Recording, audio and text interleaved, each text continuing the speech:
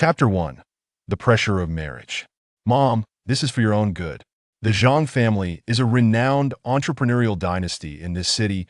Marrying into them would be an immense blessing for you. Bai Aro sneered at the clearly superfluous presence in their home, eager to see this unrelated daughter of hers married off. This would not only grant her peace, but also alleviate her worries about someone contesting her son's inheritance. Blessing? You can have this blessing for yourself. As soon as Bai Aro spoke, Tang Xiaoxiao knew that her stepmother had nothing good in mind. What a so-called prestigious family. They were merely slightly better off than the Tang family. What blessing could there possibly be? Forcing her to marry a man several years her senior. If anyone were to benefit, it would be the Tang family, not her. How dare you speak to your mother like that? Tang Zhongmin looked at the daughter of his deceased wife with growing exasperation. Each time he saw the face that increasingly resembled that of his late spouse, it only served to irritate him further. No matter how he looked at it, he simply could not take a liking to her. Shouldn't it be stepmother? Why don't you ask if she even deserves to be compared to my mother? Tang Xiaoxiao stood her ground against her biological father.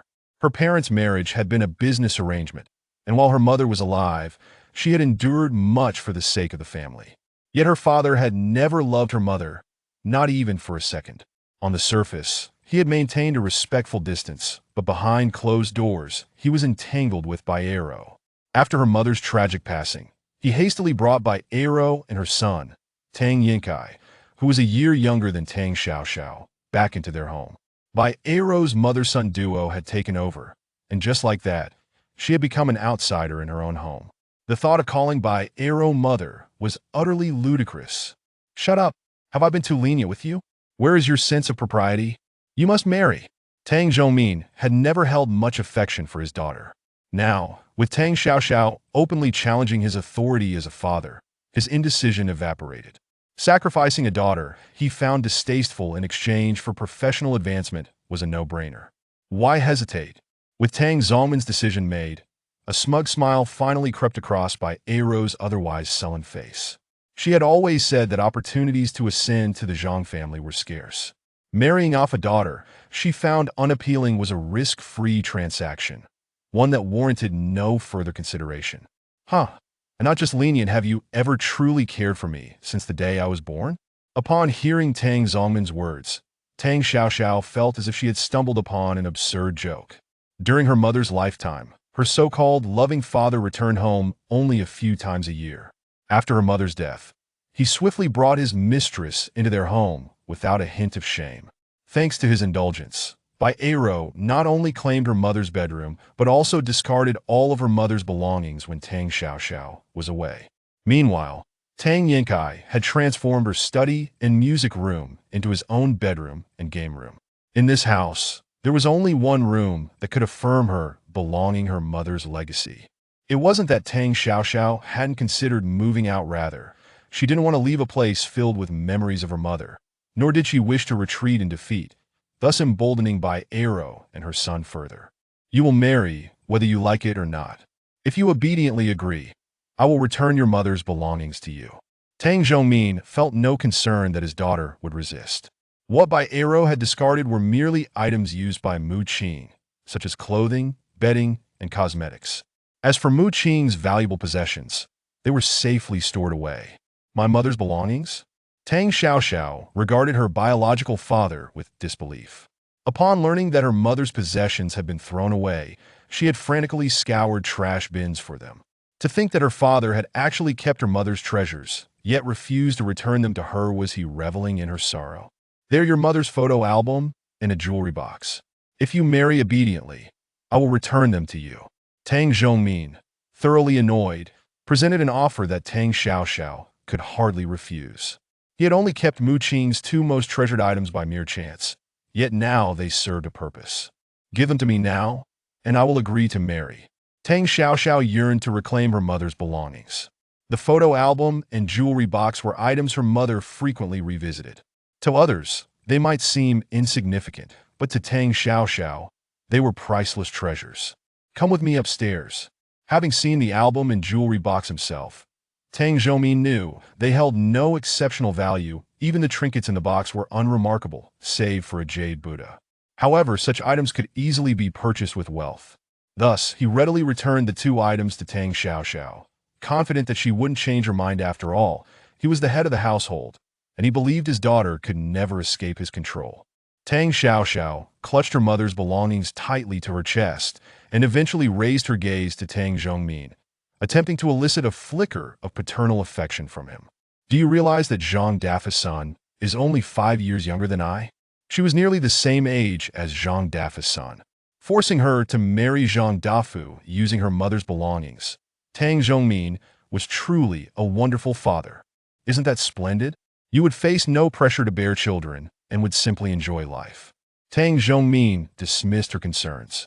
What was the issue with marrying an older man? Such arrangements were not uncommon in the business world. There were countless individuals vying for a chance to join the ranks of successful figures like Zhang Dafu. Is that truly your perspective? Tang Xiaoxiao felt her worldview shift once more due to Tang Zongmin's views. After all, she was his daughter. How could he so callously marry her off to an older man, blinded by greed? It was as if he had lost his mind in the quest to infiltrate high society. I am your father. You may address me however you wish at home, but you must remember your identity in public. Tang Zhongmin was aware that his daughter felt no affinity towards him. Thus, he was indifferent to whether her life was chaotic or blissful, as long as it benefited his career. Moreover, had he not also married someone he did not love for the sake of his business? If he could do it, why not his daughter? You seem to be overestimating yourself. When have you ever taken me to a significant social event? I doubt many people outside even know you have a daughter. Tang Xiaoxiao rarely attended business functions. The few occasions she had were only because her mother had taken her along. Hence, many in the outside world were unaware of her relationship to Tang Zhongmin. This was not a dig at him, but rather a statement of fact. That was in the past. Once you marry into the Zhang family, there will be plenty of opportunities to mingle with the elite. Tang Zhongmin was displeased with Tang Xiaoxiao's response, wondering what sort of education she had received that she couldn't even fathom this basic foresight. Thankfully, his son, Xiaokai, was well-mannered. Is that so? Tang Xiaoxiao tightened her grip on her mother's belongings, holding the photo album and jewelry box closer. She had only ever mentioned marrying, but she had never agreed to wed someone old enough to be her father, like Zhang Dafu. Prepare yourself, we are dining at the Zhangs tomorrow. Tang Zhongmin cast a glance at his increasingly beautiful daughter, understanding why Zhang Dafu had taken an interest in her. Understood. If there's nothing else, I shall take my leave. Tang Xiaoxiao felt uneasy under his gaze. Truth be told, she too found it strange that she was suddenly being pushed to marry Zhang Dafu. She had only met him a few times while her mother was alive, and now, 3 years after her mother's death. Why was he resurfacing? Upon exiting Tang Zongmin's study, she spotted Tang Yinkai leaning against the wall, undoubtedly there to mock her. Mom asked me to tell you. She has scheduled a makeup artist, so you're to stay put and focus on charming Zhang Dafu. Charming him? You and your mother are far better suited for that role than I am. Tang Xiaoxiao shot a cold glare at Tang Yinkai. She was already trying not to disrupt things now. They expected her to flatter an old man pursuing a younger woman? Bai Ero was truly delusional. I've relayed the message. What you choose to do is entirely up to you. Tang Yinkai shrugged. Regardless of her willingness, Tang Xiaoxiao would eventually marry Zhang Dafu. The heir to the family business could only be him, and it would always be him. Chapter 2 Huh? What nonsense are you spouting? Xiaoxiao has arrived. Come, sit down. Zhang Dafu's gaze roamed over Tang Xiaoxiao, believing he was being discreet. Upon seeing her exquisite features and alluring figure, he felt a surge of satisfaction, his eyes brimming with an unbearable intensity. Saliva nearly dripped to the floor as he pretended to pat the sofa beside him, signaling Tang Xiaoxiao to take a seat next to him. It was abundantly clear that Zhang Dafu intended to make some advances towards Tang Xiaoxiao. Go ahead. Today you are the star of the show, Bai Eru said with a forced smile, gently patting Tang Xiaoxiao's hand and subtly nudging her, silently warning her not to be ungrateful. Uncle Zhang is an elder, Xiaoxiao is a junior. She only needs to sit here. Tang Xiaoxiao smiled for a fleeting second before withdrawing the expression, mentally cursing Zhang Dafu and Bai Eru countless times. Observing Zhang Dafu's physique, it was hard not to question whether he had been fed pig feed to grow into such a shape. Why was Bai Eru being so attentive instead of taking the initiative herself? What nonsense about elders and juniors once you enter the same household? You are all family. Bai Eru muttered under her breath, realizing that Tang Xiaoxiao would not comply with their arrangements. Was she planning to make a stand here? However, Zhang Dafu was not one to be easily angered. For many years, he had coveted Mu Qing, unable to forget her. Now that Mu Qing's daughter bore an uncanny resemblance to her, it was only natural for a lecherous man like Zhang Dafu to find it difficult to relinquish his desired prey. Yes, yes, from now on we are one family, Tang Zhongmin remarked, his expression far from pleasant. Offending Zhang Dafu would certainly not be wise. His daughter had indeed shown a lack of upbringing. It's all right, I recall that Xiao Xiao has a fondness for desserts. Come, try the delicacies prepared especially for you by Uncle Zhang, and see if they suit your taste. Zhang Dafu squinted as he straightened up, pushing the plate of snacks on the coffee table towards Tang Xiaoxiao. Thank you, Uncle Zhang, Tang Xiaoxiao replied without even glancing at the treats, reclining casually on the sofa, pulling out her phone and immersing herself in the virtual realm. Her lack of decorum was in stark contrast to her meticulously done makeup, causing Bai Eris' lips to twitch in frustration, wishing she could snatch the phone away from Tang Xiaoxiao. Being disregarded in such a manner caused Zhang Dafu's feigned smile to crack slightly. His eyes were not mere decorations, even a blind man could see Tang Xiaoxiao's aversion towards him. Bai Eru had not described it this way to him initially, claiming that Tang Xiaoxiao had already agreed to marry into their family without the need for a wedding, provided he helped the Tang family secure a foothold in business in a neighboring province. Seeing Zhang Dafu's smile falter, Tang Zongmin's heart raced, prompting him to hastily change the subject. Mr. Zhang, this child has been spoiled by me. Indeed, as her mother, I know her best. Xiao Xiao is merely shy. She got up early to prepare for this visit. Bai Eru quickly chimed in, seizing the opportunity to ensure Tang Xiaoxiao would be pushed out of her home. Very thoughtful, Zhang Dafu remarked, eyeing Tang Xiaoxiao's beauty and figure, ultimately suppressing his dissatisfaction. Truth be told, he was not lacking in young and attractive women around him, but those pale in comparison to Tang Xiaoxiao. Moreover, her face mirrored that of Mu Qing, a woman he could never possess. Thus, the ever-flattered Zhang Dafu was quite willing to indulge Tang Xiaoxiao, enjoying the prospect of a game of cat and mouse. He only hoped that Tang Xiaoxiao would not extinguish his patience. How about this? Let Xiaoxiao stay the night. As for other matters, my assistant knows what to do. The other individuals in the living room were taken aback by Zhang Dafu's audacity. However, Bai Eru quickly regained her composure and joined in the persuasion. Of course, that would be splendid. It will allow our Xiao Xiao to become familiar with her future living arrangements. Then I will trouble you, Tang Zhongmin agreed after a brief moment of hesitation. Zhang Dafu's willingness to propose such an arrangement was preferable to him, needing to tread carefully around the subject. However, he hoped everything would proceed smoothly. Hearing their conversation, Tang Xiaoxiao couldn't help but smirk in derision. Was her disdain not evident enough? Why did Tang Zhongmin and Bai Eru act as if they could make decisions on her behalf, concluding matters without even consulting her? I arrived at that time today, and I am quite particular about my sleeping arrangements. Not a problem, we can postpone it for a few days, Zhang Dafu replied, his lips twitching in irritation, yet agreeing readily. A few days were nothing to him, he was not in a rush. Fine, I will go home later to pack Xiaoxiao's usual belongings and send them over. Bai Eris' words effectively severed any escape route for Tang Xiaoxiao. Once she sent all of Tang Xiaoxiao's belongings to Zhang's residence, she was certain that Tang Xiaoxiao would comply and move in. That's a splendid idea. We shall proceed, as you suggested. I will have someone prepare a few vacant rooms for Xiaoxiao's use. Zhang Dafu did not wish to prolong matters unnecessarily, and Bai Eris' suggestion aligned with his intentions. After all, his patience had limits. There's no need to go through such trouble. I have a rather sensitive disposition and a severe case of mental cleanliness. Tang Xiaoxiao was at a loss for words. She might not know much about others, but she was well aware of Zhang Dafu's reputation. Countless individuals had resided in this house before her, all harboring dreams of becoming the mistress of the Zhang family, yet unbeknownst to them, none lasted even a year on average. The mere thought of sitting here for a moment made her fear contamination, let alone living here. You child, Bai Era thought to cover Tang Xiaoxiao's mouth, appalled at her audacity. What words dared to escape her lips?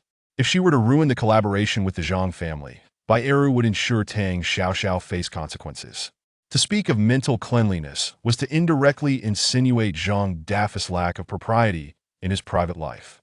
Yet, truth be told, Bai Eru found herself in agreement with Tang Xiaoxiao's statement. Within their circles, Zhang Dafis' private life was hardly a secret. Fortunately, Tang Zhongmin was devoted to her in all the years they had been together. He had never strayed except for Mu Qin. Do you dislike living here? If so, tell me which area you prefer, and I will buy a house in your name. Zhang Dafu was unafraid of Tang Xiaoxiao's demands rather. He feared her lack of assertiveness.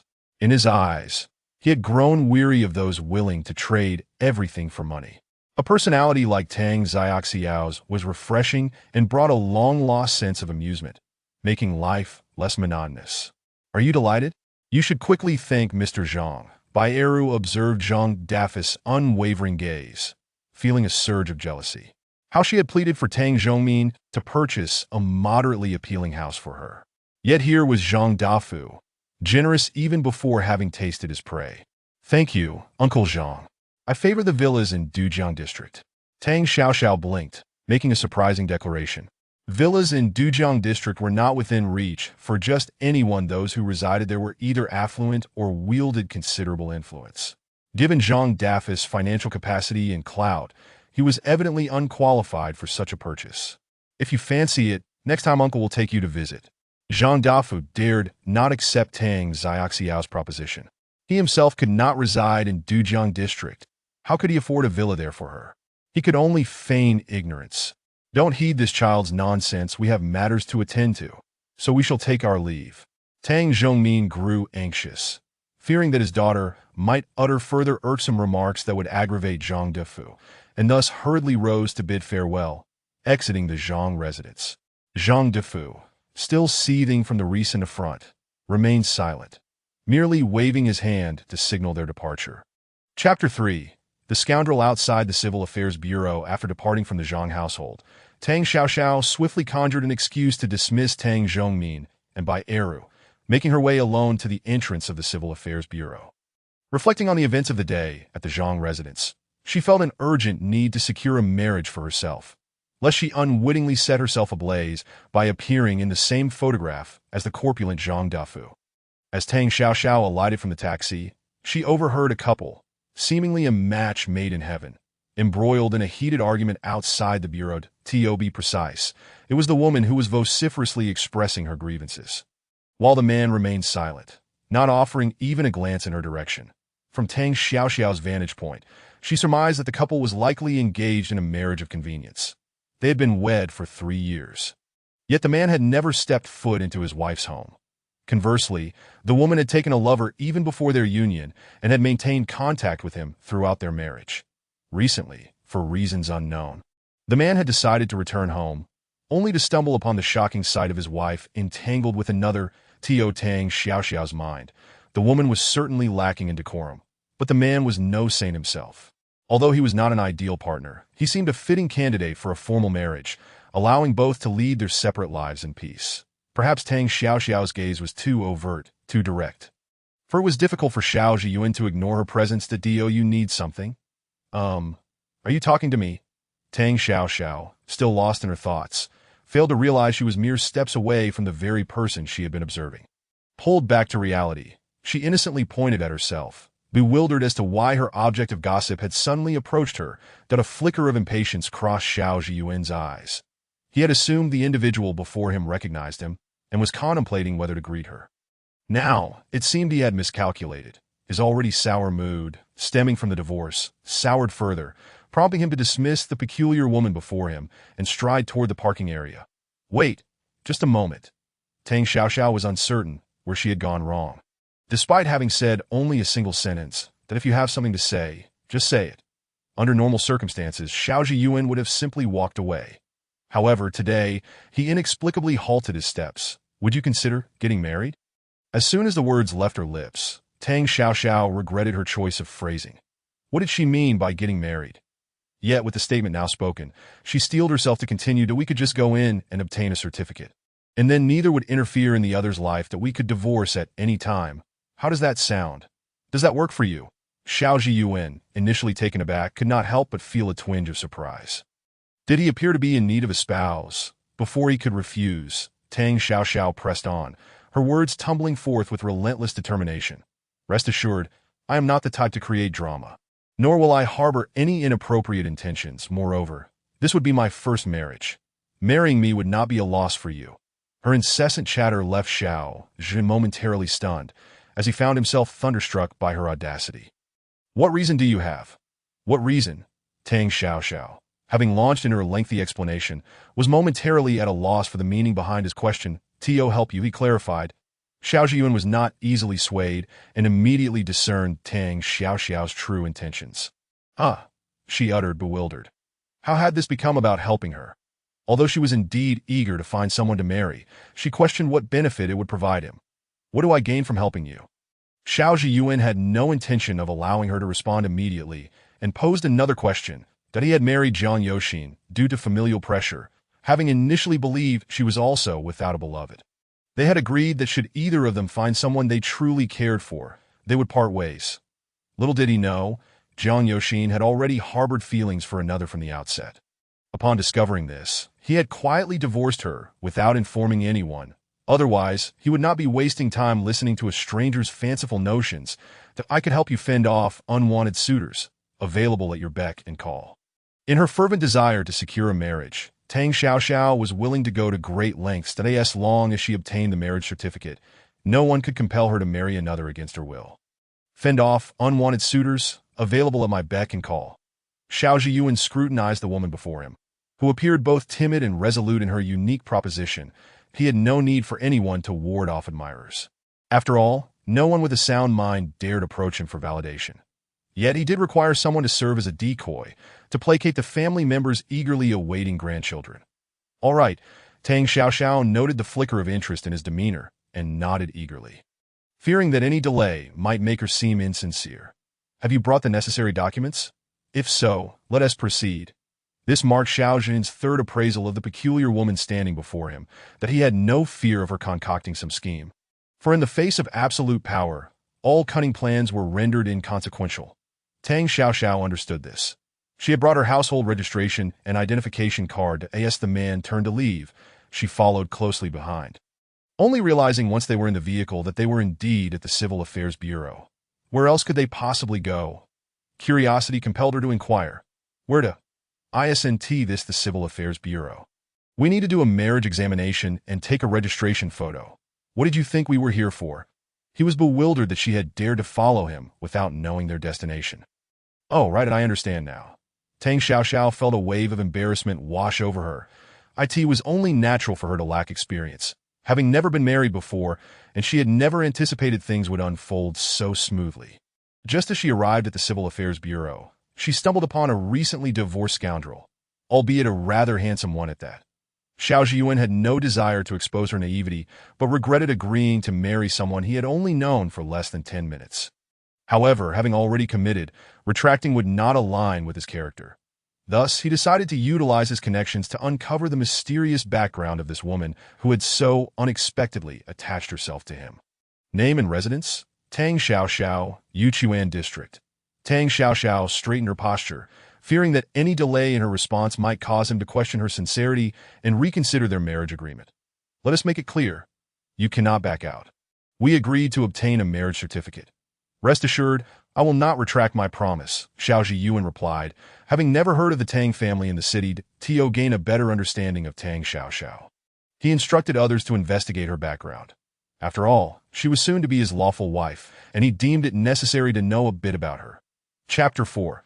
A woman of substance in the brief interlude taken for the marriage examination and photo. The essential details of Tang Xiaoxiao's life appeared on Xiao Zhiyuan's phone.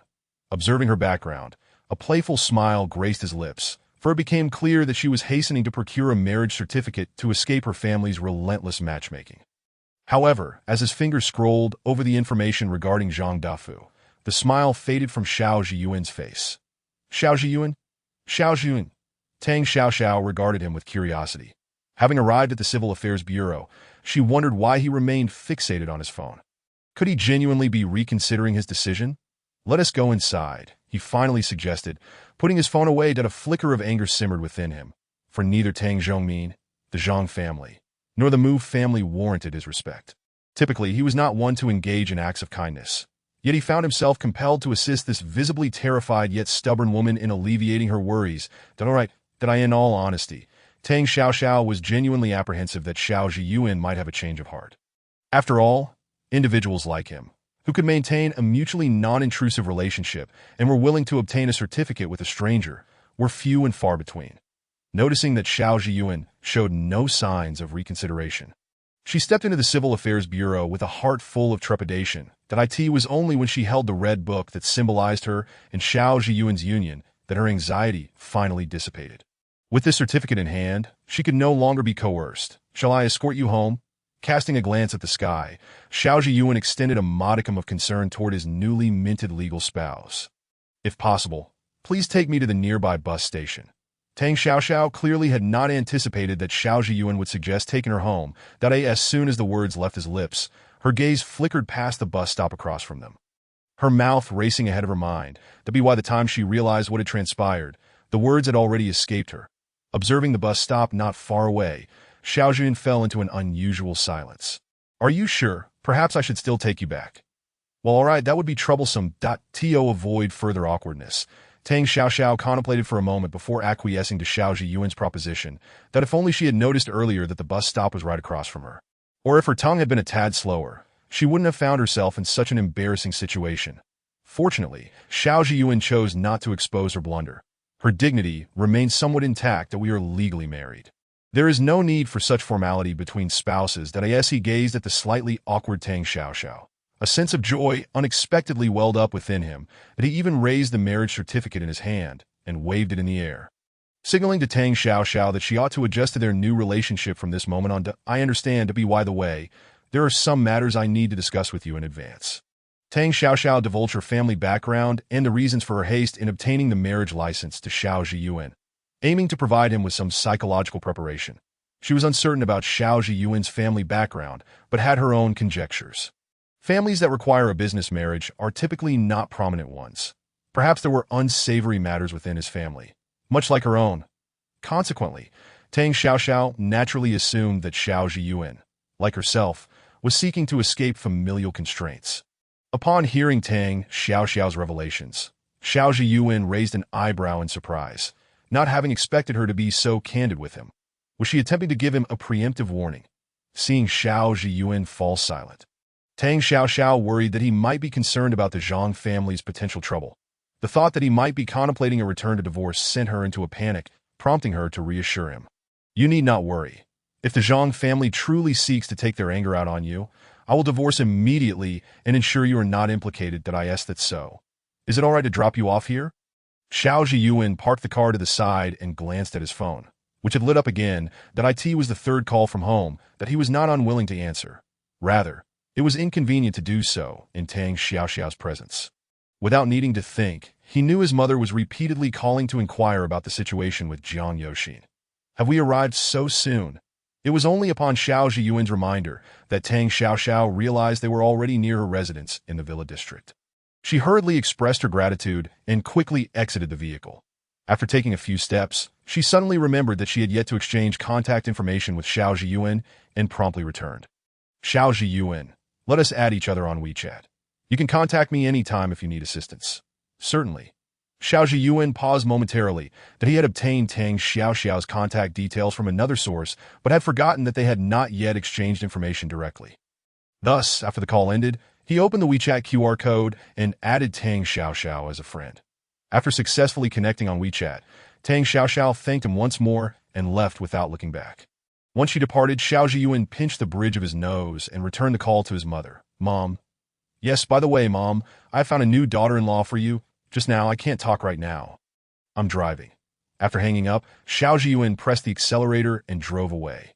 Both the Xiao family and the Zhang family were aware of his divorce, but the news of him remarrying so soon was likely known only to the two directly involved and his mother, Lin Chuya.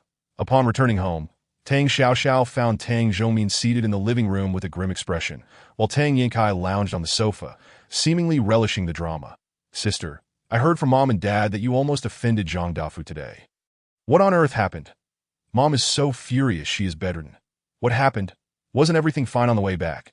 How could she be bedridden in such a short time? Tang Yinkai's blend of concern and curiosity made Tang Xiaoxiao's hands itch. Wishing to slap him just to relieve her frustration. If Bai Eru could fall ill so easily, she would have likely met her demise long ago. How could she still be standing here now? I don't care how you feel about it. In a few days, you must move to the Zhang family. Tang Zhongmin was unwilling to waste even a single word, judging by Zhang Dafu's demeanor earlier. It seemed he merely wished to toy with Tang Xiaoxiao and had no genuine intention of marrying her. Consequently, the benefits the Tang family could derive from the Zhang family were limited. Before Zhang Dafu grew weary, he needed to solidify the Tang family's foothold in the province to prevent any potential fallout. That weren't you the one insisting I marry into their family? Why the rush? If your daughter enjoys a splendid marriage, wouldn't that also reflect well on you? Tang Xiaoxiao contemplated the moment she revealed the marriage certificate, envisioning the incredulous expressions on their faces. The Tang family would become a laughingstock. And Zhang Dafu would likely go mad with anger, subsequently directing his ire toward Tang Zhongmin. She could then expose the scandal of Tang Zhongmin marrying off his own daughter to the aging and unattractive Zhang Dafu for personal gain.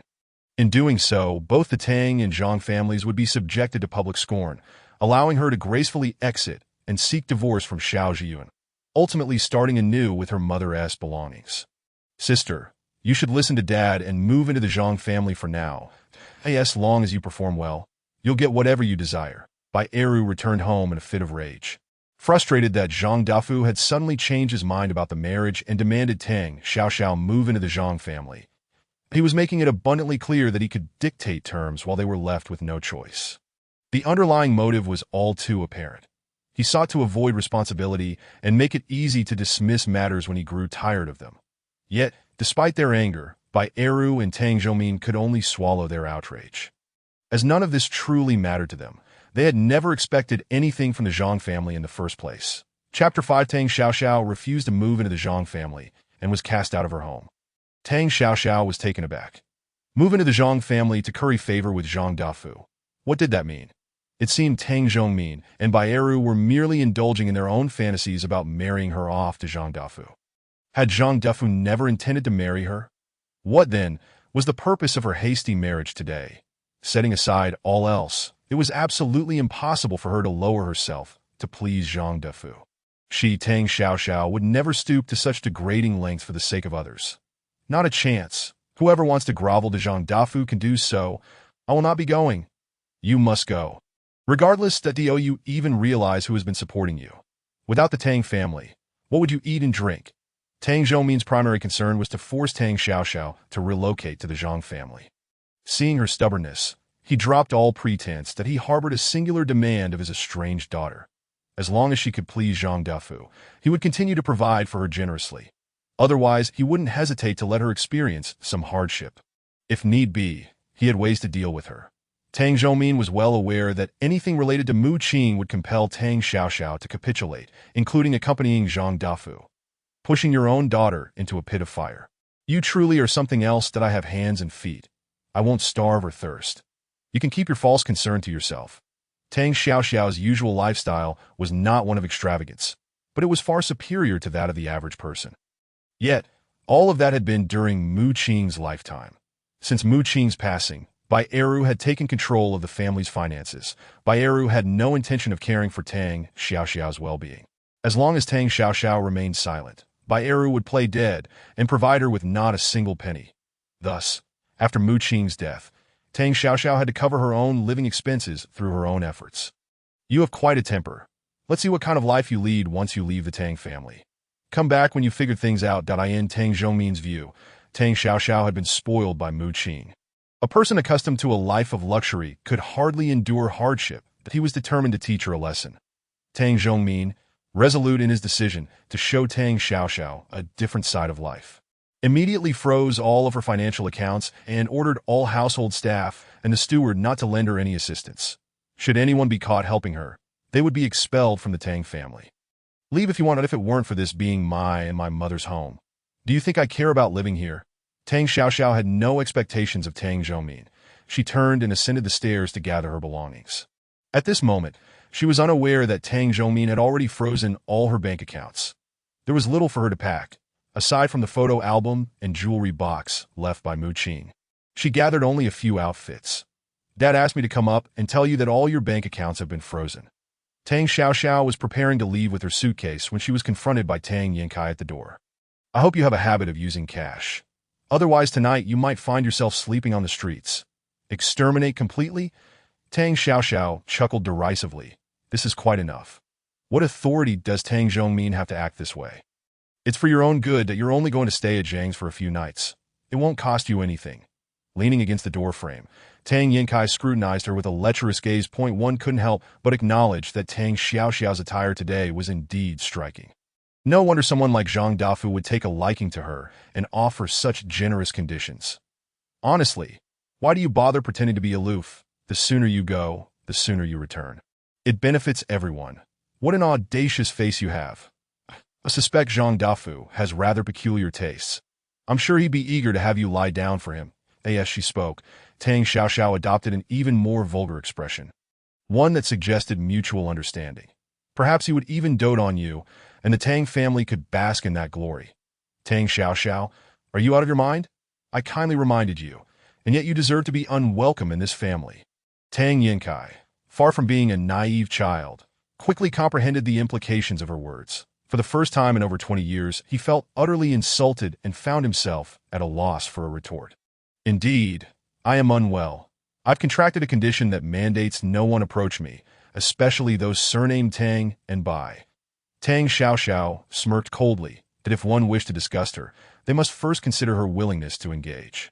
She certainly did not regard someone like Tang Yankai, a second-generation scion rendered useless by Bai Eru, with any seriousness. Not wanting to entangle herself further with him, she boldly stepped on his foot and confidently pulled her luggage out of the bedroom. Move aside. Good dogs don't block the way. You stop right there. Tang Yankai yelped as her foot made contact, emitting a sound reminiscent of a distressed pig. You can't be serious if you're this weak. You ought to eat more. As Tang Xiaoxiao descended the staircase, suitcase in hand. She cast a glance back at Tang Yankai, who was hopping around in indignation, and expressed her disdain. Am I really that heavy? He doesn't seem particularly frail. Perhaps he's just a decorative flower. You just wait. Tang Yankai knew that he and Tang Xiaoxiao were fundamentally incompatible. Despite both being children of Tang Zhongmin, he was forced to live in his shadow. Had it not been for Mu Qing's death, he would still be living in obscurity. Now, with a rare opportunity to expel Tang Xiaoxiao, he was determined not to let her linger in this household. Tang Xiaoxiao paid no mind to his impotent threats. However, with her funds frozen and lacking a habit of carrying cash, she had intended to stay at a friend's house for a night while devising a solution. Unfortunately, her phone had died at the most inopportune moment. With no other choice, she trudged to the security room to borrow a charger.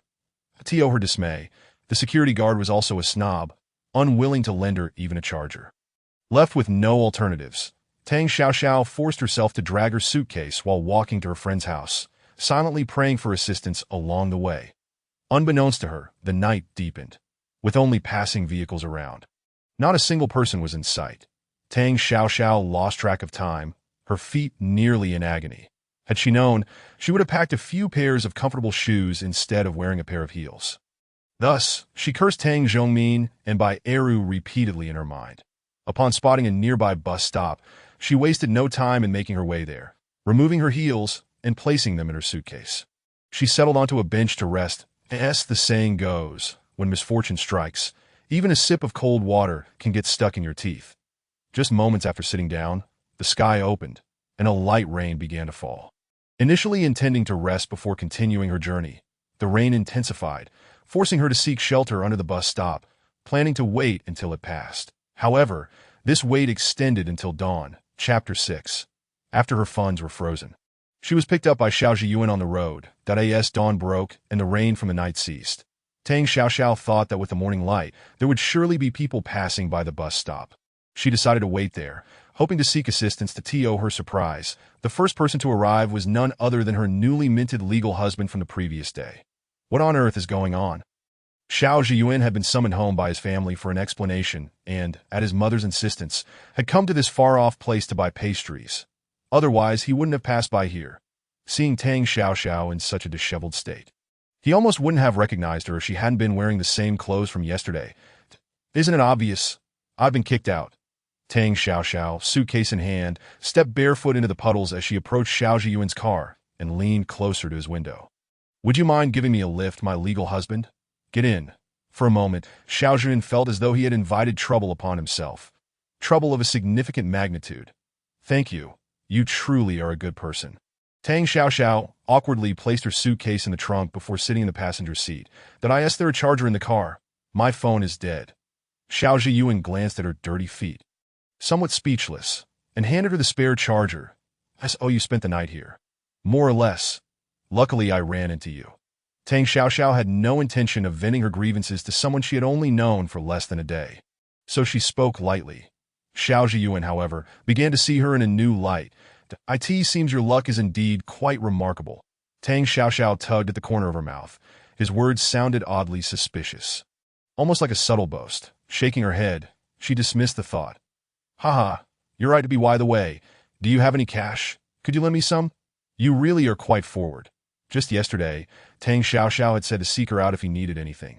Yet today she was asking for his assistance. It was hard to tell who was helping whom. Nevertheless, Xiao Zhiyuan took out a black card from his wallet and handed it to her. Use this. You don't need to pay me back. As long as you don't create more trouble, I'm sorry. I'll do my utmost not to trouble you again. Taking the bank card, Tang Xiaoxiao felt a twinge of embarrassment. Recalling her words from the previous day, it was indeed a bit of a slap in the face, but she had not intended for it to be that way. After all, Xiao Zhiyuan had offered it willingly. I hope you don't mind if I take care of a few matters first. Xiao Zhiyuan checked the time. The pastries his mother requested were notoriously hard to procure, only available in limited quantities each day. Realizing it was almost time for the bakery to open, he had no choice but to go buy the pastries first. You go ahead. I'll charge my phone and wait for my friend to pick me up. Tang Xiaoxiao was keen to avoid imposing on him further, planning to call for assistance once her phone had enough charge. My mother wants to see you. After I buy the pastries, I'll take you to the mall to get some clothes. Xiao Zhiyuan did not wish to bring Tang Xiaoxiao back home, but his mother had insisted on meeting her, threatening that if he didn't bring her, she'd see her privately. With no other option, he complied, and now, fortuitously encountering her, he could resolve the matter. Tang Xiaoxiao was taken aback. She had merely obtained a marriage certificate with Xiao Zhiyuan halfway through and didn't think it necessary to meet the parents. Aren't we supposed to be available at a moment's notice? One sentence from Xiao Zhiyuan silenced her. Tang Xiaoxiao felt indifferent. If Xiao Zhiyuan's family did not like her, it would work to her advantage, allowing her to propose divorce without hesitation. As long as you don't find it embarrassing. I'm fine. As long as you don't find it embarrassing. I'm indifferent. Xiao Zhiyuan smirked slightly, his mood evidently buoyant, after buying the pastries. He dropped Tang Xiaoxiao off at the mall. He was unconcerned about her potentially fleeing. As long as they had the marriage certificate, she would not escape without a valid reason. Xiao Zhiyuan was pleased, while Tang Xiaoxiao found herself in a predicament. After rummaging through the racks, she selected a sports outfit and casually tied her hair in twin ponytails, appearing quite casual. Xiao Zhiyuan had never cared much about her attire, but when he saw her in the sports outfit, he nearly spat out his drink. Do you have specific requirements for clothing? Tang Xiaoxiao felt that her sports outfit was perfectly fine. Surely, it would leave a poor impression on Xiao Zhiyuan's mother during their first meeting, which would push her to facilitate the divorce with Xiao Zhiyuan. No, as long as you're happy. Xiao Zhiyuan was merely taken aback. He harbored no peculiar inclinations to compel others to don specific attire. That's fine, I'm rather pleased, he remarked. Tang Xiaoxiao offered an awkward smile, devoid of any discontent. What is wrong with sportswear? It's not particularly formal, but otherwise, it's perfectly acceptable. Very well. Let us proceed. On their way, Xiao Zhiyuan briefly described his family structure to Tang Xiaoxiao. Apart from his parents, he had two elder sisters. The eldest, Xiao Yaqing, was 8 years his senior, divorced, and raising a child, while the second sister, Xiao Yaqing, had been married to Li Hansheng for 3 years without conceiving. After introducing his family members to Tang Xiaoxiao, Xiao Zhiyuan sent a message home. indicating that he would bring Tang Xiaoxiao to meet the rest of the Xiao family. Upon receiving this news, the family members promptly set aside their tasks, either already en route back to the Xiao residence or hastily making their way there. Their interest was not solely in welcoming Tang Xiaoxiao, but rather in discerning the character of the woman who had prompted their stoic family member to remarry on the very day of his divorce. Once, considerable effort had been expended to facilitate Xiao Zhiyuan's marriage to Jiang Yoxin, yet he had never even set foot in the marital home. Thus, upon learning of Jiang Yoxin's infidelity, he felt both anger and a sense of normalcy.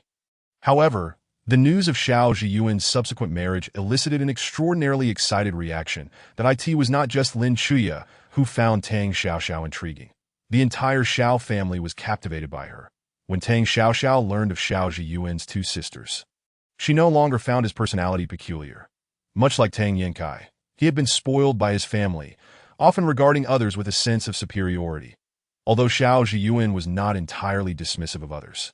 In Tang Xiaoxiao's eyes, he was hardly a commendable individual. Just as she pondered the implications of having two sisters, an untimely growl emanated from her stomach. "Did I apologize? I haven't eaten since noon yesterday. Are you suggesting I lack the gentlemanly decorum to treat you to a meal?" Xiao Zhiyuan tossed the hard-earned pastries he had procured to Tang Xiaoxiao, completely disregarding that they had been specifically requested by Lin Chuya. "Here, have some. Don't say I'm unkind to my wife, right? My nominal legal wife," he added. "Thank you, my nominal legal husband," Tang Xiaoxiao retorted with an eye roll. Xiao Zhiyuan's demeanor was truly unpleasant. He deserved to be deceived. He returned her a knowing glance, pressed the accelerator, and the car sped away. Chapter 7. The unconventional Xiao family upon arrival. Xiao Zhiyuan instructed, "Get out." He had been focused on driving, and only upon reaching home did he realize that Tang Xiaoxiao had nearly devoured an entire box of pastries. His expression nearly faltered. "Just how hungry are you?" "I'm sorry. I finished your pastries." Tang Xiaoxiao confessed that it was her first encounter with such delicacies, and combined with her hunger and lack of resistance to sweets, she had inadvertently consumed far too many. Noticing Xiao Zhiyuan's scrutinizing gaze, she managed to maintain her composure. "It's fine. I can afford to feed you like this every day." Xiao Zhiyuan quickly suppressed a smile, exited the vehicle, leaving Tang Xiaoxiao feeling quite awkward inside. She tugged at the corners of her mouth, puzzled by his statement. Did he imply she had eaten excessively? Just then, two figures emerged from the Han family villa. If her conjecture was correct, these two were Xiao Zhiyuan's elder sisters, Xiao Yaqing and Xiao Yaqing. Tang Xiaoxiao felt it inappropriate to linger in the car any longer and stepped out. "This must be my sister-in-law. I am the eldest sister, Xiao Yaqing," she introduced herself. Typically busy, Xiao Yaqing had not closely followed family group messages, but had rushed back upon hearing that her brother would be bringing Tang Xiaoxiao home. Hence, upon arriving home just minutes before, she had not prepared any formal gifts. This, however, did not signify a lack of welcome. Had she not rushed out at the sound of the approaching vehicle? "Hello, I am the second sister, Xiao Yaqing. Since this is our first meeting, I am unsure of your floral preferences," she said, having returned earlier and stopping by a flower shop to personally arrange a bouquet for Tang Xiaoxiao. "I hope you like it." "Thank you. It's beautiful." Tang Xiaoxiao had initially intended to elicit a negative impression on Xiao Zhiyuan's family, and she had come unprepared with gifts that to her surprise, Xiao Zhiyuan's second sister had prepared a bouquet for her, leaving her no choice but to accept it with a forced smile. "As long as you like it." Seizing the opportunity while Tang Xiaoxiao accepted the flowers, Xiao Yaqing scrutinized her from head to toe before leading her into the house. Meanwhile, Xiao Yaqing, walking behind, deliberately slowed her pace to converse with Xiao Zhiyuan. "What on earth is going on? Mother asked you to bring someone home, and you actually did." "Eventually, we would have to meet," Xiao Zhiyuan shrugged nonchalantly. "It's just a game. There is no difference between meeting early or late. Bringing her home saves me from constant nagging."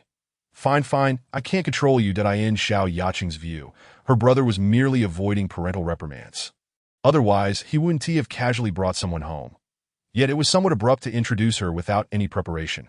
How was Tang Xiaoxiao supposed to feel about that? However, as relatives, they could only accept the situation.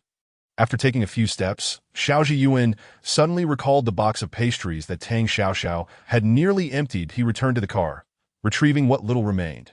Xiao Yaqing, curious about her brother's sudden reversal, nearly failed to recognize the item he held. Setting aside her curiosity, she knew her brother detested pastries, even those from renowned establishments, that if he was willing to offer these pastries to Tang Xiaoxiao. It suggested that she held a unique significance in his heart. Otherwise, he wouldn't even allow her a single bite, let alone finish an entire box. The rest of the Xiao family shared this sentiment upon witnessing the nearly empty pastry box, all responding with expressions of surprise. In contrast, Xiao Zhiyuan remained unfazed, while Tang Xiaoxiao, one of the parties involved, was blissfully unaware of the unfolding drama. That moment, she was preoccupied with Xiao Yiyang, who was eager to present her with a toy. Annie, this is Yang Yang's favorite toy. Yang Yang wants you to play with it. Xiao Yiyang reluctantly handed his cherished toy car to Tang Xiaoxiao. Yang Yang will play. Annie want to play. Tang Xiaoxiao struggled to articulate the term Annie, as if it were foreign to her. In truth, it was not merely the term itself that felt awkward, but addressing Xiao Zhiyuan's family felt challenging. Does Annie not like it? Yang Yang has many toys in the room. Yang Yang can take you to see them. Hearing this, Xiao Yiyang assumed Tang Xiaoxiao disliked the toy car and happily reclaimed it, excitedly pulling her toward his toy room. Come here, Mommy. Let your Annie sit down and rest. We can play later. Xiao Yaqing found it intriguing that her son was so fond of Tang Xiaoxiao, and noticing her discomfort, she called him over to provide Tang Xiaoxiao some respite. Xiao Yaqing had her reasons for intervening. She had experienced her share of marital failure, recognized that Tang Xiaoxiao held a unique place in Xiao Zhiyuan's heart, and personally appreciated Tang Xiaoxiao's unpretentious nature. Indeed, you must be tired from the ride. Come sit for a while and stay for dinner. Lin Shuya observed for quite some time and found herself rather satisfied with this daughter-in-law who had come into their lives unexpectedly. Clearly, Lin Shuya had conducted her own investigation into Tang Xiaoxiao. Though the information she gathered was rather rudimentary, she remained unaware of the underlying reasons for Tang Xiaoxiao's engagement to Xiao Zhiyuan. Lin Shuya's decision to invite Tang Xiaoxiao to lunch was far more astonishing than Xiao Zhiyuan's act of offering her pastries. By inviting her to stay for a meal, Lin Shuya had effectively acknowledged Tang Xiaoxiao's status. With Lin Shuya's approval, any objections from Xiao Zhiyuan's father, Xiao Wangtian, would be rendered moot. Overall, the Xiao family harbored a favorable first impression of Tang Xiaoxiao. As for the fact that she had arrived empty-handed, it surprisingly did not elicit any discontent. After being invited to stay for lunch, Tang Xiaoxiao found herself in an even more awkward position. Typically, she paid little attention to the news. Thus, she was oblivious to the Xiao family's standing in the city. The awkwardness stemmed from the sensation that events had swiftly spiraled out of control. It was common for a guest to bring a gift during their first visit, and ordinarily, families would be displeased or dismissive. Yet, Tang Xiaoxiao could not fathom why her lack of offering seemed inconsequential in the Xiao household. Not only did she not perceive any dissatisfaction, but there were also those who came to her aid, even inviting her to stay for lunch. In contrast to Tang Xiaoxiao's discomfort, Xiao Zhiyuan sat calmly nearby, as if bringing Tang Xiaoxiao home was merely a task to fulfill. Of course, if one were to overlook the occasional smirk that crept onto Xiao Zhiyuan's lips, his demeanor would be even more convincing. At that moment, anyone observing closely would notice that since his arrival, Xiao Zhiyuan's gaze had consistently lingered on Tang Xiaoxiao, a sentiment he himself was unaware of. Chapter 8. A sense of peculiarity Tang Xiaoxiao endured until after the meal. Distancing herself from the table, intending to sit for a moment before departing the Xiao residence, if she did not find an excuse to take her leave soon, her smile would surely become strained. She did not expect Xiao Zhiyuan to alleviate her discomfort. She merely hoped that the Xiao family would naturally allow her to leave. After several hours in their company, Tang Xiaoxiao was skeptical that the Xiao family could not discern the nature of her relationship with Xiao Zhiyuan. To avoid further awkwardness, she requested to take her leave once the Xiao family had set down their utensils. Uncle, Aunt, I have matters to attend to this afternoon, so I shall take my leave.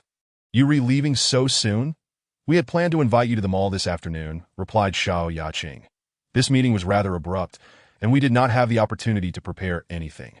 Since Tang Xiaoxiao entered the house, Xiao Yaqing had been observing her every move and had naturally noticed her discomfort. Nevertheless, this very aspect led Xiao Yaqing to harbor a favorable impression of Tang Xiaoxiao. Frequently interacting with individuals in the business realm, Xiao Yaqing was accustomed to encountering those who wore masks of pretense, while Tang Xiaoxiao's unease endeared her to Xiao Yaqing.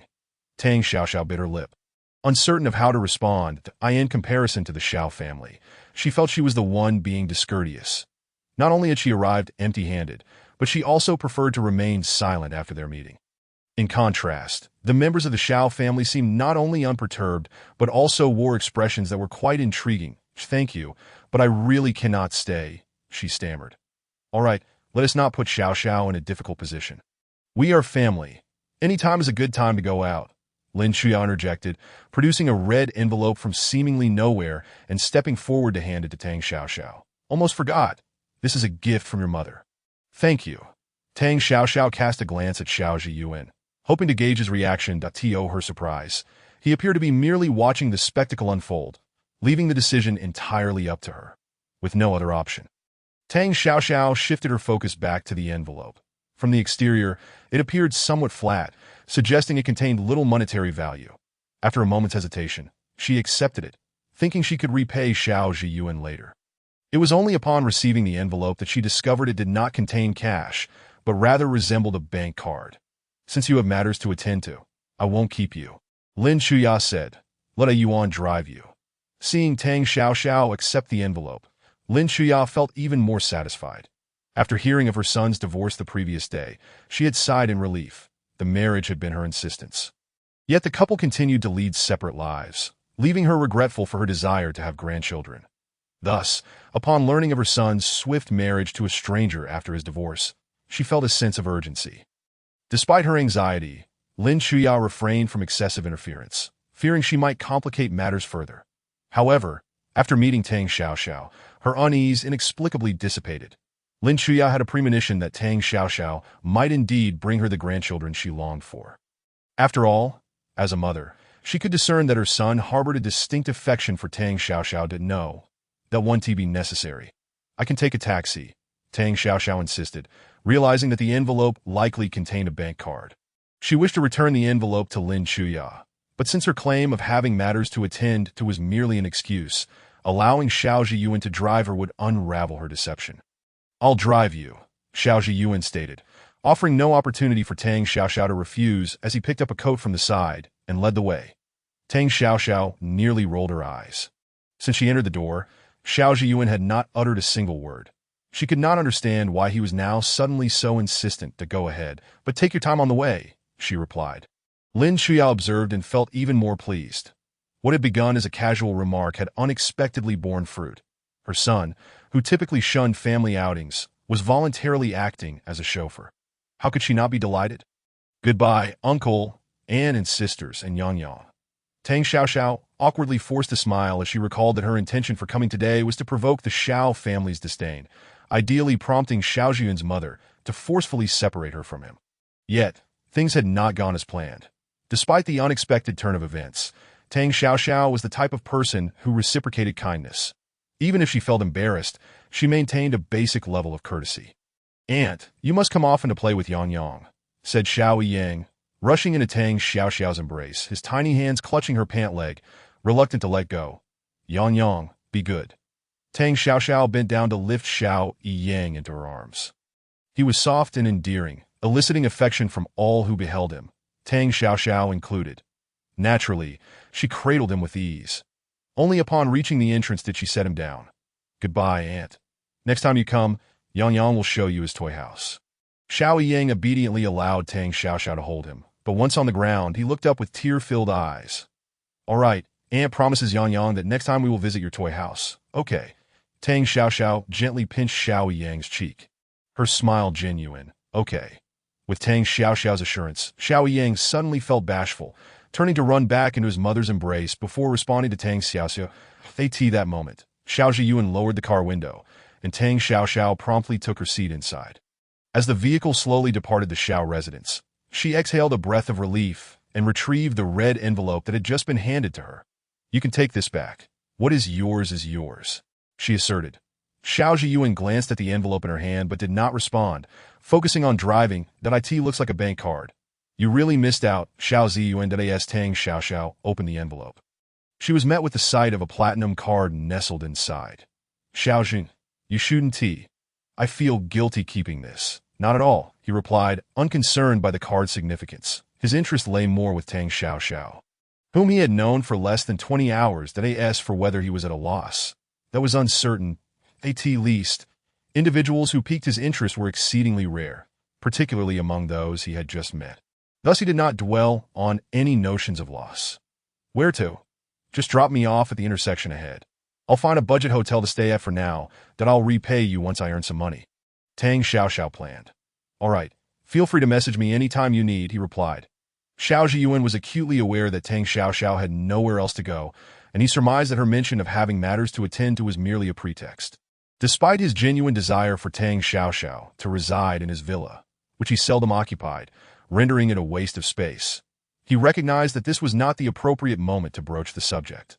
Thank you. Tang Xiaoxiao found herself reflecting on how many times she had expressed her gratitude today.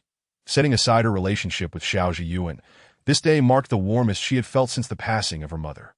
Once the car came to a halt, after sincerely thanking him, she grasped her luggage and walked into the hotel without looking back. Chapter 9. The Tang family's repeated provocations since parting ways with Xiao Zhiyuan over half a month ago. Tang Xiaoxiao had not been in contact with him. During this time, she had rented a modest loft near the CAF where she worked. Tang Zhongmin had attempted to reach her via phone, each time inquiring in a condescending tone as to when she planned to obediently return home. Even Bai Eru frequently called, standing on a moral high ground to urge Tang Xiaoxiao to bow her head and admit her mistakes. Ultimately, their motives were to compel her to recognize her reality and move into the Zhang family home, thereby allowing their family to rise in status.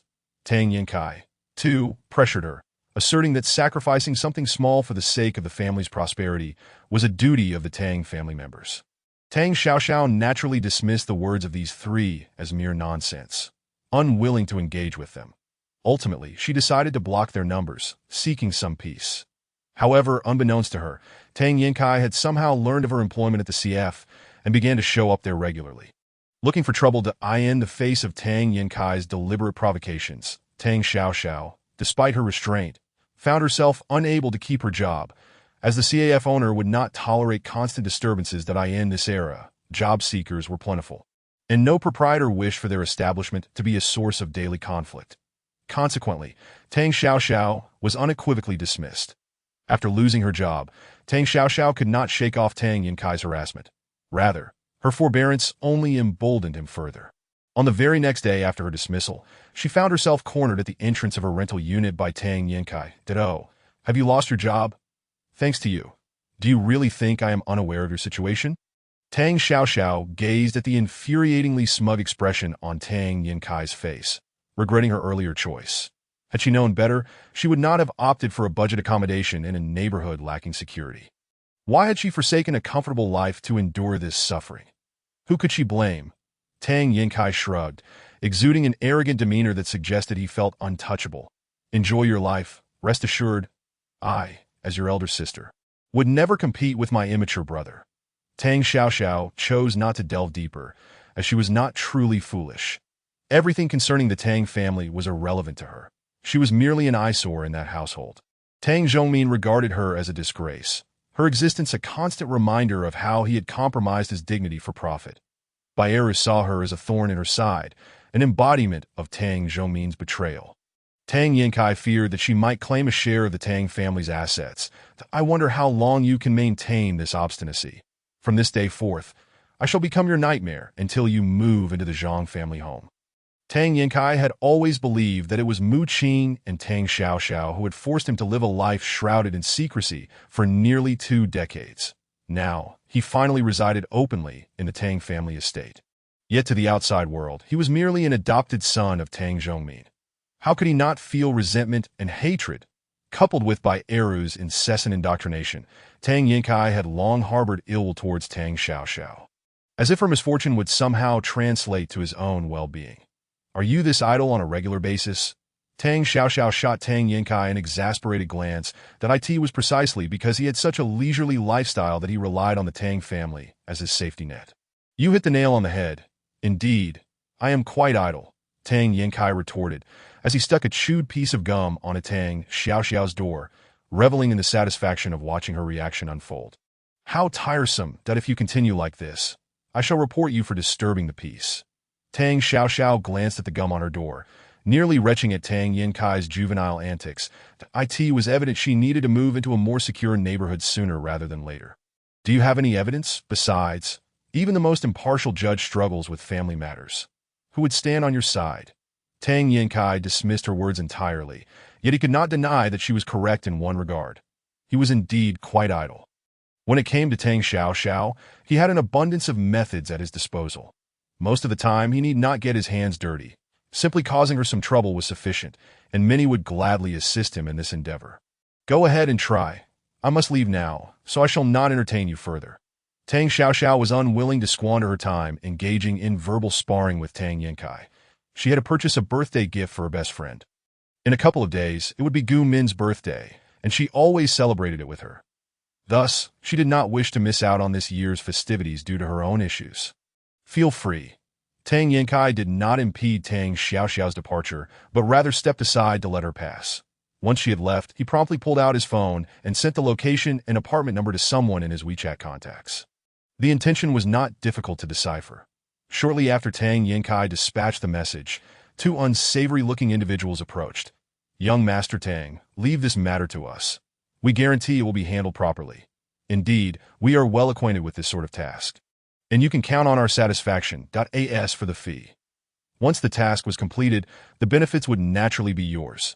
Just remember not to overstep your bounds. Tang Yankai had found these two through a friend, and his purpose for enlisting their help was to gauge whether Tang Xiaoxiao might entertain thoughts of compromise. To his surprise, she did not plead tearfully for a return, but instead spoke to him with disdain. Thus, he felt justified in his actions. Rest assured, as long as the compensation is adequate, we will adhere strictly to your instructions and refrain from any extraneous actions. The two men were eager for the job, as business had been scarce, and they could not afford to turn down this opportunity. They understood that pleasing Tang Yankai was essential, for they anticipated more work from him in the future. This is a deposit. If you execute flawlessly, I shall reward you with triple the amount. Tang Yankai tossed a pre-prepared envelope filled with cash to them and turned to leave. You can count on us for good news. Young Master Tang, one of them pocketed the envelope, casting a dismissive glance once Tang Yankai's figure was no longer in sight. Wealthy individuals are truly despicable. They either act arrogantly or foolishly that it's utterly shameful. Regardless, as long as the benefits are substantial, who cares? Indeed, in the end, the ones who profit will be us. Tang Yankai's dealings with these two were not of a clandestine nature. He merely sought to have them create minor inconveniences for Tang Xiaoxiao, such as sabotaging her employment or making her the subject of disdain among her neighbors, or perhaps instilling in her a fear of living alone. Ultimately, he aimed to force Tang Xiaoxiao into a corner, compelling her to return to the Tang family in disgrace. This task was exceedingly simple for the two, especially with the generous remuneration Tang Yankai promised, which only fueled their enthusiasm for the project. Chapter 10. Celebrating a birthday with a friend. Only to be framed time passed swiftly, and soon it was Gu Min's birthday. Every year, Gu Min celebrated her special day at a uniquely themed restaurant that featured KTV and entertainment options. This year was no exception. Happy birthday, Minmin! As soon as Tang Xiaoxiao laid eyes on Gu Min, she presented her with a carefully selected gift. Xiaoxiao, you're late. You'll have to drink 3 cups as punishment. Gu Min exclaimed, taking the gift and linking arms with Tang Xiaoxiao as they entered the private room, that I'm not great at drinking, and you know that, considering I spent so long choosing your gift. Can you let me off this time? Tang Xiaoxiao thought Gu Min was joking, feigning a humble plea to brush off the matter. Tang Xiaoxiao rarely drank and was easily affected by alcohol. Those around her were well aware of her limitations. Generally, a mere 3 small shots, 20 milliliters each, would be her maximum. Don't worry. You're my best friend. I would never let you get drunk. It'll just be cocktails, Gu Min replied, her eyes betraying a hint of nervousness. She had just lost a truth or dare game with friends and was designated to make Tang Xiaoxiao drink 3 cups as a consequence. All right, 3 cups it is, but afterward I'll just drink juice, and you mustn't be upset. Tang Xiaoxiao hesitated for a moment, but ultimately consented. After all, today marked Gu Min's birthday, and the birthday girl was her dearest friend since childhood. Moreover, in such celebratory gatherings, the cocktails typically possessed a moderate alcohol content that to avoid dampening the festive spirit. Tang Xiaoxiao decided to punish herself with 3 glasses. Indeed, Xiaoxiao is the best. Upon hearing Tang Xiaoxiao relent, Gu Min immediately exchanged a triumphant glance with her friends. All right, let us continue the festivities. As the crowd observed Tang Xiaoxiao effortlessly downing 3 cocktails without leaving a drop, they resumed their merriment. Gu Min's circle of friends varied each year, leading to a few unfamiliar faces for Tang Xiaoxiao. However, she recognized many others and naturally joined them at their table, quickly blending in. As the games drew to a close, Tang Xiaoxiao found herself on the losing end, whether due to bad luck or other reasons, and chose the dare penalty. The dare was quite straightforward. She had to send a few flirtatious messages to the most recently added contact in her WeChat list and request a money transfer. If the transfer was completed within 5 minutes, and the amount was the highest permissible for that day, the dare would be deemed successful. Failure to meet either criterion would result in a self-imposed penalty of 3 drinks, while opting out of sending the message entirely would incur a 5-drink punishment.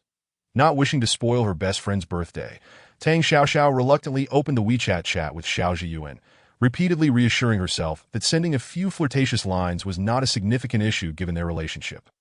As for the possibility of Xiao Zhiyuan transferring money within 5 minutes, she doubted he would even respond to her message. Yet life often unfolds in dramatic twists. After racking her brain for a few flirtatious lines to send to Xiao Zhiyuan, she awkwardly requested a money transfer. Once she had completed this task, her heart raced as if it might leap from her throat. She planned to explain everything to Xiao Zhiyuan after the 5 minutes had elapsed. As the seconds ticked away, an inexplicable sweat began to bead on her palms. Just as 4 minutes had passed, a transfer notification suddenly appeared in her chat with Xiao Zhiyuan. Without even needing to open it, she could see the amount transferred. That moment, her heart, which had been pounding in her throat, abruptly ceased its frantic rhythm, and the world around her fell eerily silent. She could hardly fathom that Xiao Zhiyuan would send her such a substantial sum without uttering a single word. Reminiscent of the transfer he had made to her bank account a fortnight prior, not only was Tang Xiaoxiao taken aback, but also the expressions on the faces of those around her turned peculiar. With the outcome already determined, and it not being the anticipated result, the crowd dispersed, unwilling to linger around her. Coincidentally, the dishes were served at that moment, and everyone took their seats at the dining table. Xiaoxiao, you truly lack integrity. When did you come to know so many wealthy individuals?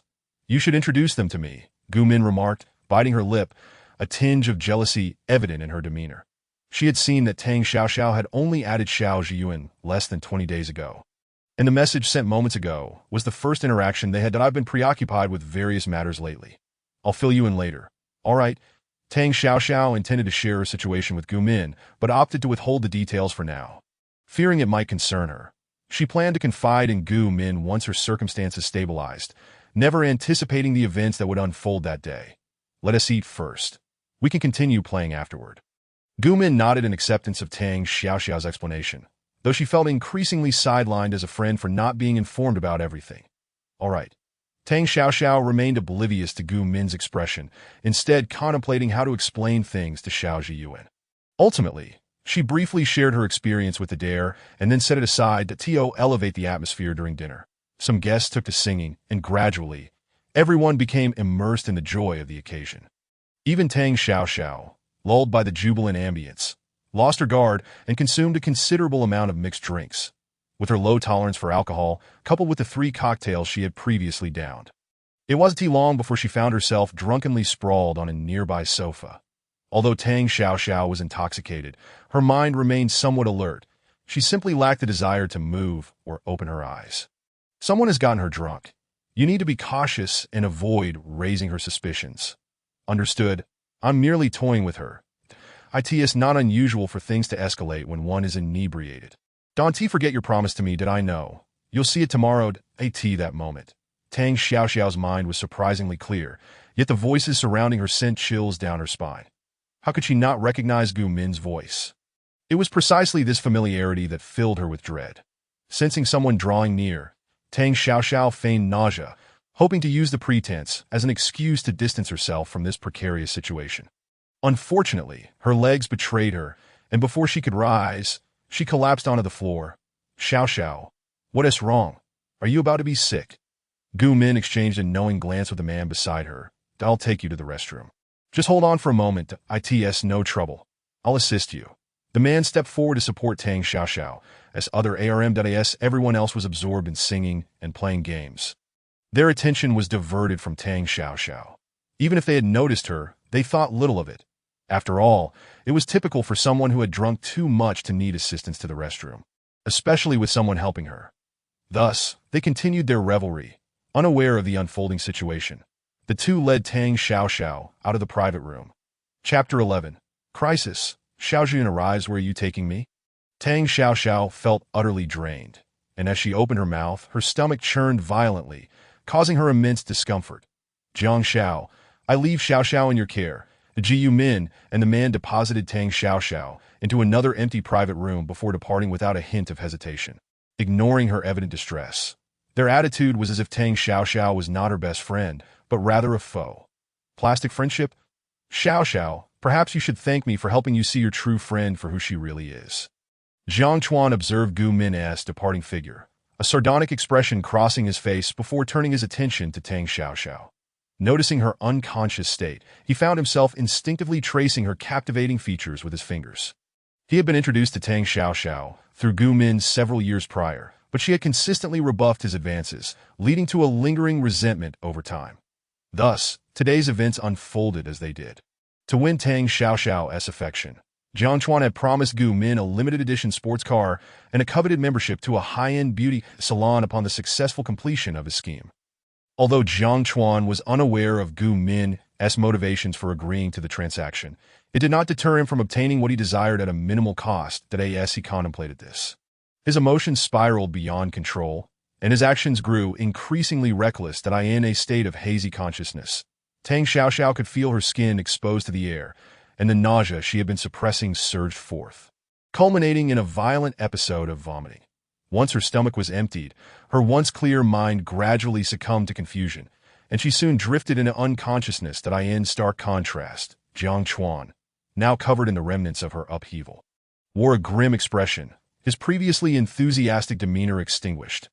All that remained was a burning fury directed at Tang Xiaoxiao. After several agonizing minutes, Jiang Chuan finally managed to regain his composure, and he gazed at the defenseless, disheveled Tang Xiaoxiao and felt his disreputable thoughts resurface, overwhelming his rationality. Just as he was on the verge of crossing a line, the door to the private room burst open with a loud crash. As he was about to proceed with his intentions, Jiang Chuan, still seething with irritation, did not even glance up, but instead unleashed a torrent of curses to vent his frustration. Who dares to interrupt? Can't you see I'm in the midst of something important? Get lost. Who gave you the audacity to touch my person? Xiao Zhiyuan wore a somber expression, his icy voice betraying a hint of anxiety. Upon receiving a message from Tang Xiaoxiao, he had just returned to the villa. When he read her nearly explicit words, his first reaction was to think that Tang Xiaoxiao must have hit her head. Confounded when she inexplicably asked him for money, he stood in stunned silence for a few minutes before finally initiating a transfer. After Tang Xiaoxiao explained her daring escapade, Xiao Zhiyuan's heart could find no peace. Eventually, compelled by an impulse, he decided to check on her. However, upon arriving at the private room Tang Xiaoxiao mentioned, he found no trace of her, only a crossbody bag left behind on the sofa. An unsettling premonition washed over him. Inquiring with those in the room yielded no answers regarding Tang Xiaoxiao's whereabouts, particularly from Gu Min, who said nothing about having sent her to the adjacent room with Jiang Chuan. Despite the silence, Xiao Zhiyuan discerned the anxiety and evasion in the expressions of those around him. Noticing the guilt in their eyes, he immediately surmised that Tang Xiaoxiao might be enduring some unpleasant circumstances, causing his already low spirits to darken further. Realizing that he could glean nothing from them in the short term, he contacted the person in charge and, employing a forceful approach, obtained access to the surveillance footage from the corridor. Through the video replay, he tracked Tang Xiaoxiao's movements and discovered which room she had been taken to. With a swift kick, he forced the heavy door open, exposing the scene within to his gaze. Seeing Tang Xiaoxiao, utterly defenseless, sent Xiao Zhiyuan into a furious rage. He lunged forward, effortlessly tossing Jiang Chuan, who was imposing on Tang Xiaoxiao, good half-meter away before draping his coat over her shoulders. Who are you? Are you out of your mind? Do you know who I am? Stay out of my business. Jiang Chuan barely had time to react before he found himself on the ground.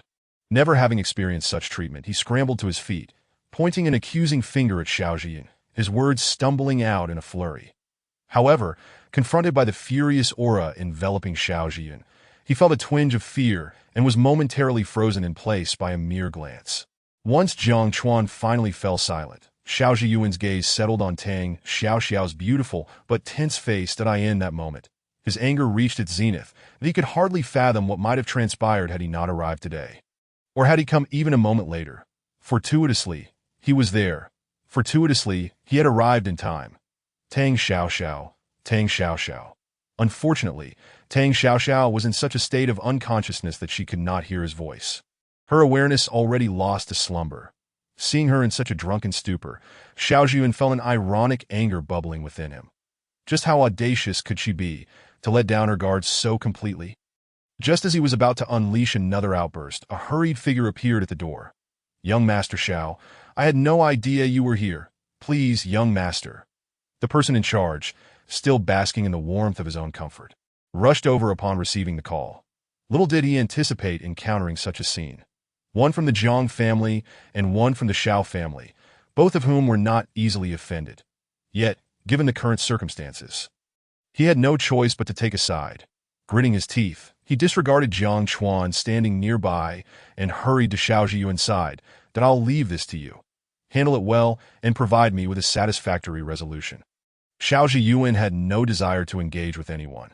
His only wish was to take Tang Xiaoxiao away and ensure she understood what it meant to be his wife, what was acceptable and what was not.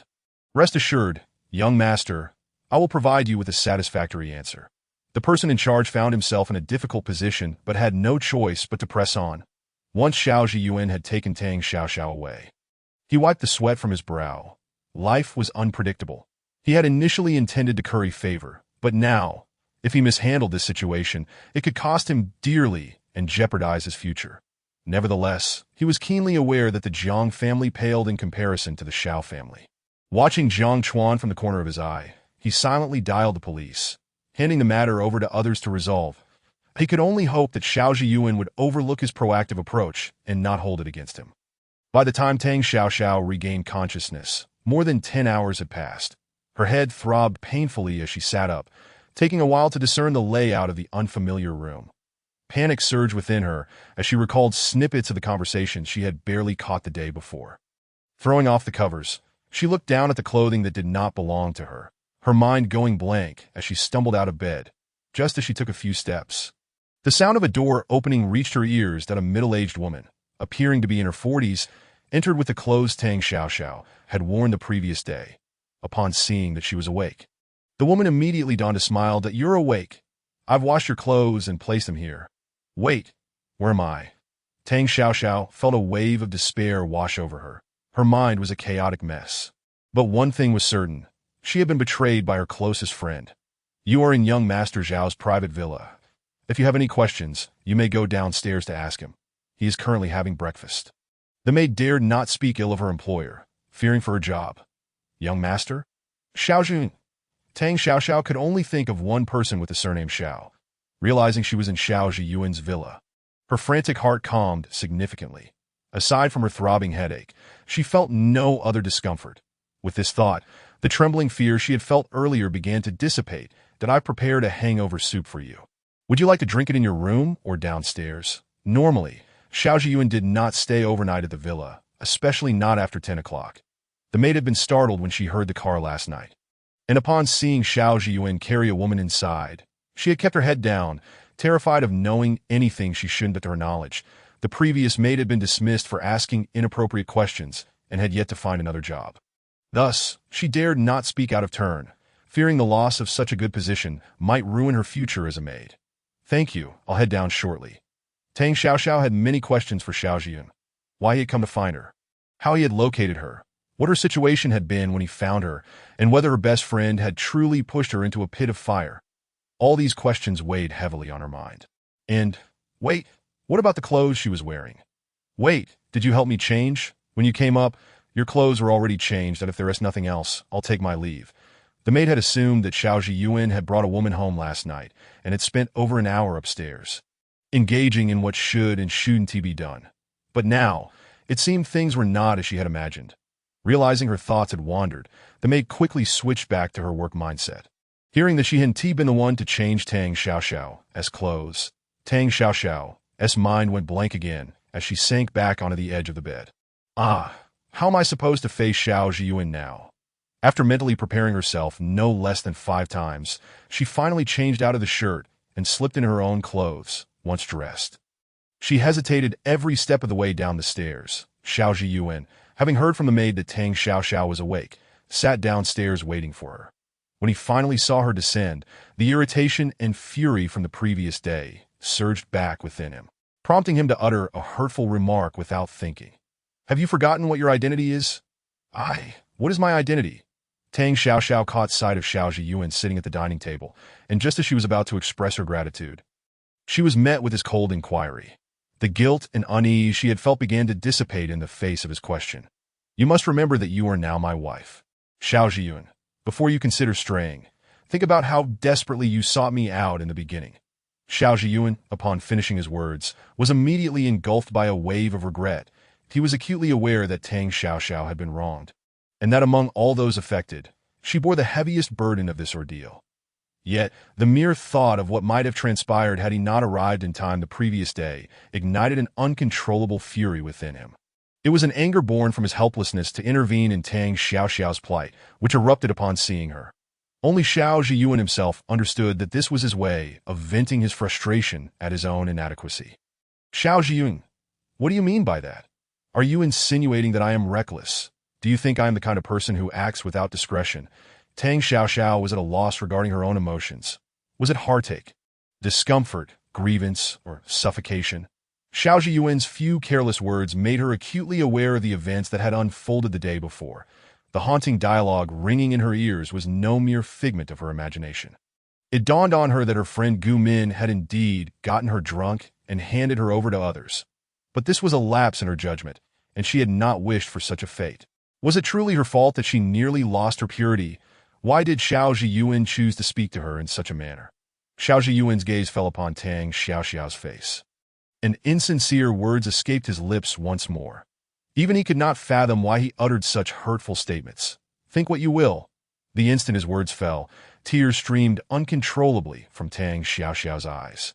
She had been scorned by Tang Zhongmin, subjected to by Eru's sarcasm, bullied by Tang Yinkai, betrayed by a close friend, and nearly lost her chastity. All these experiences combined paled in comparison to the heartache inflicted by Xiao Zhiyuan's dismissive remark.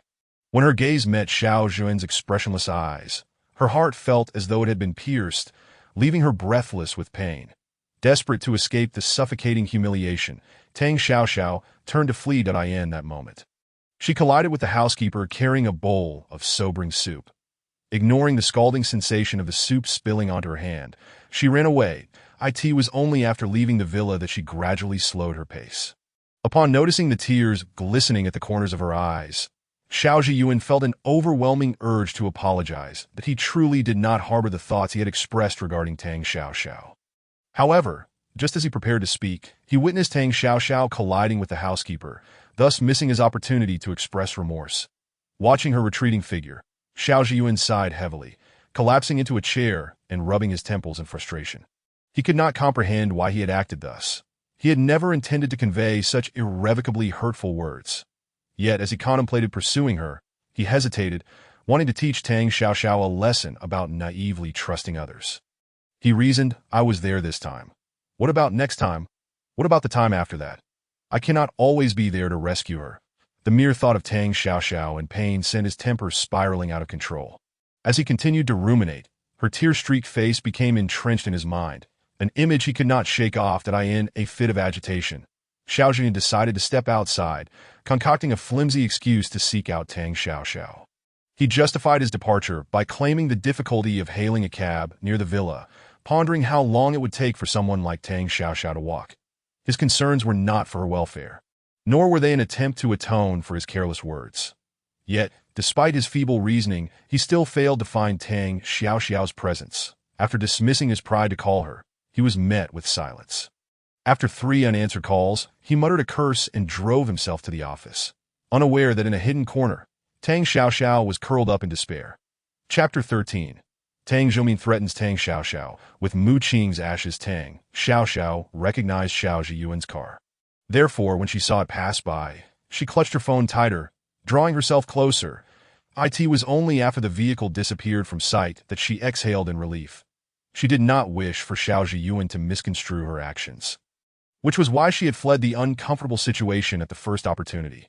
Sitting on the ground, fragments of memories from the previous day flooded her mind, each recollection deepening her melancholy in times of despair. One often thinks of family, and for Tang Xiaoxiao, that meant her mother at this moment. She longed to see her mother more than anything. After a few attempts, she finally managed to hail a taxi. Gazing out at the changing scenery, memories of the past began to materialize before her eyes. It wasn't until the driver announced their arrival that she snapped back to reality. Each time she visited her mother, Tang Xiaoxiao would bring a bouquet of ping-pong daisies, her mother's favorite flower during her lifetime. However, this time, she had come in haste, forgetting to prepare anything. She quietly sat beside her mother's gravestone, pouring out her heart. "Mom, are you happy living over there? I wonder if you think of your daughter. I miss you so much that I just want to be held by you. Why didn't you tell me that living alone could be so painfully difficult?" Tang Xiaoxiao forced a smile, resting her head against Mu Qing's gravestone, repeatedly expressing her longing, as if this could grant her the courage to carry on. In this moment, she felt lost, uncertain of her next steps. The relentless pressure from Tang Zhongmin had rendered her incapable of maintaining even the most basic semblance of life. It seemed as though she could never repay the debt she owed Xiao Zhiyuan, for he did not require her assistance. All of this had driven Tang Xiaoxiao's emotions into a dead end, a labyrinth where every path led to despair, with no exit in sight. Time passed, though she could not say how long, until a phone call jolted her back to reality. That on the other end was the cemetery manager, conveying that Tang Zhongmin intended to relocate Mu Qing's ashes. After hanging up, the oppressive atmosphere surrounding Tang Xiaoxiao dissipated as she removed Tang Zhongmin from her blacklist. She promptly called him, instructing him to wait at home, hanging up before he could respond. With newfound determination, Tang Xiaoxiao felt an overwhelming urge to confront Tang Zhongmin. She did just that, flagging down a car and heading straight for the Tang residence. Upon arrival, she spotted Tang Zhongmin's car entering the courtyard. Without waiting for him to exit, she approached him, looking down from her elevated stance as he bent over to exit the driver's seat. "Are you going to explain to me why you plan to move my mother's ashes?" "I am your father." Tang Zhongmin had anticipated his daughter's visit when he received the call. However, he was taken aback by her apparent ignorance of the responsibilities that come with being a child. "I have made my decision regarding your mother. She loved the sea in her lifetime, and I have decided to arrange for her ashes to be scattered in her favorite place." "Tang Zhongmin, what right do you have to make such a decision?" Initially, Tang Xiaoxiao thought Tang Zhongmin merely wished to relocate her mother's burial site. Instead, he planned to scatter her ashes in the sea. Did her mother truly love the ocean? Perhaps she did, but more than the sea's freedom, she yearned for a stable life. Why was Tang Zhongmin unwilling to grant her mother's ashes the peace they deserved? Was it because she had defied his wishes and severed his financial support? With this thought, Tang Xiaoxiao found a sense of calm. "What are your conditions? Since we are at my doorstep, why don't you come inside and have a seat?" Tang Zhongmin appeared as though he was meeting his daughter for the first time. Just moments ago, she had been on the brink of despair, but now she seemed to grasp how to turn the tide. The key was to swiftly and decisively understand his intentions and motives, which was a stark contrast to the image he had always held of her. "Fine, we can sit for whose home this truly is. Mr. Tang knows well." Seeing Tang Zhongmin falter, Tang Xiaoxiao breathed a sigh of relief and stepped into the familiar, yet foreign space. This villa had changed so drastically that not a single corner resembled its state 3 years ago. In other words, aside from her bedroom, which retained its former appearance, everything else had transformed. The traces of her life with her mother had long since been erased. It was at that moment that Tang Xiaoxiao realized there was nothing left here worth longing for. "You are the daughter of Tang Zhongmin. That is an unchangeable fact." Sensing Tang Xiaoxiao's rejection, Tang Zhongmin's steps faltered slightly as he cast a puzzled glance at the figure ahead of him. Observing Tang Xiaoxiao's silhouette, an unsettling thought crept into Tang Zhongmin's mind, as if events were spiraling out of his control. This notion was fleeting, quickly dismissed as he cast it aside, that he was well aware of his daughter's social circle. Although she appeared to have a handful of close friends, they were merely fair-weather companions who would abandon her in times of crisis, lacking any truly affluent or influential individuals by her side. How could she ever escape his grasp? With this realization, A rare flicker of annoyance surfaced within Tang Zhongmin. A sense of folly for his earlier thoughts. His daughter, apart from the troubles and obstacles posed by the incident involving Zhang Defu, was inconsequential to him. In this matter, he was undeniably the victor, and thus had no cause for concern. Indeed, she was merely a bargaining chip in his dealings. Tang Xiaoxiao remained oblivious to whether Tang Zhongmin intended to play the emotional card in hopes of gaining an advantage in the forthcoming negotiations. However, she had never harbored any expectation of paternal love from him, rendering any emotional manipulation utterly futile. I am doing this for your own good. One day you will understand. Tang Zhongmin believed that his daughter would eventually realize that only interest could sustain their most fundamental needs. Without power and influence, one must at least grasp wealth. Only through such means could one ensure a better life for oneself and those they cared for. Whether things were good or not was beyond her control. Tang Xiaoxiao regarded Tang Zhongmin's words with disdain, even scoffing at them. Since he had already resorted to threatening her with her mother's ashes, what was the point of cloaking his intentions in lofty justifications? Regardless of how much he said, it merely indicated his intent to sacrifice her for an opportunity elsewhere. As a biological father, such behavior was nothing short of disgraceful in her eyes. Tang Zhongmin did not require his daughter to endorse his views. He had already said all that needed to be said.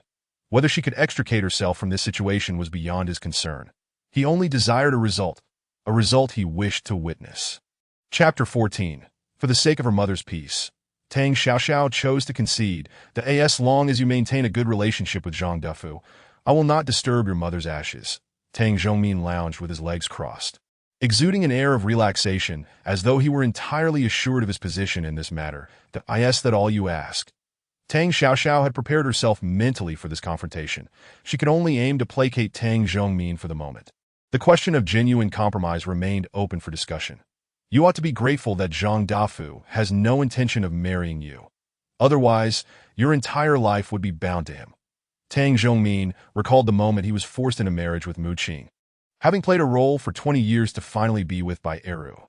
Yet even then, he felt the loss of his youth, the fervor of his early years long extinguished. What of his daughter? Tang Xiaoxiao? A small sacrifice on her part was inconsequential, merely a bite to endure. She could agree, but moving into the Zhang household without caution was out of the question. Tang Xiaoxiao understood that Tang Zhongmin's intention to scatter her mother's ashes into the sea was no idle threat.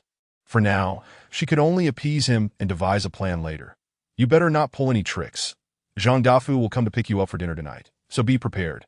Had it not been for Zhang Defu's sudden call expressing his desire to take Tang Xiaoxiao out to dinner, Tang Zhongmin would not have resorted to such measures. The reason the cemetery manager contacted Tang Xiaoxiao regarding the relocation of Mu Qing's ashes was entirely at Tang Zhongmin's behest, that he knew precisely where Tang Xiaoxiao's vulnerabilities lay, and that by leveraging her mother's ashes, she would inevitably concede that as he anticipated, the outcome unfolded as he had calculated. You have been plotting against me from the very beginning, waiting for me to approach you. Tang Xiaoxiao scoffed. Tang Zhongmin had indeed been biding his time for this moment. You could always refuse, he retorted, confident in his daughter's unwillingness to gamble with her mother's ashes. Thus, the dinner with Zhang Defu was something she could never decline. If I could, I certainly would. Tang Xiaoxiao acknowledged her inability to cancel the meeting with Zhang Defu, rising decisively to return to her room, her actions conveying her acquiescence to Tang Zhongmin. Observing her retreat upstairs, Tang Zhongmin promptly instructed the housekeeper to prepare an additional lunch serving, clearly satisfied with Tang Xiaoxiao's response. Once in her room, Tang Xiaoxiao threw herself on her bed that, if possible, she truly wished to comply with the arrangement. Individuals like Zhang Defu could easily grow weary of her and shift their affections elsewhere, providing her with a means of escape from her current plight, one that was fraught with painful struggles in pursuit of an almost imperceptible hope. Yet, Tang Xiaoxiao was acutely aware that her mother, resting in peace, would not wish for such occurrences to unfold, nor could she accept such an inequitable arrangement. As she spiraled into a tempest of thoughts, an untimely ringtone broke the silence. Upon realizing it was a call from Gu Min, Tang Xiaoxiao hesitated momentarily before answering. Xiaoxiao, where are you? I apologize for waking up so late after last night's festivities. I couldn't find you and wanted to check in.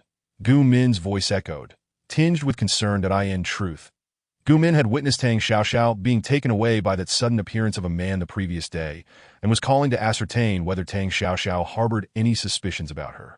Additionally, there was the matter concerning Jiang Chuan that required Tang Xiaoxiao's assistance. What do you want to know? Tang Xiaoxiao's mind echoed with the conversation she had overheard the day before, struggling to reconcile the fact that Gu Min, whom she had considered a close confidant, could conspire with outsiders against her. What's wrong, Xiaoxiao? Are you angry with me? Gu Min sensed a shift in Tang Xiaoxiao's tone and felt a pang of anxiety. You haven't forgotten your own actions, have you? Tang Xiaoxiao's words struck a chord, revealing that even the strongest of bonds could swiftly turn adversarial when boundaries were crossed. Tang Xiaoxiao chose not to dwell on the issue, as she was pressed for time. You know everything? Gu Min dropped the pretense, realizing that maintaining the Fade was unnecessary. After all, their friendship had been founded on Tang Xiaoxiao's generosity. She had always indulged Gu Min's desires, showering her with extravagant gifts and lavish celebrations for her birthdays. But now, Tang Xiaoxiao was consumed by her own struggles, and Gu Min no longer wished to feign friendship, since you are aware. I shall be straightforward. Jiang Xiao is not someone you can afford to offend. You would do well to let last night's incident slide. Otherwise, you will find yourself facing dire consequences, Gu Min warned. Will it be me or you who faces the consequences? Tang Xiaoxiao was oblivious to the circumstances that led to her being taken away by Xiao Zhiyuan the previous night. The Ji Yumin's words implied that Xiao Zhiyuan had orchestrated something. What do you know? You have no idea how many people wish to associate with Jiang Chuan. For him to take notice of you is a stroke of luck. Gu Min's envy bubbled to the surface, her disdain for Tang Xiaoxiao's seemingly better fortune evident. It irked Gu Min that she had been the one to introduce Jiang Chuan to Tang Xiaoxiao, only for him to pursue her instead. Now, Jiang Chuan was interested in Tang Xiaoxiao, and she felt slighted. After countless rejections from Jiang Chuan, her animosity toward Tang Xiaoxiao had only deepened. Between Jiang Chuan and Zhang Dafu, who wields more power? Tang Xiaoxiao was indifferent to such comparisons, her thoughts suddenly crystallizing. The thought of Zhang Dafu, with his pig-like physique, made her stomach churn that if only she could use Jiang Chuan's influence to eliminate the nuisance that was Zhang Dafu. Of course, it is the Jiang family. Zhang Dafu must defer to Jiang Chuan. She concluded that Ji Yumin struggled to comprehend Tang Xiaoxiao's bizarre reasoning, ultimately clarifying, I see. Please send me Jiang Chuan's WeChat contact, that if Jiang Chuan was willing to assist her in dealing with Zhang Dafu, she could overlook the events of the previous night. Tang Xiaoxiao's decision to reconcile stemmed not only from a desire to leverage Jiang Chuan's power, but also from the understanding that there was little evidence to support any wrongdoing on his part. Rather than compelling Jiang Chuan into a corner, it was wiser to seize this opportunity to liberate herself from her predicament. All right, you can converse with Jiang Chuan yourself. Just be cautious not to offend him. Otherwise, neither of us will find peace, Gu Min cautioned. Before Gu Min hung up the phone, she did not forget to remind Tang Xiaoxiao. However, Tang Xiaoxiao did not take Gu Min's words to heart at all. As soon as Gu Min sent Jiang Chuan's WeChat to her, she immediately added him. Upon learning that Jiang Chuan had spent a night at the police station, she could guess the unfolding of events. Yet, according to Gu Min's account, how could the Jiang family possibly lack a countermeasure? It seemed contrary to reason to allow Jiang Chuan to remain at the police station for an entire night. Nevertheless, these were not her concerns. She was merely aware that she had just reached an agreement with Jiang Chuan. She would not prosecute him, and in return, he would help her deal with Zhang Dafu. She had thought that after making this deal with Jiang Chuan, she would not need to face Zhang Dafu again. To her surprise, Zhang Dafu had moved the meeting time to noon, or rather, to the present moment. Just moments ago, the nanny had come upstairs to inform Tang Xiaoxiao that Zhang Dafu was already waiting downstairs. Chapter 15. Negotiation. Unhappiness despite victory. Tang Xiaoxiao wished to avoid further complications, so she could only descend the stairs while messaging Jiang Chuan to expedite the resolution with Zhang Dafu. Uncle Zhang, hello. Xiaoxiao has arrived. I have made a reservation at the restaurant. Shall we leave now? Zhang Dafu, barely having settled into his seat, was eager to depart. All right, I appreciate your generosity, Uncle Zhang. Tang Xiaoxiao smiled as she noted the message on her phone, realizing that she was not the only one in a hurry. Jiang Chuan was equally anxious. Where could I possibly be more fortunate than to share lunch with you, Xiaoxiao? Zhang Dafu's gaze was fixed upon Tang Xiaoxiao, as if he were eager to skip the meal entirely and proceed directly to the part he had long anticipated. Tang Xiaoxiao understood Zhang Dafu's intentions all too well, which is why she insisted on sitting in the back seat rather than the front, thereby avoiding his unwelcome advances. Seeing her determination, Zhang Dafu refrained from insisting she sit in the front passenger seat.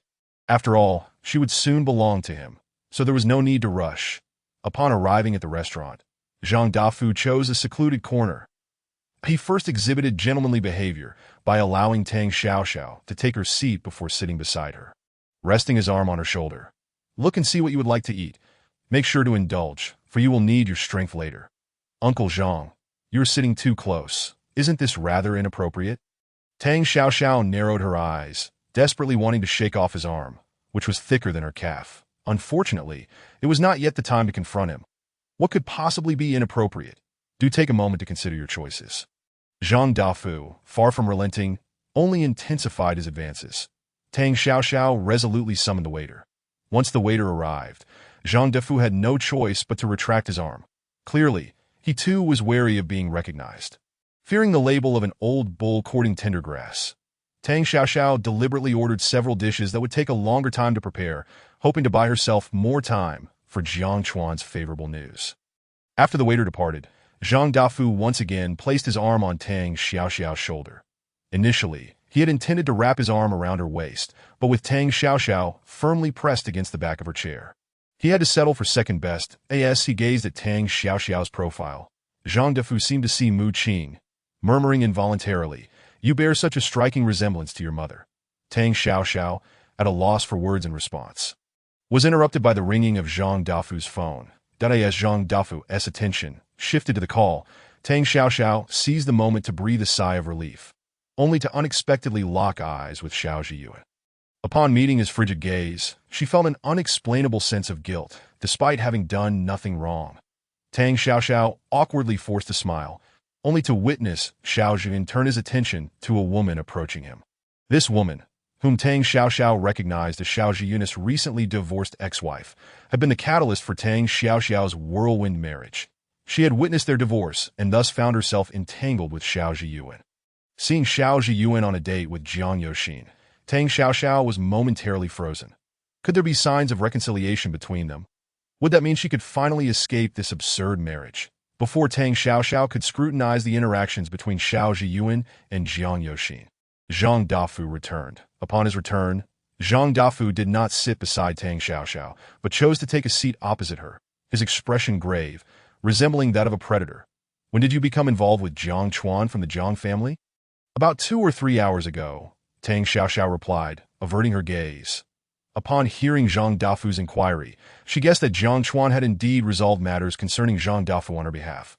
Although she had extricated herself from the immediate dilemma, she could not shake off the feeling of unease. Even she herself could not pinpoint the reason behind it. "That I must admit, I underestimated you. I never expected you to curry favor with Jiang Chuan." Zhang Dafu's tone was laced with begrudging admiration. However, one could hardly blame him. When Zhang Dafu was still a minor player, he had been infatuated with Mu Qing. After he ascended to his current position, Mu Qing had passed away. By a twist of fate, he had encountered Tang Xiaoxiao, who bore a likeness to Mu Qing, and his obsession spiraled out of control. Just as he was on the verge of achieving his desires, the emergence of Jiang Chuan complicated matters. The Jiang family was not someone Zhang Dafu could contend with. It was entirely unnecessary to offend them over a girl like Tang Xiaoxiao. Thus, despite his reluctance, Zhang Dafu had no choice but to relinquish his ambitions regarding her. "Flattery will get you nowhere. I must say, I am surprised by your rather indulgent lifestyle, targeting those younger than yourself."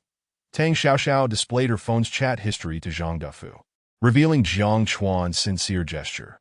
The messages contained photographs of Zhang Dafu entering hotels with various young women. Observing the myriad expressions on Zhang Dafu's face, Tang Xiaoxiao withdrew her phone. "That if you continue to linger, Uncle Zhang, I believe it will not only trouble me, but yourself as well. You surpass your father in many ways." Zhang Dafu's face, slick with oil, turned a kaleidoscope of colors. Finally, after grinding his teeth, he managed to spit out a few words. "No one has ever said that to me before. I shall graciously accept your compliment." Although Tang Xiaoxiao appeared to be engaging in polite banter with Zhang Dafu, her gaze continually drifted towards Xiao Zhiyuan.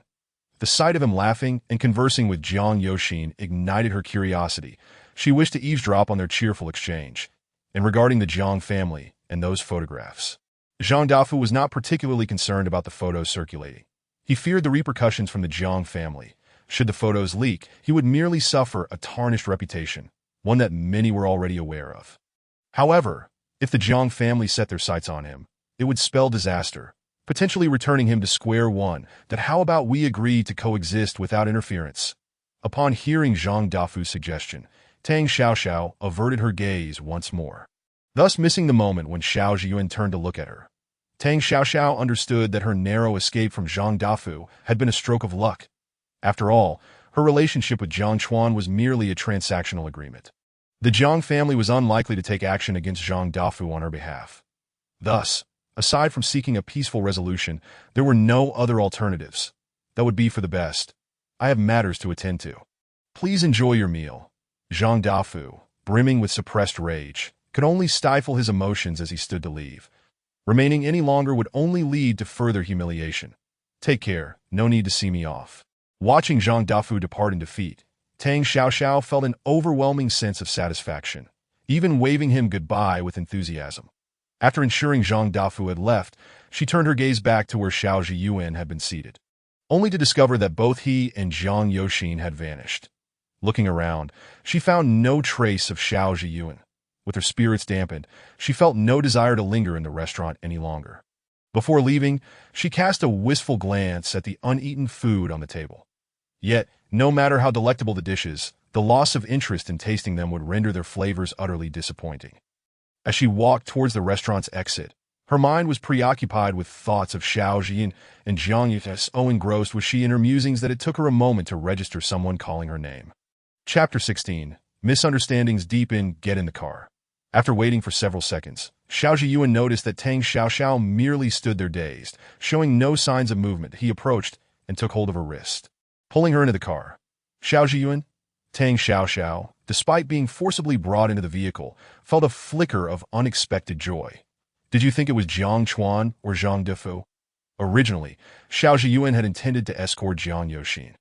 But upon receiving a phone call informing him that Tang Xiaoxiao had reached an agreement with Jiang Chuan, he had instinctively waited at the entrance after witnessing Zhang Dafu emerge. That weren't you with your ex-wife? After Tang Xiaoxiao uttered those words, she felt an inexplicable discomfort, as if she were consumed by jealousy. Yet in the next moment, she realized that she had never shared the matters concerning Jiang Chuan and Zhang Dafu with Xiao Zhiyuan. Moreover, it seemed she had never divulged any of her personal affairs to him. While it was understandable that Xiao Zhiyuan was aware of Jiang Chuan, his knowledge of Zhang Dafu was rather intriguing. Wait, how do you know about Jiang Chuan and Zhang Dafu? She questioned. I am the one asking you now. Have you forgotten that you are already married? Or do you believe that Zhang Dafu and Jiang Chuan are superior to me? Xiao Zhiyuan was momentarily taken aback by Tang Xiaoxiao's retort. He was aware of Zhang Dafu's existence when he initially agreed to the idea of a hasty marriage with her. Not only was he aware, but he had also foolishly waited for Tang Xiaoxiao to seek his assistance in dealing with Zhang Dafu. Instead, she had not approached him at all and had instead struck a deal with Jiang Chuan, who had nearly assaulted her. Was it that Tang Xiaoxiao held him, Xiao Zhiyuan, in such low regard compared to Jiang Chuan? Could he not even manage to handle a mere Zhang Dafu? Of course, I haven't forgotten. But what are you talking about? This is completely unrelated, he replied, perplexed. Tang Xiaoxiao was bewildered. Why did Xiao Zhiyuan appear to be angry? Had she truly done anything out of line? Forget it. I'll take you wherever you need to go, he offered. Xiao Zhiyuan himself was unsure of what he was saying. His mouth was quicker than his mind, and he regretted it too late to TO the police station. After this incident, Tang Xiaoxiao felt disinclined to speak further and began to reflect on why she was so concerned about Xiao Zhiyuan and Jiang Yoxin. Their marriage was merely a mutual agreement born out of necessity, and they had known each other for less than a month, with their encounters being exceedingly rare. Surely, she couldn't have developed any inappropriate feelings. Meanwhile, Xiao Zhen was also contemplating his unusual behavior. That it was the first time in his life that he felt so agitated, and it was over someone he had only recently met. This was decidedly abnormal. This led him to question whether his focus on Tang Xiaoxiao had exceeded reasonable bounds. After pondering for a while and finding no answers, he dismissed the thoughts and drove towards the police station. Tang Xiaoxiao attempted several times to break the oppressive silence in the car, but her voice felt lodged in her throat, refusing to come out. Ultimately, she gave up. Fortunately, they arrived at the police station rather quickly. "Do you want me to accompany you inside?" Xiao Zhiyuan inquired, parking nearby and preparing to join her. Internally, he was irritated that Tang Xiaoxiao had never considered asking for his help. He wanted to intervene, but felt he lacked the standing to do so, thus suppressing his frustration. Despite his anger, he understood that it was reasonable for Tang Xiaoxiao not to seek his assistance. Other than their marriage certificate, they had no other connection, and their mutual understanding was superficial at best. "No need, I can manage on my own. You go ahead and take care of your business. I'll just take a taxi later." Tang Xiaoxiao, having finally escaped the awkward atmosphere, was not about to let the source of her discomfort accompany her to handle such a private matter. "If you need anything, just call me," he said. Tang Xiaoxiao was unwilling to accept his help, and Xiao Zhiyuan saw no reason to continue pursuing a futile effort. After she exited the car and closed the door, he pressed the accelerator and drove away. Watching him leave, Tang Xiaoxiao turned and entered the police station. Upon her return from the police station, a weight was lifted from her heart. "Thank you," she said to Jiang Chuan, who had appeared beside her as she prepared to hail a taxi, but he still could not comprehend why Tang Xiaoxiao, who had Xiao Zhiyuan backing her, would choose to negotiate with him. Logically, Ten Zhang Dafues should not even merit a glance from Xiao Zhiyuan. "Even if I don't reconcile, you shouldn't have any problems, right?" Tang Xiaoxiao's decision to forgive did not imply she wished to engage further with Jiang Chuan. Hence her tone was rather curt. "That being said, I still appreciate your help." Hearing this, Jiang Chuan shrugged nonchalantly. Accustomed to his privileged lifestyle, he had been here before, yet it was the first time he felt an urge to seek a different way of living. "No need for thanks. I'm not particularly eager to forgive you either." Tang Xiaoxiao regarded Jiang Chuan with an expression akin to that of someone observing a fool. Although her interactions with him had been limited, she was aware that he was a person devoid of ambition, always overly familiar with everyone, which was off-putting. "Ha!" Jiang Chuan chuckled at Tang Xiaoxiao's candidness. Once he saw a car arriving for him, he regained his composure. "Someone has come to pick me up. Do you need a ride?" "No, it's fine. My taxi is about to arrive." Tang Xiaoxiao was eager to distance herself from Jiang Chuan and had no intention of accepting a ride from him. "By the way, you should be cautious of Gu Min. She is not as innocent as you." Just before getting into the car, Jiang Chuan paused and turned back to warn Tang Xiaoxiao to be wary of Gu Min, as not everyone was worthy of trust. After all, a person who would sell out a close friend for a sports car and a beauty card hardly deserved to have a confidant. Even if Jiang Chuan was a rogue, he would never joke about his friends. Besides, to be honest, aside from last night, I haven't done anything particularly outrageous. Also, I genuinely like you that if Xiao Zhiyuan treats you poorly, you are always welcome to come find me. What? Tang Xiaoxiao was still processing Jiang Chuan's words when he had already entered the car and departed. She decided not to dwell on it and awaited her taxi. She had no desire to return to the Tang family, especially since Zhang Dufu had likely already informed Tang Zhongmin about the situation and might even vent his anger on him. Why would she return to invite trouble? It was far better to head to her rented apartment for some peace. Little did Tang Xiaoxiao know, a considerable amount of garbage had been dumped at the entrance of her apartment. The landlord had just received the news and rushed back. Due to the age of the complex, there were no surveillance cameras, leaving the culprit a mystery that a heap of rubbish lay at the foot of the stairs. And it was clear that the tenant must have offended someone. Otherwise, no one would go out of their way to create trouble. The landlord, wishing to avoid complications, decided to call Tang Xiaoxiao to discuss the possibility of her moving out. When Tang Xiaoxiao received the landlord's call, she had just stepped out of the taxi. Within minutes, she arrived at the scene of the garbage pile the landlord had mentioned. "Look at this. How about I refund your entire rent and deposit?" The landlord broached the subject directly upon seeing Tang Xiaoxiao. Although this apartment was a loft, there were plenty of others interested in renting it, and she had no need to invite trouble for herself. "I apologize for the inconvenience that I've lived here for nearly a month, so please refund what is due." Tang Xiaoxiao glanced at the trash on the ground and then at the onlookers at the stairway.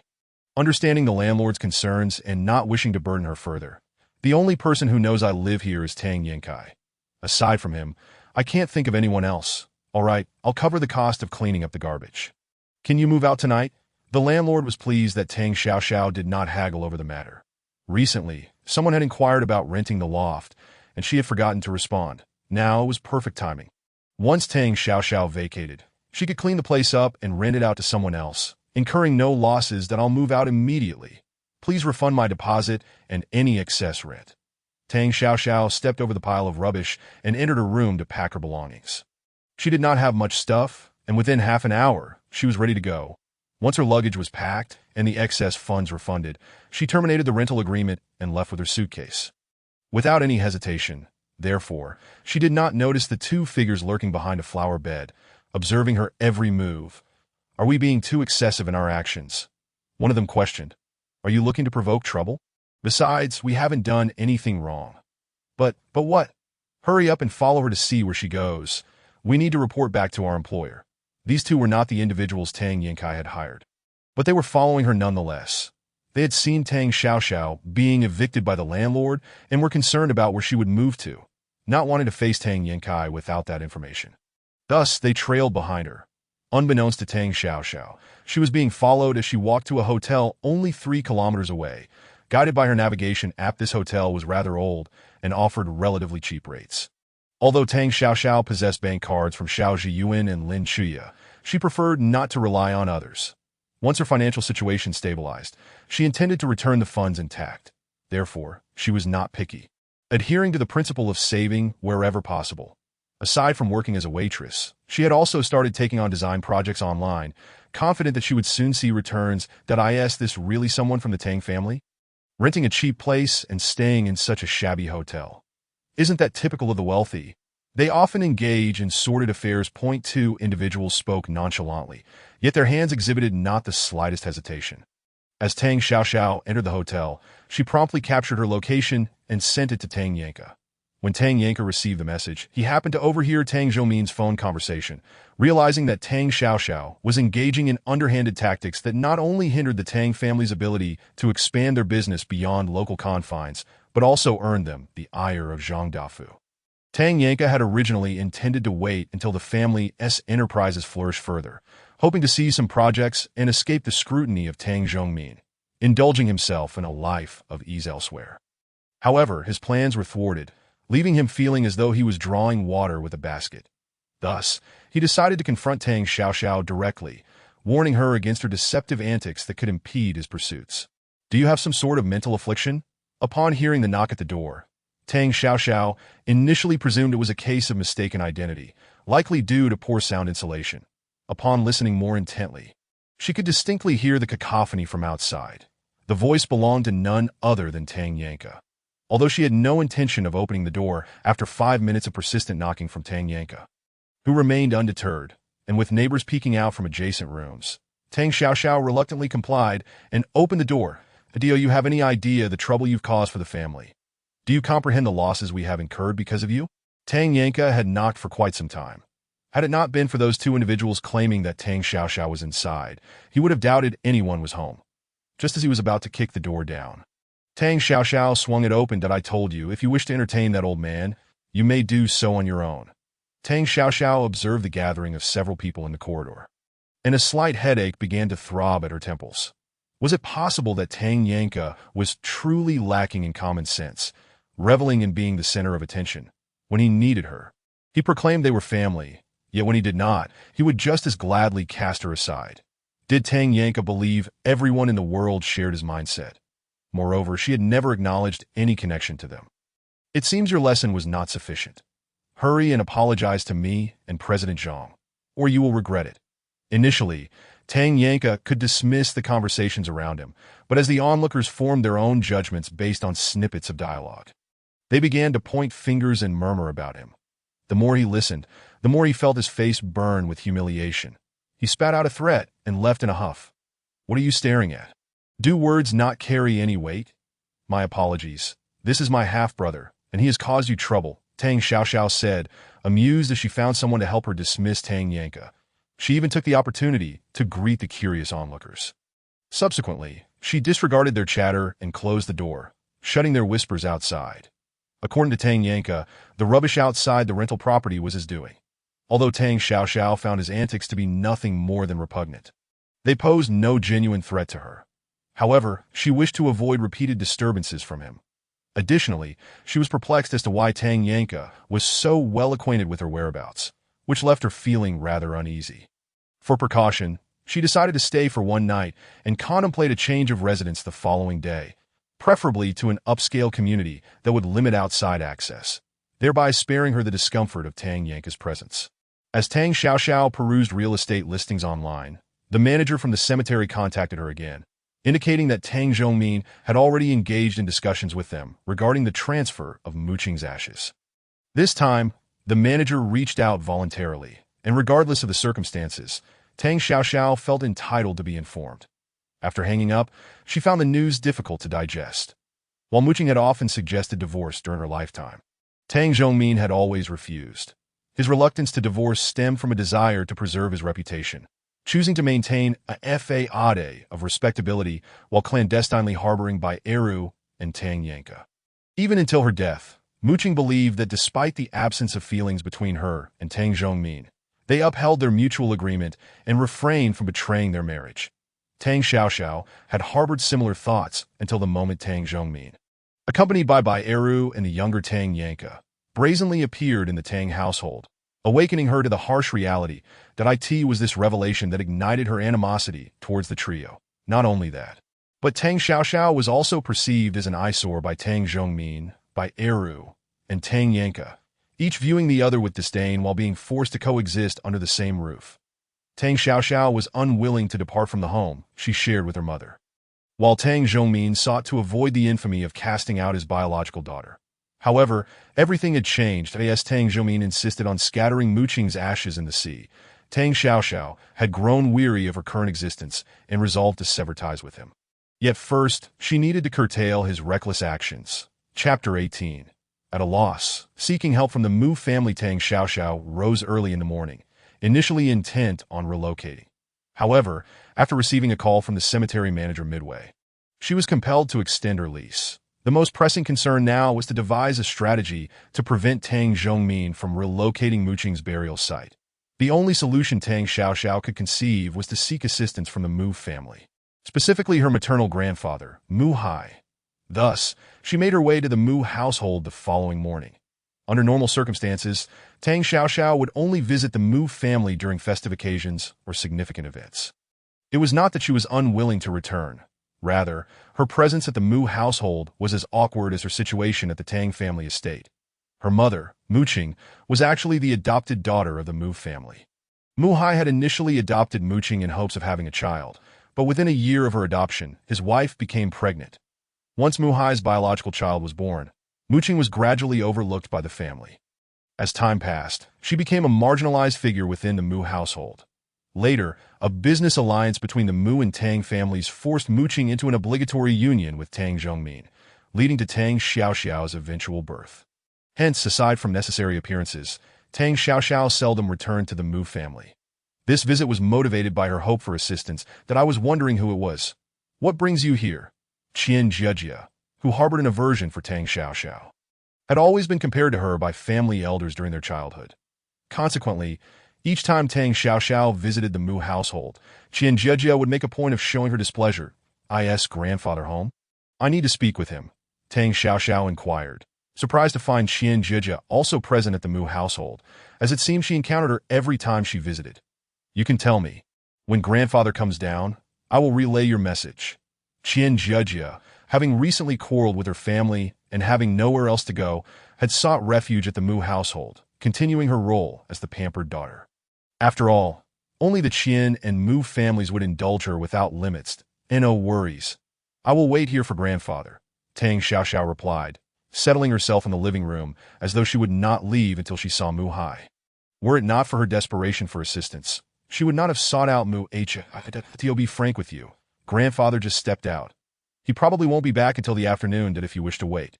"Then wait," Qian Jejia said, deliberately attempting to undermine Tang Xiaoxiao. But in reality, Mu Hai had not left.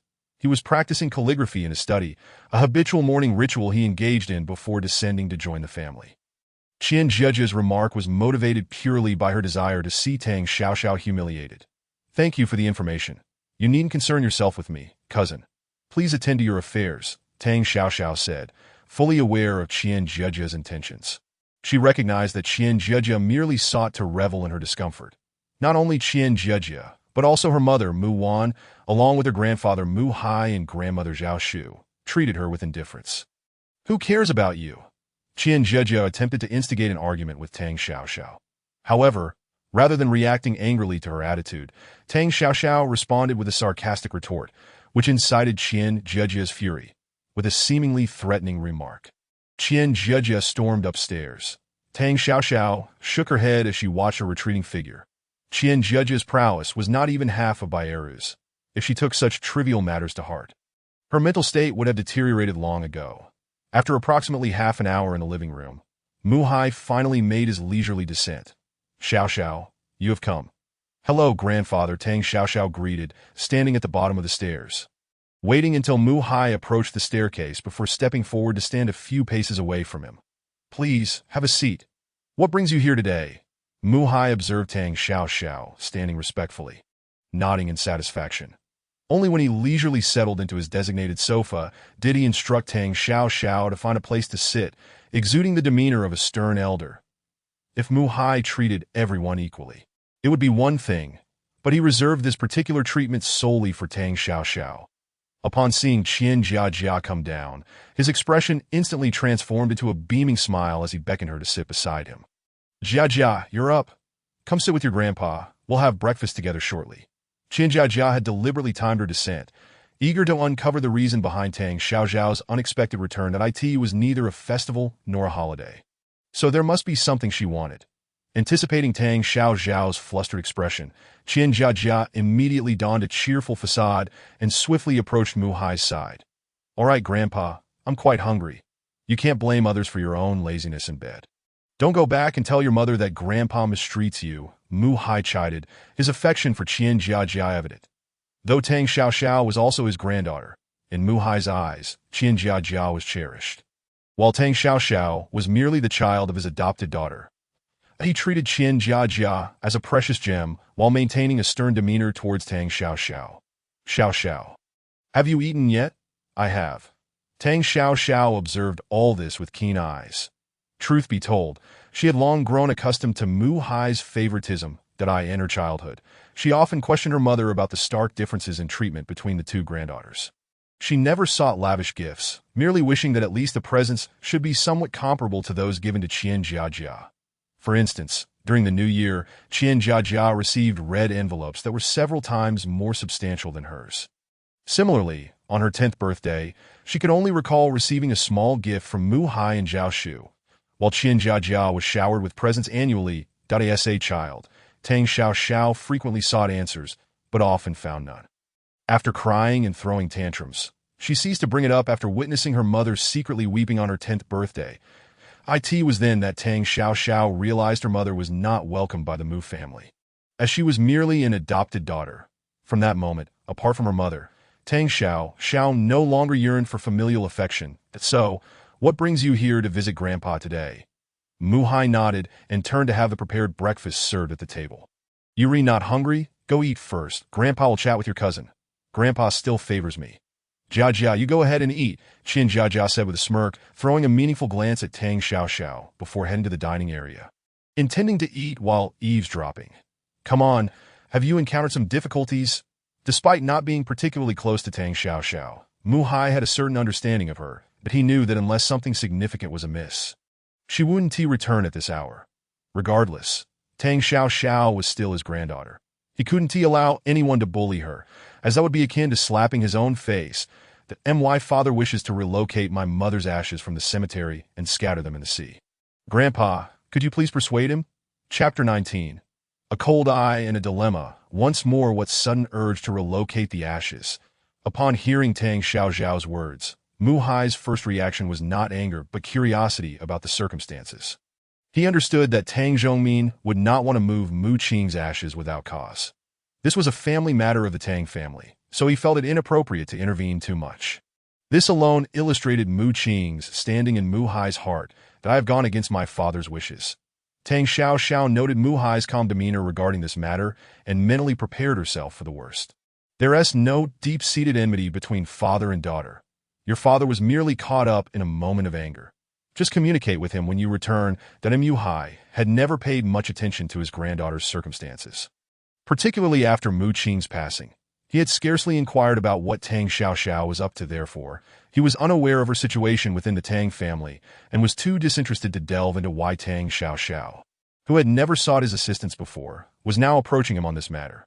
"Grandpa, could you possibly assist me?" Tang Xiaoxiao pressed her lips together, still hoping to make her case that if Mu Hai was willing to intervene, perhaps Tang Zhongmin would relent and grant her mother peace. However, just as her words left her mouth, Qian Jiajia intentionally interrupted. "Grandpa, I'm done eating, that I need to head out soon. I might be late for dinner." "Where to? You've just returned home and want to spend time with Grandpa." Mu Hai's previously stern demeanor softened, his complaints now accompanied by a kindness he had never extended to Tang Xiaoxiao. "Oh, come on, Grandpa just wants one day with you, that I've made plans with my friends." Qian Jiajia sauntered over to Mu Hai, playfully shaking his arm. "Tomorrow, Jiajia will spend the entire day with Grandpa." "Okay. All right, go on, but be back early." Mu Hai understood that his granddaughter was restless and enjoyed making friends, so he didn't want to hold her back. "Thank you, Grandpa, that I'm off now." As Qian Jiajia took a few steps away, she paused and turned to Tang Xiaoxiao. "Cousin, would you like to join me?" At this point, Tang Xiaoxiao realized that Mu Hai had effectively declined to help. Remaining would only lead to an awkward situation for her. As for Qian Jiajia's invitation, she dismissed it, knowing that Qian Jiajia would never genuinely invite her to any gathering. Before Tang Xiaoxiao could voice a refusal, Mu Hai made the decision for her. "Go ahead. You two sisters haven't seen each other in quite some time. Let us go, cousin." Qian Jiajia seized the opportunity and pulled Tang Xiaoxiao along, feigning a close relationship once outside. Qian Jiajia disdainfully released Tang Xiaoxiao's arm. "That I advise you to come here less often. No one welcomes you in the Mu family. This is my home too. I'll come whenever I wish." If given a choice, Tang Xiaoxiao would prefer not to come at all. Despite her efforts to reduce her visits to the Mu family, the reality of her unwelcomed status remained unchanged. "Ridiculous! I'll let you know that Grandpa has already entrusted the Mu family's assets to my mother, and she will pass them on to me in the future, so don't even think about it." Qian Jiajia scoffed, assuming that Tang Xiaoxiao harbored designs on the Mu family's wealth, bluntly dashing her hopes that "You're overthinking it. I've never aspired to a share of the Mu family's fortune." Tang Xiaoxiao realized that Qian Jiajia had only feigned an invitation out of an assumption that she coveted the Mu family's assets. Tang Xiaoxiao returned home a few times each year, fulfilling her mother's wishes that if not for Mu Qing's desire for Tang Xiaoxiao to maintain connections with the Mu family, she wouldn't have set foot in the Mu household. In truth, Tang Xiaoxiao comprehended why her mother, despite knowing they were unwelcome in the Mu family, continued to maintain contact. That it was simply a fear that Tang Xiaoxiao would lack support in times of need. However, Mu Qing had overestimated the Mu family's indifference. While the Mu family could overlook Tang Xiaoxiao's presence to protect her, they remained oblivious to Tang Zhongmin's actions. Even if Mu Hai was unaware of Tang Xiaoxiao's plight within the Tang family, he certainly knew of Bai Ai Ro's situation. The reason he chose to turn a blind eye was that he had never regarded Mu Qing and Tang Xiaoxiao as family in the first place. Let it be.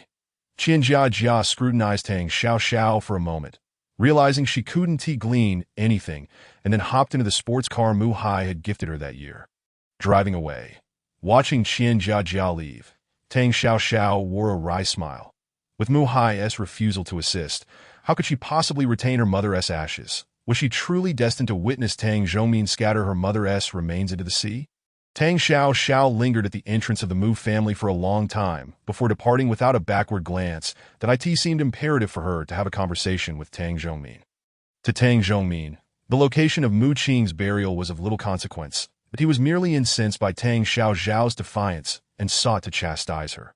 Furthermore, Tang Xiaoxiao's actions had not only cost the Tang family a golden opportunity, but had also offended Zhang Defu, a man the Tang family could hardly afford to provoke. Tang Xiaoxiao, aware of Tang Zhongmin's mindset, found herself at a loss for how to proceed. She could only attempt to negotiate with him and ascertain his demands. Preoccupied with her thoughts, Tang Xiaoxiao failed to notice Mu Hai observing her through the window. "Investigate what has transpired in the Tang family recently." Mu Hai gazed at the departing figure of Tang Xiaoxiao and sighed deeply. Years ago, he and his wife Zhao Shu had adopted Mu Qing from the orphanage, intending to raise her as their own daughter. However, upon Mu Qing's arrival at the Mu household, Zhao Shu unexpectedly became pregnant.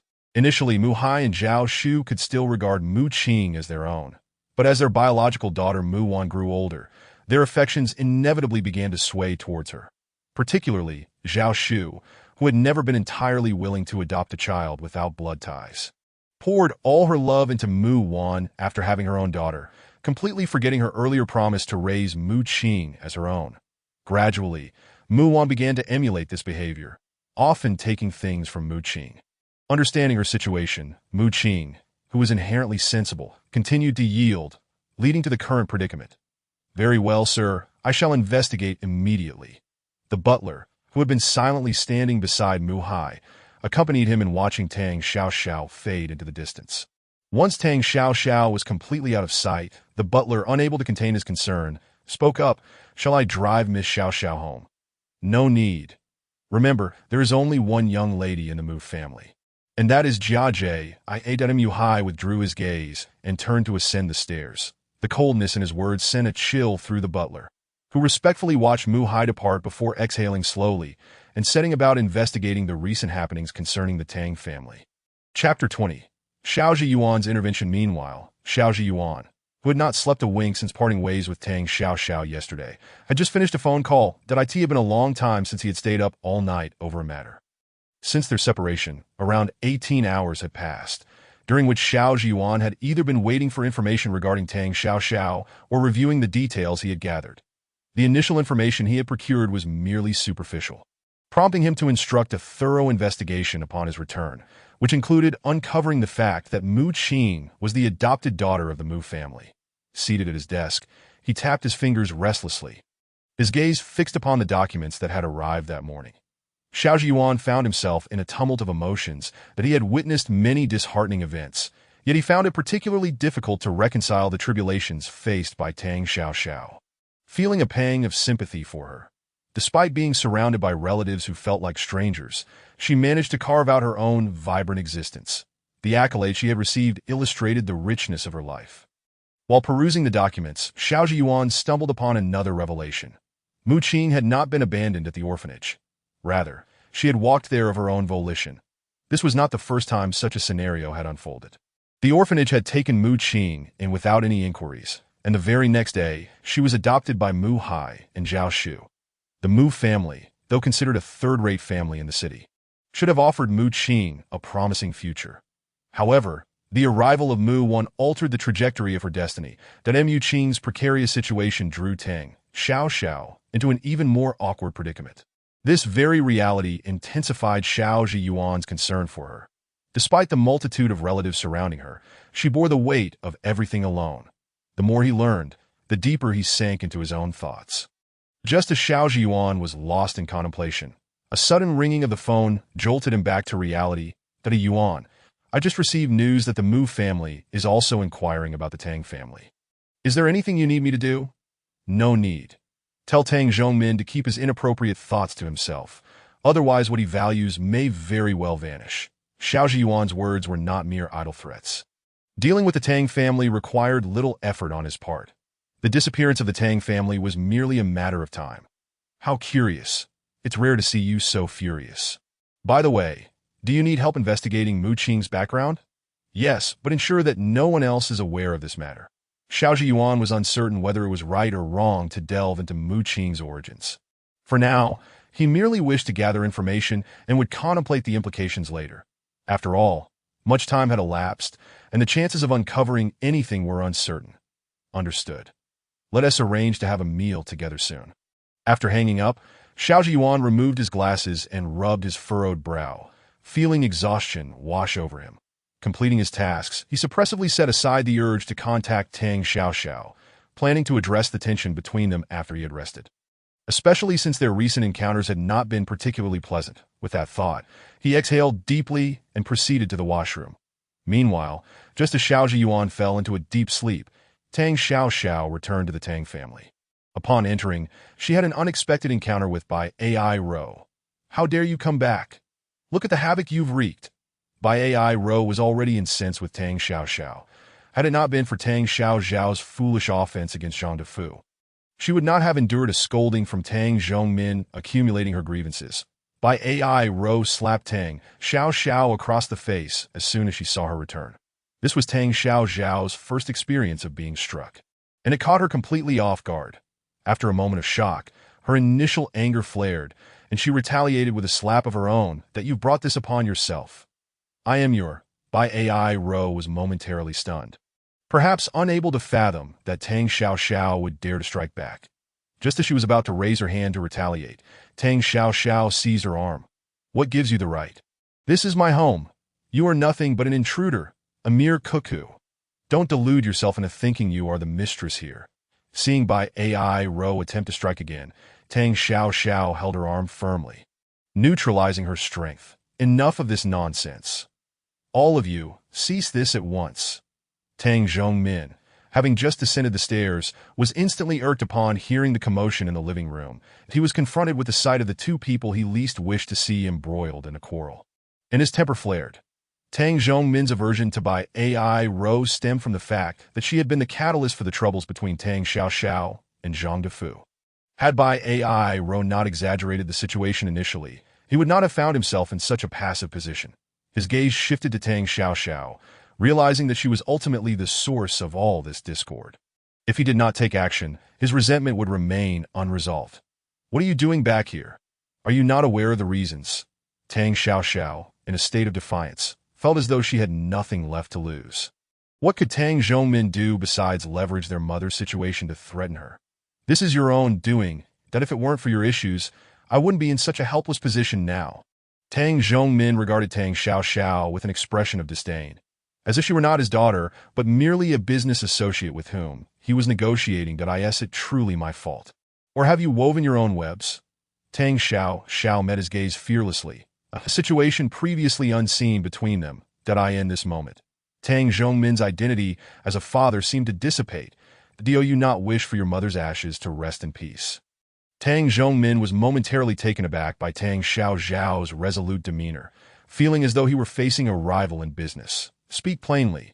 Even if I were to seek out Zhang Defu now, he would not dare to touch me. Tang Xiao did not regret her actions. Rather, she felt she should have been more cautious. Had she considered the repercussions more thoroughly, she would not have provoked Tang Zhongmin. You certainly possess a talent for manipulation, managing to deceive even Zhang Defu. Tang Zhongmin had a reasonable understanding of Tang Xiao's social circle and was fully aware that Jiang Chuan was not among her friends. As for Jiang Chuan's willingness to intervene, he had conducted a thorough investigation into the matter. One could only say that Tang Xiao was fortunate. However, the reason behind Jiang Chuan's presence at the police station remained a mystery to Tang Zhongmin. It appeared that someone was obstructing his efforts to delve deeper. Upon realizing this, he decided to cease his inquiries. Zhang Defu could not afford to provoke Jiang Chuan, nor could he challenge the powerful figure behind the Jiang family, which rendered Tang Zhongmin even more timid. Nevertheless, he soon understood that the Jiang family would rather allow Jiang Chuan to spend a night at the police station than offend someone of significant stature. This realization dawned upon him when he received a phone call. Upon learning the identity of the caller, Tang Zhongmin maintained a subservient demeanor throughout the conversation, adopting the posture of a sycophant. Despite merely being on a call, he dared not raise his voice above a whisper. Yes. All right, I understand, I promise, I assure you. Chapter 21. 2 Faces. After hanging up, Tang Zhongmin's gaze towards Tang Xiao shifted dramatically. More precisely, he found himself perplexed as events gradually veered away from his initial expectations. Just moments ago, he had felt confident in his understanding of his daughter's acquaintances, but now he could not guarantee that assertion. The caller was from the Song family, whom he had long sought to ingratiate himself with, but had never managed to establish a dialogue. The Song family was on an entirely different echelon compared to the Jiang family.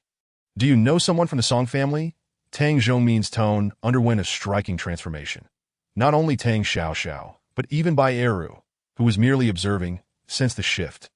Yet, while Bai Eru had some knowledge of the Song family, Tang Xiao remained entirely oblivious to these familial connections.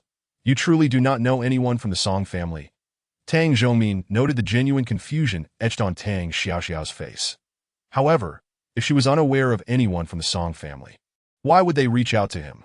Moreover, they had contacted him regarding Mu Qing, exerting pressure through both gentle persuasion and coercion. The sweet promises from the Song family far surpassed those offered by Zhang Dafu, both in substance and significance. Forget it.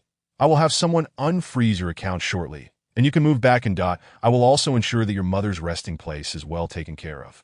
What? Are we simply going to let this matter slide? Bai Eru interjected, unable to contain herself. How can one phone call completely alter the situation? You don't understand. It was an appointment. Hurry along, don't keep them waiting. Tang Zhoumin shot a glare at Bai Eru, urging her to leave and cease being a nuisance. Although he was baffled by the means his daughter had employed to garner the Song family's involvement, it did not hinder him from reevaluating his perception of her. Where are you staying now? I will accompany you to retrieve your belongings.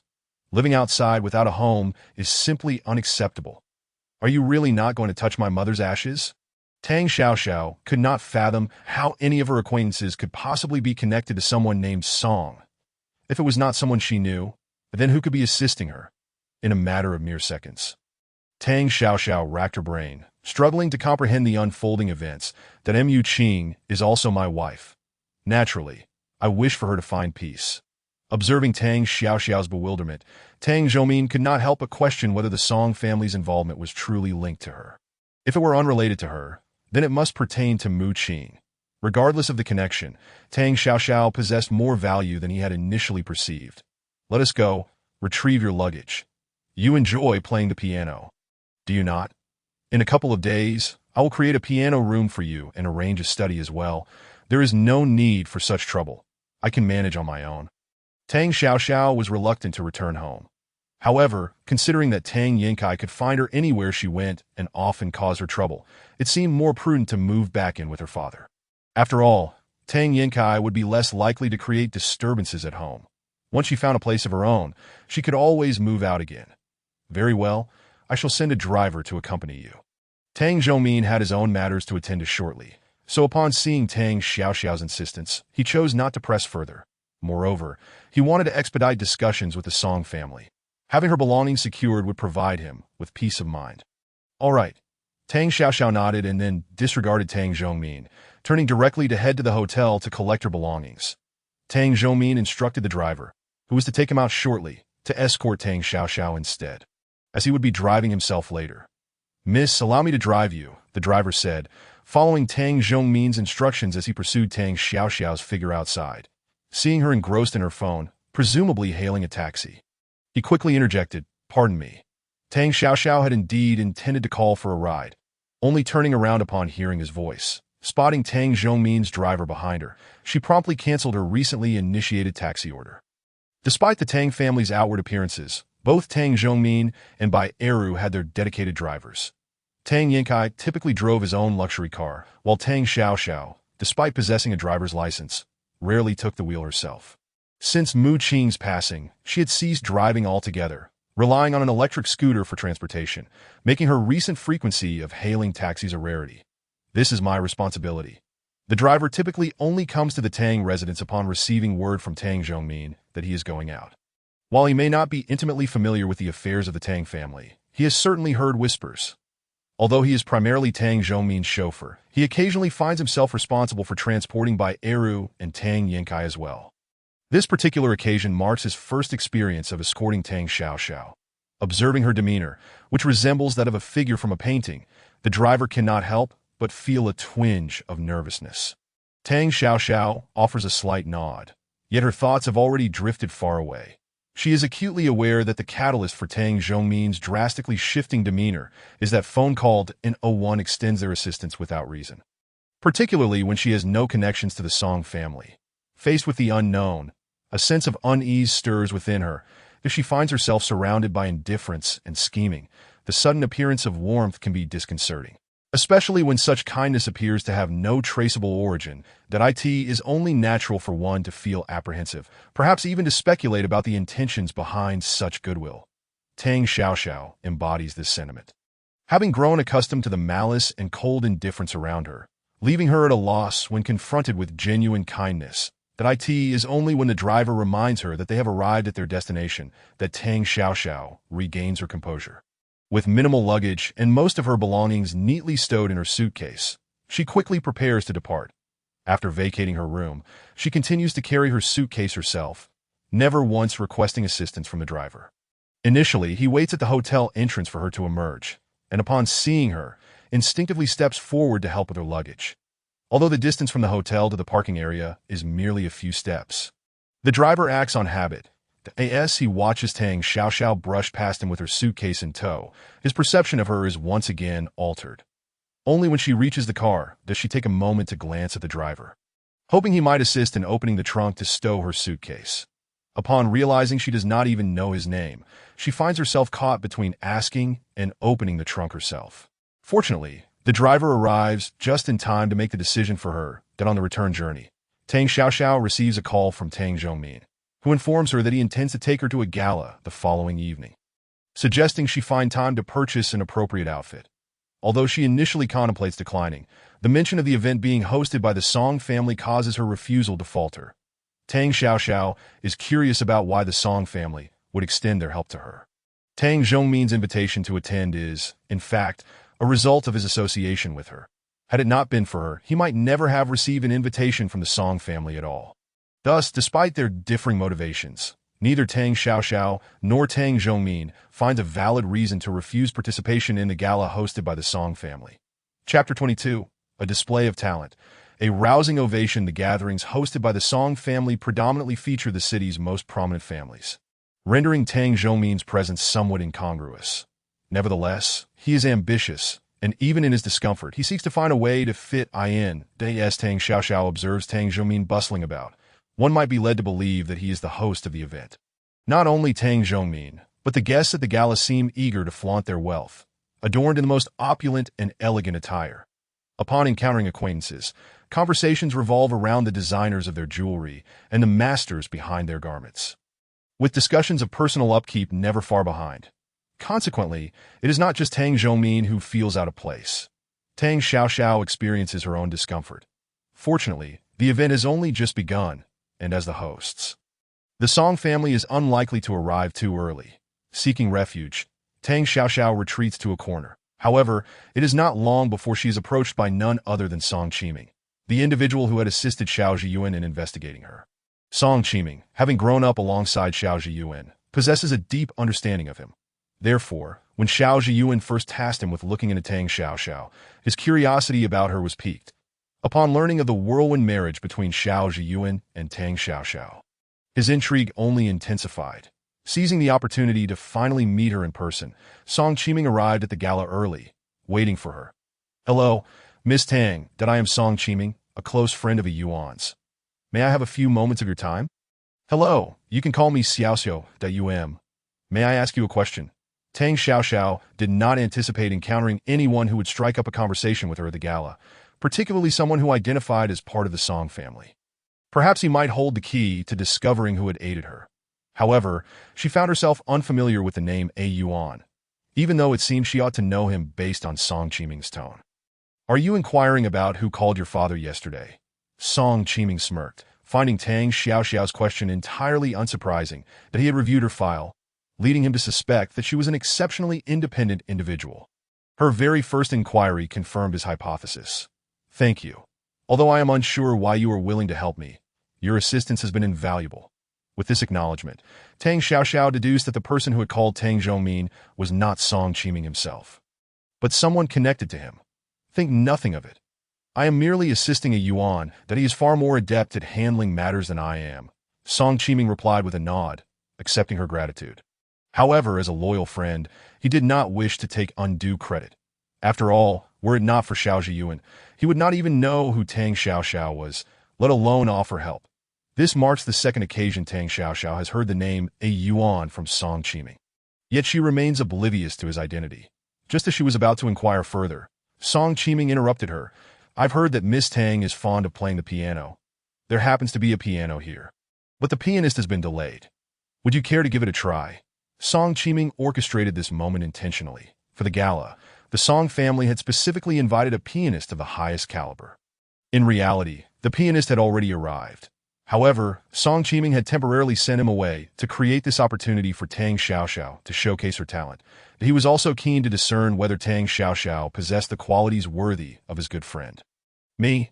I only know a little." Tang Xiaoxiao hesitated, Wondering how Song Qiming knew she played the piano, did I ask that all right? Song Qiming maintained his smile, exuding an air of warmth as he left the choice in her hands. Feel free to try. Recalling the significant favor Song Qiming had done for her, Tang Xiaoxiao felt she could not refuse. Although this opportunity might be a trivial matter for Song Qiming, it held great importance for her. Besides, since the gala was hosted by the Song family, any shortcomings in her performance would reflect upon them, not her. Then I shall oblige. Song Qiming was pleasantly surprised by Tang Xiaoxiao's willingness and promptly led the way to the piano. Taking advantage of her momentary distraction, he quickly sent a message to Xiao Zhiyuan, urging him to arrive promptly, lest he miss Tang Xiaoxiao's performance. That be why the time Xiao Zhiyuan received the message, he was nearing the entrance of the gala. Confused by Song Qiming's message, he wondered why Tang Xiaoxiao had decided to play the piano. However, having never heard her play before, he quickened his pace. Unbeknownst to Tang Xiaoxiao, a yuan referred to Xiao Zhiyuan. At that moment, her gaze was fixed upon the grand piano before her, and she felt an undeniable urge to play. Without hesitation, she seated herself and began to perform her favorite piece. Influenced by her mother, Mu Qing, from a young age, Tang Xiaoxiao possessed a natural talent for the piano that far surpassed that of her peers. Coupled with her passion for the instrument, she effortlessly fell into the rhythm. The moment her fingers touched the keys, the surrounding clamor faded into the background, gradually replaced by a melody woven from a cascade of notes. Even the pianist, who had been momentarily dismissed by Song Qiming, gravitated back to witness her performance. The piece Tang Xiaoxiao played was composed during Mu Qing's lifetime, lasting approximately 10 minutes. Those 10 minutes felt both lengthy and fleeting. That it was only upon finishing the final note that Tang Xiaoxiao became aware of the crowd that had gathered around her, leaving her momentarily stunned. Hello, I am the coordinator for tonight's piano performance. May I ask what piece you just played? I have never heard it before. The pianist was initially dissatisfied with the arrangements made by the Song family. If they had invited him to perform, he believed it was only fitting that he should open the event, rather than someone else. Furthermore, he had not been informed in advance. Just as his anger was simmering, an unfamiliar melody wafted into his ears. This exquisite tune gradually soothed his ire, awakening within him a curiosity towards the piece. Did I apologize? Please forgive me for playing without your permission. Tang Xiaoxiao recognized the pianist before her. She had once attended his concert with her mother. Realizing that the pianist for the evening was indeed the esteemed artist, she felt a twinge of inadequacy. The piece was composed by my late mother, which is why you may not have heard it before. I am truly sorry for any offense caused. You played beautifully. It has been a long while since I encountered a piece that resonated with me so deeply. Upon hearing Tang Xiaoxiao's words, the last remnants of discomfort dissipated within the pianist. He then apologized sincerely for his rudeness and expressed genuine admiration for her. Thank you. Tang Xiaoxiao gracefully rose, relinquishing her seat to the pianist. Just as she thought the matter was settled, Song Qiming stepped forward to assert his presence. Not only did he lead the applause, but he also lavished praise upon Tang Xiaoxiao. That was delightful. It seems inviting Miss Tang to warm up the crowd was not merely a fortuitous choice, but rather a most astute one. That his words not only revealed that he was the one who had arranged for Tang Xiaoxiao to perform, but also indicated that she was a friend of his. With Song Qiming's endorsement and enthusiastic applause, the clamor of applause gradually filled the banquet hall. Tang Xiaoxiao recognized that Song Qiming was coming to her aid, despite being the one responsible for the current predicament. Just as she exhaled a sigh of relief, her gaze inadvertently caught sight of Xiao Zhiyuan standing at the edge of the crowd. Upon seeing him, an absurd yet sensible thought flashed through her mind. Could the yuan that Song Qiming mentioned refer to Xiao Zhiyuan? Chapter 23. Jiang Yoxin seeks reconciliation. Xiao Zhiyuan noticed that Tang Xiaoxiao had spotted him, and a smile instantly graced his lips. Although he had not witnessed the entirety of her performance, what he had seen was enough to leave him in awe. Particularly with Tang Xiaoxiao seated at the piano, clad in an elegant French vintage dress. Despite the presence of numerous exquisitely dressed ladies at the banquet, he found it impossible to divert his gaze from her. Just as he was about to step forward and greet her, an untimely figure obstructed his path. Jing, may I have a word with you? Jiang Yoxin, upon learning of Xiao Zhiyuan's divorce and his swift remarriage to an unfamiliar woman, felt a flicker of surprise. After their meeting 2 days prior, Jiang Yoxin had become increasingly resolute in her own feelings. Her marriage to Xiao Zhiyuan had never been her desire, and neither was their divorce. Thus, even during their marriage, she had maintained contact with her first love, leading to her being caught in the act by Xiao Zhiyuan at their newlywed villa. Therefore, when Xiao Zhiyuan proposed divorce, she believed she had finally been liberated. Yet, life is fraught with unpredictability that in the mere month following their separation. Everything around her had changed, including the attitudes of those who once cherished her. Even her parents. It was during this time that Jiang Yoxin discovered that the boyfriend she thought had loved her had betrayed her even before her marriage to Xiao Zhiyuan. Not only had he started a family, complete with a 1-year-old daughter, but he had continued to entangle himself with her solely for her financial gain. When Jiang Yoxin uncovered these revelations, it nearly shattered her. The betrayal of her boyfriend and the reproaches from her family became unbearable. Thus, she had arranged to meet Xiao Zhiyuan under the pretense of retrieving a forgotten item from the villa. Little did she expect that after Xiao Zhiyuan returned the small item, he would leave so swiftly. Now that she had the opportunity to see him again, Jiang Yoxin was willing to risk it all. She could gradually learn to love him, provided that the Xiao family continued to assist the Jiang family, and that everything could revert to its original state. Miss Jiang, is there something you've forgotten? Xiao Zhiyuan was unaware of the tumultuous thoughts swirling in Jiang Yoxin's mind. After all, he had long known that she had someone she cared for. The Jiang family had vehemently opposed their union, constantly seeking a suitable match for her. Otherwise, Xiao Zhiyuan would not have chosen to marry her among so many options. Jiang Yoxin desired to be with her beloved, while he required a nominal wife to appease his family's marriage pressures. Their marriage was merely a mutual arrangement. Nothing more. As for the reasons behind his decision to divorce, Xiao Zhiyuan had his own considerations. Firstly, Jiang Yoxin had brought another man into their villa, crossing a line he could not tolerate. Secondly, the Jiang family had become excessively greedy, continuously siphoning off from the Xiao family through their marriage. Thus, Xiao Zhiyuan sought to extricate himself from their grasp. The Jiang family could hardly accept such an outcome. They unjustly placed all blame on Jiang Yoxin and confiscated her allowance. Can we speak privately? Jiang Yoxin felt embarrassed to express her desire for reconciliation with Xiao Zhiyuan in front of so many people. It seems Miss Jiang has no pressing matters to discuss with me. If that is the case, I must excuse myself as I have other matters to attend to. Xiao Zhiyuan glanced at the hesitant Jiang Yoxin, losing patience in an instant. Just as he turned to see if Tang Xiaoxiao was still in her place, their eyes met. The curious look in Tang Xiaoxiao's eyes left Xiao Zhiyuan feeling both amused and exasperated. It made him question whether he truly lacked charm. Why did she always appear to be eavesdropping whenever he conversed with Jiang Yoxin? It seemed he would need to admonish Tang Xiaoxiao later, instructing her on how to be a proper wife. Wait, I know you married some ordinary woman, that if she does not meet your standards, would you consider me again? Jiang Yoxin bit her lip, fearing that if she missed this opportunity, she might never have another chance to speak to Xiao Zhiyuan face to face.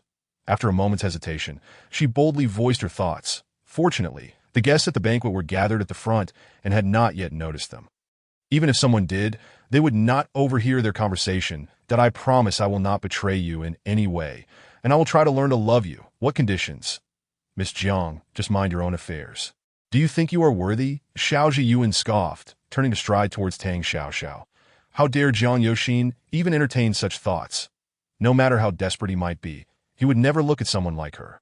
If he could understand being compelled to separate from one's true love and acting irrationally, he could not fathom her desire to return after everything. Jiang Yoxin watched in disbelief as Xiao Zhiyuan turned to leave, her frustration manifesting in a sharp stomp of her foot. As she observed him approaching Tang Xiaoxiao, resentment began to bubble up within her towards the latter. Jiang Yoxin could not help but think that had it not been for Tang Xiaoxiao's presence, she might have been able to reconcile with Xiao Zhiyuan. Throughout their marriage, she had never seen Xiao Zhiyuan actively seek her out. The only time he had approached her was when he caught her with that scoundrel. Although both she and Xiao Zhiyuan had maintained their own lives and established rules between them, knowing something was one thing, but witnessing it was entirely different. Jiang Yoxin's gaze was so overtly hostile that it left Tang Xiaoxiao feeling perplexed. She could not recall having offended Jiang Yoxin. Why did she appear as if she wished to devour her? After briefly contemplating this conundrum, Tang Xiaoxiao dismissed it from her mind. She had far more pressing matters to discuss with Xiao Zhiyuan, such as why he had come to her aid, his true identity, and the potential for discussing the annulment of their engagement. As she watched Xiao Zhiyuan approach, an inexplicable tension seized her. just as she prepared to greet him. Song Qiming interjected, "Dada Yuan, why are you only arriving now? Just moments ago, Xiao Xiao's performance astonished everyone at the banquet. It is such a pity you missed it." Upon seeing his good friend finally arrive, Song Qiming eagerly recounted the events that had transpired. "Xiao Xiao, when did you two become so close?" Hearing Song Qiming refer to Tang Xiao Xiao in such a familiar manner, Xiao Zhiyuan felt an unwelcome twinge of jealousy. The words he spoke were tinged with an unintentional bitterness. "And no, we're not that close that I still have guests to attend to, so I must be on my way. You two carry on." Song Qiming is indeed someone who has grown up alongside Xiao Zhiyu. A mere indifferent remark from Xiao Zhiyuan can cause Song Qiming to instantly sound the alarm, prompting him to hastily make his escape. "That we aren't well acquainted. We just met recently. But you, on the other hand, seem very familiar with Song Qiming." Tang Xiaoxiao initially believed that Song Qiming was genuinely going to greet the guests, and she earnestly responded to Xiao Zhiyuan's inquiry that I in Chapter 24, when Tang Xiaoxiao proposed a divorce. Xiao Zhiyuan found it both amusing and infuriating. "Yes, Qiming is my good brother," Xiao Zhiyuan nodded.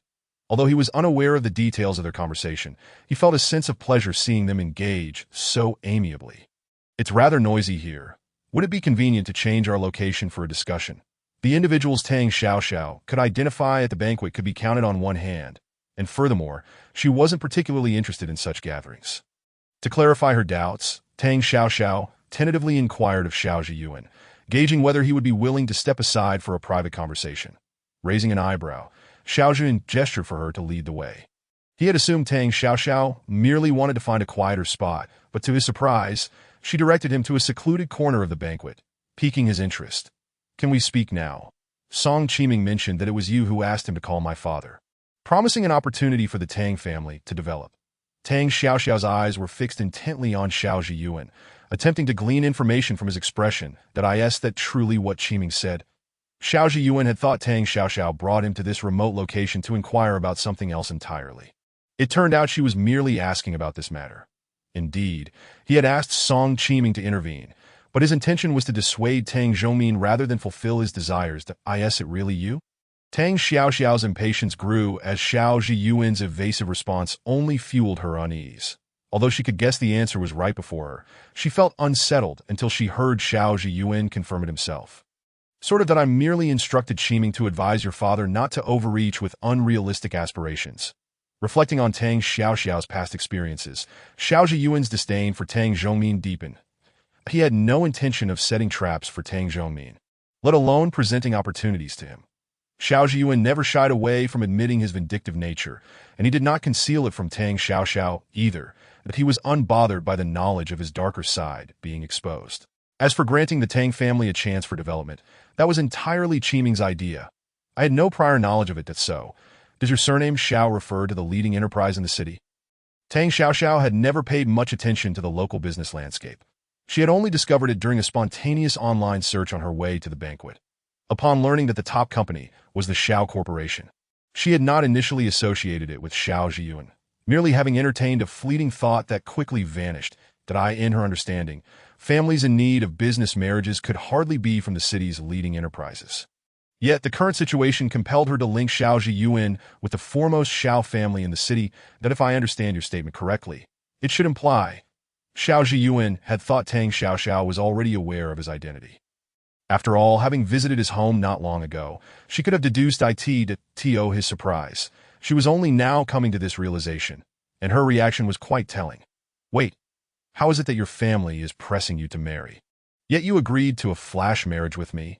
Given Xiao Zhiyuan's circumstances, acquiring whatever he desired should pose no challenge.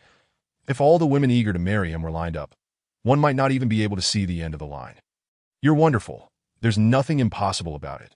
Initially, Xiao Zhiyuan had indeed sought a nominal wife to resolve certain unnecessary issues, as stipulated in their agreement.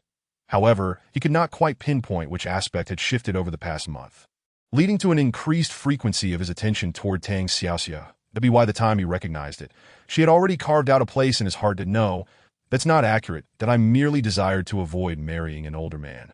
Hence my inclination towards marriage.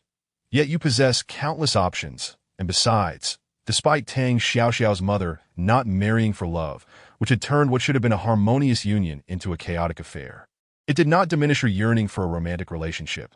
The absence of someone to confide in heightened her desire for the kind of love depicted in novels. Evidently, Xiao Zhiyuan's perspective diverged entirely from hers. Tang Xiaoxiao acknowledged that her initial actions had been somewhat impulsive, even choosing a flash marriage to escape the non-existent union that Bai Eru had described. She had not considered the circumstances following such a decision, prompting her to wish for a return to the status quo, re-establishing her and Xiao Zhiyuan as two parallel lines. And Tang Xiaoxiao pressed. What do you mean by an? Xiao Zhiyuan began to grasp what she was hinting at. He had finally developed an interest in understanding someone, and it was this very person who had initiated the approach. How could he possibly let her slip away? We simply aren't suited for each other. This marriage was fundamentally flawed and ought to come to an end. That as Tang Xiaoxiao continued to speak, her gaze fell lower, unable to meet Xiao Zhiyuan's eyes, though she hadn't uttered anything incorrect. A sense of guilt gnawed at her. After waiting for a minute without hearing a response from Xiao Zhiyuan, she stubbornly added, "Right? Isn't that so?" "Indeed. How could it be otherwise?" "Absolutely right." Xiao Zhiyuan found himself almost amused at Tang Xiaoxiao's contradictory demeanor, witnessing her articulate yet timid expression. "Are you upset?" Tang Xiaoxiao sensed a hint of irritation in Xiao Zhiyuan's tone as she tentatively raised her gaze to gauge his mood. "And what do you think?" Tang Xiaoxiao.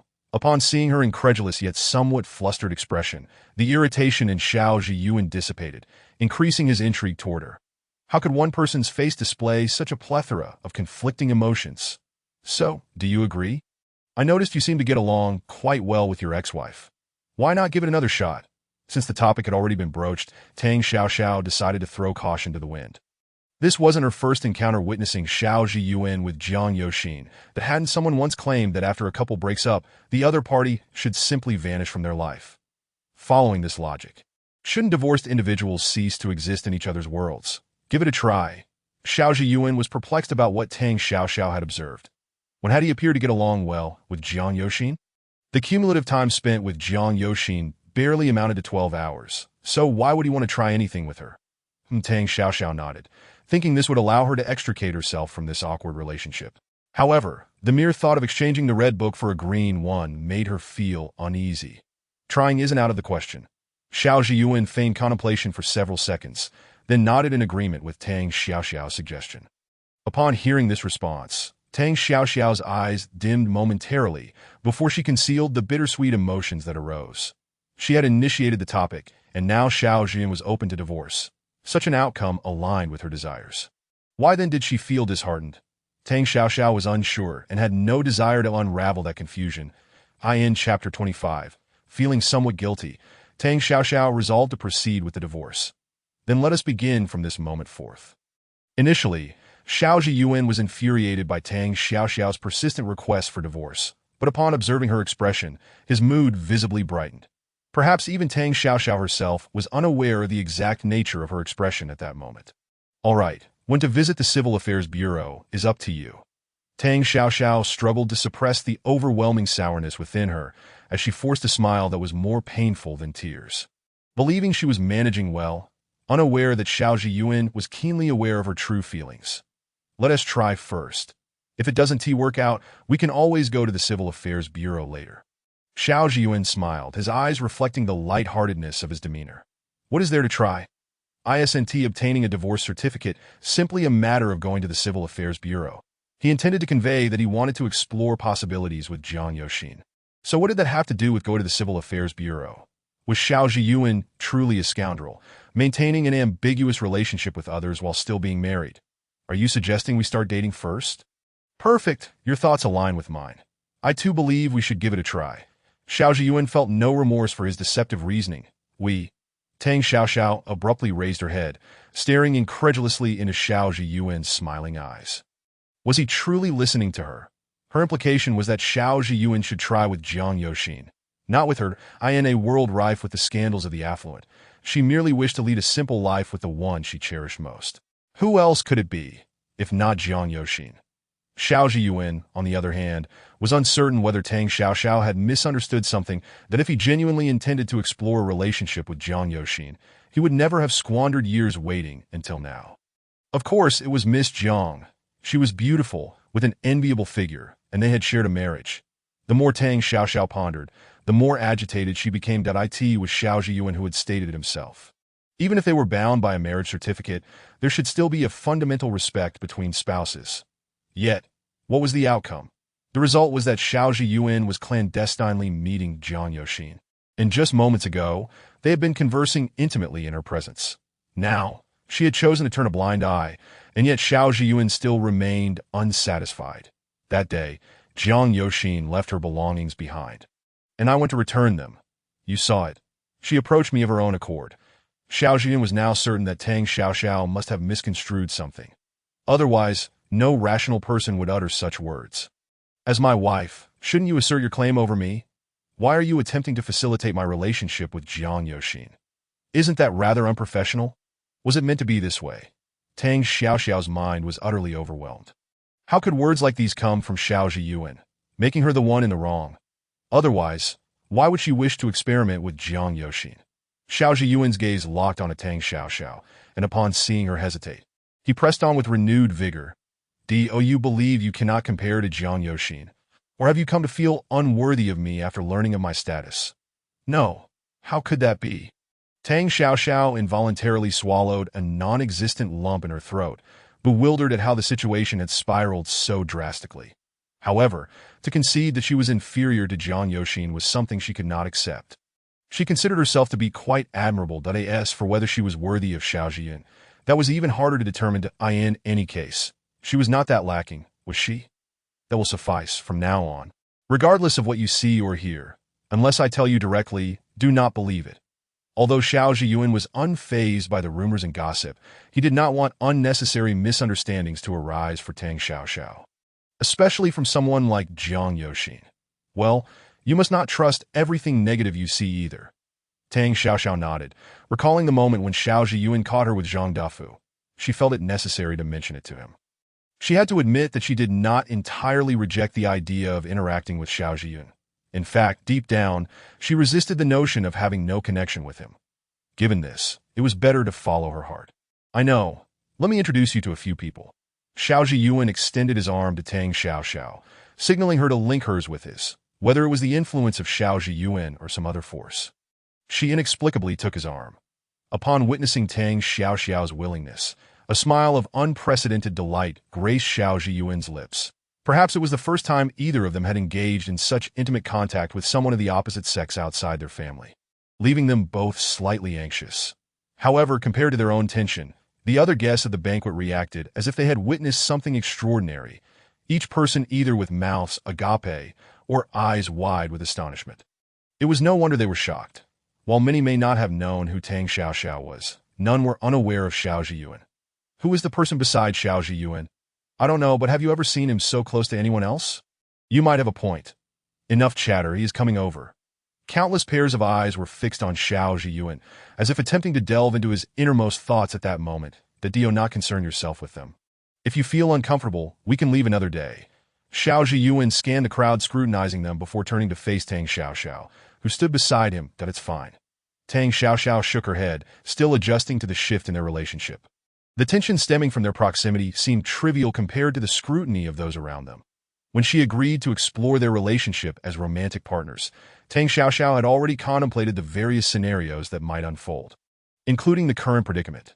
Yet, she was taken aback by Xiao Zhiyuan's attitude. You need only make an appearance. I'll handle the rest. Noting Tang Xiaoxiao's lack of reluctance, Xiao Zhiyuan refrained from pressing further. He intended to introduce her to a few close acquaintances, primarily to ensure they understood what should and should not be said in her presence. Tang Xiaoxiao was indifferent. Xiao Zhiyuan's demeanor made her feel comfortable in his company, and that was sufficient. Tang Xiaoxiao was wholly absorbed in the transformation of their relationship and failed to notice the gaze of Tang Zhongmin from a distance. That moment, Tang Zhongmin felt both joy and unease. He was delighted that Tang Xiaoxiao's relationship with Xiao Zhiyuan was extraordinary, but anxious about the frigid state of his father-daughter bond. Because of this, he had little time for socializing, consumed instead with thoughts of how to mend his relationship with Tang Xiaoxiao. If he could leverage this opportunity to connect with the Xiao family, it would be far better than dealing with anyone else present. Unfortunately, Tang Zhongmin could not find an opportune moment to approach her. ultimately watching helplessly as Tang Xiaoxiao departed the banquet with Xiao Zhiyuan without even a word of acknowledgement. Chapter 26. Outdated gossip still must be revealed. Shall we just leave like this? Tang Xiaoxiao pondered for a long time before finally voicing her lingering question. Xiao Zhiyuan had mentioned introducing her to his friends, yet it truly was just a brief meeting. Afterward, he simply took her away from the banquet. Without even a word of farewell, that it's fine, no need to speak with them. Are you hungry? I know of a decent restaurant. Xiao Zhiyuan was accustomed to being spontaneous, and this was the first time someone had asked him if it was acceptable to leave the banquet so early. The Xiao family's standing in the city was unmatched. It was not uncommon for Xiao Zhiyuan to arrive late or leave early without anyone gossiping about it. However, there was no need to share such details with Tang Xiaoxiao. Fortunately, I'm a bit hungry. Tang Xiaoxiao was not one to pry excessively. Ultimately, it was merely a matter of differing identities. Xiao Zhiyuan was a person of great interest to many, and his mere presence was the highest form of respect for the banquet's host. Get in the car. Although Xiao Zhiyuan said nothing outwardly, he was internally calculating that to him. Tang Xiaoxiao's past was transparent, that it was this preliminary understanding that gave rise to a peculiar emotion within him, which was further intensified by their time spent together. Tang Xiaoxiao adeptly settled into the passenger seat, but suddenly wore a troubled expression when Xiao Zhiyuan drove to a well-known restaurant. She was all too familiar with this establishment, having worked there as a waitress for a year. The restaurant offered excellent benefits, and had it not been for Tang Yinkai's malicious rumors, she likely would not have resigned. However, that was 2 years ago. The reason she hesitated to enter was not due to fear of Xiao Zhiyuan discovering her past as a waitress. Rather, she worried about encountering unfriendly acquaintances, which could lead to unnecessary complications and misunderstandings for Xiao Zhiyuan. After 2 years, perhaps those familiar faces had already moved on. Worrying about it was futile. What's wrong? Don't you like this place? After parking the car, Xiao Zhiyuan noticed Tang Xiaoxiao lingering at the entrance, and assumed she did not wish to dine here. Just as he was contemplating suggesting a different venue, Tang Xiaoxiao stepped forward and entered it. No, I wanted to wait for you to go in together. Tang Xiaoxiao shook her head. Having come this far, she could not let Xiao Zhiyuan's kindness go to waste. Yet as fate would have it, trouble found her. Barely 2 minutes after she sat down, a familiar face approached her, one with whom she had an extremely contentious history. Tang Xiaoxiao, I can't believe it's really you. Have you switched to another backup? Li Ying initially thought she must have misread the situation, but upon closer inspection, she confirmed that her eyes had not deceived her. First, she was aware of her role as a waitress and felt reluctant to serve Tang Xiaoxiao, as it made her feel inferior. Thus, upon recognizing Tang Xiaoxiao, she contemplated calling someone else to take the order. However, as she turned around, she caught sight of Xiao Zhiyuan, who was seated across from Tang Xiaoxiao. Even though he was merely sitting quietly, the aura he exuded held Li Ying's gaze captive. Realizing that Xiao Zhiyuan was undoubtedly someone of significance, she promptly dismissed her earlier concerns that it's been a while. Tang Xiaoxiao remarked, glancing at Xiao Zhiyuan to gauge his reaction to Li Ying's words before turning her attention back to Li Ying. Good evening, sir. May I take your order? To her surprise, Li Ying blatantly ignored Tang Xiaoxiao, redirecting the menu towards Xiao Zhiyuan instead. Xiao Zhiyuan merely glanced at Li Ying without reaching for the menu, instead furrowing his brow at her demeanor towards Tang Xiaoxiao. After being disregarded by Xiao Zhiyuan, Li Ying felt no embarrassment. She assumed Xiao Zhiyuan had believed her words and continued to divulge information, intending to sow discord between the two. Tang Xiaoxiao and I were colleagues. You might not be aware, but she has had numerous boyfriends. As she spoke, she observed Xiao Zhiyuan's increasingly grim expression, which only fueled her enthusiasm. She even cast a disdainful glance at Tang Xiaoxiao, feeling a sense of satisfaction at her forced composure. The scandal surrounding Tang Xiaoxiao's indiscretions had become common knowledge, leading to her eventual dismissal by their manager. Is that so? Are there any policies against employees instigating trouble or slandering customers? Xiao Zhiyuan, having picked up his phone, seemed indifferent to Li Ying's tirade, only responding after he had finished sending a message. What? Li Ying was momentarily taken aback. Generally, anyone hearing her words would at least harbor suspicions, while more serious individuals might even storm off in anger. How could someone remain so composed while discussing such trivial matters? Are you incapable of understanding human speech? Allow me to be blunt. What gives you the audacity to speak ill of my wife in my presence? Xiao Zhiyuan leaned back casually, his tone steady. as if he were assigning blame rather than questioning. I was merely trying to help you see Tang Xiaoxiao for who she truly is. Yet you twist my intentions that Li Ying, still oblivious to the gravity of the situation, continued her tirade, internally cursing Xiao Zhiyuan for his lack of appreciation for her goodwill, believing he deserved to be toyed with by Tang Xiaoxiao. I am not here for your judgment. It is not your place to evaluate my character. After all, who is it that uses this job to flirt with wealthy patrons? Need I provide examples? Tang Xiaoxiao wished to defend herself, but she knew that sometimes the more one defends, the more one invites scrutiny, leading to an avalanche of words. Yet, with Xiao Zhiyuan now speaking, she could not remain silent. You are talking nonsense. It was your brother who claimed you change partners every few days. I am not fabricating anything. As Li Ying noticed Xiao Zhiyuan's indifference and Tang Xiaoxiao's anger directed at her, she sought an excuse to leave, wishing to prevent the commotion from drawing undue attention and affecting her monthly performance. However, as fate would have it, just as she intended to withdraw, the restaurant manager rushed over to Mr. Xiao. You didn't inform me of your arrival. I would have ensured you were well taken care of. The manager, upon receiving a call from his boss, hurried out, and as he approached, his words tumbled forth. Upon seeing Li Ying, he felt a measure of relief. Well aware of her nature, she would eagerly ingratiate herself to wealthy patrons and would not easily offend them. Clearly, the manager did not recognize Tang Xiaoxiao, nor did he sense the tension in the air. There's no need. That it seems this employee is not particularly welcoming towards my wife, and I have no desire to dine in such a morally dubious establishment. Xiao Zhiyuan stood up, exerting pressure on the manager to address the unwelcome presence that he extended his hand to Tang Xiaoxiao, indicating they should leave together. Let us find another restaurant. All right. Tang Xiaoxiao stared at the hand extended towards her. Momentarily taken aback, before hesitantly placing her own hand in Xiao Zhiyuan's, she followed him, albeit a step behind, while the manager trailed behind, drenched in sweat. As for Li Ying, she appeared as though the sky had fallen. Frozen in place until Xiao Zhiyuan ushered her into the passenger seat. It was only then that Tang Xiaoxiao awakened from her stupor, realizing that apart from her late mother, this was the first time someone had stood up for her. It was not until Xiao Zhiyuan settled into the driver's seat that Tang Xiaoxiao found her voice. Thank you. Do you have anything you wish to ask me? Indeed, I do. Would you care to visit the night market? Xiao Zhiyuan was acutely aware of Tang Xiaoxiao's background, and even if he were not, it mattered little. After all, everyone has a past. He was no saint either, as long as they treated each other sincerely from the moment they met. What did the past truly matter? Can we do it another time? I am feeling a bit weary and would like to return home to rest. Whether Xiao Zhiyuan believed Li Ying's words was beyond Tang Xiaoxiao's control. The situation was undeniably awkward. She was hardly in the mood to accompany him to the night market. Very well, I shall take you home.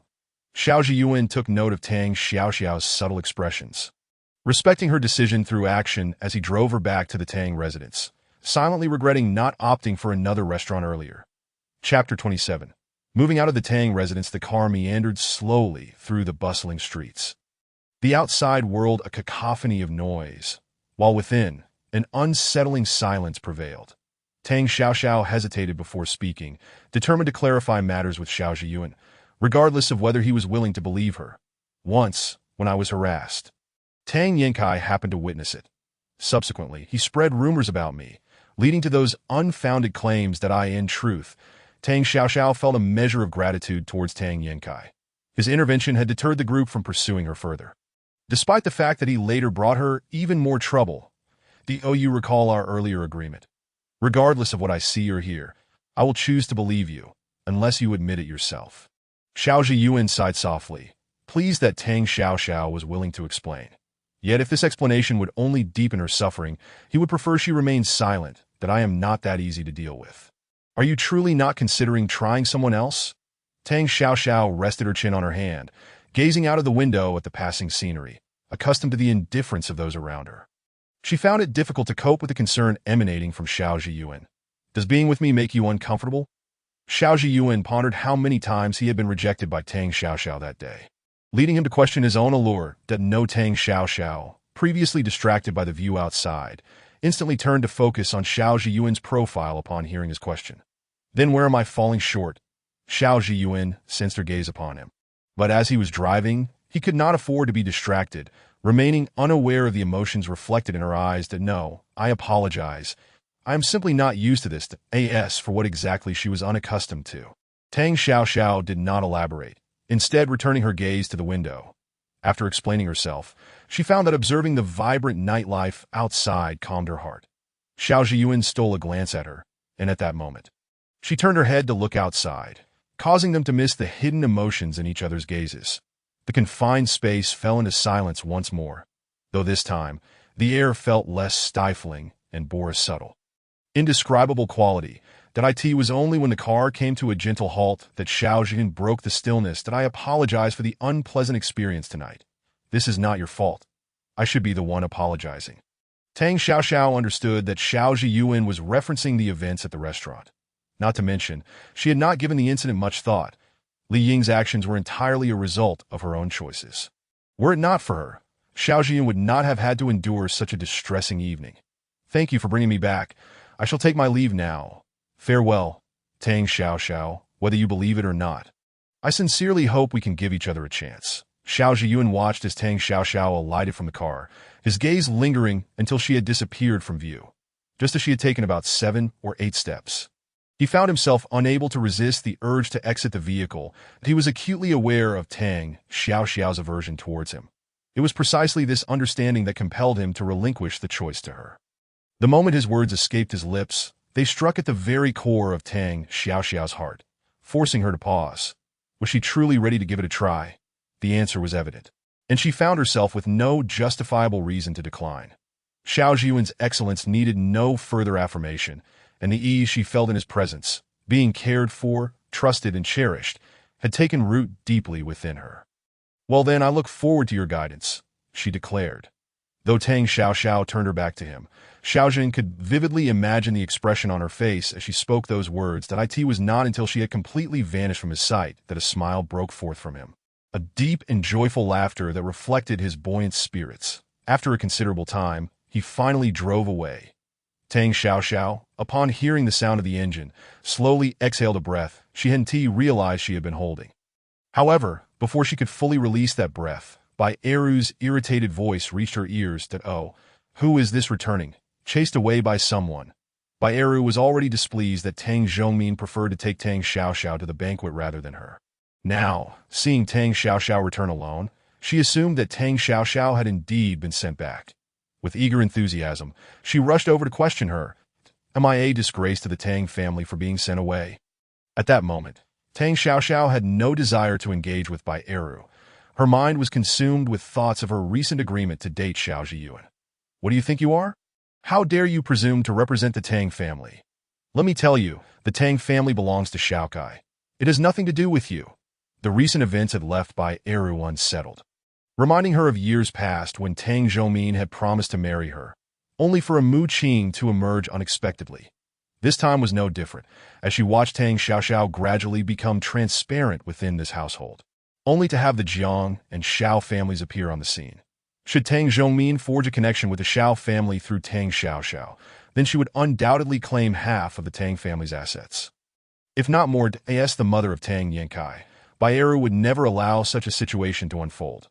Thus, despite Tang Zhongmin's repeated admonitions, she chose to treat his words as mere whispers in the wind.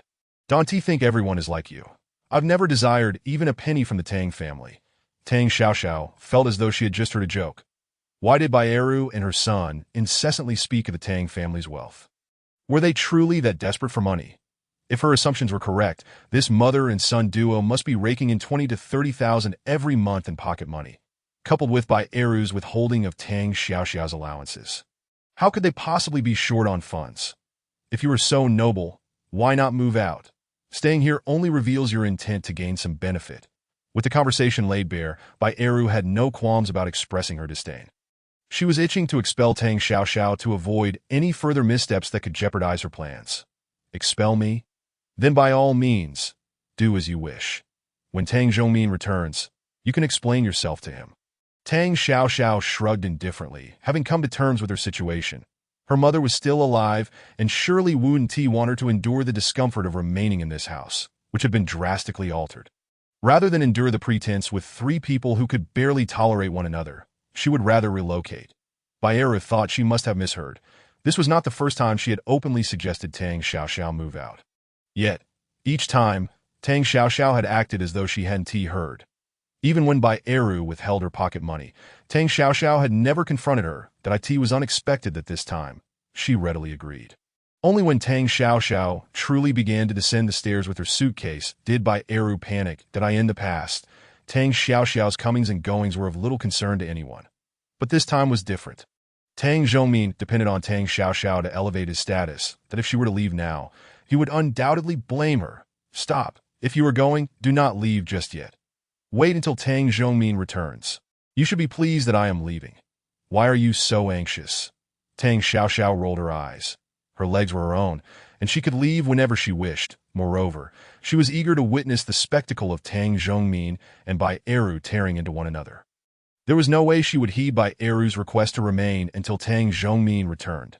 Chapter 28 Tang Xiaoxiao proactively sought assistance from Xiao Zhiyuan. Stop. I command you to stay, Bairu. Seeing that Tang Xiaoxiao was indeed determined to leave, instinctively stepped forward to block her. At that moment, Tang Yinkai descended the stairs. Mom, why are you stopping her? Let her go. What if your father comes back and blames us? Bairu, upon hearing her son's words, abandoned the idea of preventing Tang Xiaoxiao's departure. This is her choice. It has nothing to do with us. Besides, Dad dotes on me. How could he possibly blame us for her actions? Tang Yinkai was indifferent, having never believed that Tang Xiaoxiao could ingratiate herself with the Tang family, the very family that had overlooked her. He had already inquired with Gu Min. Jiang Chuan was willing to help solely because he had taken a liking to Tang Xiaoxiao. He had thought that Tang Xiaoxiao's refusal to join the Zhang family was due to her noble character, only to discover that Jiang Chuan was the reason behind her decision at this point. Tang Xiaoxiao might already be involved with Jiang Chuan, that notorious playboy who was known for his sweet words but would sever ties once he grew bored. There was no way the Jiang family would assist the Tang family because of this. Bairu felt a persistent unease, fearing that her secret might be uncovered by Tang Zhongmin, that if that were to happen, it would not be Tang Xiaoxiao who was expelled from the Tang family, but rather her and her son. Tang Xiaoxiao paid no mind to the exchanges between Bairu and her son, as she found herself in a quandary.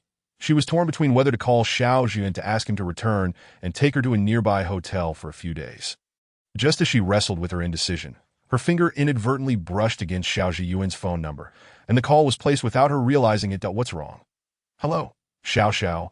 Xiao Zhiyuan, could you please come back and pick me up? I've been thrown out of the Tang family.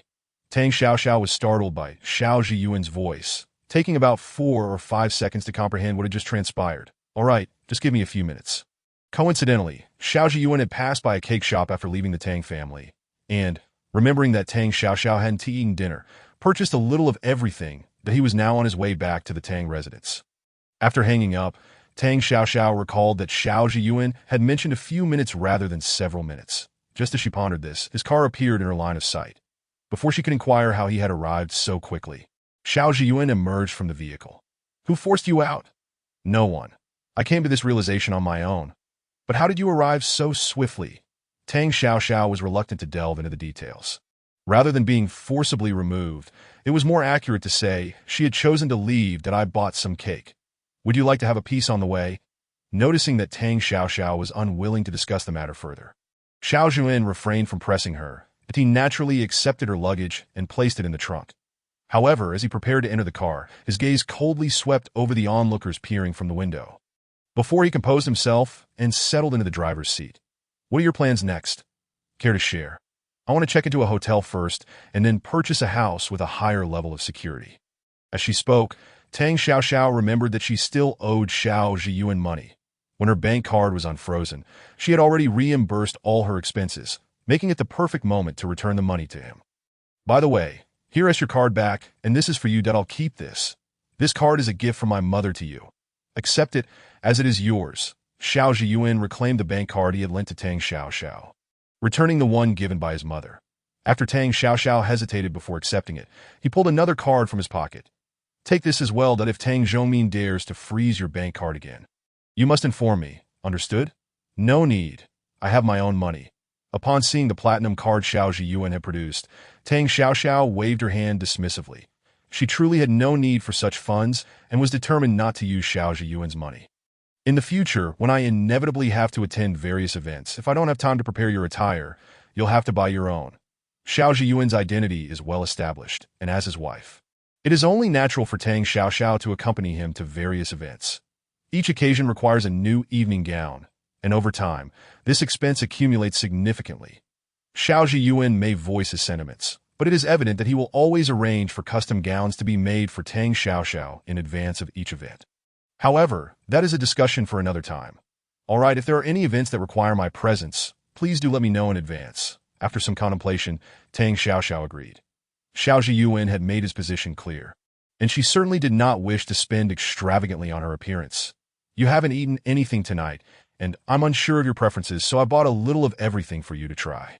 Xiao Zhiyuan retrieved the cake from the back seat and handed it to Tang Xiaoxiao. Once she accepted it, he started the car to take her to the hotel for check-in. Thank you. Tang Xiaoxiao looked at the large bag of cake, her lips twitching slightly.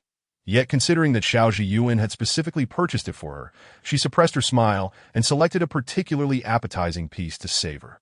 The sweetness of the cake exploded on her palate, dispelling the fatigue she had accumulated throughout the day. This is so delicious. As Xiao Zhiyuan waited at a stoplight, he glanced at the noticeably squished bag.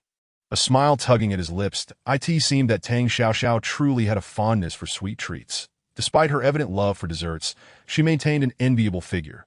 He wondered where all the calories went. It's delightful.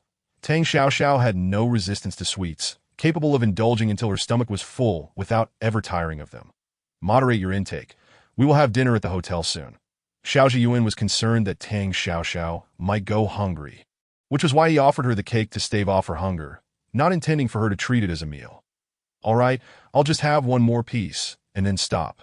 Although Tang Xiaoxiao claimed she would only eat one more, she had already set her sights on the largest piece in the bag. Xiaoxiao, don't eat anymore. We'll be at the hotel shortly. Observing her actions, Xiao Zhiyuan could only voice a gentle reminder. If she devoured such a large piece, it was likely that she wouldn't be able to enjoy any other meals afterward. Okay. Reluctantly, Tang Xiaoxiao set down the cake. She rarely visited cake shops because whenever she entered, unless there was something she disliked, she would find herself wanting to buy everything. Thus, even though she adored desserts, she seldom indulged, only doing so when in a poor mood. Xiao Zhiyuan had not anticipated that Tang Xiaoxiao possessed such a docile side. When told not to eat, she genuinely refrained. Reflecting on this, he felt fortunate for his impulsive decision to purchase the cake, as it allowed him to witness this charming side of her. Moreover, he finally understood why his friends were so enamored with pampering their partners. Tang Xiaoxiao, however, remained oblivious to Xiao Zhiyuan's musings. Had she known, she might have chosen not to present her most relaxed self in front of him.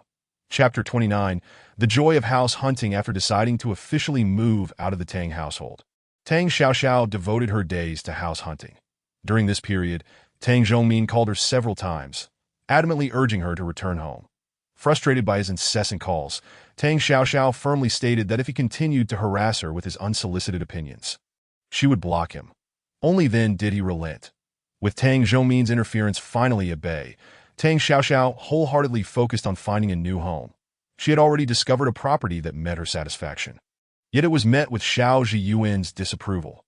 Faced with his objections, Tang Xiaoxiao felt both infuriated and amused, unable to comprehend why it seemed to matter more to him than it did to her. Just as she reached her limit with Xiao Zhiyuan's constant hindrances, she finally found a property that they both liked on the fifth day. To be safe, she immediately purchased it outright. With the housing issue resolved, Tang Xiaoxiao's spirit soared. Clutching the purchase agreement, she turned to Xiao Zhiyuan, who had accompanied her throughout this journey, and decided to treat him to a meal as a token of gratitude for his support. Although the process had been tumultuous, the outcome was favorable. Let us go. I'll treat you to dinner. How generous. You must really splurge today. Xiao Zhiyuan had no valid reason to decline and didn't wish to brush aside Tang Xiaoxiao's invitation, even though he had pressing work matters awaiting his attention. This clearly indicated that he was genuinely invested in spending more time with her. Xiao Zhiyuan, could you show a bit of sympathy? I just had a major expenditure. Tang Xiaoxiao teased him lightly. She wasn't particularly reluctant to spend. Instead, she had already made up her mind. Regardless of how lavish the meal might be, she wouldn't mind. especially since she possessed 2 bank cards generously provided by the Xiao family. Having checked the balances, she knew that the total exceeded 8 figures. Thus, even if she treated Xiao Zhiyuan to a month of extravagant dining, she wouldn't bat an eyelash. Then I shall treat you to celebrate your new acquisition. Xiao Zhiyuan's lips curled into a smile, clearly unperturbed by Tang Xiaoxiao's jest. In fact, he relished this dynamic between them. Well, that will have to wait for next time. This time, I insist on treating you. Come, let us go to a restaurant. Tang Xiaoxiao intended to take Xiao Zhiyuan to a quaint, somewhat obscure local eatery. Although it was tucked away, anyone who visited once would inevitably become a repeat customer. The establishment specialized in seasonal ingredients and had a unique policy. Patrons could not order their meals. Instead, they would be served whatever ingredients were available that day, emphasizing freshness at a local eatery. Fine, lead the way to a local eatery it is. Anything is better than nothing, don't worry. You won't be disappointed. Tang Xiaoxiao was confident that even if Xiao Zhiyuan was accustomed to gourmet dining, he would be pleasantly surprised that as they drove to the restaurant. They arrived just in time for the lunch rush, and the place was nearly at full capacity. Furthermore, this eatery had an unspoken rule. Each table only served 1 round of customers per day. Once a table was occupied, the chairs would be removed after the diners departed, ensuring that table would not accommodate another group that day. Over time, this etiquette became accepted, and patrons would instinctively seek tables with chairs available. If luck was not on their side and no chairs were free upon arrival, they would have to return another day. Unfortunately for Tang Xiaoxiao and Xiao Zhiyuan, they arrived at an inopportune moment. Just as they entered the local eatery, a cheerful voice greeted them, informing them that the restaurant was already at capacity and they would need to return another day. Tang Xiaoxiao thanked the person with a smile, but continued to step inside. Amidst the puzzled glances from others, a server rushed out from the back. Upon seeing Tang Xiaoxiao, he hurriedly dashed to the kitchen, calling out, "Xiaoxiao is here. The master chef Xiaoxiao has arrived, and she brought a gentleman." Tang Xiaoxiao felt a tinge of embarrassment and managed to smile at Xiao Zhiyuan. "Please don't take offense. I used to come here often with my mother. It has been nearly 3 years since my last visit. So their excitement is understandable, that no offense taken," Xiao Zhiyuan replied, though a hint of jealousy flickered within him. Her words made it seem as though he was unwelcome that I asked Xiaoxiao here. "Where is she? Come, let Grandpa see if you've lost weight." Before he appeared, his voice preceded him. An elderly man, seemingly in his 60s, emerged from the kitchen. "Grandpa Han, I'm over here." Tang Xiaoxiao hurriedly approached, affectionately linking her arm with Han Shihua. "Grandpa Han, allow me to introduce my boyfriend, Xiao Zhiyuan." "Grandpa Han." Xiao Zhiyuan regarded the elderly gentleman with astonishment. Han Shihua was a renowned figure in the jewelry industry. Unfortunately, after some upheaval in the Han family, he had retired from public life and had not been seen in over a decade. To his surprise, he found him operating a local eatery. "Xiao, are you the son of Xiao Wangtian?" Han Shihua merely glanced at Xiao Zhiyuan and casually remarked, showing little interest in his lineage, before Xiao Zhiyuan could respond. Han Shihua turned back to Tang Xiaoxiao, warmly patting her hand. "That I thought you had forgotten your old grandpa. Come, today, I'll cook for you myself. That I'm sorry. I promise to visit you more often." "Grandpa Han, is that all right?" Tang Xiaoxiao followed Han Shihua into the kitchen, while a somewhat ignored Xiao Zhiyuan trailed behind them, that he expected the kitchen to resemble the front, but was pleasantly surprised to discover a hidden gem. The back area was filled with various fruits and vegetables, complemented by a small, winding path leading somewhere unknown. At the end of this path lay a small garden, abundant with seasonal produce and free-range poultry. Tang Xiaoxiao noticed Xiao Zhiyuan standing still, gazing into the distance, and approached him. In the past, she often came here to play, especially during winter and summer vacations, relishing her time spent in this place. "You have a good relationship with Grandpa Han." Tang Xiaoxiao's profile did not mention this, indicating that someone had deliberately concealed such information. Back in the day, Han Shihua was a celebrated figure in the city, and under his leadership, the Han family swiftly ascended to the pinnacle of the jewelry industry. However, with great stature comes great envy. The Han family's rise stirred discontent among many within the jewelry realm. Later, the family faced a tragic incident where Han Shihua's pregnant wife perished amid the turmoil. That as the saying goes, misfortune should not befall one's wife and children. Han Shihua found himself bereaved of both wife and child, a burden too heavy for one who had once been so prosperous. After avenging his lost loved ones, he vanished from public view. This incident caused quite a stir in the jewelry community. So much so that even a young Xiao Zhiyuan remembered it vividly. Well, Grandpa Han treats me very well. Tang Xiaoxiao was unaware of Han Shiguo's past and showed little interest. All she knew was that he treated her far better than her grandfather Mu Hai. Can you fish? The fish Grandpa Han raises are not only plump but also exceptionally delicious. As she spoke, her mouth watered at the thought that I know a bit. Despite his usual aloof demeanor, Xiao Zhiyuan had quite a repertoire of leisure activities. While he may not be an expert in all, he was familiar with the common pastimes. Really? Then let us go fishing later and catch some to bring back for Uncle and Aunt. Since their relationship had developed into something more than mere friendship, Tang Xiaoxiao felt it necessary to enhance her appeal, particularly since her first visit to the Xiao family had been under less than favorable circumstances. Aimed at divorce, with her perspective having shifted, it was only natural to mend her image in the eyes of the Xiao family. Chapter 30. The deepening of affection, you silly girl. Go pick whatever you want from the garden and take some for others. Han Shiguo tossed a basket of vegetables to Tang Xiaoxiao, exuding a tone of frustration mingled with affection. Thank you, Grandpa Han. You treat me the best. Tang Xiaoxiao handed the tall basket, almost twice her height, to Xiao Zhiyuan and then began to act adorably, bringing a broad smile to Han Shiguo's face, his wrinkles crinkling with delight. Once Han Shiguo was appeased, Tang Xiaoxiao and Xiao Zhiyuan hopped onto the small tricycle typically used for the restaurant and headed to the picking garden. Surprisingly, Xiao Zhiyuan, who was usually competent in various activities, found himself perplexed by the tricycle, necessitating Tang Xiaoxiao to take the wheel. Otherwise, he would have likely needed to learn on the spot.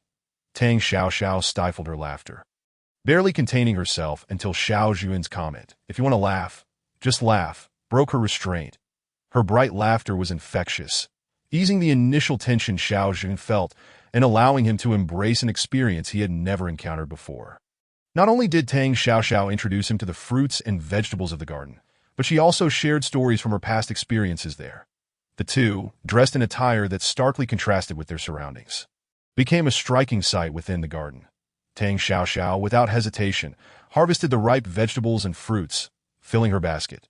The produce here changed daily, so there was no concern about whether the restaurant could serve fresh vegetables the next day. After spending over an hour in the garden, they returned to the restaurant, their basket brimming with bounty.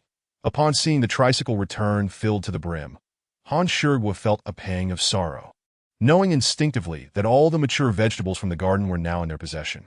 Yet, having initiated this venture himself, he could only direct his frustration at Xiao Zhiyuan. "Are you hungry? Go wash your hands and eat. Grandpa made your favorite chopped pepper fish head and tomato fish. Hurry up. Grandpa Han understands me well. I'm absolutely starving." Tang Xiaoxiao exclaimed as she dashed off to wash her hands, leaving Xiao Zhiyuan behind. Just as he was about to follow, Han Shiguo called out to him, "Xiao family boy, wait a moment. You know my identity? I might as well take advantage of my seniority this time. Please, Grandpa Han." "Go ahead, that I'm all ears." Xiao Zhiyuan acknowledged Han Shiguo's status as somewhat of an elder to Tang Xiaoxiao, thus refraining from adopting an arrogant demeanor due to the decline of the Han family. Instead, he remained humble and courteous. "That you're quite the good one, that let me tell you. Xiao Xiao is a wonderful child if one day you decide to end this relationship. I hope you can be decisive." Han Shiguo was satisfied with Xiao Zhiyuan's attitude, sensing a glimmer of genuine affection for Tang Xiaoxiao. However, having witnessed the sordid affairs of the affluent, he felt compelled to ascertain Xiao Zhiyuan's sincerity for Xiao Xiao's happiness. "You need not worry, Grandpa Han, that if such a day were to come, I assure you I would act accordingly." Xiao Zhiyuan comprehended the underlying message in Han Shiguo's words. Tang Xiaoxiao was the first person to stir his heart.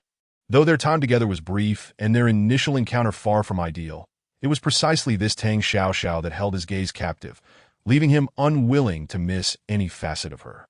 "I'll take your word for it this time." Han Shiguo scrutinized Xiao Zhiyuan for over a minute before retracting his imposing aura, hunching his back. Had he not witnessed it firsthand, who could have imagined that such a congenial elder could exude an aura of authority not to be underestimated? Xiao Zhiyuan studied Han Shiguo's retreating figure. His eyes filled with scrutiny, but he sensed that Han Shiguo was not as simple as he appeared, and a man who had dealt with the restaurant business for over a decade could not radiate an aura that made even him feel a chill. Even if he had once been a prominent figure. "What are you thinking about?" Tang Xiaoxiao had finished washing her hands and was waiting for Xiao Zhiyuan to join her for dinner. But after waiting for a while, he still hadn't appeared. When she stepped outside, she found Xiao Zhiyuan lost in thought. Without waiting for him to respond, she grabbed his arm and urged him to return. "Dinner's ready. I'm about to starve." Tang Xiaoxiao's grip was not particularly strong. With a little effort, Xiaojin could easily free himself. Yet, this gentle tug was enough to make him, who usually detested physical contact, relax his defenses and follow her closely. "Sorry, that was my oversight. It's not your fault. I was too impatient." Initially, Tang Xiaoxiao was fine, but upon hearing Xiao Zhiyuan's casual apology, she felt a bit embarrassed and released her grip. She wasn't upset with him. She merely missed the meals prepared by Grandpa Han. "That I'll wash my hands. You go ahead and eat without waiting for me." Xiao Zhiyuan glanced at the wrist where Tang Xiaoxiao had just let go, gently retracting his arm. His family usually waited for him to eat, but never had he felt such a profound impact as he did today. That it was warm, soothing to the soul. Tang Xiaoxiao pouted, feeling that Xiao Zhiyuan's statement was less than flattering. What did he mean by not needing to wait for him? Was she that kind of person? Internally, Tang Xiaoxiao grumbled, yet her body was obediently seated at the dining table. Awaiting Xiao Zhiyuan, he was quick, and soon, he did not keep her waiting long. Though they were merely engaging in normal conversation, Han Shige felt as though he was being fed a generous helping of dog food. Eventually, he decided to distance himself from the scene, opting to chat with the other diners. After finishing their meal, Tang Xiaoxiao eagerly dragged Xiao Zhiyuan off to go fishing. They didn't fish for long, about 3 hours, before they filled an entire bucket with their catch. Ultimately, they took home 6 of the plumpest fish, returning the rest to the pond. They arrived empty-handed and left with a trunk so full it was nearly overflowing. Once they had gathered everything, Tang Xiaoxiao contentedly dusted off her hands, bidding farewell to Han Shige. "Goodbye, Grandpa Han. I'll come to see you again next time, but go on, go on." Han Shige waved her off, feigning disdain while inwardly reluctant to see her leave. Although he didn't voice it, he had long considered Tang Xiaoxiao as his own granddaughter. At his age, he yearned for someone to remember him, while he wished for her to stay longer. He feared imposing on her and deterring her from returning, so he let her go. "Grandpa Han, we'll take our leave now." Xiao Zhiyuan observed Han Shige at that moment, nearly doubting whether the imposing figure he had encountered earlier had merely been a figment of his imagination. Despite his confusion, he displayed no outward sign, silently taking it all in without exposing the truth. Han Shige didn't even glance at Xiao Zhiyuan, turning straight back to the restaurant. His demeanor practically screamed, "You've whisked my granddaughter away. And you expect me to treat you favorably?" Tang Xiaoxiao remained blissfully unaware of the undercurrents at play and willingly settled into the passenger seat, awaiting Xiao Zhiyuan to take the wheel. Conversely, Xiao Zhiyuan discerned Han Shige's subtle intentions, but chose not to dwell on them. Casting a glance at Han Shige's retreating figure, he turned back to the car, his mind occupied by the heavy load of agricultural products in the trunk, which caused him a twinge of headache. He was at a loss as to how he would explain this upon returning home, but he had a foreboding sense that no matter how he attempted to articulate the situation, he would inevitably fall victim to playful teasing. Chapter 31. The divine assistance of Xiao Ying. Xiao Zhiyuan first escorted Tang Xiaoxiao back to her hotel. Upon arriving, he parked the car but did not rush to exit. Instead, he sent a message to his mother, Lin Chuya, urging her not to hastily prepare dinner. Elaborating on the bounty of fruits and vegetables he had brought home, that he emphasized that these fresh produce needed to be consumed quickly lest they lose their quality in a few days. To his surprise, upon learning that Tang Xiaoxiao had gifted a considerable amount of organic produce to their family, Lin Chuya promptly ordered Xiao Zhiyuan to bring Tang Xiaoxiao home for dinner, even declaring that if she did not come, he might as well not return. Xiao Zhiyuan, momentarily taken aback by the message, glanced at Tang Xiaoxiao, who was preparing to alight from the vehicle. After a brief hesitation, he decided to make a call, unceremoniously handing the phone to Tang Xiaoxiao. "Mom, you take it from here." Tang Xiaoxiao, bewildered, stared at the phone thrust into her hands, unable to recall how it had come to be there. Nevertheless, she was indeed holding Xiao Zhiyuan's phone, which seemed to be in the midst of a call. She looked up at Xiao Zhiyuan, then back at the call interface, before tentatively speaking, "Aunt?" "Oh, it's me. Xiao. I heard from a Yuan." That upon hearing Tang Xiaoxiao's voice, Lin Chuya felt an overwhelming urge to chastise her unfilial son for his treatment of her. What kind of son treats his mother in such a manner? At that moment, Xiao Ying, who had been playing with toys, approached eagerly.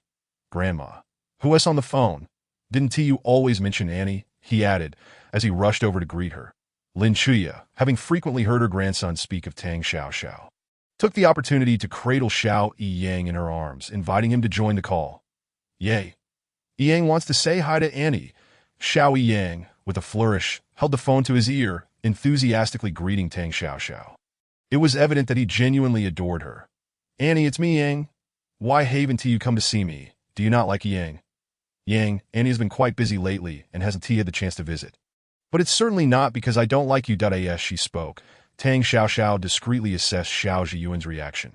She felt somewhat cornered, as it was Xiao Yiyang who insisted on calling her Annie. Much to her own chagrin. Are you busy today, Annie? Yiyang has new toys. I want to introduce them to you. Xiao Yiyang chirped, his eyes sparkling with anticipation.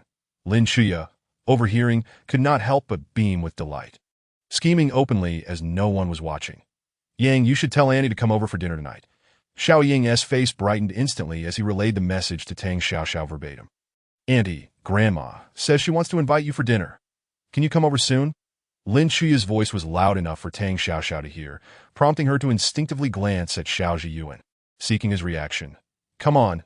Yang has been clamoring to see you, Xiao Zhiyuan replied, catching Tang Xiaoxiao's gaze and nodding, his eyes glimmering with amusement. All right, Annie will come over with your uncle right now, okay? With Xiao Zhiyuan's encouraging look. Tang Xiaoxiao found herself devoid of any further reasons to decline. After exchanging a few more words with Xiao Yang, she ended the call. Will you accompany me to the mall later? Of course. As long as you can make it. That's enough, that no need to bring gifts, Xiao Zhiyuan replied, well aware that Tang Xiaoxiao likely intended to procure some presents for his family. However, should she desire to buy something, he would not dissuade her.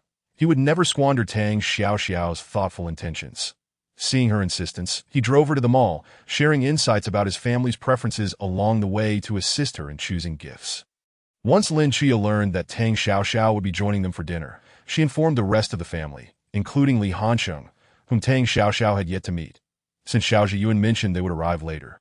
Lin Chuya decided to prepare dinner using the ingredients at home, planning to showcase her culinary skills. The rest of the Xiao family, upon hearing that Tang Xiaoxiao was coming, wore knowing expressions, particularly in contrast to Jiang Yoxin. It was clear to them that Xiao Zhiyuan regarded Tang Xiaoxiao with a different sentiment, that if one were to consider Xiao Zhiyuan's usual diligence and meticulousness at work, it was evident that his recent behavior, neglecting company matters to accompany Tang Xiaoxiao in house hunting, spoke volumes about their relationship. While the first visit may have contained elements of obligation, this second visit unequivocally indicated progress. Fortunately, the family had sensed the shift in dynamics and had prepared a proper welcome gift, ensuring that the mistakes of the first visit would not be repeated. Consequently, the family members, including Xiao Yaqing's husband, Li Hansheng, gathered early at the Xiao residence, eagerly awaiting Tang Xiaoxiao's arrival. Unbeknownst to Tang Xiaoxiao, the family was anticipating her, as she busied herself thoughtfully selecting gifts for everyone. Although she had Xiao Zhiyuan's guidance, she still spent considerable time deliberating. By the time she had completed her shopping, dusk had settled in. Upon arriving at the Xiao residence, the first to rush out to greet her was Xiao Yang. Spotting Xiao Zhiyuan's car, he dashed toward Tang Xiaoxiao before she could even exit the passenger seat, leaping into her embrace. Annie, why did you take so long? Yang has been waiting forever. Yang, I brought gifts for you, which is why I arrived a bit late. Can you forgive Annie? Tang Xiaoxiao caught the exuberant Xiao Yang and, hand in hand, opened the back door to retrieve the carefully prepared gifts. Did Annie bring gifts for Yang? I want to see. Xiao Yang's previously sulky expression transformed instantly upon hearing about the gifts. Come in and eat first. We can look at them afterward. Xiao Yaqing, seeing how much her son adored Tang Xiaoxiao, felt a swell of happiness. However, with dinner already served, further conversation would risk the food becoming cold. Tang Xiaoxiao greeted each member of the Xiao family before leading Xiao Yiyang inside. Unlike her previous visit, this time Xiao Zhiyuan occasionally pushed the dishes Tang Xiaoxiao favored toward her, while the rest of the family pretended not to notice. Meanwhile, Xiao Yang, ever the witty child, stifled giggles, inciting laughter from everyone else. Initially, Tang Xiaoxiao was baffled by the sudden mirth, but as the evening progressed, she began to understand. Even upon realizing the source of their amusement, she merely shot Xiao Zhiyuan an incredulous glare, devoid of any genuine annoyance. In contrast, Xiao Zhiyuan felt a headache coming on, as he could easily envision the onslaught of inquiries he would face from his family once Tang Xiaoxiao departed. Yet, if the source of his headache was Tang Xiaoxiao, he would gladly endure it, no matter how troublesome it might be. Chapter 32. A brief separation. It had been several days since Tang Xiaoxiao returned from the Xiao household. Today marked her first morning in her new home. After sending a message to Xiao Zhiyuan, she prepared to step outside to familiarize herself with the surrounding environment. Just as she reached the doorbell rang. Considering that Tang Xiaoxiao had only moved in the previous evening, and that only Xiao Zhiyuan was privy to her home-buying venture, she was puzzled as to who might be visiting at this hour. Her immediate assumption was that it could be Tang Yankai. If it were indeed Tang Yankai, she would begin to question the credibility of the security at this community. After a moment of hesitation, she decided to open the door, only to find none other than Xiao Zhiyuan, the very person she had just messaged. Xiao Zhiyuan, it's me. I brought some breakfast. Let us share a meal. Xiao Zhiyuan waved the breakfast he was holding in front of her, breezing past her into the house. Wait, didn't you say you just woke up? Tang Xiaoxiao questioned, somewhat suspicious that Xiao Zhiyuan was mocking her for having just gotten up herself. After all, how could he claim to have only just awakened when he was standing at her doorstep? Yes, I ordered takeout. Are you sure you don't want to join me? Xiao Zhiyuan had already arranged the food before turning to look at Tang Xiaoxiao, who was inhaling the delicious aroma. Although her stomach had not been particularly hungry, it now protested in response to the enticing scents. Despite her lingering doubts, she accepted Xiao Zhiyuan's invitation. It can't be this quick, Xiao Zhiyuan. Are you not being entirely truthful with me? Just eat. After you finish, I have a surprise for you. Xiao Zhiyuan placed Tang Xiaoxiao's favorite dishes before her and then began to indulge in the feast himself. With a scrutinizing gaze, Tang Xiaoxiao studied Xiao Zhiyuan for a moment before she too began to satiate her hunger. This was not their first breakfast together, yet it was certainly the fastest they had ever consumed a meal. Tang Xiaoxiao's mind was occupied with thoughts of the surprise Xiao Zhiyuan had mentioned, and in no time, she had finished the food before her. Sensing her curiosity, Xiao Zhiyuan stood up and, under Tang Xiaoxiao's puzzled gaze, opened the door to the adjacent room. Upon witnessing this, Tang Xiaoxiao was momentarily speechless. Rather than shock, it was more a lack of understanding regarding the mindset of the affluent. Why would one choose to live in a luxurious mansion, yet reside right across from her? Was this not an invitation to self-inflicted misery? However, a rather ludicrous thought crossed Tang Xiaoxiao's mind, one she felt compelled to verify with Xiao Zhiyuan. You wouldn't happen to be dissatisfied because the houses opposite were all occupied, would you? Sort of, Xiao Zhiyuan admitted, having never anticipated that Tang Xiaoxiao would pose such a question, that he indeed harbored this personal sentiment. Had he initially suggested that she move into his place or come to live with him? Her inherently resistant nature would have led her to reject the idea, thereby jeopardizing the fragile sentiments they had painstakingly cultivated. Thus, his approach of making a unilateral decision was, surprisingly, more palatable to her. Of course, he acknowledged that such tactics should only be employed sparingly to avoid adverse repercussions. What do you mean by sort of? Next time, could you be more direct? I wouldn't refuse. Tang Xiaoxiao recalled the lengths she had gone to in search of a new home, only to find that Xiao Jin merely sought a residence across from hers. Had she known this earlier, she wouldn't have exhausted herself as she did. Wait, I have something else for you, in addition to preparing breakfast. Xiao Zhiyuan had also ordered a bouquet of roses, which he now presented to Tang Xiaoxiao. Thank you, she said, suppressing a laugh as she accepted the flowers from the somewhat awkward Xiao Zhiyuan. Are you heading out soon? Xiao Zhiyuan chose to ignore Tang Xiaoxiao's amusement. Strictly speaking, this was his first time giving flowers to anyone that, if circumstances permitted, he would have relished more time spent with her.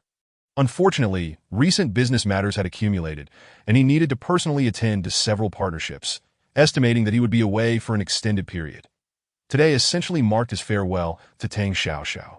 Yes, I've received a few interview invitations and plan to check them out. Having submitted several resumes online a few days prior, Tang Xiaoxiao received responses yesterday. With her living situation settled, her next step was to secure employment to support herself, although her savings were sufficient to last a lifetime. All of it had come from Xiao Zhiyuan. She yearned to be self-sufficient, believing it would bolster her confidence to stand beside him. Best of luck. I want to accompany you. Xiao Zhiyuan gently placed his palm on Tang Xiaoxiao's head, his eyes brimming with reluctance that he admired her independence and, thus, refrained from interfering with her job search, that if given the choice, he would have preferred to wait until she found work before departing. But the meetings could not be postponed any longer. I have to go on a trip. Can you manage alone? Where are you going? How long will you be away? Just a moment ago, Tang Xiaoxiao had felt uncomfortable with Xiao Zhiyuan's affectionate gesture. But now, she found herself vulnerable. Having grown accustomed to his constant presence, the prospect of his absence left her feeling desolate. Her spirits dampened, that it was bewildering. Before meeting Xiao Zhiyun, she had navigated life alone without issue.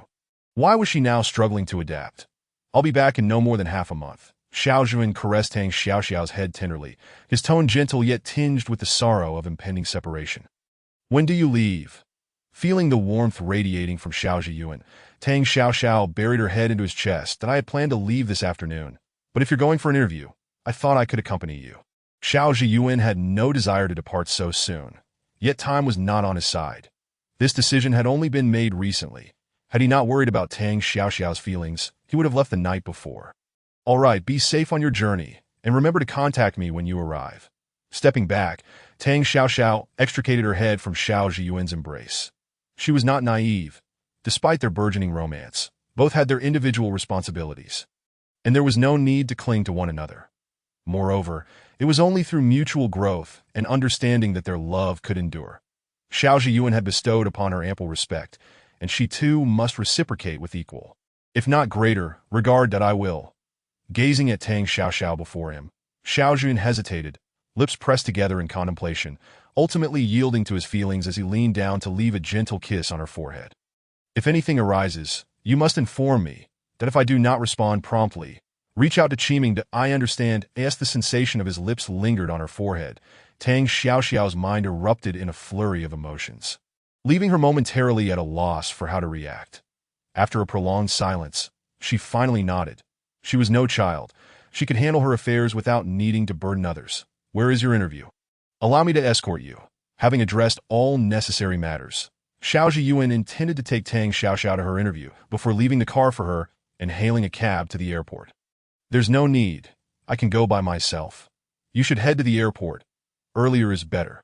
Tang Xiaoxiao shook her head, believing that an earlier separation would ease her heart. Ultimately, she took a taxi to her interview, as neither she nor Xiao Zhiyuan felt inclined to drive. This marked their first separation, and along with the emptiness in her heart, an indescribable emotion took root within her. Chapter 33. Encountering Gu Min at the interview. The delayed apology from Gu Min after several interviews. The last company offered the highest salary and benefits that aligned perfectly with Tang Xiaoxiao's expectations, with a 90% certainty of being hired. She was filled with anticipation and had already prepared to return home to await the company's notification. However, things did not unfold as she had hoped. If only she hadn't encountered Gu Min. Tang Xiaoxiao, what are you doing here? Gu Min had merely stepped out for a cup of coffee, only to unexpectedly spot Tang Xiaoxiao, whom she had not been in contact with for quite some time. Since the incident from last time, their communication had ceased. That Ji Yumin had also lost her previous job due to Jiang Chuan's interference. She never imagined she would encounter Tang Xiaoxiao here, at this company. While interviewing, that I don't think I need to report to you on my whereabouts. Tang Xiaoxiao had planned to join this company, but now found herself facing an unforeseen situation. After their last phone call, she had removed Gu Min from her contact list, and they had not seen one another since. Tang Xiaoxiao had believed that she and Gu Min would never cross paths again. Yet here they were. Can we talk? I want to apologize for what happened last time. Reflecting on her recent experiences, Gu Min steeled herself, gritting her teeth as she bowed her head to apologize to Tang Xiaoxiao. It turned out that after the birthday incident, Jiang Chuan had inexplicably targeted Gu Min, resulting in her losing her high-paying job. Those around her began to distance themselves, fearing they might inadvertently draw Jiang Chuan's attention. In short, Gu Min not only failed to receive the compensation Jiang Chuan had promised her, but her quality of life had also plummeted. Had it not been for this, she would never have mustered the courage to speak up. You needn't have bothered. Tang Xiaoxiao, upon seeing Gu Min, was immediately reminded of her own foolishness. Without waiting for Gu Min to utter another word, she turned on her heels and departed, eager to escape the presence of someone so duplicitous. It was unfortunate to forfeit such a promising job opportunity. It seemed she would have to continue submitting her resume upon returning home. That Ji Yumin, regardless of the enticing benefits of working here, would never be a colleague of hers. That if they were to share the same workplace, Tang Xiaoxiao feared she might be unable to resist engaging in conflict with Gu Min. Ji Yumin was taken aback by Tang Xiaoxiao's abrupt dismissal. who refused to spare her even a moment's conversation. Yet while Tang Xiaoxiao could easily ignore her, Gu Min found herself compelled to seek out Tang Xiaoxiao for a discussion. Casting a glance at Tang Xiaoxiao, who clearly had no intention of forgiving her, Gu Min opened her mouth, intending to call her back. However, realizing that this was her workplace and not an appropriate setting for such a conversation, she ultimately decided to ask a colleague for help in taking time off. Pursuing Tang Xiaoxiao alone, the Ji Yumin hailed from a modest background. Being Tang Xiaoxiao's close friend bestowed upon her a sense of superiority. And with the glow of Tang Xiaoxiao's status, she was never short of admirers. Over time, Gu Min became indistinguishable from the wealthy individuals she mingled with. Any designer item she desired was readily offered to her. Gradually, her ego swelled, even leading to moments of jealousy towards Tang Xiaoxiao. She often lamented why it was Tang Xiaoxiao who was born into privilege instead of herself. Thus, Gu Min simultaneously enjoyed the benefits bestowed by Tang Xiaoxiao while harboring resentment towards her, occasionally convincing herself that Tang Xiaoxiao felt pity for her, gifting her expensive items, all the while forgetting that she had been the one to solicit these gifts. And as the number of her admirers increased, Gu Min began to see herself as a coveted individual. Ultimately, under Jiang Chuan's encouragement, she betrayed Tang Xiaoxiao. After her scheme failed, Gu Min returned to square one. Unable to bear her current situation, she sought to reclaim what she had lost from Tang Xiaoxiao, thus swallowing her pride and attempting to mend their friendship, a rather shameless endeavor. Wait a moment, Xiaoxiao? Hearing someone call her from behind, Tang Xiaoxiao halted her steps, curious as to what Gu Min was plotting now. Xiaoxiao, are you still upset with me? I was merely intoxicated the last time we spoke. That I apologize. What can I do to earn your forgiveness? Gu Min, relieved that Tang Xiaoxiao had paused, felt a surge of disdain rising within her. Though she skillfully masked an apology, is it truly effective? Tang Xiaoxiao regarded Gu Min with a sense of disbelief. Suddenly, she realized she must have been blind to the truth in the past. It had taken Gu Min this long to come forward with her apology. How genuine could it possibly be? Gu Min, let me be clear. An apology is futile. One must truly empathize to make amends. What do you mean? Gu Min was taken aback. Xiaoxiao, what has changed in you? Why have you become like this? Gu Min found herself at a loss for words, grappling with Tang Xiaoxiao's insistence on empathy. What was empathy, after all? Tang Xiaoxiao seemed unbothered by the past, that if nothing was amiss, why dwell on it? Were they not close friends, merely having made a mistake? Who I am is not for you to judge. And Gu Min, do you think I have a particularly placid temperament? Tang Xiaoxiao was exasperated. Had Gu Min suffered from amnesia or merely forgotten her own actions? No, we are friends, are we not? Why can't you forgive me? Gu Min was nearing her breaking point, doubting whether Tang Xiaoxiao was sincere, suspecting she was merely enjoying the sight of Gu Min's humiliation. Enough. You know precisely what you've done, that I've chosen not to hold it against you out of respect for our past. Yet you dare take advantage of my leniency. It had been quite some time since the incident, and Tang Xiaoxiao genuinely could not comprehend Gu Min's motives for reappearing now that Ji Yumin's actions had inadvertently aided her. And she had even let go of Jiang Chuan, the true instigator. What was Gu Min's purpose in approaching her now? If her apology stemmed from a mere impulse after catching sight of her, then she should have simply left. Why pursue her and irritate her further? Tang Xiaoxiao, I came to apologize because I consider you a friend. Isn't that a bit excessive? Gu Min had never been spoken to in such a manner by Tang Xiaoxiao, and her facade crumbled instantly to, "Oh, I do apologize. I do not possess a friend named Gu." Tang Xiaoxiao lost all desire to continue the conversation. After an entire day of interviews, she felt utterly exhausted. Gu Min was not worth her time. By the way, please refrain from approaching me in the future, that I won't trouble you. Consider yourself fortunate. Tang Xiaoxiao, stop right there. What do you mean by that? Gu Min glared at Tang Xiaoxiao's retreating figure, ready to chase after her, when her phone rang. That was a colleague calling, urgently requesting her return to the office for an impromptu meeting, where attendance was mandatory. Gu Min could only watch as Tang Xiaoxiao walked away, reluctantly returning to the company for the meeting. With Gu Min's incessant interference gone, Tang Xiaoxiao breathed a sigh of relief, to be honest. She had nearly forgotten about Gu Min. If it weren't for Xiao Zhiyuan, she would likely be living a life devoid of light and hope. Speaking of which, she had yet to properly thank Xiao Zhiyuan for his kindness. As she thought of Xiao Zhiyuan, her spirits lifted considerably. Timing her thoughts, she realized Xiao Jun should be arriving soon. Tang Xiaoxiao planned to send him a message after returning home, inquiring if he had arrived and expressing her gratitude. However, she was unprepared for the unexpected visitor awaiting her at her doorstep. Chapter 34. Jiang Yusin's provocation. Miss Tang. It seems we meet again. That it was unclear how Jiang Yusin had discovered that Tang Xiaoxiao resided here. But there she stood, waiting at the door as Tang Xiaoxiao returned home. Hello, may I ask what brings you here? Tang Xiaoxiao's expression nearly screamed her lack of welcome, just as she had managed to shake off Gu Min's clutches. Here came Jiang Yusin seeking attention. Had she offended yet another individual? Miss Tang, we've met before, at the entrance of the Civil Affairs Bureau. I trust you remember me. Jiang Yusin assumed Tang Xiaoxiao would not recall her and quickly identified herself, hinting at her status as Xiao Zhiyuan's ex-wife. Today, she approached Tang Xiaoxiao with that very title, hoping to gauge the nature of their relationship. That I do recall, Tang Xiaoxiao replied, somewhat bemused by Jiang Yusin's overt declaration of her identity. Was Jiang Yusin genuinely concerned that others might not know she was Xiao Zhiyuan's ex-wife? Understanding the implication, yet maintaining her composure, Tang Xiaoxiao continued to open the door, inviting Jiang Yusin inside while subtly regaining control of the situation. Would you like to come in for a moment? Then I shall impose, Miss Tang. Jiang Yusin, surprised by Tang Xiaoxiao's invitation, assumed she would be unwelcome upon revealing her identity. However, Tang Xiaoxiao's calm demeanor led her to believe that the relationship between Tang Xiaoxiao and Xiao Zhiyuan was purely transactional. As she surveyed Tang Xiaoxiao's modest home, Jiang Yusin couldn't help but feel a twinge of disdain. When she had married Xiao Zhiyuan, she had lived in a villa, while Tang Xiaoxiao was confined to this modest dwelling. May I offer you some water? Tang Xiaoxiao said, following Jiang Yusin's gaze towards the roses she had carelessly placed earlier that morning, before pouring a glass of water for her guest. Thank you. Jiang Yusin replied, taking the glass but making no move to drink from it. Instead, placing it on the coffee table beside her, she attempted to steer the conversation towards Xiao Zhiyuan. These flowers are exquisite. Did a Yuan send them?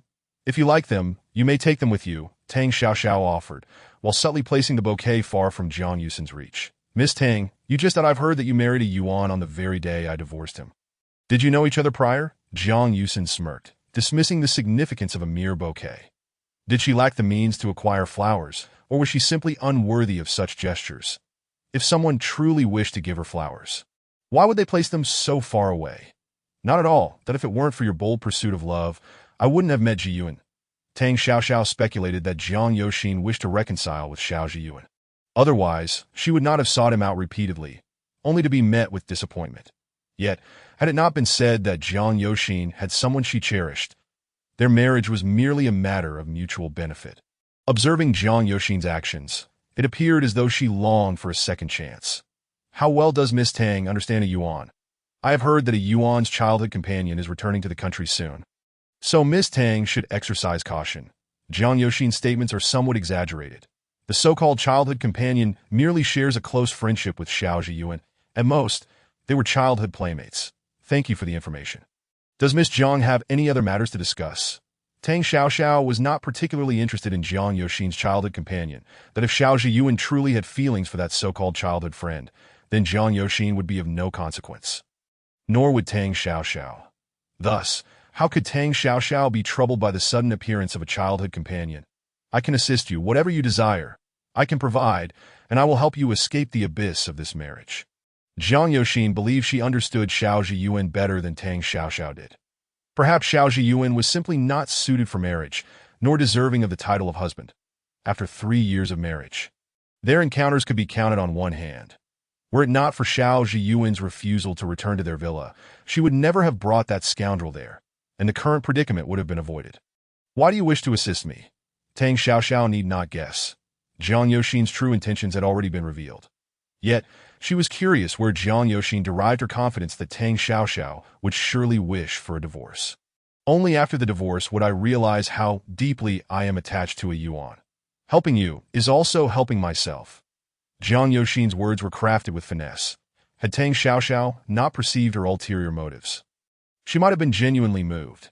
However, at present, it was merely Jiang Yusin's self-indulgent emotions. Thank you for your concern, Miss Jiang. What I desire is simply the identity of Xiao Zhiyuan's wife, so there is no need for you to fret. Tang Xiaoxiao was tempted to purchase a bag of seeds to enjoy the performance Jiang Yoxin was putting on. Jiang Yoxin quickly established her identity, then mentioned Xiao Zhiyuan's childhood companion, informing Tang Xiaoxiao that her connection with Xiao Zhiyuan would yield no results, and that persisting would only lead to a fate similar to hers. Subsequently, she adopted a stance of benevolence, claiming she could help. Finally, she displayed an unwavering affection for Xiao Zhiyun. All this pretense was merely to coerce Tang Xiaoxiao into stepping aside so that she could take her place. Yet, even if she were to divorce Xiao Zhiyuan, would he truly remarry Jiang Yoxin? Tang Xiaoxiao found Jiang Yoxin's naivety quite admirable. Miss Tang should take the time to ponder this. Here's my phone number. I await your call at any time. Having encountered an unfruitful start, Jiang Yoxin no longer wished to linger and swiftly produced a business card she had prepared in advance, placing it beside Tang Xiaoxiao. Her words brimmed with the implication that she was acting in Tang Xiaoxiao's best interest, allowing her to consider at leisure, while inwardly cursing Tang Xiaoxiao for wasting her time and holding her in contempt for pretending to be aloof despite sharing the same desire to climb the social ladder. However, Jiang Yoxin refrained from expressing her disdain, as this was not the moment for open hostility. Take care, I shall not see you out, Miss Jiang. Tang Xiaoxiao also rose to her feet, bidding farewell to Jiang Yoxin as she departed her home. Once Jiang Yoxin had left, Tang Xiaoxiao cast a glance at the ornate business card on the coffee table before casually discarding it into the trash, just as she prepared to message Xiao Zhiyuan to inquire about his arrival. A video call from him came through. Upon seeing Xiao Zhiyuan's face on the screen, Tang Xiaoxiao immediately dismissed Jiang Yoxin from her thoughts, choosing not to inform Xiao Zhiyuan of Jiang Yoxin's visit. It was not that Tang Xiaoxiao was unwilling to share. Rather, it seemed unnecessary. Jiang Yoxin was a thing of the past, and there was no need to invite trouble upon herself by bringing up someone who no longer held relevance in her relationship with Xiao Zhiyuan. As for Jiang Yoxin's mention of a childhood companion, Tang Xiaoxiao harbored no concerns. She trusted that Xiao Zhiyuan was not the type to juggle two relationships at present. The one standing by Xiao Zhiyuan's side was her. That was sufficient. Chapter 35. Han Shiguo's invitation during her job search. Tang Xiaoxiao experienced an unexpected windfall. All the design drafts she had submitted online were purchased outright by a studio. With this initial success, she decided to abandon her job hunt and made a bold decision to establish her own studio. However, launching a jewelry design studio required extensive preparation, and Tang Xiaoxiao was merely at the conceptual stage. With many details yet to be deliberated as she was formulating her grand plans, Han Shiguo unexpectedly called her. Rarely did he reach out to Tang Xiaoxiao, and this time he simply requested that she visit the local jade market. With her major in jewelry design, she had some knowledge of jade, and she assumed Han Shiguo wanted her to examine some jade pieces, so she thought little of it and took a taxi there. Upon her arrival, Han Shiguo was already waiting by the roadside. Grandpa Han, come and let me take a look at whether this mutton-fat jade can be fashioned into a hairpin. Han Shiguo had been anticipating Tang Xiaoxiao's arrival. Before she came, he had been embroiled in a heated argument with Feng Changming.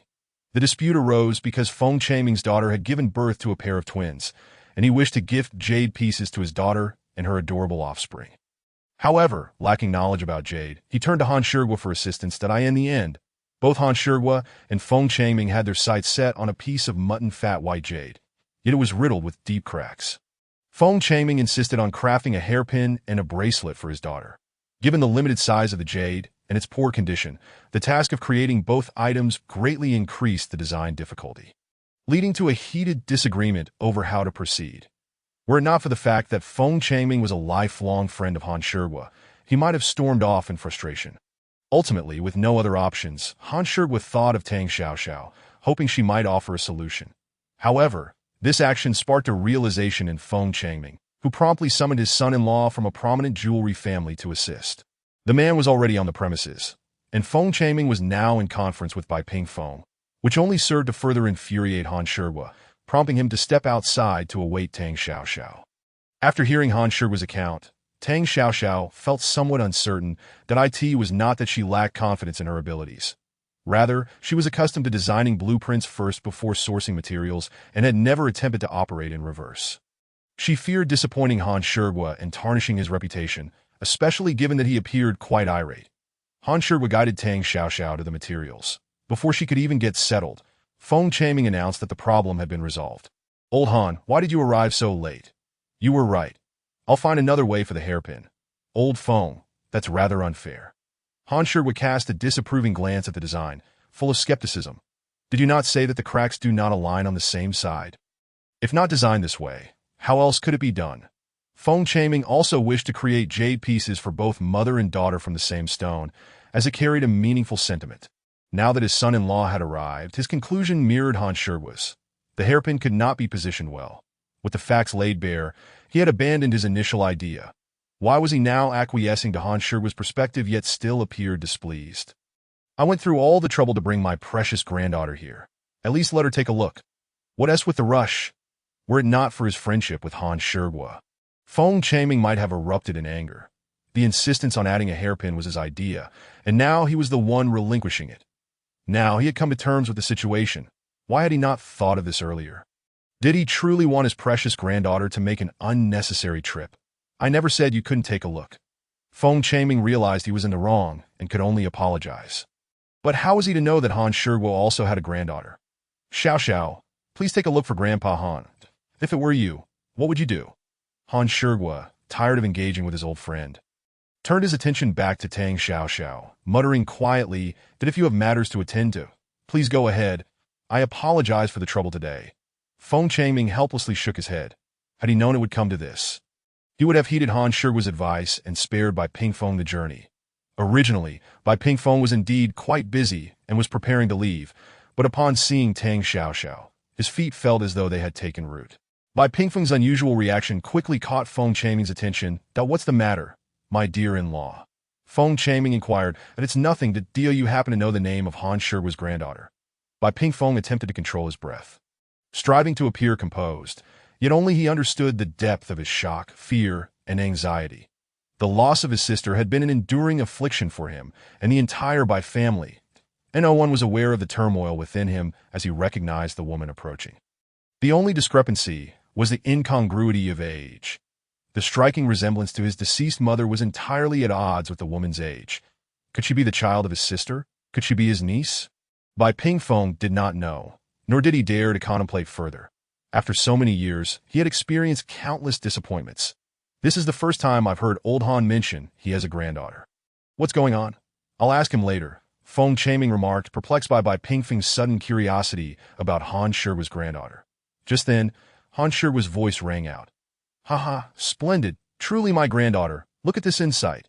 The placement of this jade hairpin is just perfect. What? Feng Chaming's attention was instantly captivated, and Bai Pingfeng leaned in closer, intrigued by how such a cracked piece of jade could be designed. Upon closer inspection, Bai Pingfeng could not help but admire the ingenuity. The cracks in the core material are positioned differently on both sides.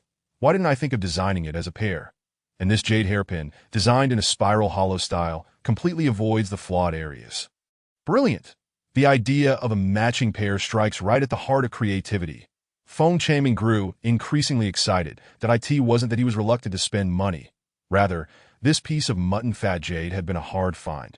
And if he could extract the jade pieces he needed, it would be perfect. Amidst his excitement, Feng Chaming did not forget to inquire about Tang Xiao's identity. Old Han, your granddaughter is truly remarkable. How come I've never heard you mention her before? What are you planning? Don't even think about setting your sights on my granddaughter. Han Shi replied warily, sensing that Feng Chaming had ulterior motives. Hello, Uncle Feng. My name is Tang Xiao. You could just call me Xiao. Tang Xiao stepped forward at the right moment. This was the first time Han Shi introduced her to someone, and in the capacity of a granddaughter. No less did I in this setting. Tang Xiao understood that the person before her was a close friend of Han Shi's, and she had to maintain proper etiquette. Bai Pingfeng jotted down Tang Xiao's name and hurriedly exchanged pleasantries before leaving. He needed to investigate whether Tang Xiao was indeed the family member he had long sought. Despite repeated disappointments, he was unwilling to relinquish even the slightest opportunity. What if Tang Xiao truly was the daughter of his long-lost sister? Chapter 36. Han Shi's gift, good child.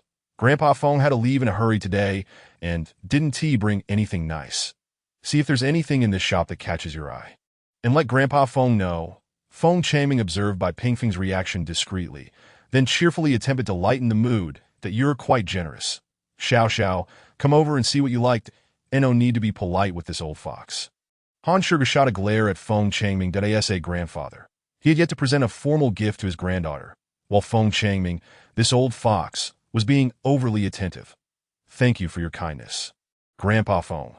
Compared to the jade itself, I cherish the process of bringing these stones to life even more. That if you ever need anything in the future, I hope you'll visit my studio. Tang Xiaoxiao gracefully declined. How could she genuinely select jade stones? Setting aside whether Feng Changming was sincere, the stones were inherently precious that on their first meeting. How could Tang Xiaoxiao accept such a gift? Moreover, she was genuinely more passionate about unveiling the beauty of the jade rather than the stones themselves. For both emotional and rational reasons, she felt compelled to decline. That a studio, you say? That's wonderful. Grandpa Feng knows many people. I'll introduce them to you when the time comes. Feng Changming nodded, further appreciating this young lady. She was poised and respectful, neither dismissing his goodwill nor lacking in courtesy. Opening a design studio doesn't mean I'll be asking Grandpa for help. You still have plenty of treasures to share with me later. Han Shurga mused. For many years, he had been operating a small restaurant. But he was also one of the founders of the most renowned jewelry chain in the country. Because Han Shurga had never shown his face, few people knew about this facet of his identity. Thus, when he claimed to have treasures, it was undoubtedly true.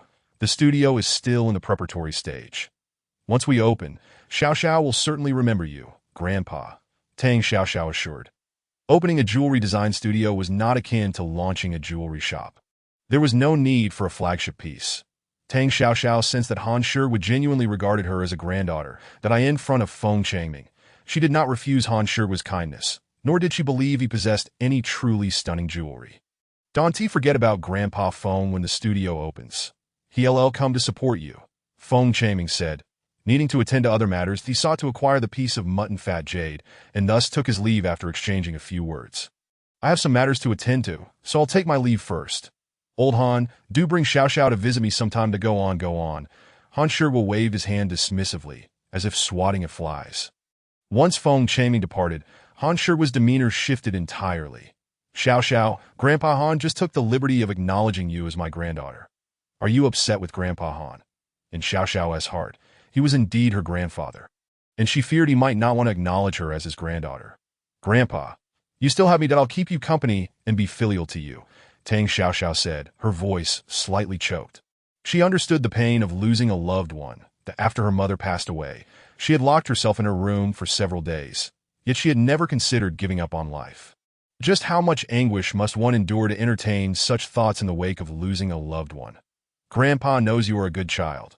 Han Shurga appeared older, as if the memories of his deceased wife and unborn child had weighed heavily upon him. He solemnly placed the ocean's tear in Tang Xiaoxiao's hands. Consider it a fulfillment of Grandpa's wishes. Please accept it.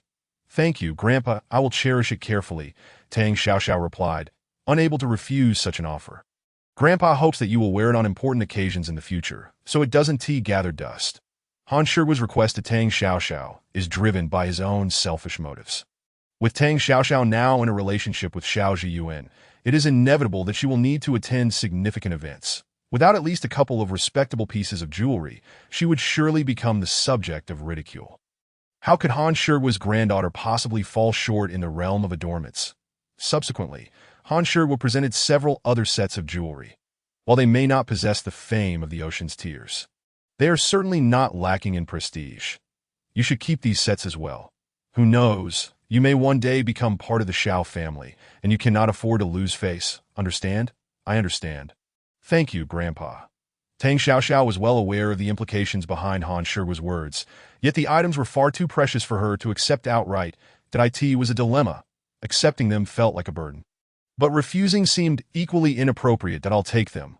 What belongs to Grandpa is also mine. Why be polite with you, Grandpa? Han Shurga could naturally perceive the turmoil within Tang Xiaoxiao. She was his only granddaughter, and everything he had would eventually belong to her. Whether he gave it to her now or later was inconsequential. Grandpa, why are you so good to me? Tang Xiaoxiao rose and knelt beside Han Shurga. Sniffling, it seemed as though the jewelry before her was not just mere adornments, but rather emotional grenades, causing her eyes to well up with tears. What nonsense are you saying? You're my only granddaughter. Who else would I cherish? Han Shurwood gently patted Tang Xiaoxiao's head and, with his other hand, dabbed at the moisture at the corners of his eyes. After a considerable pause, he finally found his voice. "Are you hungry? What would you like to eat? Today, I will cook for you, so you can show Grandpa your culinary skills, but you mustn't be critical." Tang Xiaoxiao shook her head, taking on the responsibility of cooking. "It's just cooking. It's nothing I can't handle. Although it might not taste too good." "Haha, then Grandpa eagerly awaits the chance to sample my granddaughter's cooking." Han Shurwo was overjoyed. He had no reason to criticize Tang Xiaoxiao's culinary abilities. The taste of the food was secondary. The sentiment behind it was what truly mattered. If I say my granddaughter is a good cook, who would dare argue otherwise? Of course, just sit back and relax. Tang Xiaoxiao discreetly wiped away her tears and stood up to head to the kitchen. Watching her retreating figure, Han Shurwo murmured a few words to the air before also making his way to the kitchen. If Tang Xiaoxiao had an interest in cooking, he wished to impart his culinary skills to her, relishing the joy of family togetherness. Poor Tang Xiaoxiao. Under Han Shurwo's tutelage, her cooking skills improved day by day, ultimately benefiting Xiao Zhiyuan. Chapter 37. So similar, it was uncanny. After returning home from the Jade Market, Bai Pingfeng had been secretly investigating Tang Xiaoxiao. Until he could confirm his findings, he dared not breathe a word to his family. From the information he had gathered over the past few days, Bai Pingfeng discovered that Tang Xiaoxiao's mother was named Mu Qing, that Mu Qing was adopted by Mu Hai from an orphanage. Not his biological daughter. However, the orphanage that once existed had long since closed, and uncovering the truth would require considerable effort, even though he could not definitively ascertain Mu Qing's identity at that moment. Bai Pingfeng was still exhilarated, having not slept a wink that night. This was the first time in many years that he had found clues closely aligning with his sister's disappearance. While Bai Pingfeng felt excitement, he was also enveloped in sorrow that he both hoped that he was not mistaken this time and feared that he might be wrong. For if Mu Qing was indeed his sister, he would never be able to rectify the mistakes he had made. Bai Pingfeng could not bear to accept that the sister he had lost was no longer alive, nor could he bear to imagine what the little princess, whom the Bai family had longed for over the years, had endured while living with the Mu family. Bai Pingfeng had vowed that upon finding his sister, he would offer everything he had. He would shower her with unconditional love. However, if his sister was already gone, whom could he turn to for atonement? Gazing at the photographs of Tang Xiaoxiao and Mu Qing, both strikingly resembling his deceased mother, Bai Pingfeng already had an answer in his heart. Thus, he isolated himself in his room, drowning in self-reproach, regret, and pain, the weight of negative emotions suffocating him. Bai Pingfeng locked himself away in his study, allowing no one to enter. Such unusual behavior quickly drew the attention of the other members of the Bai family. Typically, no one dared to enter Bai Pingfeng's study except for his father, Bai Chu Tian, who was now well into his 70s. The events of the past were not only a source of pain for Bai Pingfeng, but also for Bai Chu Tian. He entered the study to inquire whether Bai Pingfeng had encountered any issues recently. However, as soon as he stepped inside, he caught sight of the documents on the desk. Rushing forward, Bai Chu Tian hastily grabbed the photographs, his eyes moistening as he beheld the first image. With each successive photograph, his hands trembled, struggling to find his voice. "Dad?" Bai Pingfeng instinctively attempted to cover the documents, but he was a moment too late. He had intended to wait until he had confirmed the situation before informing his family, but it seemed that secrecy was no longer an option. "I asked this. Is this Xiao Qing, my long-lost daughter?" Bai Chu Tian's hawk-like gaze bore into Bai Pingfeng. Years ago, their family outing to the amusement park had been a joyous occasion, yet it had turned into a nightmare when his daughter went missing. His wife had been heartbroken and had left them early. After all these years, he thought he would have to carry the burden of his regrets to reunite with his deceased wife. Little did he know that fate was not unkind, granting him a glimmer of hope. "Dad, I'm still investigating. If it's true, then my sister." Bai Pingfeng could not bring himself to finish that thought. "This is Xiao Qing. There's no mistake. Look how much she resembles your mother. If she's not Xiao Qing, who could she possibly be?" Tears streamed down Bai Chu Tian's face as he realized he could finally offer an explanation to his late wife. "What are you still doing here? Go and bring your sister back. Hurry." "No, I must go myself." "Dad, please don't get too worked up. Listen to me." With the situation reaching this critical juncture, Bai Pingfeng knew he could no longer conceal the truth. He laid everything bare regarding his investigation. Bai Chu Tian listened intently, flipping through the documents in his hands, remaining silent throughout, that in the end, the study was filled only with their breathing. Bai Chu-tian could hardly believe that the daughter he had searched for so long might no longer be alive. As he examined the contents of the documents, his heart ached. The resemblance between the woman in the photographs and his deceased wife was uncanny. Yet he was unwilling to accept that the person in those photographs could indeed be his long-lost daughter. If there were no news, he could at least hold on to the hope that she was living happily out of his sight, rather than suffering and leaving this world in despair. After a prolonged silence, Bai Chu-tian finally sighed, resigning himself to the harsh reality. Investigate Tang Xiaoxiao's identity, that if she truly is your sister's child, bring her back, that I understand that if she is indeed my sister's child, I will not let the Mu and Tang families off lightly. Bai Pingfeng's expression hardened as he recalled the information in the documents. The Mu and Tang families better pray that Mu Qing is not his sister. Otherwise, he would not spare either of them. His sister, Bai Pingfeng's sister, could not be subjected to such indignities at the hands of others, even if those families were entirely unaware. Bringing Xiao Qing back is not only my wish, but also your mother's dying wish. When you have the opportunity, inform the Xiao family discreetly. We don't want them to overthink things. Bai Chu-tian had internally accepted Tang Xiaoxiao's identity, that in this world, aside from blood relatives, how could there be 3 generations that resemble each other so closely? To prevent the rest of the family from speculating, it was prudent to prepare them mentally in advance that you're right. Dad, that I'll speak with them later. Bai Pingfeng understood the underlying meaning in his father's words. Concerned that his son and daughter-in-law might overthink the situation, that if Tang Xiaoxiao was indeed his niece, then everything belonging to the Bai family would also include a share for her. This was a debt he owed to his deceased sister, and he could only make amends in this way. After all, he bore an undeniable responsibility for her disappearance all those years ago, but he could only hope that his wayward son would not act out of line.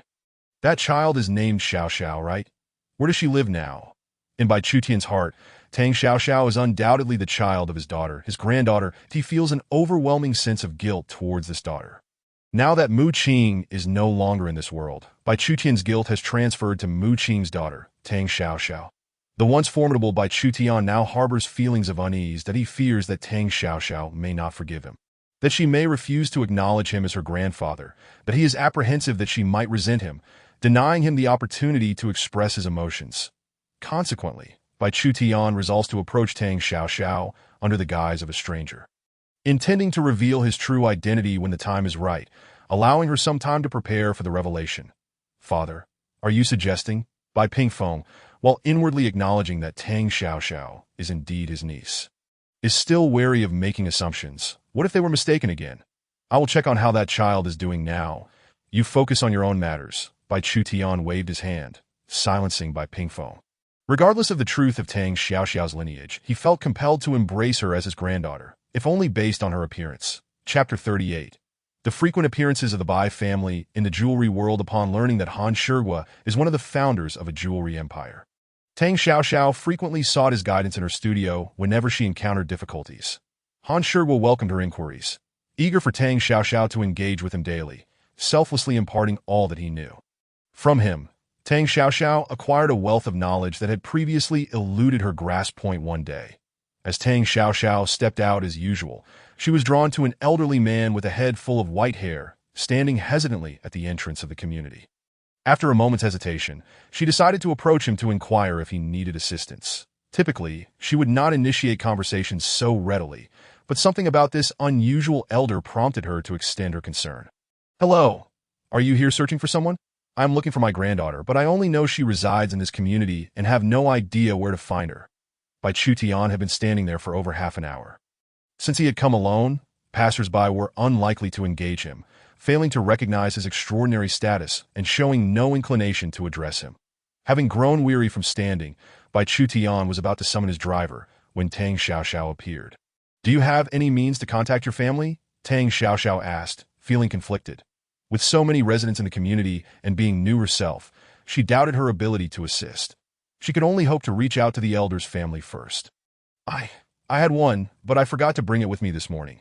Bai Chu-tian fabricated this excuse to prolong their conversation with Tang Xiaoxiao.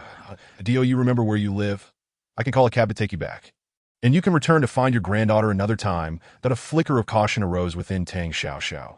Yet she was also concerned that the elderly man genuinely needed help. After much consideration, she decided that this was the only viable option that I can't recall. It seems to start with Jean or something like that. Bai Chu-tian continued to weave his tale, determined to maintain credibility. Usually, someone accompanies me when I go out. Today, I took the opportunity to sneak out and see my granddaughter. But alas, I couldn't find her, and now I can't return home. What shall I do? Please do not worry. There is a police station nearby. I will take you there, and you will be able to contact your family. S. Tang Xiaoxiao observed Bai Chu-tian. She felt no inclination to suspect him as a fraud. It is quite normal for the elderly to experience lapses in memory. Furthermore, upon hearing Bai Chu-tian mention that he usually accompanied during his outings, she instinctively considered that he might be suffering from dementia. Bai Chu-tian wished to fabricate further tales, yet the more he spoke, the less credible he became. Reluctantly, he feigned agreement to accompany Tang Xiaoxiao to the police station. Though his initial endeavor had not succeeded, Bai Chu-tian remained undeterred. He found the experience rather amusing. Thus, the following morning, he returned to wait at the entrance of Tang Xiaoxiao's community, timing his arrival to coincide with her departure. Upon seeing her, he approached her with a warm smile, holding a box of homemade pastries.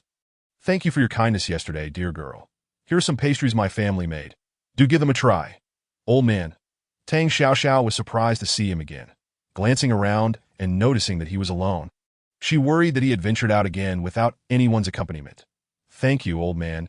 It was merely a small favor. Did you come here alone again today?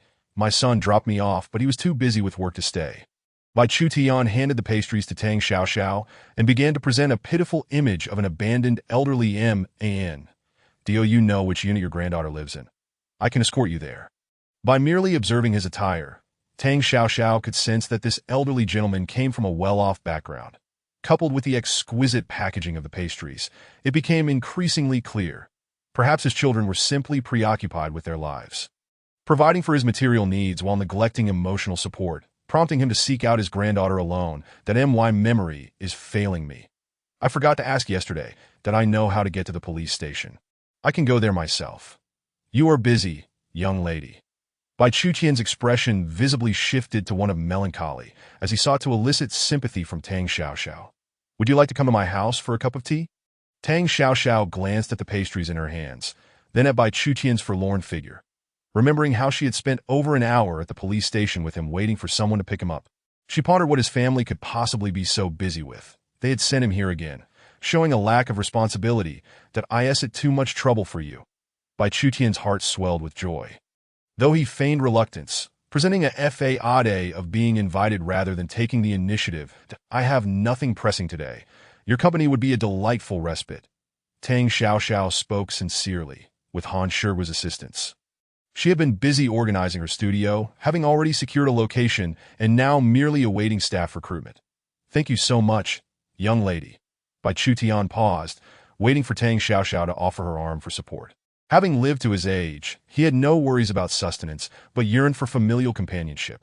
His son, Bai Pingfeng, was either preoccupied with work or devoted to his own small family, particularly since Bai Pingfeng had recently embraced the role of a grandfather. He had little time to consider Bai Chu-tian's emotional state. You can just call me Xiaoxiao. Tang Xiaoxiao was surprised by her own invitation to an unfamiliar man into her home after only 2 meetings. Yet there was something endearing about the elderly gentleman that prompted her to care for him. Little did she know that in the following days, she would encounter Bai Chu-tian at the community entrance daily. Initially, she believed he was genuinely seeking his granddaughter, but as the encounters multiplied, she began to sense something amiss. Nevertheless, Bai Chu-tian posed no threat. Rather, he consistently brought her pastries, seemingly aware of her weakness for sweets.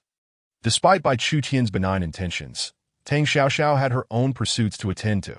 Were it not for her busy career, Bai Chu-tian might have continued to pursue her daily without concern for her feelings.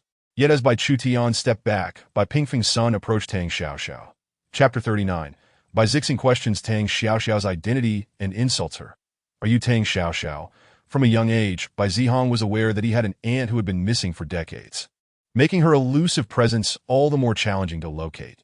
Thus, he believed that this encounter with Tang Xiaoxiao was undoubtedly a grand misunderstanding, akin to those previous instances he had encountered. The most memorable of these was a woman who had gone to great lengths to ingratiate herself with Bai Chu-tian, even resorting to high-tech cosmetic surgery to alter her appearance to resemble his. This individual had even attempted to tamper with paternity tests right under the Bai family's noses, only to be discovered in the end. Bai Zihong initially thought that Tang Xiaoxiao was cut from the same cloth. However, to his astonishment, not only did his father recognize her identity, but even his grandfather appeared to endorse it. Even more baffling was his grandfather's recent pattern of early departures and late returns. As he sought to forge a connection with Tang Xiaoxiao, this turn of events set off alarm bells within Bai Zihong. He perceived Tang Xiaoxiao as the type of person who would stop at nothing to achieve wealth and status, albeit with a more sophisticated approach, one that had even managed to deceive his astute grandfather. "Oh, I know you," Tang Xiaoxiao asked, her expression filled with confusion as she confronted the stranger who had accurately called her name. She couldn't recall offending anyone recently. "It seems I've seen many like you before, so tell me, how much will it take for you to tell the truth?" Bai Zihong scoffed, his disdain for those who feign innocence palpable. He was certain that someone like Tang Xiaoxiao had thoroughly investigated the Bai family's affairs and could not possibly be unfamiliar with him. Her pretense of ignorance was merely a performance. "I don't understand what you're saying, that if there's nothing else, please refrain from disturbing me," Tang Xiaoxiao retorted, exasperated. She was not one to instigate trouble, yet it seemed that trouble consistently found its way to her. "Don't pretend you don't understand. You can't gain entry into the Bai family simply by presenting your face," Bai Zihong shot back, growing frustrated with Tang Xiaoxiao's obstinacy, that he took out a check he had prepared in advance and threw it at her. "Is this enough? If you have any sense, admit that your beauty is the result of surgery and take the money and leave. If you have a problem, seek treatment, or I'll call the police." The check landed lightly on Tang Xiaoxiao's face, though it lacked any real impact. Nevertheless, it extinguished her patience. Anger simmered within her, but the mention of the Bai family piqued her interest. Recently, an elderly gentleman named Bai Chu-tian had been frequently visiting her, making it difficult for her to dismiss the connection between the rude man before her and Bai Chu-tian. "I advise you not to push me into being impolite after my kind words have gone unheeded." Bai Zihong was taken aback by Tang Xiaoxiao's defiance. Typically, when confronted about their intentions, people would reveal a hint of guilt. Yet, Tang Xiaoxiao displayed only a trace of indignation, leading Bai Zihong to suspect she had been plotting all along. Otherwise, how could she have deceived even his grandfather? "Suit yourself, but I still suggest you visit a hospital. Some ailments are quite difficult to cure." Tang Xiaoxiao returned the check she had been holding, offering a good-natured reminder to seek medical attention. "Not only is your mind questionable, but your eyesight appears to be too. This face of mine is entirely original, yet you accuse me of surgery. Perhaps it's your mind and vision that are impaired. You are quite something. You refuse to heed my warning, but once I gather evidence, you will find it impossible to survive in this city." Bai Zihong felt insulted by the returned check. Tang Xiaoxiao's roundabout approach was merely a ploy for money, that if 5 million wasn't sufficient, he would not hesitate to take more drastic measures. "That I retract my earlier statement. You should forego treatment, that a faulty mind is an incurable affliction." Tang Xiaoxiao had heard countless threats in her life, but this was the first time someone had expressed such a juvenile sentiment. She was not one to shy away from a verbal exchange. If it came to a battle of wits, she was confident in her ability to prevail. Bai Zihong had never encountered such boldness directed at him before. Watching Tang Xiaoxiao walk away, he quickly turned to utilize his connections to investigate her background. Once he uncovered her cosmetic surgery records, all her lies would be laid bare. Yet the most compelling evidence would be the paternity test. The moment he obtained a strand of Tang Xiaoxiao's hair would mark the day he exposed her for who she truly was. On the surface, Tang Xiaoxiao seemed unfazed by Zihong's words. Yet doubts began to creep in her mind. Bai Chu-tian's frequent visits were suspicious enough, but now a self-proclaimed member of the Bai family had appeared that it was hard for her to believe that there was nothing significant behind all this. However, she decided to set her concerns aside, convinced that the truth would eventually reveal itself. For now, her priority was the upcoming interview, that if this artisan proved capable, her studio could officially open for business. While Tang Xiaoxiao attempted to brush off the recent events, Bai Zihong faced a predicament upon returning to the Bai household. His private inquiries into Tang Xiaoxiao's background had come to Bai Chu-tian's attention. After several days of interaction, Bai Chutian had grown increasingly convinced of Tang Xiaoxiao's true identity and had even arranged for a paternity test, though the results would take time, but he had intended to wait for the results before deciding whether to welcome Tang Xiaoxiao into the Bai family or recognize her as his god-granddaughter. Little did he know that his grandson had chosen to confront Tang Xiaoxiao, igniting Bai Chutian's fury. "Speak. Who sent you to confront Tang Xiaoxiao?" "Grandfather, don't be deceived by her. Have you forgotten the last woman who underwent plastic surgery?" Bai Zihong suspected that Tang Xiaoxiao had cast some spell over his grandfather. Otherwise, why would the normally lenient Bai Chutian be so irate over such a trivial matter? Yet, Bai Zihong dared not voice his true thoughts aloud. Lest he find himself kneeling on the floor, "I will ask you again. Who instructed you to seek out Tang Xiaoxiao?" Bai Chutian slammed his palm on the coffee table, clearly displeased with his grandson's evasive response. "It was my own decision. I believed she was a fraud, simply trying to swindle money," Bai Zihong blurted, startled by his grandfather's sudden outburst. Under Bai Chutian's authoritative presence, he found himself revealing his genuine feelings. "Ha, swindler! I suspect you are merely worried about someone encroaching on your inheritance." Bai Chutian, having witnessed countless storms in his lifetime, recognized his grandson's immaturity, that he was well aware of what Bai Zihong was truly concerned about. "Is the Bai family lacking in sustenance because of you? I'm not mistaken. Tang Xiaoxiao is exceedingly cautious and certainly not harmless. Why do you favor her and not trust your own grandson?" Bai Zihong felt cornered as his hidden insecurities were laid bare. Lacking interest in jewelry and the commercial world, he, as the sole heir of the Bai family, had never felt threatened, until now that of a potential cousin. Skilled in jewelry design, emerged praised by both his father and grandfather, it could spell disaster for him. Thus, Tang Xiaoxiao could not possibly be his cousin, nor could she ever be. Chapter 40. Internal strife within the Bai family. You truly seem to have lost your senses. "Speak. I wish to know the extent of your grievances." Bai Chutian could hardly fathom that his grandson harbored such thoughts. Before any conclusions had been drawn, Bai Zihong had recklessly sought out Tang Xiaoxiao. This was hardly the behavior expected of a future head of the family, that I merely find that Tang Xiaoxiao is too calculating. What are the odds of two such similar individuals existing in this world? Bai Zihong's confidence began to wane that I in the Bai family. No one dared to challenge Bai Chutian's authority. Neither Bai Pingfeng nor his own son, Bai Zihong. While Bai Zihong refrained from directly opposing his grandfather, he was secretly devising a plan to unveil Tang Xiaoxiao's true nature. This unexpected arrival of Tang Xiaoxiao, if not a premeditated scheme, seemed too fortuitous to be mere coincidence, especially considering how she had crossed paths with his father. "You lack the talent for business and are oblivious to your shortcomings, yet you still disparage others. This is how I have taught you." Bai Chutian understood that his grandson was not cut out for the business world and had no intention of forcing him. All he wished for was a peaceful family life. Yet his grandson's lack of direction, coupled with his inability to admit his mistakes, left him utterly disheartened. "What has happened, Xiaoxing? Why have you once again incited your grandfather's anger?" Upon returning home, Bai Pingfeng was immediately informed of the situation by his daughter-in-law.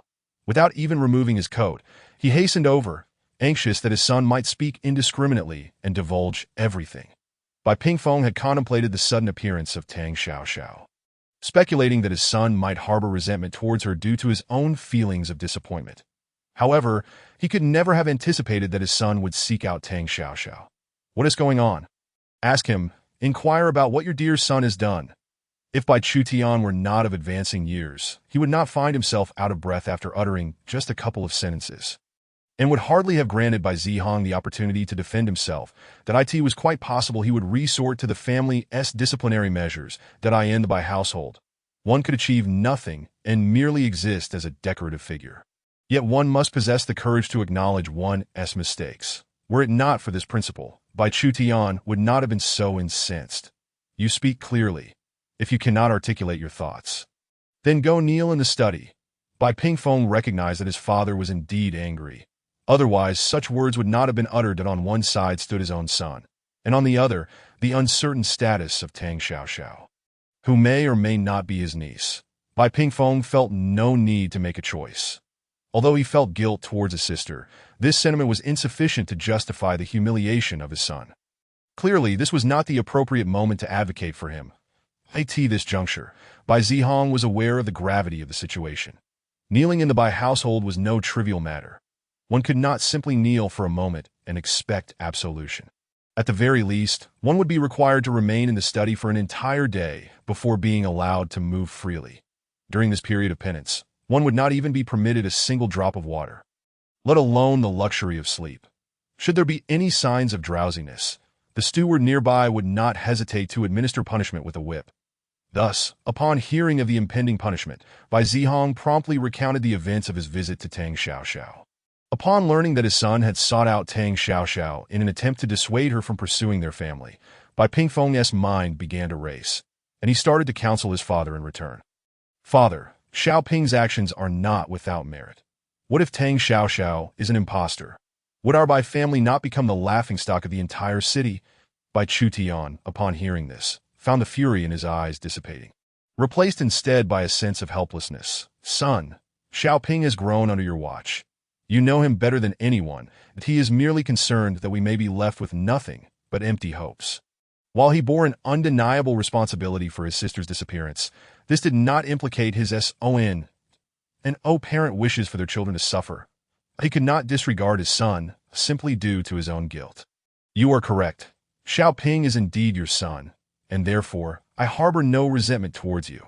With this, Bai Chutian rose from the sofa and made his way toward the staircase, only to pause midway. His expression rife with resignation and disappointment. He had never envisioned handing the Bai family legacy to another, that he had already one foot in the grave and merely wished to locate his poor daughter, so he could meet his deceased wife without regret. But remember, Xiao Qing is also my daughter. Even though she is no longer among us, that fact remains unchanged. Father, as Bai Pingfeng heard these words, a pang of unease gripped his heart, and his throat felt inexplicably tight. He yearned to express something, but Bai Chutian silenced him with a gesture. Enough, say nothing more. Tomorrow, Xiaoping will accompany me to apologize to Tang Xiaoxiao. As members of the Bai family, we must possess the courage to confront our mistakes. That I understand, grandfather. I recognize my wrongs.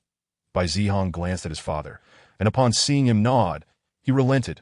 Once Bai Chutian ascended the stairs, Bai Pingfeng let out a heavy sigh that he had no choice in the matter. Tang Xiaoxiao was most likely his sister's child. Observing his father's demeanor, it was evident that he intended to welcome Tang Xiaoxiao back into the Bai family and nurture her. Tang Xiaoxiao's exceptional talent in jewelry design could potentially overshadow his son's rightful inheritance. While he had no qualms about allocating a portion of the Bai family's shares to support Tang Xiaoxiao, he could never condone her taking over the Bai family business. Otherwise, he would not have dared to oppose the father he had always revered. Father, is Tang Xiaoxiao truly my cousin? Bai Zihong had not anticipated that matters would conclude in such a manner. The usually domineering, unwavering grandfather had shown signs of concession. Regardless of whether Tang Xiaoxiao is your aunt's child, when we go to apologize tomorrow, your demeanor must be respectful. Bai Chutian placed a hand on Bai Zihong's shoulder, emphasizing this point repeatedly, fearing his son would cause trouble.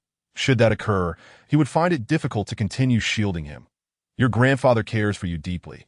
It's just that your aunt has always been a source of anguish for him. I hope that even if you cannot accept this, you can at least understand. Father, I simply cannot fathom why, after all these years, you still seek to uncover your sister's whereabouts. Bai Zihong nodded, realizing that he did not want to lose what was rightfully his to a cousin who had appeared out of nowhere. Now that he understood his father was on his side, he felt considerably relieved. Apologizing to Tang Xiaoxiao was a mere formality he could fulfill.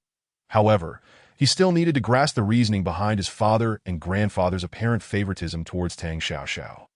The loss of your aunt was caused by my own negligence. Bai Pingfeng wished to avoid the past. Had it not been for his own folly and the moment he let go of his sister's hand, she would not have gone missing. Although no one had blamed him for her disappearance, he was acutely aware that his parents silently resented him. This was why Bai Pingfeng had never ceased searching for his sister all these years. He felt obligated to rectify the error he had made. He would safeguard what belonged to his son. That I'm sorry, father. I truly understand my mistakes. This was the first time Bai Zihong learned that it was his father who had lost his aunt during her childhood. Upon hearing such an explanation, Bai Zihong could somewhat grasp the reason behind his father's relentless pursuit over the years, that if he were in his father's position, he would likely feel the same. After coming to this understanding, Bai Zihong felt a great weight lift from his heart. and his intentions for tomorrow's apology to Tang Xiaoxiao became purer. Chapter 41. Acknowledgement and direct confrontation the following morning. Bai Chutian arrived bearing a refined box of pastries, accompanied by a noticeably softened Bai Zihong, just as Tang Xiaoxiao was about to leave her home. "Little Tang, it is I, your uncle, once again." Tang Xiaoxiao had long since grown accustomed to Bai Chutian's sporadic visits. When the doorbell rang, she assumed it was merely Bai Chu, and that it was only upon opening the door that she noticed the previously rude individual had accompanied him. Though unwelcome, she still invited them into the living room. "Uncle, why have you brought pastries again? I've been gaining a bit of weight lately." "Where have you gained weight? You are far too thin, my dear. You must eat more." The exchange between Bai Chutian and Tang Xiaoxiao caught Bai Zihong's attention. He had never witnessed his grandfather lowering his guard and interacting with a younger generation in such a congenial manner, making him feel like an outsider. "That I forgot to introduce my grandson. Bai Zihong. You should have met yesterday." Bai Chutian had anticipated that Tang Xiaoxiao would bring up the previous day's encounter, but minutes had passed since his arrival, and she had yet to mention it. It was as if she hadn't even seen his grandson. With no other option, he had to speak up that "We did meet yesterday." Tang Xiaoxiao's gaze lingered on Bai Zihong for just a moment before shifting away. After returning home the previous day, she had pondered a particular matter. Initially, Bai Chutian had come claiming to seek his granddaughter, yet he had never mentioned her again. That at first, Tang Xiaoxiao had thought little of it, assuming that his granddaughter might be like other relatives who were unwilling to engage with him. Thus, she refrained from bringing it up, fearing it might evoke painful memories for Bai Chutian. However, after the peculiar comments made by Bai Zihong, she could not help but reconsider. Now, with Bai Chutian personally bringing his grandson, it confirmed her suspicions that she bore a resemblance to his granddaughter, prompting his repeated visits and the lavish gifts of pastries, which were not mere tokens of gratitude, but expressions of familial affection.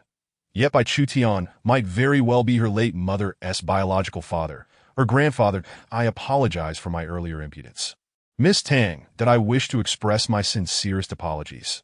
Taking the initiative to apologize was certainly preferable to being coerced into doing so later.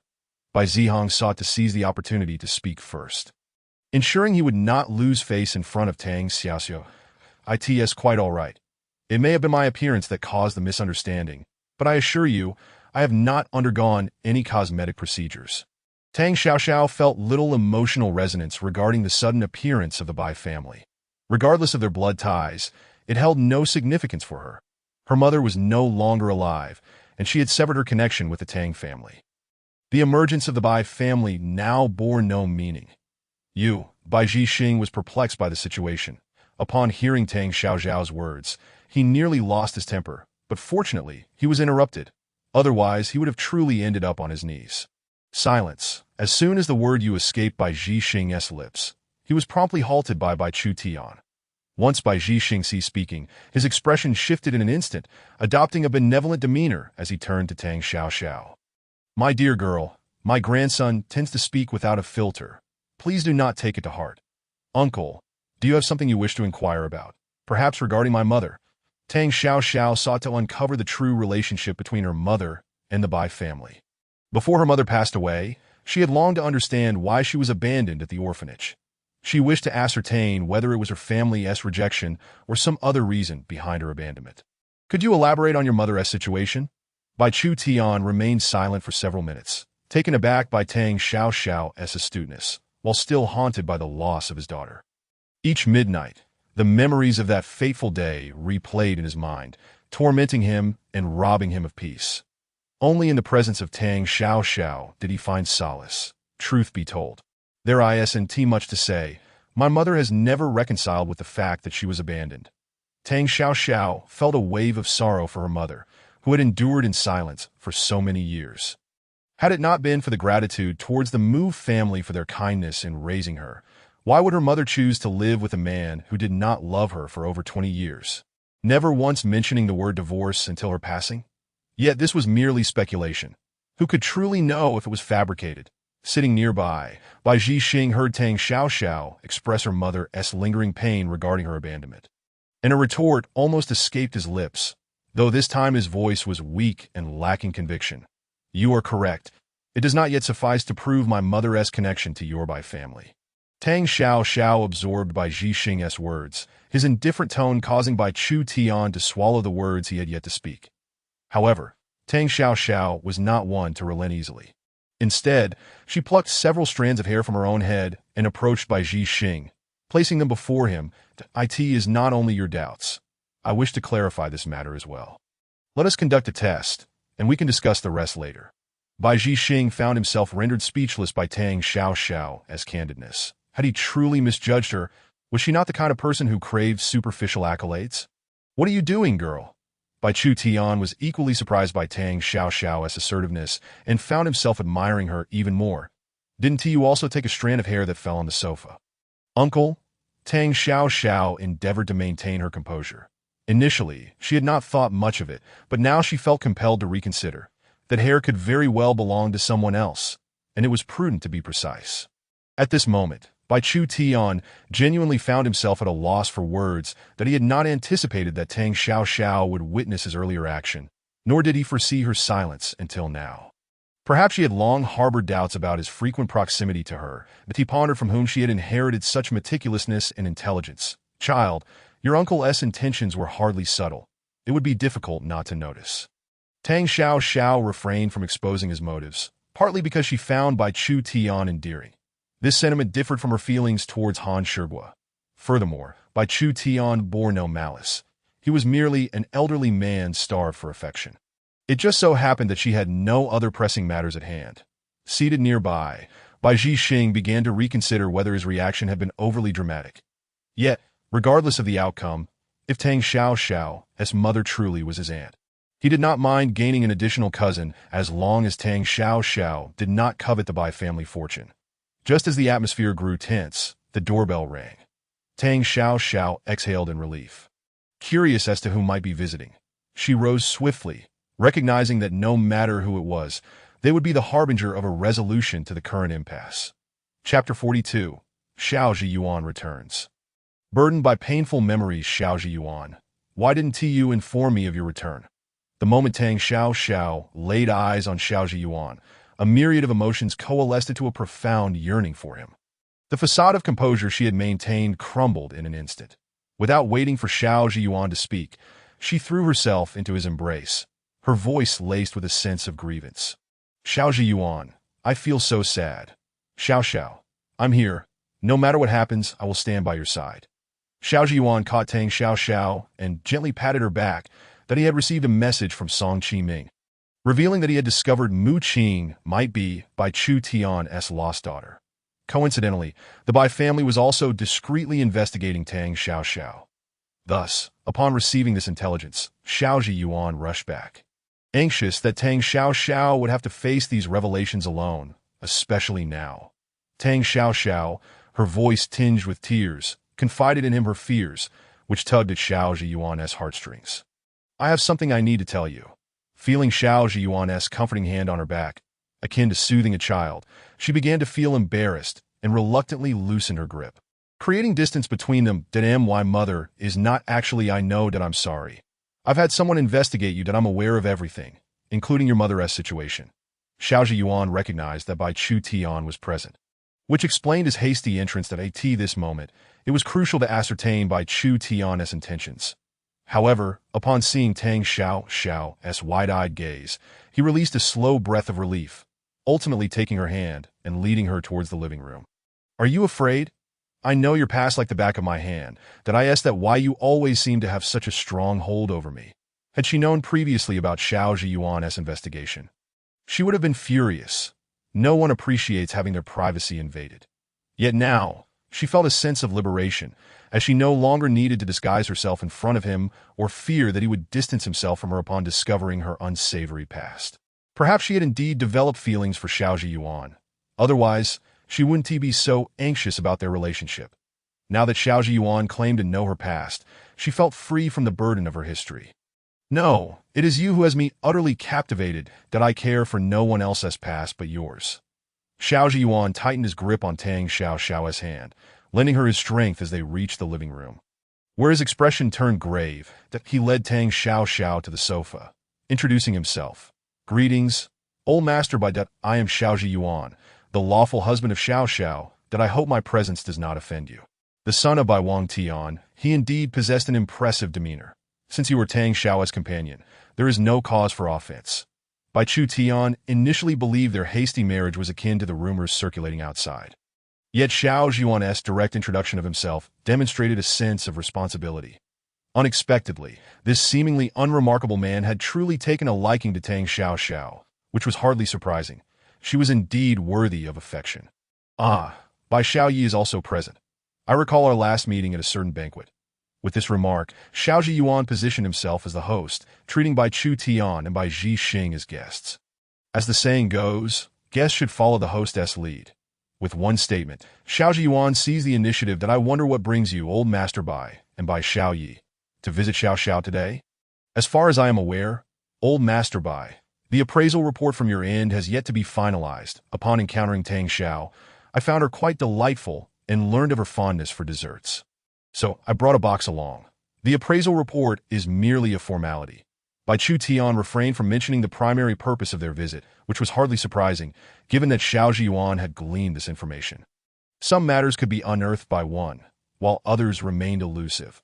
Although the initiative had shifted to Xiao Zhiyuan, Bai Chu Tian was not a man easily outmaneuvered, and it was prudent to confirm the situation to prevent certain individuals from gossiping behind their backs. Wouldn't you agree, Bai Xiaoyi? Bai Chu Tian's response was ambiguous, prompting Xiao Zhiyuan to redirect the conversation. While Bai Chu Tian was shrewd and calculating, Bai Ji Xing seemed somewhat naive. Xiao Zhiyuan's words incited Bai Ji Xing to jump to his feet in indignation, serving as a release of the pent-up frustration he felt. You, who are you insinuating is gossiping behind our backs? Bai Ji Xing quickly discerned that Xiao Zhiyuan was mocking him, equating him with a gossiper, which he found intolerable. Xiao Xing, take Tang Xiao's hair to Dr. Wang and request a prompt result. Bai Chu Tian regretted bringing along his impulsive grandson, who had allowed himself to be provoked so easily, thereby bringing shame to the Bai family. Then I'll go right away. Bai Zixing opened his mouth, yet ultimately refrained from contradicting Bai Chu Tian's command in front of outsiders that home. He dared to voice his opposition, but in public he simply lacked the courage. Moreover, he was acutely aware of his own limitations. In such a situation, it was better to leave, sparing his grandfather from trouble and shielding the Bai family from disgrace. Children, in their ignorance, often become the subject of ridicule, that I shall not intrude any further. Uncle Xiao, that I will take my leave now. With the conversation having reached such a point, prolonging it would only lead to further awkwardness. Bai Chu Tian chose to depart first, deciding that other matters could wait until the appraisal results were revealed. Wait a moment, that my mother once mentioned to me that she had a jade Buddha she had worn since childhood. Perhaps this could illuminate her origins. Tang Xiao had not initially intended to reveal the jade Buddha and the photo album. But given the current circumstances, it seemed irrelevant whether she presented them or not, that if Bai Chu Tian truly was her mother's kin, then she would fulfill her mother's unfulfilled wishes by inquiring why her family had abandoned her when she was too young to remember. What did you say? A jade Buddha. What kind of jade Buddha? Show me quickly. Upon hearing that Tang Xiao possessed a jade Buddha, Bai Chu Tian sprang to his feet in excitement. That cannot be mistaken. When my little Qing went missing, she was wearing a jade Buddha. That was a design personally crafted by my late wife and me for her. If only I could see that jade Buddha, I would recognize it at once. Wait here, I will fetch it. Tang Xiao was slightly startled by Bai Chu Tian's fervor. Observing his reaction, she surmised that her mother was most likely the lost daughter of the Bai family. Xiao Zhiyuan also stood up, accompanying Tang Xiao to her bedroom. Do not worry. Qi Ming has also investigated and found that your mother might indeed be the lost daughter of the Bai family. It cannot be wrong. No, Xiaojing, you do not understand. You cannot fathom the suffering my mother endured all these years. Tang Xiao collapsed onto the edge of her bed, tears brimming in her eyes. She would rather the Bai family never sought her out. If they had come sooner, perhaps her mother would not have died. Her mother's illness was treatable, yet she had given up, claiming she could no longer endure. Tang Xiao could no longer contain her anguish and wept uncontrollably. She harbored resentment towards the Mu family for their callousness, loathed Tang Zhoumin's true nature, despised the tardy arrival of the Bai family, and most of all, she detested herself for not being able to keep her mother alive.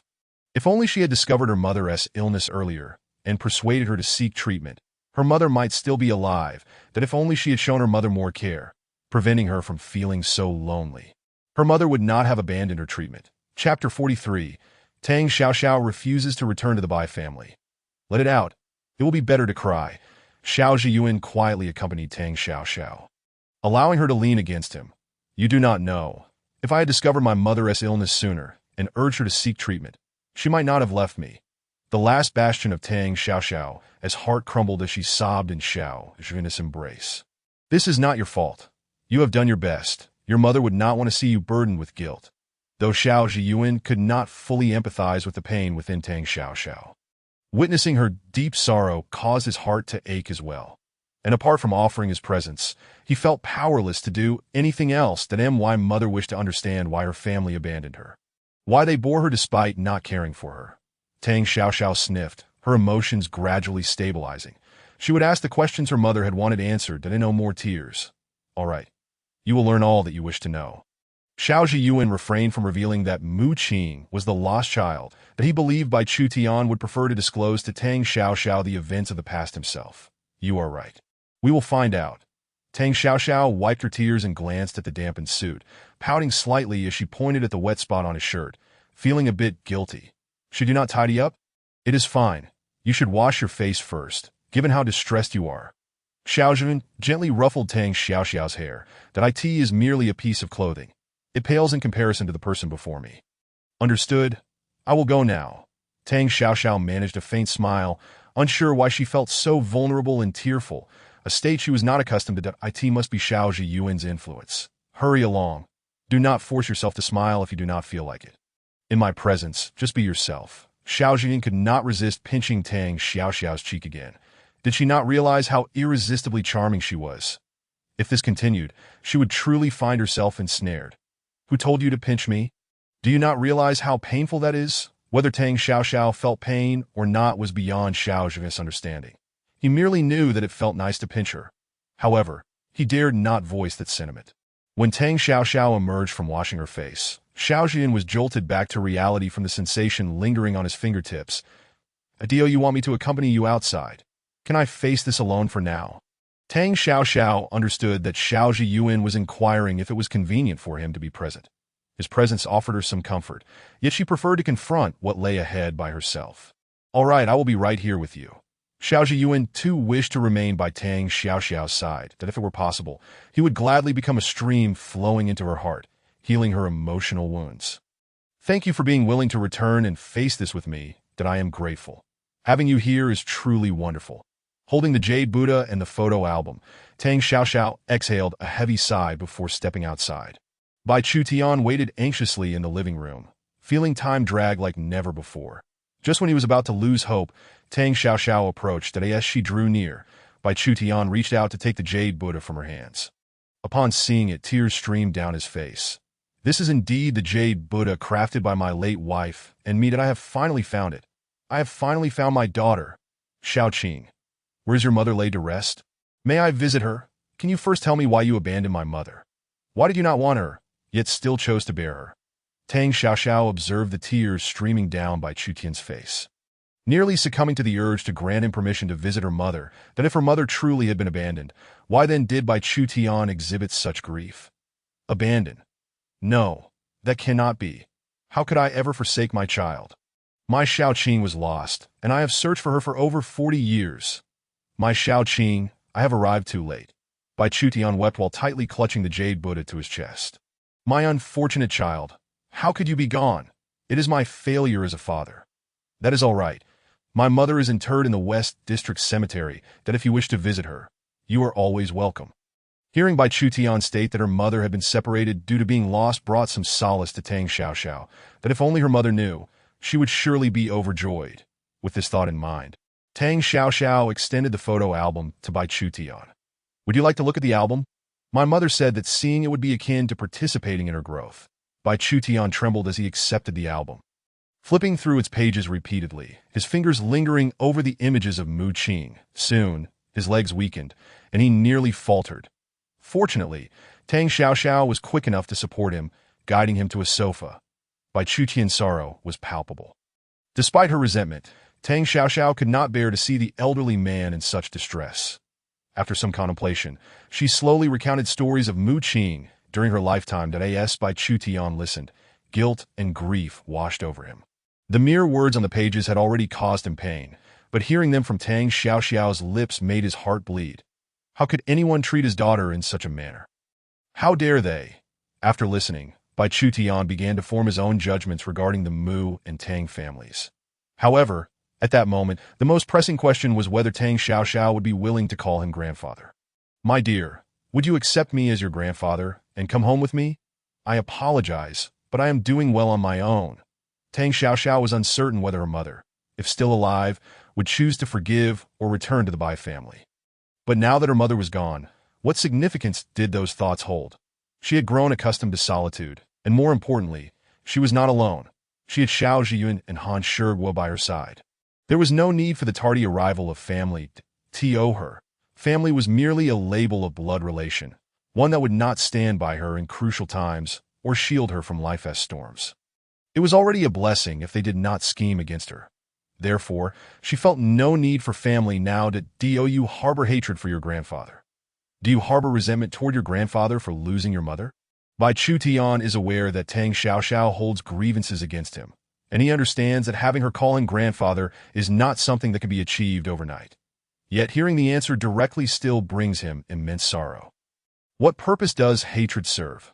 Can hate bring mother back? Tang Xiaoxiao lowered her gaze that if hatred were effective, she would resent every member of the Bai family for taking her young mother to the amusement park, for not watching over her properly while there. She would loathe them for not appearing sooner, for waiting until now to show themselves. Grandfather, you should leave today. Xiaoxiao is weary, said Xiao Zhiyun, who looked at Tang Xiaoxiao with compassion and could not help but remind Bai Chu Tian. Regardless of whether Tang Xiaoxiao would acknowledge Bai Chu Tian's identity in the future, it was crucial to allow her some breathing space now. Being too forceful would only backfire. Then I shall take my leave. I will borrow this album and the Jade Buddha for a few days, and I will return to visit you soon, Bai Chu Tian said, holding on to Mu Qing's possessions that he knew that this was not the time for such discussions. Both he and Tang Xiaoxiao needed space to accept and process today's events. Tang Xiaoxiao remained silent, lost in thought. Xiao Zhiyun did not see Bai Chu Tian off. Instead, he embraced Tang Xiaoxiao, understanding that some matters required introspection. All he could do was to accompany her until she found clarity. Chapter 44. Companionship. Are you hungry? Let me see what ingredients we have in the fridge. As time passed slowly, Xiao Zhiyun continued to pat Tang Xiaoxiao's back, even though his arm ached, showing no intention of stopping. Once Tang Xiaoxiao felt a little better, he cautiously inquired, treating her as if she were a fragile treasure. Xiao Zhiyun, I wish to visit my mother. Would you accompany me? Tang Xiaoxiao shook her head. She had no appetite and only wanted to share the news with her mother. All right, I will drive. Please wait for me at the door. Xiao Zhiyun felt equally unsettled. The sensation of being unable to do anything but provide companionship weighed heavily on his heart. Tang Xiaoxiao nodded dully. That it wasn't until Xiao Zhiyun had been gone for a while that she realized what she needed to do next. She stood up and walked toward the door, each step fueled by sheer willpower. The words Mu Qing spoke at the end of her life echoed in Tang Xiaoxiao's ears, repeating over and over. Clearly etched in her mind. Gradually, those images surfaced. Dear daughter, I am sorry. You must be strong and live happily, carrying a piece of my happiness with you. Forgive me for my selfishness. I can no longer be by your side. Tang Xiaoxiao slowly approached the door, uncertain of which direction to take, standing there in a daze. That a gentle breeze swept in, carrying away the tear that had pooled in her eyes, expressing her longing for her mother and revealing her inner turmoil and anxiety. Shedding the facade she had maintained, in that moment, Tang Xiaoxiao was simply a child yearning for her mother's embrace. Yet she realized she could no longer reach it, for her mother was gone. As Xiao Zhiyun drove up, he was met with this poignant scene. The sight of Tang Xiaoxiao in such despair unsettled him. Acting on instinct, he quickly exited the car, rounded to the passenger side, and opened the door. Let us first go to the flower shop and select a bouquet of your mother's favorite flowers, shall we? Ping-pong daisies. My mother loved them dearly. Hearing Xiao Zhiyun's voice jolted Tang Xiaoxiao back to reality, and she took a deep breath, exhaling slowly. She then resumed her former self, as if the previous moment had merely been an illusion. Seeing her regain a semblance of vitality only heightened Xiao Zhiyuan's concern. Once Tang Xiaoxiao was settled in the car, he remained vigilant, paying close attention to her state. Tang Xiaoxiao noticed Xiao Zhiyuan's unusual behavior and offered a faint smile, gradually sharing her thoughts that I can understand why my mother made such a choice. If hypothetically, the Bai family had come looking for her a few years earlier, would she have been so resistant to treatment? Would I still have my mother? Xiao Zhiyuan was at a loss for words, unsure how to alleviate her sorrow. Life is but a play. Han Shi knew Feng Changming, whose daughter had long been dating Bai Zihong, while Tang Xiaoxiao and her mother had frequently communicated with Han Shi. The connections had already formed an intricate web, yet no one had noticed or dared to cross boundaries. Had he met Tang Xiaoxiao sooner, perhaps he would have discerned the relationship between Mu Qing and the Bai family earlier. If only the Mu family had sought out Mu Qing's relatives, even if it took a while, they would have eventually discovered the truth, because the Bai family had never given up. However, the reality was that the Mu family had not pursued this, resulting in repeated missed opportunities with Mu Qing. Fate plays tricks, and one can only ponder what if. Many events in life leave us with regrets. What matters is the future. Try not to overthink it, that I promise. I will be here for you in the days to come, that I this a promise. Tang Xiaoxiao took some time to respond. Although she longed for a blissful marriage, she was acutely aware of the disparities between her and Xiao Zhiyuan, mentally preparing herself for the potential end of their relationship. Yet, as time passed, Xiao Zhiyuan might gradually draw closer to her cold, dark heart, perhaps to the point where it would become utterly shattered. That is not a promise. I shall not make any verbal commitments to you. Verbal assurances are merely empty words, devoid of any substantive cost. Xiao Zhiyuan would never regard promises as the foundation of a relationship. It took him over 20 years to meet someone like Tang Xiaoxiao.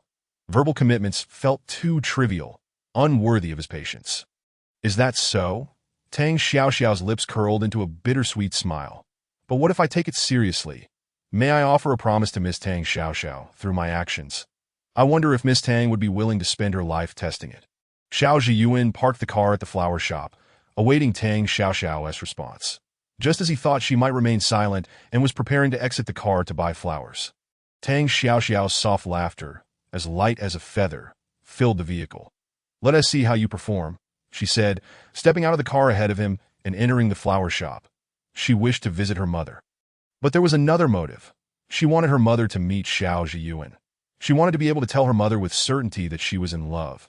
Seeing Tang Xiaoxiao regain her spirit, Xiao Zhiyuan exhaled in relief and followed her into the flower shop. When they emerged, each held a bouquet of fresh flowers. Unlike before, on the way to the cemetery, neither spoke, allowing the silence to envelop them. It was not until they arrived at Mu Qing's gravestone that Tang Xiaoxiao finally spoke. Mom, your daughter has come to see you, and I brought your favorite flowers. Gently placing the bouquet at the base of the gravestone, she turned to Xiao Zhiyuan. By the way, I also brought someone to meet you. This is Xiao Zhiyuan, my boyfriend and legal husband. Hello, it is a pleasure to meet you. I brought you a bouquet of lilies. I hope you like them. Xiao Zhiyuan bowed slightly and placed the flowers beside the ping-pong daisies. Mom, I have good news to share. Your biological father, my grandfather, has found us. However, I do not intend to acknowledge him just yet.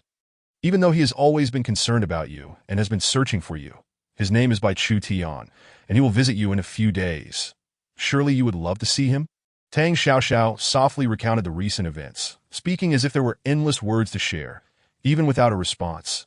Xiao Zhiyuan quietly listened, offering no comments, until Tang Xiaoxiao fell silent, choosing to stand vigil. Though she was not without words, those thoughts remained concealed within her heart, slowly pouring forth, primarily because they pertained to Xiao Zhiyuan, whom she did not want to overhear. All right, I will return to see you again. Mom, please watch over me and ensure my happiness. Ani, rest assured, I will do my utmost to care for Xiao. I hope that next time I visit, I will be worthy enough to call you mother.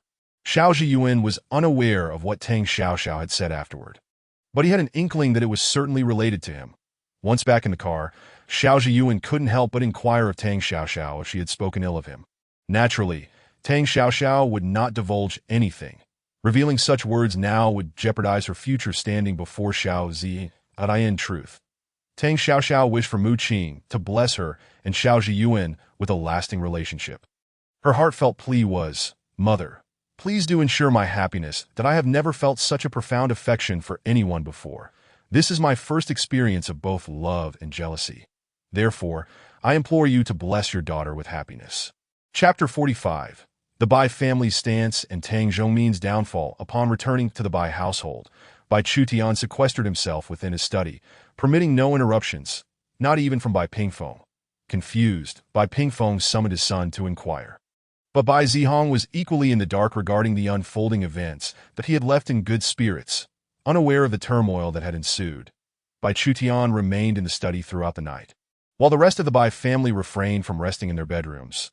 Their home illuminated through the night. It was not until the following morning that Bai Chutian finally emerged into the view of others. Upon seeing his father, Bai Pingfeng immediately rose, asking, "Father, what has transpired? Do you remember this jade Buddha?" Bai Chutian inquired, presenting the jade Buddha and an album to Bai Pingfeng, urging him to examine them closely. This is my sister's jade Buddha. Father, did Tang Xiaoxiao give this to you?"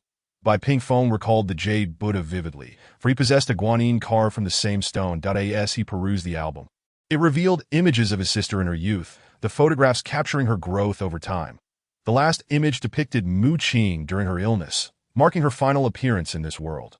Bai Pingfeng's hands trembled, his eyes moistening. He struggled to voice a single word. This was his sister, the one he had sought for years. Yet he would never see her again. "You must visit the Mu and Tang families. You cannot let your sister's matters rest like this." Bai Chutian had contemplated much throughout the night. Regardless of whether Tang Xiaoxiao was willing to call him grandfather, she would always hold a place within the Bai family. "Remember this. Tang Xiaoxiao is my granddaughter, a part of the Bai family that if anyone has objections, voice them now. Should I discover dissent later, that person will be expelled from the Bai family." "Father, how can you say that? Tang Xiaoxiao is also my niece, the daughter of my sister, that I will visit the Mu and Tang families without your prompting."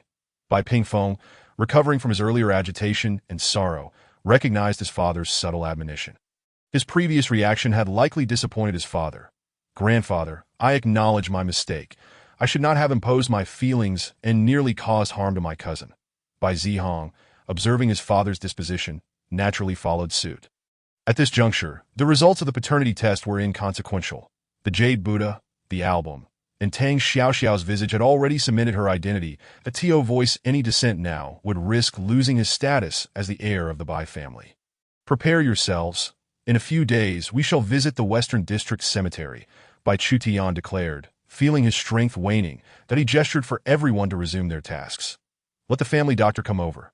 Bai Pingfeng, concerned for his father's health, had stayed up with him.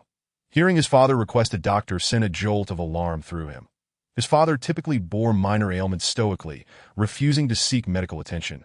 This time, however, it seemed he was genuinely unwell. "Quickly summon a doctor. Father, where do you feel discomfort? I will help you to rest. Nothing serious, merely the effects of age. Please arrange an appointment for a full checkup this afternoon." In truth, Bai Chutian had dozed off in his study for several hours. He was not one to endure sleepless nights, as he wished to remain healthy to cherish his granddaughter.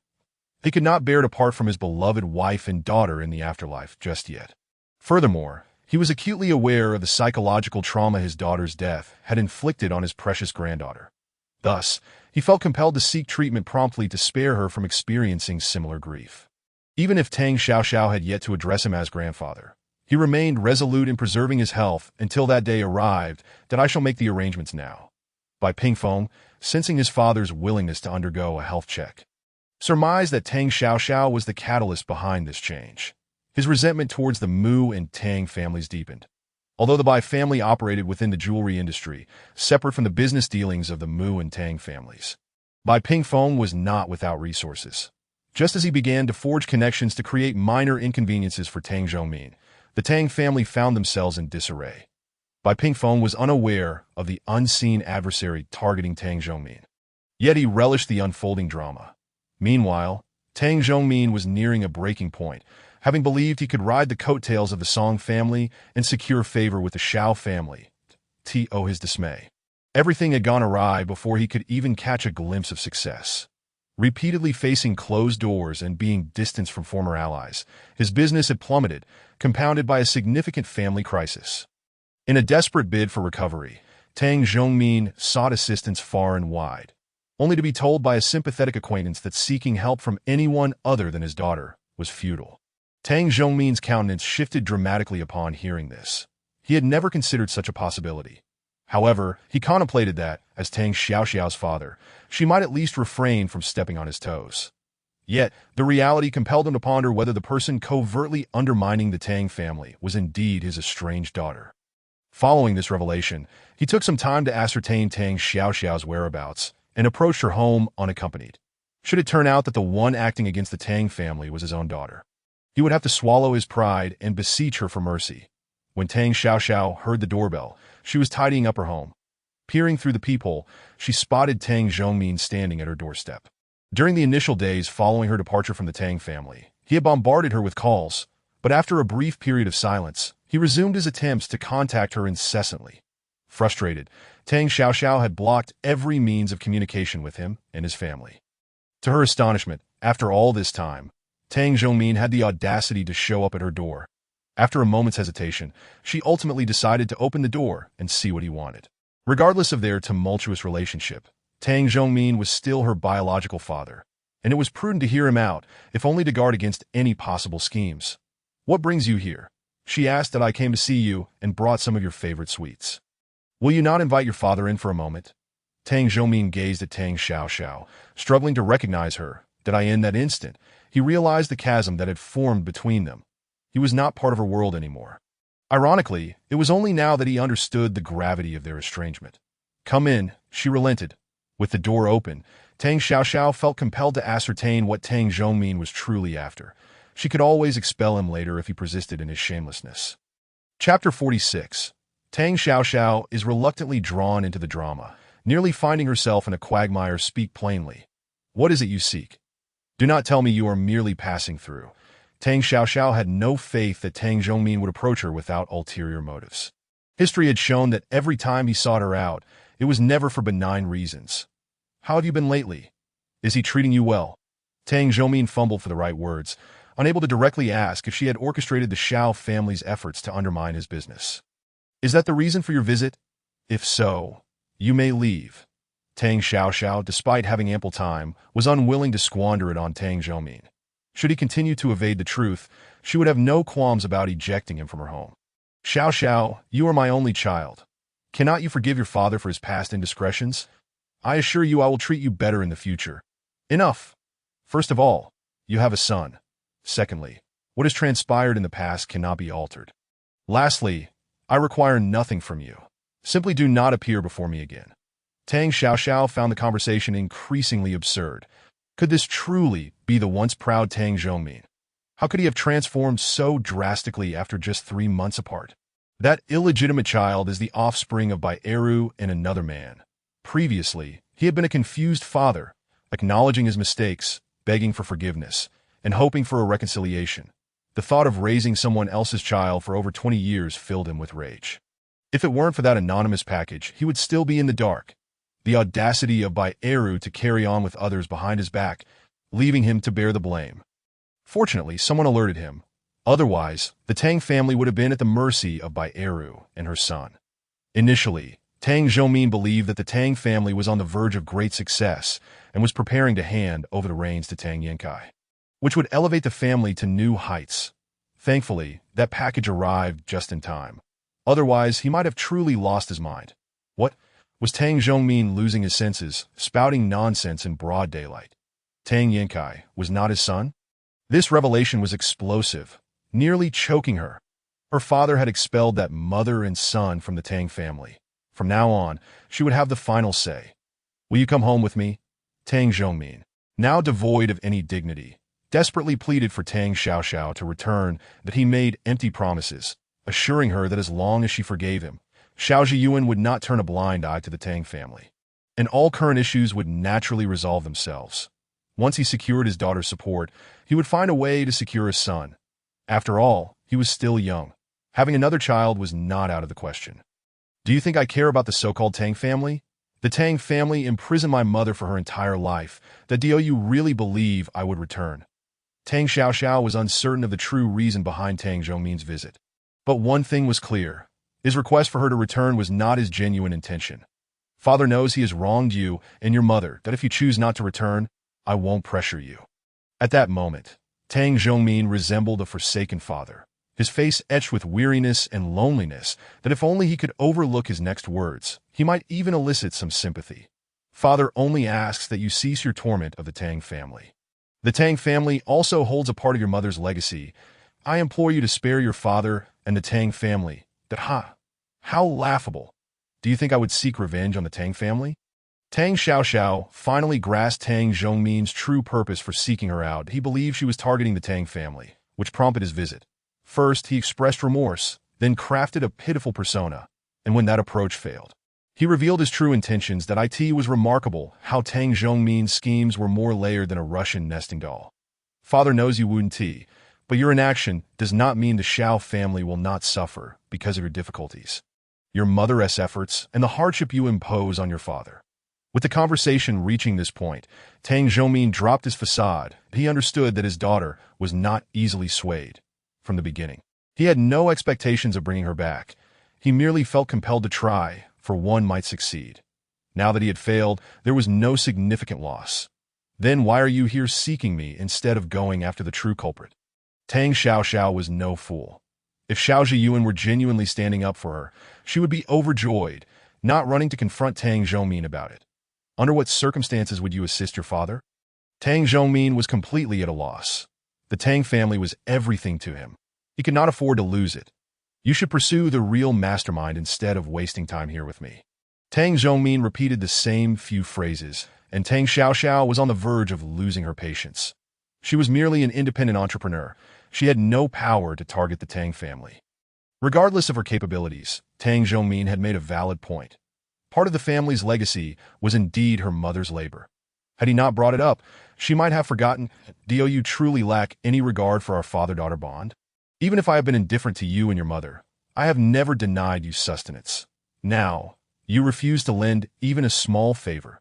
Tang Zhongmin had exhausted all his arguments, but still could not persuade Tang Xiaoxiao, leaving him feeling even more humiliated.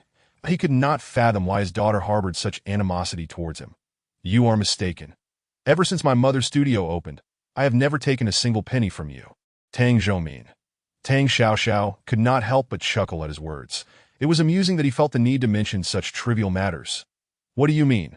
While you lived at home, I sent you a monthly allowance. Are you suggesting? Tang Zhongmin gazed at his daughter, who wore a mocking expression, as if questioning his worthiness as a father. Yes, exactly as you think. The money you sent me was taken by that mother and son you cherish. Suddenly, Tang Xiaoxiao felt a twinge of pity for Tang Zhongmin, who fancied himself clever, believed Bai Eru loved him enough to bear his child without formal acknowledgement that in reality, the child was not his. And he had unwittingly raised another man's son for over 2 decades, all while being deceived by Bai Eru's manipulations. How tragic that her mother had clung to a sham of a marriage, suffering in the end. All these missteps can be rectified, father, if you are willing to give me a chance. Tang Zhongmin was left speechless, regretting not recognizing his daughter sooner. Had he noticed her earlier, perhaps his exceptional daughter would not have disowned him, nor would she harbor such hatred. Have you finished? If so, please leave. You are not welcome here. Tang Xiaoxiao regarded Tang Zhongmin's words as mere bluster.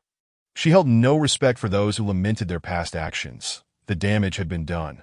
Discussing regrets without considering the opinions of the injured was futile. I will visit you again, father. Tang Zhongmin realized he could not sway his daughter today and chose to leave. Should he linger any longer, he might truly lose her forever. Chapter 47. Xiao Jin takes the initiative.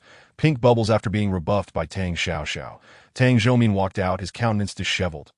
The door was ajar, and before he could push it open, he caught sight of someone leaning against the wall beside it. Upon exiting, he locked eyes with Xiao's at that moment. The sharpness of Xiao Zhiyuan's gaze startled him, causing him to hastily lower his head and quicken his pace, not daring to utter a single question. Xiao Zhiyuan observed Tang Zhongmin's near flight and scoffed disdainfully before stepping inside, that he had overheard the earlier conversation and While he found Tang Zhongmin's visit to Tang Xiaoxiao contemptible, he was already contemplating how to explain the situation to her. After all, he had indeed intervened behind the scenes that don't you have work at the company today. This was not the first time Tang Xiaoxiao had seen Xiao Zhiyuan in casual attire and glasses, but she still found it mildly captivating. Yes, Xiao Zhiyuan casually settled onto the sofa, crossing his legs. His gaze fixed on Tang Xiaoxiao. He was waiting for her to speak, but she busied herself tidying up. After a moment of silence, he decided to be forthright. Xiaoxiao, come sit. Tang Xiaoxiao had sensed Xiao Zhiyuan's gaze upon her, and guessed he had overheard something. When he beckoned her over, she couldn't help but smile slightly, though she concealed it as she approached him. She maintained an air of curiosity, kneeling on the sofa with a playful smile. What can I do for you, Mr. Xiao? What do you think, you little clever one? The mischief in her eyes did not escape Xiao Zhiyuan's notice. However, since she was the one he wished to indulge, he could only lightly flick her forehead in response. If you don't tell me, how am I to know? I am not a mind reader. Tang Xiaoxiao touched her forehead, feeling no pain but unable to suppress a blush. Recently, Xiao Zhiyuan had been acting more affectionately, leaving her somewhat flustered. I heard everything from earlier. It was indeed my idea. I apologize for not intending to disclose it to you. Xiao Zhiyuan initially had no intention of targeting the Tang family. However, Tang Zhongmin's desire to hand over the entire Tang family to Tang Yankai was undeniable. Under the pretense of seeking projects in the name of his daughter, he turned his back and completely forgot about Tang Xiaoxiao, bestowing all benefits upon Tang Yankai. How could Xiao Zhiyuan permit such an occurrence? At this opportune moment, Song Qiming exposed a scandal regarding the Tang family, prompting Xiao Zhiyuan to instruct Song Qiming to send evidence to Tang Zhongmin, proving that Tang Yankai was not his biological son. Tang Zhongmin, ever the opportunist, wished to lavish everything upon his precious son. Thus, Xiao Zhiyuan aimed to reveal the extent of his blindness over the years, neglecting his astute daughter in favor of nurturing a fool of uncertain parentage. The reason no one wished to engage in business with the Tang family was quite simple. Everyone is a self-interested individual. The Xiao and Song families looked down upon the Tang family, causing others to steer clear of Tang Zhongmin. Tang Xiaoxiao sat upright, resting her head on Xiao Zhiyuan's shoulder, lost in thought. Everything pertaining to the Tang family was inconsequential to her, and she had never harbored any desire for a share of Tang Zhongmin's wealth. Regarding the studio her mother had opened during her lifetime, she would let fate take its course. The affairs of the Tang family did not concern her in the slightest. To her, Tang Zhongmin was merely a biological father. Yet, she felt grateful, expressing her appreciation for his thoughtful consideration. You don't hold it against me for taking matters into my own hands, do you? Xiao Zhiyuan wrapped his arm around Tang Xiaoxiao, understanding her indifference towards those matters. Otherwise, she wouldn't have remained silent as events unfolded without a word. However, there was one thing he needed to emphasize. You need not constantly thank me, just think. How many times have you said it since we met? Has it been any? Tang Xiaoxiao blinked, realizing she hadn't spoken many words of gratitude that in truth, since their acquaintance, she had not ceased expressing her thanks. But it was not entirely her fault. After all, Xiao Zhiyuan was rather cunning, doing good deeds while making her aware of them in a roundabout way, leaving her speechless and touched. She wished to tell him to mind his own business. But the thought barely surfaced. What else could she say but thank you? If you say the rest nothing, then so be it. But if I hear you utter thank you again, I may just start charging for it. Xiao Zhiyuan always preferred a gradual approach. Yet the person in his embrace was blissfully unaware of the allure she exuded. He was not a saint, and he could not always suppress his impulses. Although his intentions were not to elicit gratitude from Tang Xiaoxiao or to evoke her emotions, breaking down the barriers between them seemed like a worthy endeavor. Xiao Zhiyuan, I think you're starting to become a scoundrel, Tang Xiaoxiao remarked, shifting half a meter away from him. She sensed something hazardous in his words. How could he perform such touching acts and deny her the right to express thanks? I never said you couldn't express your gratitude. I simply look forward to a different manner of acknowledgement. Xiao Zhiyuan's gaze turned predatory as he fixed his eyes on Tang Xiaoxiao, but was quickly tempered, disappearing within a second, such as. Tang Xiaoxiao caught the dangerous glimmer in Xiao Zhiyuan's eyes, instinctively swallowing hard, such as. Xiao Zhiyuan leaned closer to Tang Xiaoxiao, and upon noticing her slight tension, yet lack of intent to withdraw, he gently pressed his lips against hers, leaving a fleeting mark. Tang Xiaoxiao's heart raced, the sensation of their lips barely brushing against each other overwhelming her. After a considerable pause, she finally regained her voice. Feeling somewhat inadequate, that it was merely a fleeting kiss. Yet she found herself feeling so unremarkable. Xiao Zhiyuan observed her expression, which belied her casual demeanor. He dared not expose her, fearing the loss of future benefits. He ruffled her hair, saying, "My friend airlifted a batch of ingredients. Some were delivered to my place this morning, then I'm going to fetch them now. Why mother mentioned they're as top-grade salmon, which I've been eagerly anticipating." Upon hearing about food, Tang Xiaoxiao perked up, eagerly following Xiao Zhiyuan to retrieve the ingredients, avoiding any mention of their earlier encounter. Both Tang Xiaoxiao and Xiao Zhiyuan preferred to maintain control over their own pace. Neither would bring up the matter. Yet, the atmosphere that had just brimming with pink bubbles had seemingly dissipated on the surface, while internally, it stirred ripples in their hearts. Chapter 48. Tang Yankai Seeks Revenge. Danger ahead. This matter is beyond the capacity of both of us. You should seek assistance elsewhere. These two had aided Tang Yankai on numerous occasions. Yet recently, their own lives had become burdensome. They had long been warned that if they dared to trouble Tang Xiaoxiao again, they would face dire consequences. Naturally, they were too timid to act openly. Just tell me where Tang Xiaoxiao resides one last time. Since Tang Yankai was expelled from the Tang family, his former cronies had scattered, each treating him as if he were a source of contamination. Tang Yankai could hardly endure such treatment. Once a privileged heir of the Tang family's wealth, he was now a pariah. All of this was due to Tang Xiaoxiao. Had she supported the Tang family, none of this turmoil would have arisen. That if the Tang family soared to new heights, his status as Tang Zhongmin's biological son would remain unchallenged. How could we possibly know? Unless we no longer wish to stay in this city. They could only feign ignorance, knowing full well that if not for Tang Yankai's outstanding balance owed to them, they would not have bothered to come. If you don't share, you can forget about receiving the remainder of your payment. Tang Yankai recognized that these two likely knew the truth, but refrained from speaking out of fear of trouble. Nevertheless, he understood that in pursuit of the remaining money, they would know how to make the right choice. That we can only tell you that Tang Xiaoxiao sometimes visits the Huiyuan supermarket. The pair exchanged glances before finally revealing the name of a supermarket frequented by Tang Xiaoxiao. Whether Tang Yankai would encounter her, there was no longer their concern. After acquiring this information, Tang Yankai promptly settled his outstanding balance. From then on, he loitered near the supermarket every day, waiting for half a month without a glimpse of Tang Xiaoxiao. Just as he was about to give up, he finally spotted her. Tang Xiaoxiao. Upon hearing someone call her name, she instinctively turned, recognizing it was Tang Yankai, and bracing herself for trouble. "Oh, it's you. What do you want? Is it you? Are you the one behind the scenes, making me unable to return home?" Tang Yankai was uncertain what purpose he had in confronting Tang Xiaoxiao. He could only think of her as the source of his misfortune. "Your inability to return home has nothing to do with me." Tang Yankai needed to place blame elsewhere, specifically on Bairu, who, knowing full well that Tang Yankai was not Tang Zhongmin's son, had deceived him in hopes of enjoying wealth without consequence. "Can you assert that this matter has no connection to you? If I'm suffering, you shall not find peace either." Tang Yankai believed Tang Xiaoxiao was envious of him. Envious of his effortless attainment of paternal affection from Tang Zhongmin, who had always nurtured him as the heir of the Tang family. Since she could never claim a share of the family's fortune, she wished to ensure he could not either, thus fabricating evidence of his illegitimacy. Indeed, Tang Yankai had yet to accept the reality of not being Tang Zhongmin's biological son, and even Bairu refused to acknowledge it. It seemed that as long as they did not admit it, the truth would remain unacknowledged. Can you not survive without the Tang family? Is this how Tang Zhongmin has raised you all these years? Tang Xiaoxiao had once felt envy towards Tang Yankai for his easy access to paternal love, while she had never received a single compliment from Tang Zhongmin.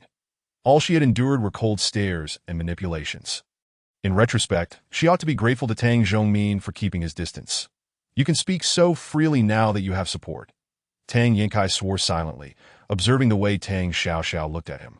Once he reclaimed what was rightfully his, he would ensure she paid the price. "Come back to the Tang family with me now and tell my father that this was all your scheme. That you orchestrated these rumors." "Rumors? What rumors?" "That you aren't Tang Zhongmin's biological son. Why not just get a paternity test? Or are you too afraid?" Tang Xiaoxiao let out a cold laugh that if Tang Yankai dared to, he would have acted long before now. Why would he come to her for trouble? Did she truly believe that Tang Zhoumin would accept her claim that Tang Yinkai was his biological son? Was Tang Yinkai merely throwing caution to the wind in desperation? What nonsense are you spouting? Of course I dare. Tang Yinkai's gaze flickered uneasily, that he was afraid to undergo a paternity test, fearing the outcome might be an answer he could not bear to contemplate. When Tang Zhoumin confronted his mother with evidence that day, she could only weep, insisting that it was not as it seemed in that moment. Tang Yinkai understood.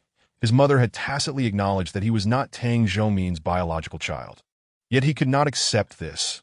He could not bear the thought of losing what he believed was rightfully his as long as he did not admit it, as long as he persisted. Tang Zhoumin would surely hand over the company to him, just as before. He only needed to maintain his denial. Then why are you seeking me out? Go find Tang Zhoumin. He likely hopes even more than you that this is all mere slander. She had no interest in whose son Tang Yinkai was. Even if Tang Zhoumin acknowledged that Tang Yinkai was not his biological son, yet still wished to pass the Tang family legacy to him, she wouldn't bat an eye. Did Tang Yinkai think she held the power to sway predetermined outcomes? Was there anything else he desired? If not, she would take her leave. Tang Yinkai stared at Tang Xiaoxiao's retreating figure. A wild thought surging through his mind. Why should Tang Xiaoxiao have a better life than he? She had left the Tang family with nothing, yet she had swiftly allied herself with the Xiao family. And what about him? He was left with nothing. After Tang Xiaoxiao departed, he had hoped they could each live their own lives without interference. But since she insisted on opposing him, he would not be blamed for his ruthless actions. In this moment, Tang Yinkai had lost all rationality. He had squandered nearly all of his savings in the past few days. The meager amount he had just given to those two brothers was his last reserve. He had sought out Tang Xiaoxiao with the intention of having her speak a good word on his behalf, hoping that perhaps Tang Zhoumin would not abandon him. Yet, Tang Xiaoxiao not only refused to assist him, but also took pleasure in his misfortune. Thus, he could only blame her for provoking someone like him. Once back in his car, Tang Yinkai had completely lost his mind, his eyes fixed intently on the supermarket entrance. His hands gripped the steering wheel tightly. Motionless, as he waited for Tang Xiaoxiao to emerge. Oblivious to the peril, Tang Xiaoxiao finished her shopping and walked home, as the supermarket was conveniently close. She strolled home without noticing the vehicle that was slowly trailing her. Its driver fixated on her every move. While waiting at a traffic light, Tang Xiaoxiao received a phone call that as the green light illuminated. She conversed on the phone while crossing the street. That it was at that moment that screams of terror erupted around her. Instinctively, Tang Xiaoxiao glanced around, and from her perspective, a car came barreling toward her. This would be the last image etched in her mind before she lost consciousness. Watch out. Chapter 49. Jiang Chuan risks his life to save Tang Xiaoxiao. Both end up in the hospital. Watch out. Jiang Chuan had initially felt a surge of joy upon spotting Tang Xiaoxiao. Ever since his reckless antics last time, he had been grounded at home and had only recently been released. He had intended to invite Tang Xiaoxiao to a meal to thank her for not suing him. However, he had not anticipated encountering her so soon. Just as Jiang Chuan approached within a meter of her, a car ran a red light and collided violently with another vehicle traveling normally. The impact sent the struck car careening directly toward Tang Xiaoxiao. Seeing this, Jiang Chuan lunged toward her. The oncoming vehicle crashed into the spot where Tang Xiaoxiao had stood, and due to inertia, it rolled away in another direction. Jiang Chuan half embraced Tang Xiaoxiao, but the car grazed his back, sending them both tumbling across the ground. Tang Xiaoxiao had no idea where she had hit herself, slipping into unconsciousness, while Jiang Chuan was overwhelmed by pain and also lost consciousness. In that fleeting moment before darkness claimed him, Jiang Chuan felt as though he had gone mad. When Tang Xiaoxiao regained her senses, her entire body ached, especially her head, which felt as if it had been struck by a heavy object. Is there anywhere that hurts? When Xiao Zhiyuan learned of Tang Xiaoxiao's accident, he nearly had a heart attack. Now that she had finally awakened, he rushed to her side, anxious to assess her condition. Everything hurts, especially my head. Tang Xiaoxiao only remembered seeing an out-of-control car rushing toward her before she was tackled to the ground. After which her memory faded. I called the doctor. If anything else hurts, you must tell me, all right? Hearing her say she felt pain all over, Xiao Zhiyuan's heart ached for her. He wished he could be the one lying in the hospital bed. Thank you, but do I know you?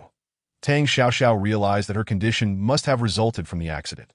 Seeing Xiao Zhiyuan so concerned for her, she wanted to say something to divert his attention. But the moment she opened her mouth, she blurted out that question. Tang Xiaoxiao was taken aback, and so was Xiao Zhiyuan. Xiao, what did you just say? His movement to lean down was frozen in place. Did he really hear that correctly? At that moment, doctors and nurses rushed in to examine Tang Xiaoxiao's condition. After determining there were no serious issues, they provided some precautionary advice before departing. Once the doctors left, Xiao Zhiyuan was still in a daze. The doctors had mentioned that Tang Xiaoxiao's head had been impacted, causing her temporary unconsciousness and a mild concussion. However, they had not stated that it could lead to severe memory loss. During the examination, they had assured that there were no major concerns, but based on Tang Xiaoxiao's symptoms, they could not rule out the possibility of transient amnesia and would continue to observe her. Tang Xiaoxiao looked at Xiao Zhiyuan's serious expression, feeling as though she had crossed a line. Did he truly appear so frightened? As she pondered, an idea formed in her mind. She pretended to turn over, inadvertently pulling at her injuries to elicit sympathy from Xiao Zhiyuan, then planned to reveal that she had merely been teasing him. But in reality, the pain made her grimace. Ouch! Does it hurt? Don't move around. You have multiple abrasions that require rest for a few days. Xiao Zhiyuan was jolted back to reality by Tang Xiaoxiao's soft cry that he hurriedly bent down to check if she had strained anything. Come a bit closer. Tang Xiaoxiao observed the flustered look on Xiao Zhiyuan's face, a flicker of compassion in her eyes that in her mind. He had always been a confident and formidable individual. She had never imagined that one day he would display such vulnerability. What is wrong? Where does it hurt? Xiao Zhiyuan bent over repeatedly, anxiously scrutinizing Tang Xiaoxiao. Under normal circumstances, he would have quickly realized that she was merely teasing him. But at this moment, all he felt was concern. He had lost his ability to think rationally. Tang Xiaoxiao seized the opportunity. Before Xiao Zhiyuan could react, she planted a kiss on his cheek. Don't worry, I'm fine that I'll let you off this time. But if you dare to trick me into thinking you've forgotten me again, just wait and see how I'll deal with you. Xiao Zhiyuan was caught off guard by Tang Xiaoxiao's sudden gesture. Leaving him both amused and bewildered, he stood there in a daze for several seconds before gently ruffling her hair. He had indeed been frightened. Even someone as self-assured as Xiao Zhiyuan could not guarantee that if given another chance, he could break through the walls of Tang Xiaoxiao's heart. That's such a low requirement? Tang Xiaoxiao chuckled. She, the one who had just been in an accident, felt perfectly fine, yet Xiao Zhiyuan reacted so dramatically. Xiao Zhiyuan responded softly, a wave of bittersweet emotions swelling within him. I'll step out for a moment. If you need anything, just call me. Tang Xiaoxiao nodded, watching Xiao Zhiyuan leave, lost in thought in her contemplation. She suddenly realized she had forgotten to ask him why she had been in an accident. That moment, she recalled seeing an uncontrollable vehicle speeding toward her, and given her reflexes, there had been no way to evade it. Additionally, she had sensed something tackle her just before losing consciousness. As Tang Xiaoxiao pondered this, Han Shihua hurriedly entered the room. Where are you hurt? Let Grandpa see. Is it serious? Upon arriving, Han Shihua had seen Xiao Zhiyuan sitting silently on a bench in the hallway, looking as though he had lost his soul, and he had hurried in, fearing for his precious granddaughter's well-being. Grandpa, I'm fine and I'm sorry to have worried you. Tang Xiaoxiao smiled and shook her head, assuring him that she only looked alarming. The doctor had confirmed she had not sustained any critical injuries. You scared me to death when I saw that Xiao kid sitting outside like he had lost his mind. I thought you were gravely hurt. Thank goodness you're all right. Han Shihua's heart had been in turmoil when he received the news. He had dropped everything to rush over. I'm sorry for worrying you. Grandpa, I really am fine. Tang Xiaoxiao was aware that her car accident had startled Han Shihua, so she endeavored to present herself with a semblance of good health, repeatedly assuring him that she was fine, that everything was all right. Upon realizing that Tang Xiaoxiao truly did not appear to be in any distress, Han Shihua felt a weight lift from his heart. Just then, the door to the hospital room swung open once more, revealing Lin Shuya, who entered carrying a large assortment of items. Is there anything uncomfortable? I prepared some nourishing soup for you. Do you have an appetite to drink a bit? Thank you, I appreciate your kindness. I happen to be a little hungry, Tang Xiaoxiao replied. Her recent interactions with Lin Shuya had been quite frequent, leading Lin Shuya to naturally adopt a maternal tone. No need to be so polite with me. Just tell me what you wish to eat, and I'll bring it to you after I prepare it. Lin Shuya had previously visited when Tang Xiaoxiao was still unconscious, anticipating that Tang Xiaoxiao might desire food upon awakening. She had returned home briefly, only to arrive at the perfect moment now that A.S. Lin Chia opened the containers. A delightful aroma filled the entire hospital room. Shortly after Lin Chia's arrival, Xiao Yaqing and Xiao Yaqing also came, quickly filling the room with visitors. However, everyone stayed only for a brief moment before departing, allowing Tang Xiaoxiao to rest properly. Meanwhile, Xiao Zhiyuan had yet to visit Tang Xiaoxiao in her hospital room. Chapter 50. The cause of the accident left Xiao Zhiyuan overcome with guilt. Tang Xiaoxiao waited and waited, and after half an hour had passed without Xiao Zhiyuan's return, she began to wonder if he had left the hospital. Just as she contemplated whether to call him, the door swung open, and Xiao Zhiyuan walked in. "Where have you been? I thought you might have left without saying a word that I want to deal with the aftermath of the accident." Initially, Xiao Zhiyuan had merely stepped out to gather his thoughts. During that time, he received a call informing him that the owner of the car responsible for the incident had succumbed to his injuries. Upon hearing this news, he did not immediately associate it with anything negative. However, when he learned that the deceased was Tang Yankai, his brow furrowed in distress. Alongside his sorrow, guilt overwhelmed him. From the scenes of the accident, it was evident that Tang Yankai had come prepared.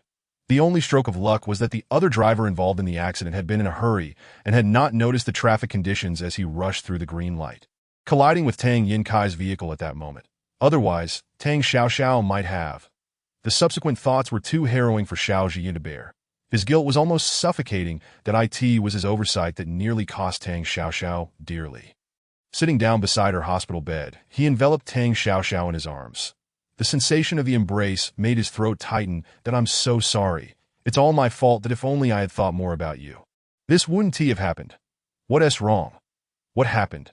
Tang Xiaoxiao gently patted Xiao Zhiyuan's back, not stopping despite the pain in her wrist, as he seemed to need her comfort, although she could not see his face.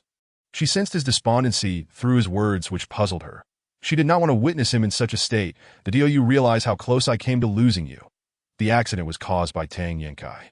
If it hadn't been for the other driver being in a rush and not paying attention to the road, Xiao Zhiyuan could not forgive himself for the mistakes he had made. Regardless of the circumstances, if it were not for him, Tang Yankai would never have acted so recklessly in situations like this. What can we do? It was all Tang Yankai's fault. You need not blame yourself. Besides, I'm perfectly fine, aren't I? Please don't be like this. I dislike seeing you in such distress. Xiao Zhiyuan, a man of noble stature, now revealed this vulnerable side for her. Tang Xiaoxiao felt torn between wanting to comfort him and feeling joy at his concern. "All right, if you wish to hold me, could you possibly wait until I am discharged? It hurts a bit. That I'm sorry. Did I press on your wound? I'll go call the doctor." The A.S. Xiao Zhiyuan began to rise. Tang Xiaoxiao grasped his arm. "That I'm joking. I truly am fine. The pain has subsided. That in truth, there was still some discomfort, but Tang Xiaoxiao did not wish for Xiao Zhiyuan to worry unnecessarily. By the way, I have this vague recollection of being knocked down before I lost consciousness. Who was it that saved me?" "Jiang Chuan." Xiao Zhiyuan hesitated to admit it, yet he owed Jiang Chuan a debt of gratitude. From the circumstances at the scene, had Jiang Chuan not risked himself to rescue Tang Xiaoxiao, even with another vehicle colliding with Tang Yankai's, she would still have been in grave danger.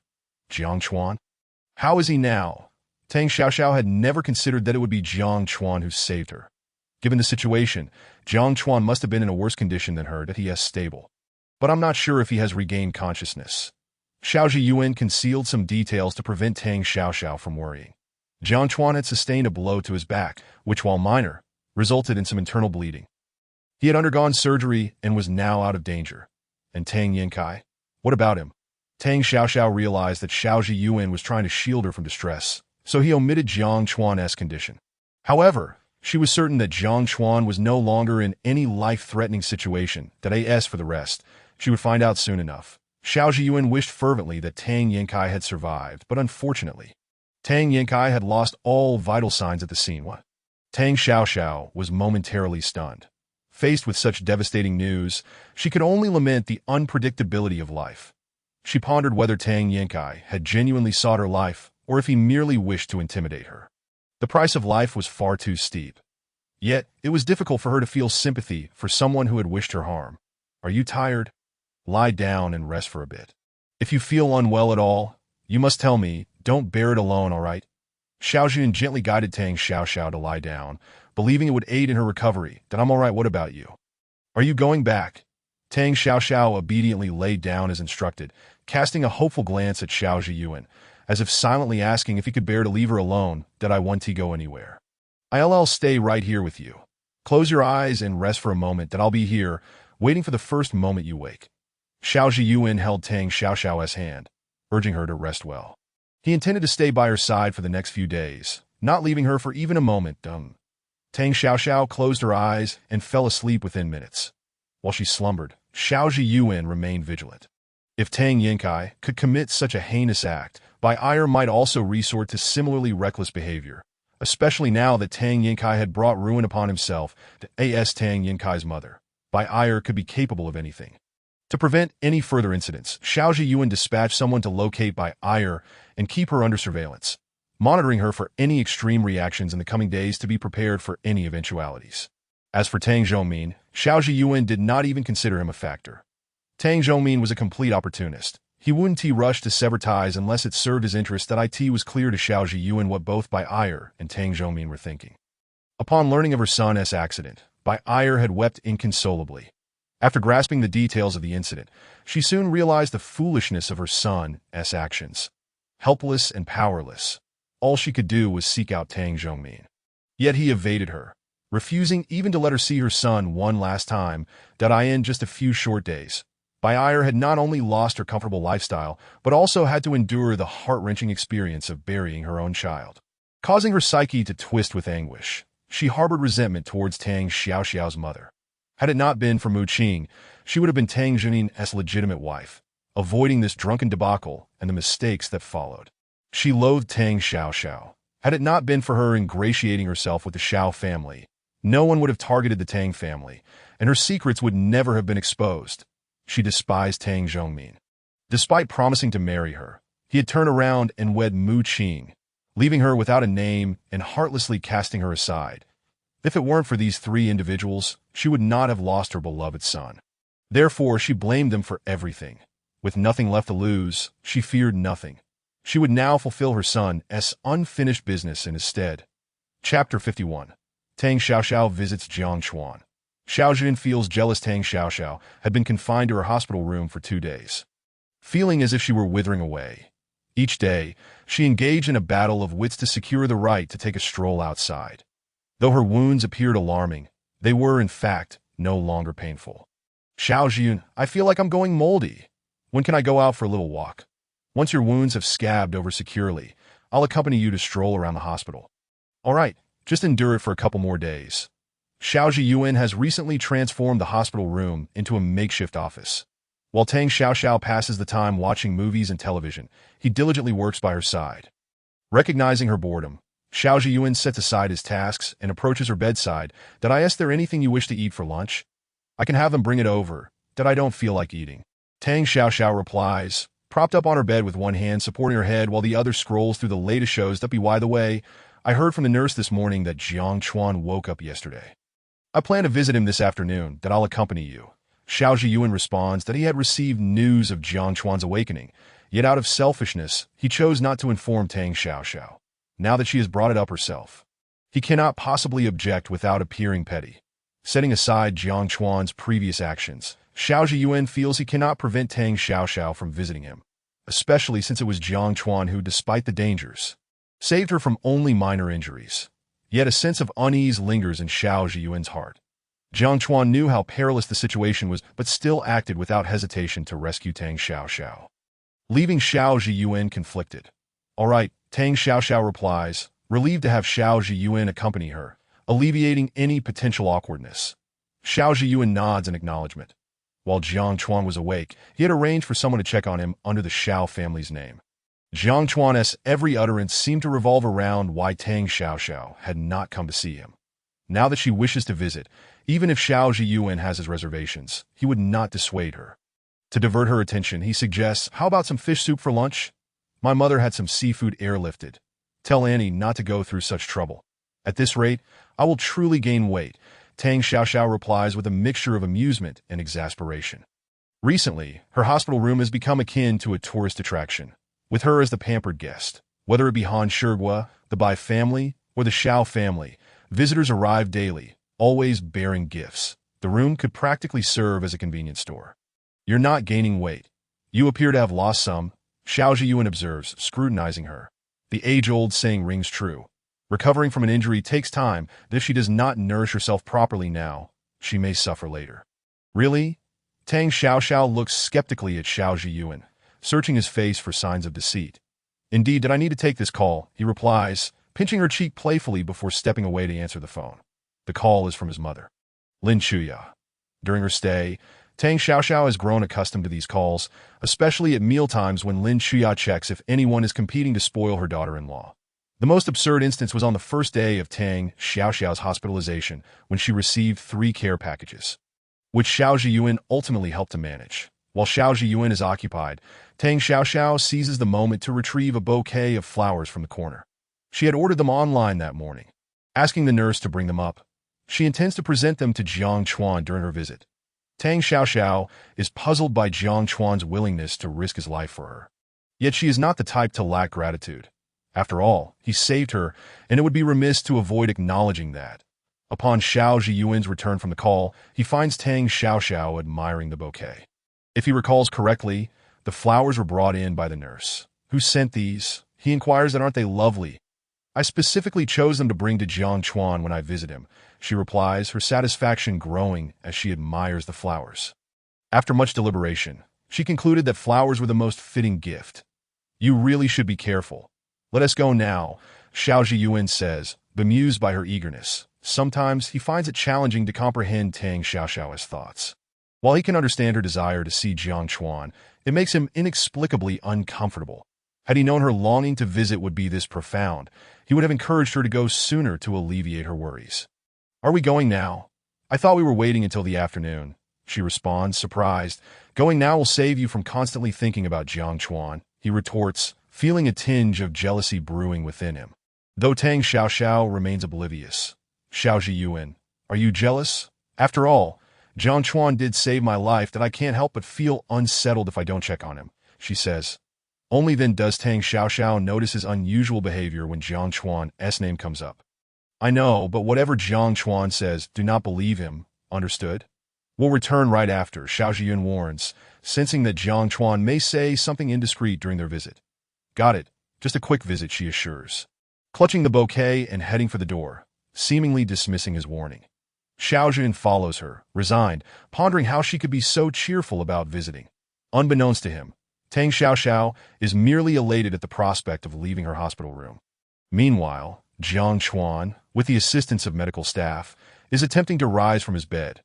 Upon spotting Tang Xiaoxiao, his face lights up with a smile, but it quickly fades when he notices Xiao Zhiyuan behind her. I apologize for visiting so late. I only just heard you were awake that I wasn't sure what to bring, so I brought you a bouquet of flowers that I hope you recover swiftly, she says, placing the flowers beside him and assessing his condition. Relieved to see that he appears to be fine, her anxiety dissipates. Thank you. Are you all right? Jiang Chuan inquires, already well aware that Tang Xiaoxiao had only sustained minor injuries from the incident, but he had spent every moment since waking up reflecting on his impulsive decision to act in such a dangerous situation.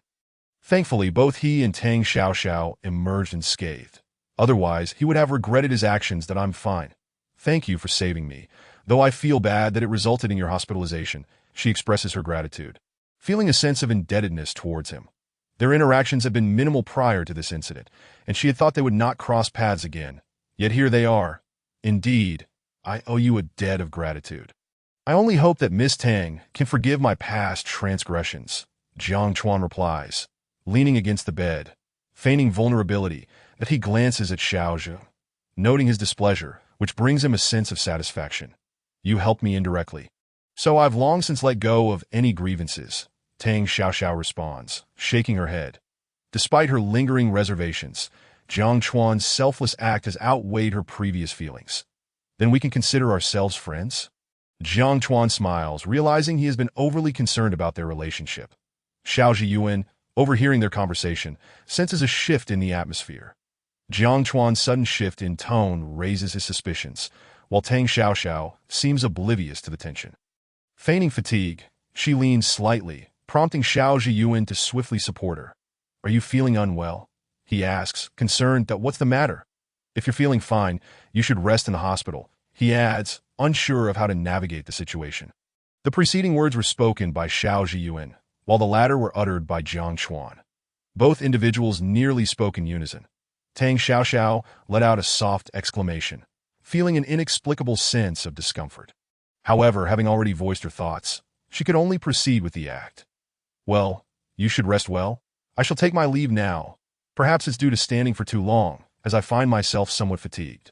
Xiao Zhiyuan, though concerned, was somewhat flustered that he soon realized that Tang Xiaoxiao was merely feigning her condition. Nevertheless, since Tang Xiaoxiao had presented him with the opportunity, he seized it without hesitation, bending down to scoop her up in a princess carry. "I shall escort you back to rest.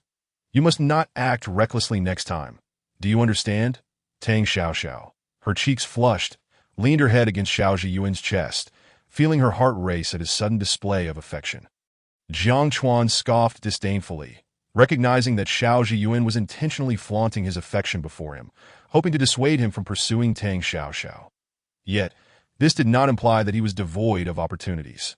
Should Xiao Zhiyuan falter in the slightest, his chance would arise. Before anything else, he needed to alter Tang Xiaoxiao's perception of him. Tang Xiaoxiao was carried back to the hospital room by Xiao Zhiyuan. Encountering numerous onlookers along the way to avoid their gazes, she buried her face into Xiao Zhiyuan's chest, attempting a form of self-deception, as if their presence rendered her invisible. Xiao Zhiyuan observed Tang Xiaoxiao's ostrich-like behavior, and, after setting her down in the room, couldn't help but chuckle softly. Tang Xiaoxiao, still ensnared in her earlier embarrassment, looked up at him in confusion. "What are you laughing at? Did you already discover that I was pretending? Are you angry?" Xiao Zhiyuan pulled a chair over and sat before her, his smile unwavering. "I am not angry." Tang Xiaoxiao shook her head, grasping Xiao Zhiyuan's hand resting beside her. "Xiao Zhiyuan, do you harbor some resentment towards Jiang Chuan? I could sense the tension earlier. Do you wish to hear the truth?" Xiao Zhiyuan's gaze fell upon his fingers, which Tang Xiaoxiao was playfully twisting. His mood considerably lifted, even alleviating some of the irritation he felt from Jiang Chuan's earlier provocations. "Yes, I wish to hear." Tang Xiaoxiao was genuinely curious, reasoning that someone like Xiao Zhiyuan would typically conceal his emotions rather than wear his disdain so openly, because Jiang Chuan attempts to covet that which does not belong to him. Xiao Zhiyuan admitted his jealousy, particularly towards someone like Jiang Chuan. He felt wronged regardless of how he acted. To obstruct Jiang Chuan's approach to Tang Xiaoxiao would render him petty, especially given that Jiang Chuan had also saved her. Conversely, to allow Jiang Chuan to approach was equally displeasing, as his intentions were glaringly evident. "Do you think everyone has such poor taste as you?" Tang Xiaoxiao discerned the underlying meaning in Xiao Zhiyuan's words. And because she comprehended it, she could not fathom how Jiang Chuan would ever find her appealing. "That I wholeheartedly disagree with that notion. In my eyes, you are the finest." Xiao Zhiyuan's words contained no exaggeration. In his heart, Tang Xiaoxiao was uniquely special, so remarkable that he wished to cherish every moment with her. Thus, he remarked upon her perceived lack of discernment. Tang Xiaoxiao released his fingers and lay back on the hospital bed, covering her face with a blanket, feeling somewhat buoyed by Xiao Zhiyuan's praise. However, she maintained a sense of self-awareness, recognizing that if she were truly as exceptional as he claimed, she would not have encountered such troublesome situations. It was solely Xiao Zhiyuan who perceived her in such a light. "Are you weary?" Xiao Zhiyuan noted Tang Xiaoxiao's sudden inclination to rest, and, concerned that she might genuinely be fatigued, rose to adjust her blanket. "I merely wish to take a short nap." Although Tang Xiaoxiao was not actually tired, she felt a warmth in her heart and sought an excuse to avoid further conversation with Xiao Zhiyuan. She was acutely aware of her many flaws and stubbornness. She was far from the ideal he portrayed her to be. Often, it was Xiao Zhiyuan who indulged her, as evidenced by his constant companionship during her hospitalization. Despite his own pressing matters that as her thoughts wandered, Tang Xiaoxiao unexpectedly drifted into slumber. "Sleep well," Xiao Zhiyuan murmured, watching her fall into a peaceful sleep, punctuated by soft snores, a silent smile gracing his lips. As Tang Xiaoxiao enjoyed a tranquil slumber, Xiao Zhiyuan returned to his work. The room, though quiet, exuded a serene atmosphere. During this time, Lin Chuya had visited, leaving food for Tang Xiaoxiao before discreetly departing. Afterward, no one intruded upon the tranquil ambience. Chapter 53. The grand birthday celebration of Old Master Bai unwanted troubles after a few days in the hospital. Tang Xiaoxiao insisted on being discharged. Although Xiao Zhiyuan initially intended to persuade her to stay longer, he ultimately acquiesced to her wishes due to Jiang Chuan's incessant attempts to find excuses to visit her. Upon returning home, Tang Xiaoxiao remained active, receiving daily attention from the Bai family, who took the opportunity to visit her regularly. Gradually, she ceased resisting their kindness. Not long after, when her demeanor softened, the Bai family extended an invitation for her to attend Bai Chutian's birthday celebration. Torn between acceptance and refusal, she ultimately agreed after much coaxing from Han Shigua. When Tang Xiaoxiao arrived alone at the birthday banquet, she felt somewhat bewildered. Xiao Zhiyuan was supposed to accompany her, but, regrettably, received an urgent call requiring his immediate attention, thus leaving her to navigate the event alone. As she sought a comfortable corner to collect her thoughts, an unexpected guest approached her. "I asked that the ocean's tear you are wearing." Tang Xiaoxiao gazed at the unfamiliar figure before her. The Bai family was renowned in the jewelry industry, and it was reasonable to assume that those attending Bai Chutian's banquet were prominent figures within that realm. Thus, she assumed the individual was merely admiring the ocean's tear and nodded in acknowledgement. How amusing! Who doesn't know that the ocean's tear was purchased by Han Shigua, a sensation in the jewelry world?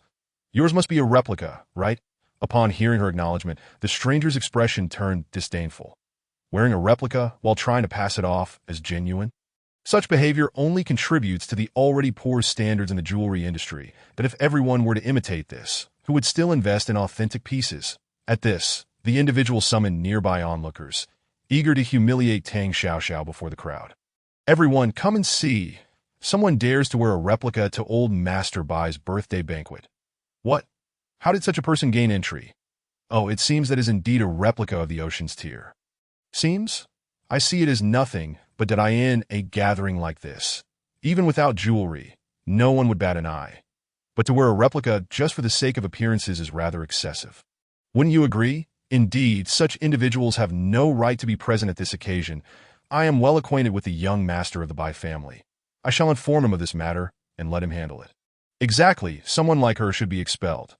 Tang Xiaoxiao listened to the surrounding whispers, feeling a sense of pity for those who could not distinguish between real and fake yet dared to speak so boldly. Even if she wore a fake, Bai Zixing would never dare to expel her from the banquet. "How do you all ascertain that the ocean's tear I wear is fake? Is that even a question?" "A fake is a fake. How could you possibly possess the genuine ocean's tear?" "Precisely, none of us have seen the authentic ocean's tear. Yours must certainly be a counterfeit." Tang Xiaoxiao was disinclined to engage in debate with these individuals. The truth of authenticity could not be determined solely by words. Believe what you will. I have matters to attend to and shall not disturb you further. "Hey, where are you running off to? Are you feeling guilty? Indeed, you shall not leave. Someone from the Bai family is on their way. Let's see how you will wriggle out of this." As Tang Xiaoxiao attempted to depart, they misinterpreted her actions as guilt, emboldening them. "Look, the young master of the Bai family is coming." Upon receiving the call, Bai Zixing initially assumed someone was deliberately causing trouble at his grandfather's birthday banquet. Thus, he promptly arrived, seething with anger. Who didn't know that his family was a jewelry dynasty? They despised nothing more than individuals who passed off replicas as genuine. Now, it seems someone had the audacity to act so brazenly. Bai Zixing was eager to confront whoever dared to disrupt his grandfather's celebration. "What is going on?" "Well, this person is wearing a fake ocean's tear at Old Master Bai's birthday banquet." "Young Master Bai, do you not think we should expel her?" "Expel her? Even if you were to attempt to expel me today, no one would dare say a word about letting her go. What are you even trying to assert?" Upon hearing those words, Bai Zixing could not help but feel a twitch in his eyes that he was acutely aware of how much his grandfather cherished Tang Xiaoxiao. Were it not for Tang Xiaoxiao's lack of ambition to seize the Bai family's fortune, he would not have been so readily accepting of her. Although Tang Xiaoxiao's true identity remained undisclosed, any doubt cast upon her was tantamount to questioning the Bai family's integrity. The gem, known as the Tear of the Ocean, is so named because it emits a twinkling starlight in the darkness. "If you claim my possession to be a counterfeit, then let us put it to the test." Tang Xiaoxiao, noticing Bai Zixing's defense on her behalf, narrowed her eyes. However, she did not wish to be misunderstood. The truth could easily be determined through examination. "You speak so lightly of this, But surely you wouldn't suggest that a mere word from you could sever the power supply at the banquet. Indeed, I believe you are merely exploiting this psychological game to voice your opinions. The onlookers, initially puzzled by Zixing's support of Tang Xiaoxiao, soon realized that her audacious suggestion to conduct a test was based on the presumption that today, being the birthday celebration of the esteemed elder Bai, they would not dare to challenge her. Your demands are numerous. This cannot be permitted, nor can that be tolerated. Tang Xiaoxiao scoffed, perceiving these individuals as merely seeking to create trouble, likely in an attempt to assert their own significance, yet regrettably miscalculating their approach. This is trivial. I shall simply arrange for the power to be cut off momentarily. Should you continue to slander maliciously, do not blame me for expelling you. Bai Zixing, naturally inclined to support Tang Xiaoxiao, would not allow anyone to defame a member of the Bai family, regardless of his personal feelings toward her. Why fear? The tear of the ocean is hardly a mere roadside trinket. How could this individual possess a genuine article? Indeed, if it were real, they ought to be the ones ejected. Hearing Bai Zixing's declaration of expulsion, the accusers hesitated, then began to reassure themselves, convinced they had not misjudged the situation. Bai Zixing glanced at Tang Xiaoxiao, uncertain whether she truly held such confidence. After all, if it turned out to be fake, it would be a tremendous embarrassment. Are you truly willing to test it? Why not? The token of recognition gifted to me by my grandfather cannot be tarnished by the words of these individuals. With this assertion, Tang Xiaoxiao aimed to convey to Bai Zixing that the tear of the ocean was personally bestowed upon her by Han Shigua and could not possibly be false. Moreover, as a student of jewelry design, how could she possibly fail to discern the authenticity of gemstones? Very well, I shall convey this now. With Tang Xiaoxiao's assurance, Bai Zixing felt reassured. The tear of the ocean was indeed in Han Shigua's possession. However, he was astonished that Han Shigua would part with it to gift to Tang Xiaoxiao, feeling a mix of envy and jealousy, but he could not fathom why Tang Xiaoxiao was so fortunate. Surrounded by individuals eager to pamper her, his grandfather, his father, and even Han Shigua, as the scene unfolded, Bai Zixing promptly arranged for the power to be cut for 10 seconds, in a gathering of notable individuals. Such a brief blackout was the maximum permissible duration. Otherwise, it would be difficult to explain to the attendees that in that instant of darkness, the banquet was enveloped in shadows, save for the faint starlight emitted by the tear of the ocean adorning Tang Xiaoxiao's neck. These gentle glimmers resembled starlight reflecting upon the ocean's surface, shifting positions as if they were adrift on the waves. It was precisely this uniqueness that led to its appellation, the tear of the ocean. Once the 10 seconds elapsed, the lights returned, as if the ethereal vision witnessed moments ago were merely an illusion. This is truly the tear of the ocean. The once fervent accusers who claimed it was a counterfeit now appeared ashen-faced. Do you have any remaining doubts? If not, I shall take my leave. Tang Xiaoxiao observed the transformations of their expressions, finding their reactions rather tedious. Whether they remained haughty at the banquet or were shamefully expelled mattered little to her. Xiaoxiao has arrived. Why not send a message to grandfather? None of his old friends would believe he has such a well-behaved granddaughter. Hurry, grandfather will take you to confront them. Han Shigua had not attended such gatherings for decades, and his presence today was primarily to introduce Tang Xiaoxiao to his old acquaintances, ensuring they recognized the importance of not bullying his precious granddaughter. Having been absent from the jewelry scene for decades, many had nearly forgotten Han Shigua's appearance. Yet a few sharp-eyed individuals recognized him. That truly you, old Han. What brings you out of hiding? One must stay active, lest old bones grow stiff.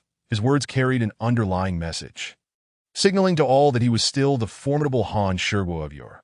Anyone daring to bully his beloved granddaughter would face his wrath. Grandfather, you are merely youthful in spirit, not old at all. Initially, Tang Xiaoxiao had no inkling that Han Shigua would attend. Upon seeing him, she was taken aback.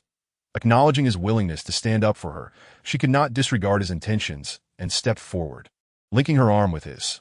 Bai Zicheng, the Bai family scion, had just approached, clearly intent on claiming Tang Xiaoxiao for himself. Xiaoxiao, come here quickly. It's been days since we last saw each other, and you seem to have grown even more endearing.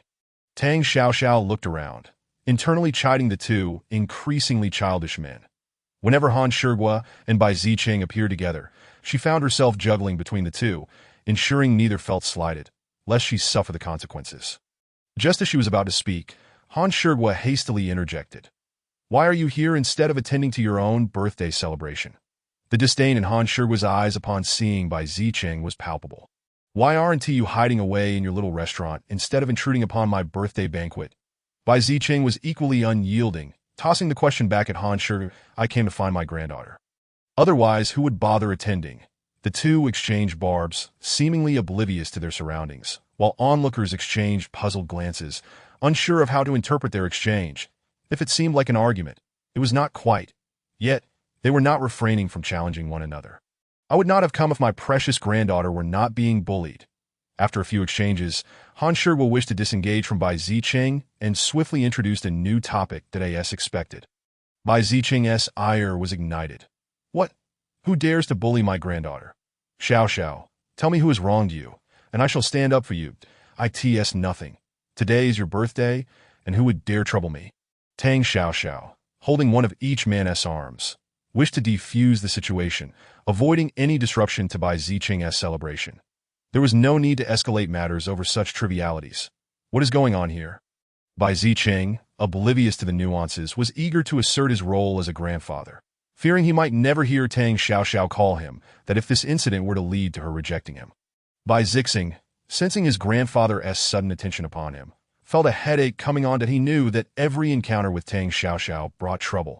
Although Tang Xiao was reluctant to speak, he had no desire to offend anyone. So he recounted the events leading up to the confrontation. What do you mean by disparaging my granddaughter at my birthday banquet? Bai Zicheng's expression darkened upon hearing this, that if one lacks discernment, who can they blame? We meant no harm. Had we known this young lady was your granddaughter or Han Lao's granddaughter, we would not have dared. Indeed, ignorance should not be held against anyone. Let us hope you and Han Lao will forgive our lack of insight. Tang Xiao observed the starkly contrasting attitudes of those around her and understood that their behavior was a consequence of the prestige and influence of Bai Chutian and Han Shigua, which compelled them to act thus. Instantly, she found it rather uninteresting. While she recognized that Bai Chutian had her best interests at heart, she truly did not wish for a minor unpleasantness to tarnish the collective joy of the occasion. After all, this was Bai Chutian's birthday banquet. Perhaps it would be best to let it go. She thought it sufficient that the matter is clarified, and I have incurred no loss. All right. We shall heed my granddaughter's wishes. Bai Chutian acquiesced, momentarily swayed by Tang Xiao's calling him grandpa. However, this was merely a temporary concession made in consideration of her feelings. Once the banquet concluded, the accounts would still need to be settled. Bai Chutian could hardly bear the thought of his cherished granddaughter being so vilified. He would not rest until he had avenged this affront. Come along, Xiao. Let your grandpa treat you to some delectable dishes, he proclaimed. Han Shigua, upon hearing Tang Xiao addressed Bai Chutian as grandpa, felt a pang of displeasure and directly pulled her toward the food area. Xiao, wanting to avoid being the center of attention like a rare specimen, followed Han Shigua, distancing herself from the crowd. Chapter 55. The attempt to matchmake Tang Xiao. Following the ruckus instigated by Bai Chutian and Han Shigua, Tang Xiao's identity unexpectedly became the highlight of Bai Chutian's birthday celebration. Many speculated about her background, anticipating that once the banquet concluded, more individuals would be intrigued by her true identity that is the principal character in this unfolding drama. Tang Xiao found herself being led around by Han Shigua. Old Han, you are indeed fortunate. Why not consider introducing your granddaughter to my grandson? Indeed, my rather unaccomplished grandson is still unmarried. Perhaps we should arrange for him to take Xiao out for some leisure. Tang Xiao understood that they were merely jesting. Yet as a younger generation, she felt it inappropriate to interject and could only discreetly signal Han Shigua with her eyes. Han Shigua was pleased with the remarks of the elders. His precious granddaughter deserved nothing but the best. Regrettably, she had been snatched away by the cunning young man from the Xiaojia family. Dutto, I am curious, who could possibly be worthy of your dear granddaughter? Old Han? Yes, do enlighten us. We must ascertain if our families still stand a chance. Initially, everyone had been indulging Han Shigua's words, but now genuine curiosity began to arise. The granddaughter of Han Shigua and the granddaughter of Bai Chutian. Such dual identities were not something just any family could aspire to. It can only be that lad from the Xiaojia family. Han Shigua's comment inevitably led some to wonder if he was intentionally boasting. Despite his claims of skepticism regarding Xiao Zhiyuan's suitability for Tang Xiaoxiao, his heart brimmed with joy that I have met that lad a few times. He seems quite decent, that if it were him, my grandson would indeed seem somewhat inadequate, remarked old Zhao that if he says so, then my grandson likely stands no chance. Tang Xiaoxiao, listening to the esteemed elders extolling her virtues, found herself at a loss. She neither knew whether to stay or leave. Had she known their personalities would be so effusive, she would have never come. Thankfully, the banquet soon commenced in earnest. Bai Chutian publicly showcased his calligraphy skills, earning widespread acclaim. Tio heightened the festivities. Bai Chutian produced a piece of exquisite jade as a prize. Anyone present could attempt to write with a brush, and the best piece would win the jade worth millions. The value of the jade was enticing, yet the writing itself posed a challenge. Poor penmanship could lead to embarrassment. Still, several elderly gentlemen were eager to participate. Not for the jade, but simply to display their calligraphic prowess. After observing for a while, Tang Xiaoxiao lost interest and was about to discreetly slip away when Han Shirgu caught her arm. "Granddaughter, you should give it a try. It would be a delightful addition for the opening of your studio." "Perhaps not. My calligraphy hardly merits attention." Tang Xiaoxiao's words were entirely modest. As a child, she had admired Mu Hai's talent for calligraphy and had insisted on learning, hoping to garner his attention. Eventually, upon realizing why Mu Hai had not favored her, she had developed a passion for the art herself, honing her skills to a remarkable level. "Ditto. My precious granddaughter can write. Come, let your grandpa have a look. Consider it a form of entertainment." Bai Chutian, upon hearing Han Shirgu's words, recognized that his granddaughter's calligraphy was indeed commendable. Otherwise, Han Shirgu would not have made such a statement. With a slight sigh, Tang Xiaoxiao acquiesced. She could hardly refuse. After all, as a younger person, even if her writing were subpar, no one would dare criticize her. "Very well, I shall heed my grandpa and great-grandpa's wishes and put myself forward." With the brush in hand, Tang Xiaoxiao's demeanor transformed entirely. Her focus and dedication belied her youth, each stroke radiating confidence and decisiveness. Gradually, those around her fell silent, the skeptics among them finding themselves captivated by the characters emerging from her brush. The characters she produced embodied a harmonious blend of strength and grace, flawlessly encapsulating the essence of femininity's resilience and power, culminating in a unique charm that was distinctly hers. Before long, the words Fu, Shou, and Kong appeared on the paper. "Remarkable! A perfect blend of strength and individuality," Bai Chutian exclaimed, leading the applause, his face brimming with pride. For someone of Tang Xiaoxiao's age to produce such calligraphy was indeed a rare feat. While her work lacked the depth of the elders' writings, they were more interested in showcasing their own skills than competing with the junior. Ultimately, there was no doubt that Tang Xiaoxiao had been crowned the best. Winning the invaluable jade, Tang Xiaoxiao felt somewhat perplexed by her victory. She could not refuse the goodwill of her elders and graciously accepted their compliments. After this unexpected interlude, she seized the opportunity to slip away. Remaining any longer would have her feeling as though she might vanish into the ground. Never before had she received such an abundance of praise, leaving her feeling both unaccustomed and embarrassed. She was well aware of her own abilities and realized that the accolades were largely due to Bai Chutian and Han Shirgu's influence. Although she sought refuge from the spotlight, the discussions at the banquet continued to revolve around her. Everyone was keen to discover the origins of Tang Xiaoxiao and why no one had previously heard of her connections with such prominent families. Even after the banquet concluded, many remained curious about Tang Xiaoxiao. In response, Bai Chutian merely smiled. He desired everyone to recognize that she was indeed his beloved granddaughter. Unlike Han Shirgu, who had shamelessly claimed a goddaughter, Bai Chutian was her rightful grandfather, a fact that far surpassed Han Shirgu's opportunistic kinship. As Bai Chutian reveled in his good fortune, Han Shirgu could barely suppress his exasperation, nearly rolling his eyes. Bai Chutian had an exceptional hand to play, yet squandered it foolishly. Had he been able to protect his own daughter, Mu Qing would not have suffered, and his granddaughter would not have faced ridicule and manipulation from those two families. Now, with both he and the young man from the Xiaojia family safeguarding her, who would dare bully her? Where had Bai Chutian been all this time? Was it not slightly late for him to emerge now? Whether or not he acknowledged her as his granddaughter made little difference.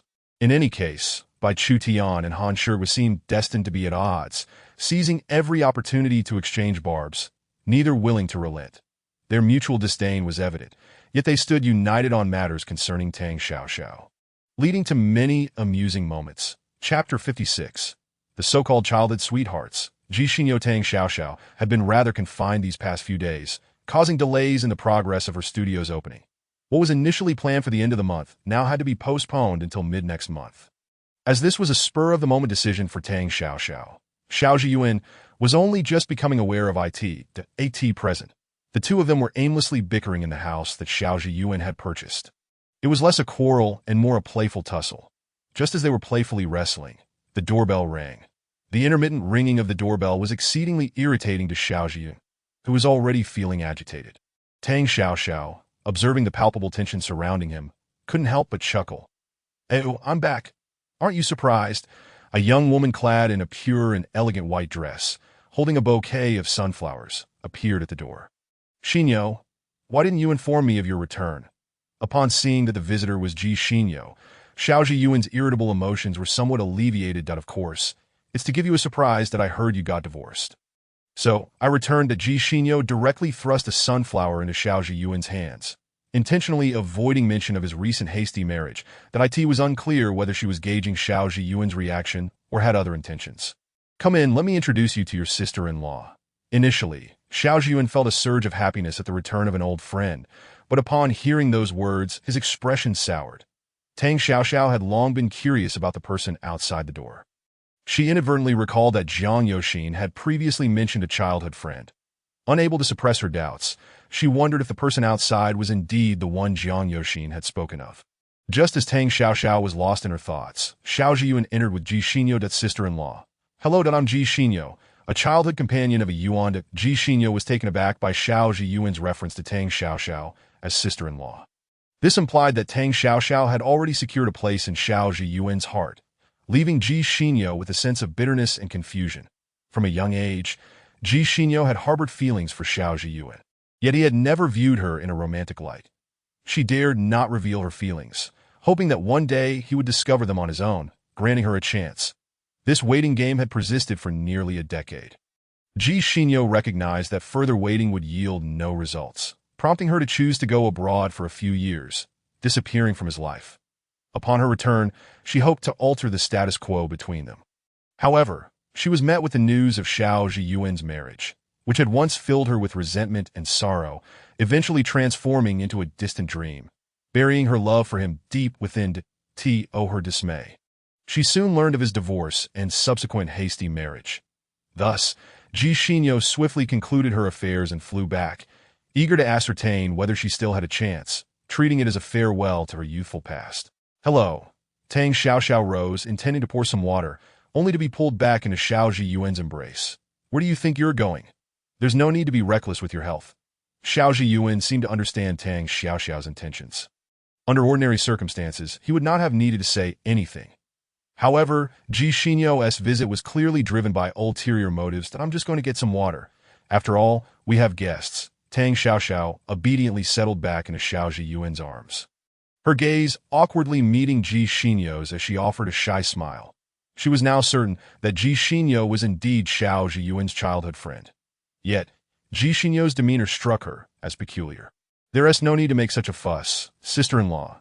I merely came to see a Yuan." Seeing how much Xiao Zhiyuan cherished Tang Xiaoxiao filled Ji Xinyo with a deep sense of bitterness.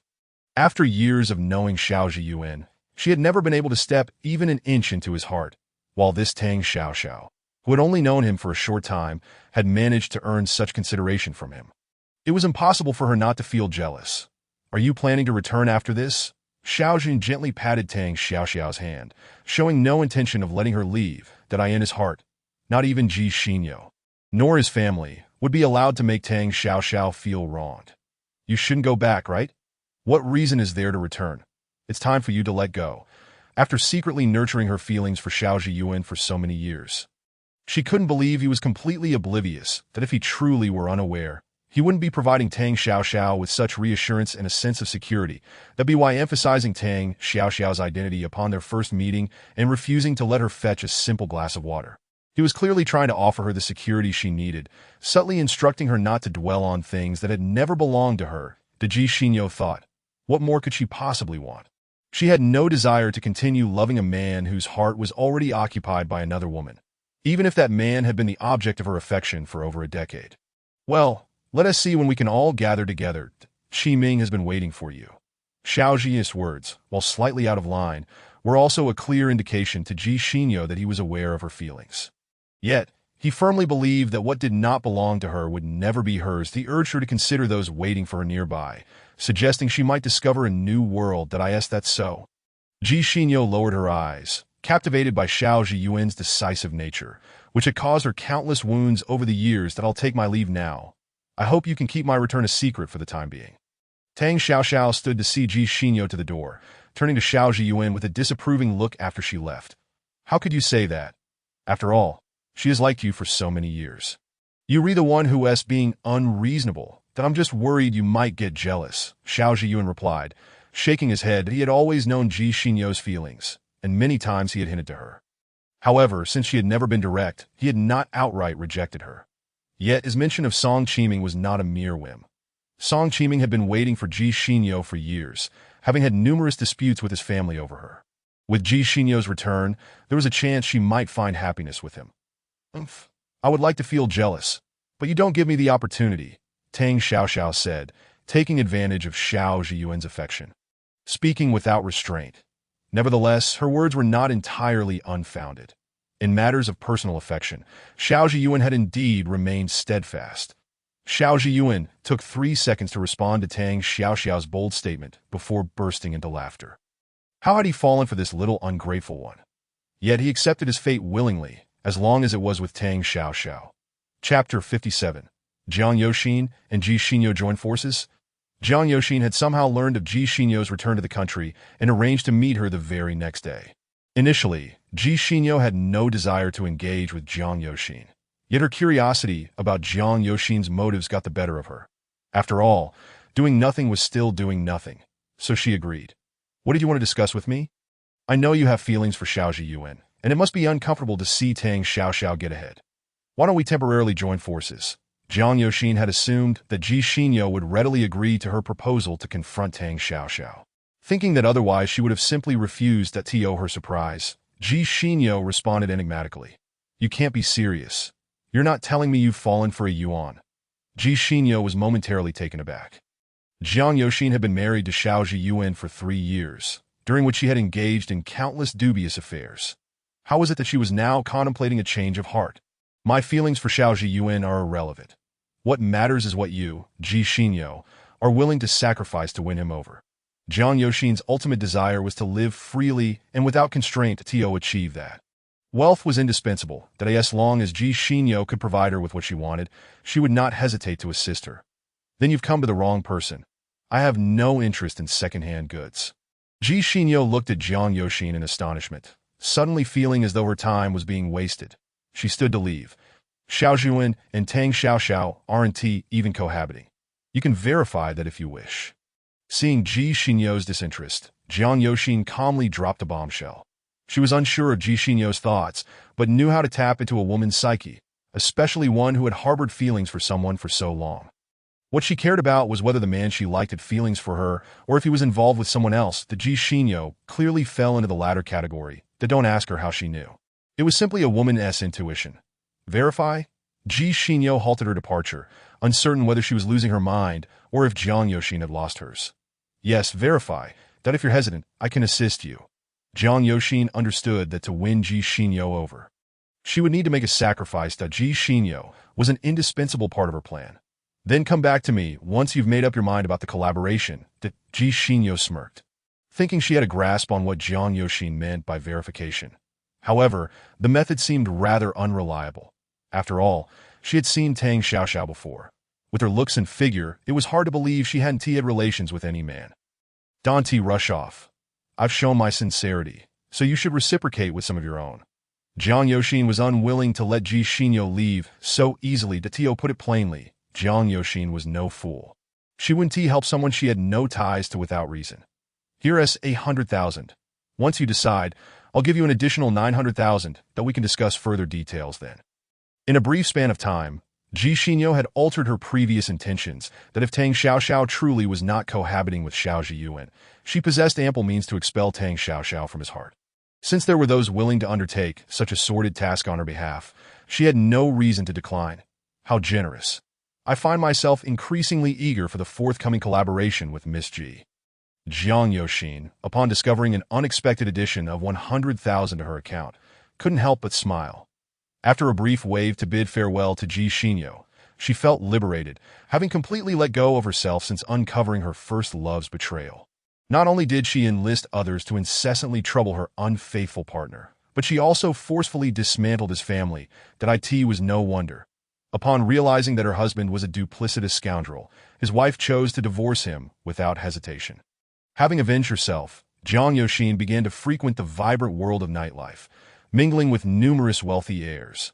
Whether this lifestyle truly resonated with her desires, only she could ascertain. After Ji Xinyo's departure, Jiang Yoxin did not rush to leave. Approximately 10 minutes later, Li Ying stealthily took a seat opposite her. "Miss Jiang, what brings you to summon me?" "Assist me with a favor," Jiang Yoxin said nonchalantly as she outlined her plan. She was not foolish enough to do it herself. After all, there were plenty of individuals harboring animosity towards Tang Xiaoxiao. I can't do that," Li Ying stammered, typically only engaging in verbal sparring, never daring to commit any wrongdoing. Upon hearing Jiang Yoxin's scheme, she immediately backed down. Though she disliked Tang Xiaoxiao, it was merely a preference. There was no need to resort to such measures that do you not yearn to enter high society. "If you assist me, I shall aid you in return." Jiang Yoxin had thoroughly investigated Tang Xiaoxiao's affairs, including those surrounding her, such as Li Ying, who not only envied Tang Xiaoxiao but also reveled in spreading rumors to tarnish her reputation. Enjoying the sight of Tang Xiaoxiao rendered speechless. "What do you mean?" Li Ying felt as though she had been targeted by a venomous serpent. Yet upon surveying her surroundings, she found no one but Jiang Yoxin. "The Zhang family currently lacks a matriarch. I can introduce you to Zhang Dafu. All I ask is this small favor." Given that Zhang Dafu had only a few years left to live, Jiang Yoxin was confident that Li Ying would be tempted. Among the wealthy families in the city, Zhang Dafu's situation was the most aligned with Li Ying's aspirations. Moreover, Zhang Dafu had past grievances with Tang Xiaoxiao, which might yield surprises for Li Ying in the future. "Did I ask what you say true? I merely need to lead Tang Xiaoxiao to that room." Li Ying's dream was to marry a wealthy man, preferably one of advanced age. After much contemplation, she decided to take a risk. After all, guiding Tang Xiaoxiao to a designated location was not particularly challenging. Of course, I have already provided you with a method. You need only follow my instructions, and Tang Xiaoxiao will not suspect you.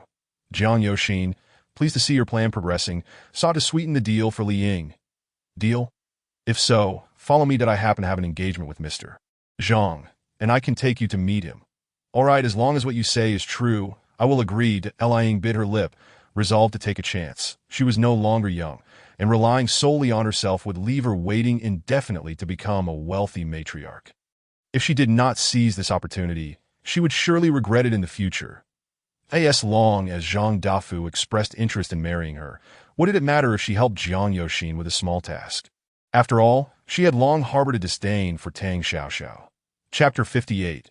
Tang Xiaoxiao's appointment. In recent days, Li Ying had been entangled with Zhang Dafu, taking great care to ensure he was not merely playing with her affections. It could be said she was willing to go to great lengths to elevate her status point. One day, upon returning home from Zhang Dafu's company, she received a call from Jiang Yoxin. Remembering that this was not the time to offend Jiang Yoxin, Li Ying agreed to collaborate, arranging a meeting with Tang Xiaoxiao. After hanging up, Li Ying wasted no time in dialing Tang Xiaoxiao's number. "Do you remember my brother, Li Long? Tomorrow afternoon, I'll be at our usual quiet bar waiting for you." Tang Xiaoxiao maintained her phone-holding posture, recalling that Li Long had once added a splash of color to her life. However, since that incident, he had vanished, and she had become mortal enemies with Li Ying.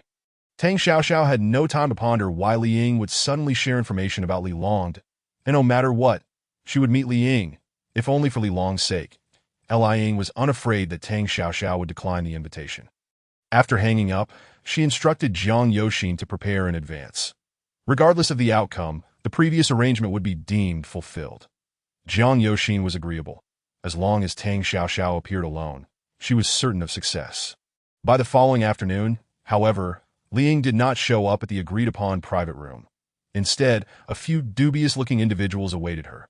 Tang Xiaoxiao arrived punctually at the bar, only to unexpectedly encounter Jiang Chuan. As Tang Xiaoxiao hesitated over whether to greet Jiang Chuan, he spotted her and exclaimed, "What a surprise! Is this how you treat your savior? Not even offering a greeting upon our meeting? When were you discharged from the hospital?" Tang Xiaoxiao offered an awkward smile, as she had indeed considered ignoring him. "Just yesterday that I sent you a message, and you didn't reply. Tang Xiaoxiao, did you not say we were friends? Are you treating your friends this way?" Jiang Chuan felt aggrieved, recalling his recent attempts to contact her, only to be met with silence. What must he do for Tang Xiaoxiao to forgive him? Perhaps I simply overlooked it. Tang Xiaoxiao had been busy on the internet these past few days. Yet she had not received any messages from Jiang Chuan. Remembering the incident when Xiao Zhiyuan had intercepted her phone, she surmised the cause. "Where are you staying? I could come visit you next time." Jiang Chuan was not convinced by Tang Xiaoxiao's evasions that if she was not responding to messages, knowing her address would suffice, that "I'll let you know another day. I'm meeting someone." Tang Xiaoxiao had just realized that Xiao Zhiyuan was quite the jealous type, always brooding over her interactions, that if she revealed her address to Jiang Chuan, he might indeed come to see her, which would undoubtedly infuriate Xiao Zi to maintain her peace. Tang Xiaoxiao had no intention of divulging her address to Jiang Chuan. "I'll wait for you here, but by the way, which room are you meeting in?" Jiang Chuan merely sought to ease the tension, casually inquiring as he had grown accustomed to Tang Xiaoxiao's evasive responses. "Third floor, last one, that I won't intrude further. I'll take my leave now." Tang Xiaoxiao had grown accustomed to Jiang Chuan's habit of asking trivial questions, and she did not feel the need to withhold inconsequential information from him.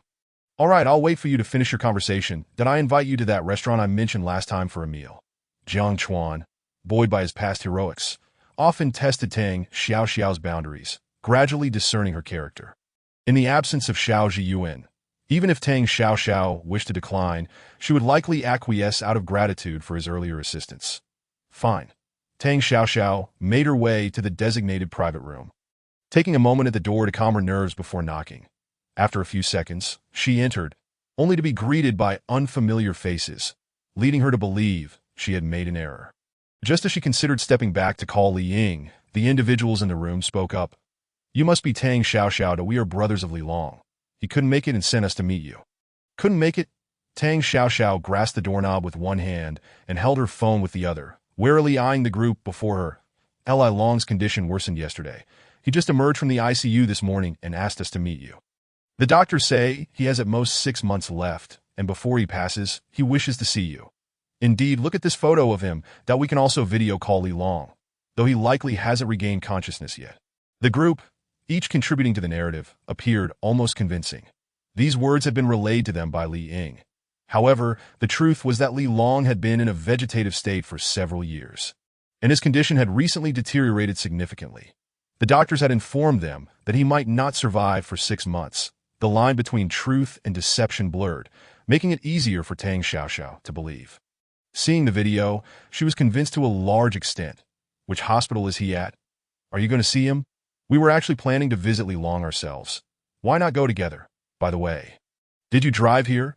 The group did not give Tang Xiaoxiao a chance to refuse. They stood up, making as if to leave. Tang Xiaoxiao seeks to unravel the circumstances of the past, but that does not imply her blindness to the truth. Originally, she was to meet Li Ying here, yet these individuals not only failed to mention her name, but also claimed to be associates of Li Long. A person of Li Long's earnest and straightforward nature would only befriend those of similar disposition. However, the people before her dressed like flamboyant young men, lacking even the slightest attempt at subtlety. What is this charade? Wasn't it agreed that they were to meet Li Long? As the group, now standing and preparing to exit, cast sinister glances at Tang Xiaoxiao, they seem to question whether she is toying with them. Moments ago, she sought to inquire about Li Long's hospital, yet now she feigns ignorance. Yet, it is essential that they genuinely know Li Long. Just now, Tang Xiaoxiao was uncertain if she was overthinking the situation, but the expressions on these individuals' faces have betrayed their own unease, an unmistakable look of shock, as if they have unwittingly revealed their own flaws. Anyone observing would undoubtedly harbor doubts. Clever indeed, but alas, it is too late. They had already lit incense in the room, and once Tang Xiaoxiao inhales for a mere minute, she will obediently follow their directives. Fortunately, they are merely hired hands. They will act according to the employer's wishes, or else it would be quite difficult to proceed. Tang Xiaoxiao shook her head, feeling a daze envelop her mind, as if her words were caught in her throat, unable to be voiced. Why offend anyone when one could so easily provoke a madman? The leader of the group, seeing Tang Xiaoxiao in this state, recognized their success that he approached her, scrutinizing her from head to toe. Come on, let us go with us. Chapter 59. Jiang Chuan comes to the rescue again downstairs. Jiang Chuan waited for Tang Xiaoxiao to emerge, his boredom prompting him to strike up a conversation with others. Young Master Jiang, do you know that woman who just went in? As they chatted, someone leaned in conspiratorially, their expression decidedly lewd. What are you implying? Speak clearly. Jiang Chuan regarded the person who had suddenly invaded his space, giving a dismissive kick and a look of disdain. Do you know who just entered the last private room on the 3rd floor? The individual, unfazed by the kick, adopted an even more insipid expression and pointed his chin towards the 3rd floor.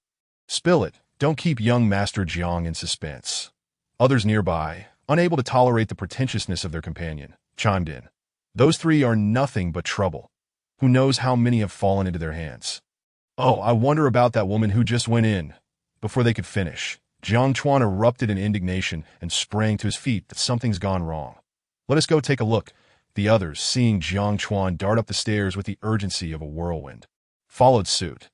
Their motivation was not a deep camaraderie with Jiang Chuan, but a mere curiosity to assess the situation that if circumstances allowed, they might even extend a favor to him. Upon reaching the private room on the 3rd floor, Jiang Chuan was about to kick the door open when someone emerged. Who are you? The leader of the group, eyeing Jiang Chuan's determined approach, maintained an air of calm, showing no sign of fear. Instead, regarding Jiang Chuan with hostility, his demeanor suggested that any meddling by Jiang Chuan would lead to trouble. Tang Xiaoxiao, are you all right? Jiang Chuan, noticing something amiss with Tang Xiaoxiao, attempted to pull her closer. I would appreciate it if you refrained from interfering, the leader interjected, stepping in front of Tang Xiaoxiao, his eyes and tone rife with menace that I never interfere without cause. It is said that those who provoke the blind do so at their own peril. I advise you not to lay a finger on her. Jiang Chuan dismissed the group entirely. Setting aside the Jiang family's influence in the city, anyone privy to Tang Xiaoxiao's true identity would think twice before crossing her. Additionally, as the nominal wife of Xiao Zhiyuan, the person he holds dear, they were certainly not reckless enough to act against her, that we brothers merely wish to escort Tang Xiaoxiao to meet her friend. Feel free to inquire with her. The leader, seeing more individuals rush up from below, realized that taking Tang Xiaoxiao away was no longer an option. The priority now was to extricate themselves from this predicament.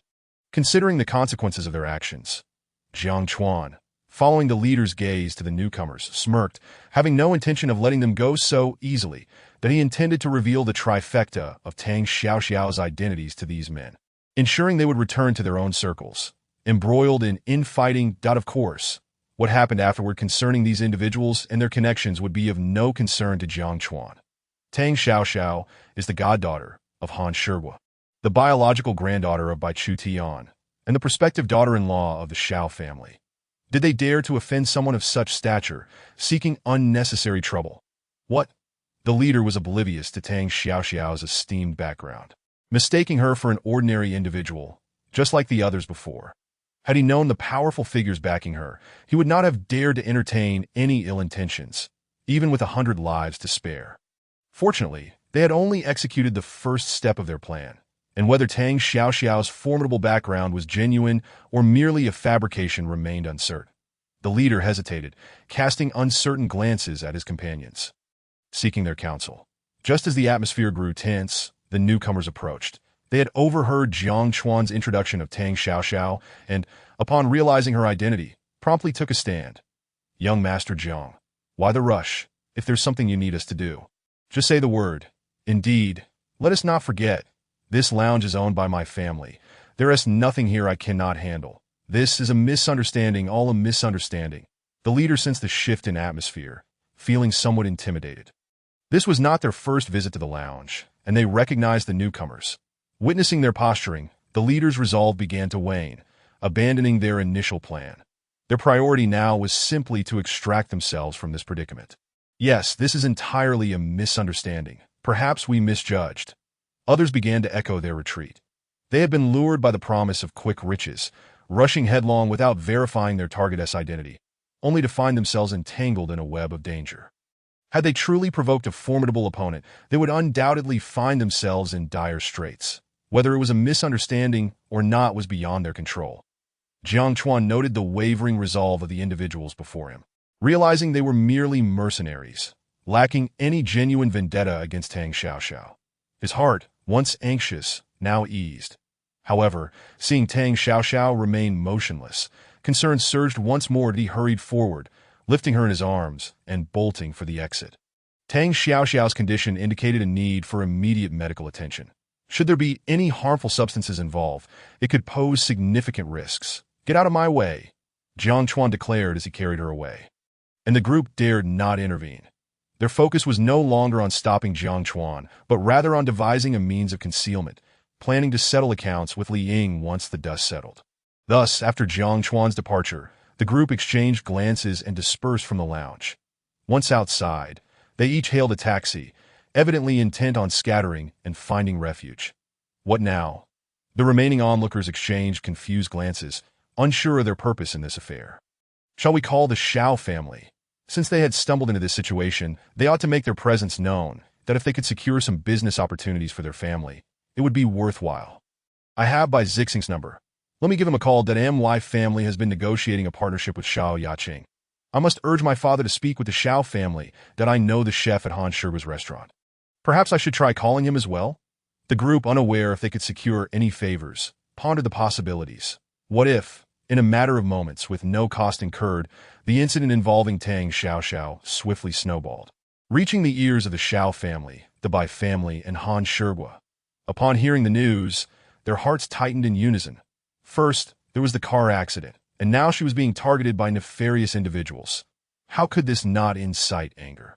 Especially in Xiao Zhiyuan, who was still in a meeting?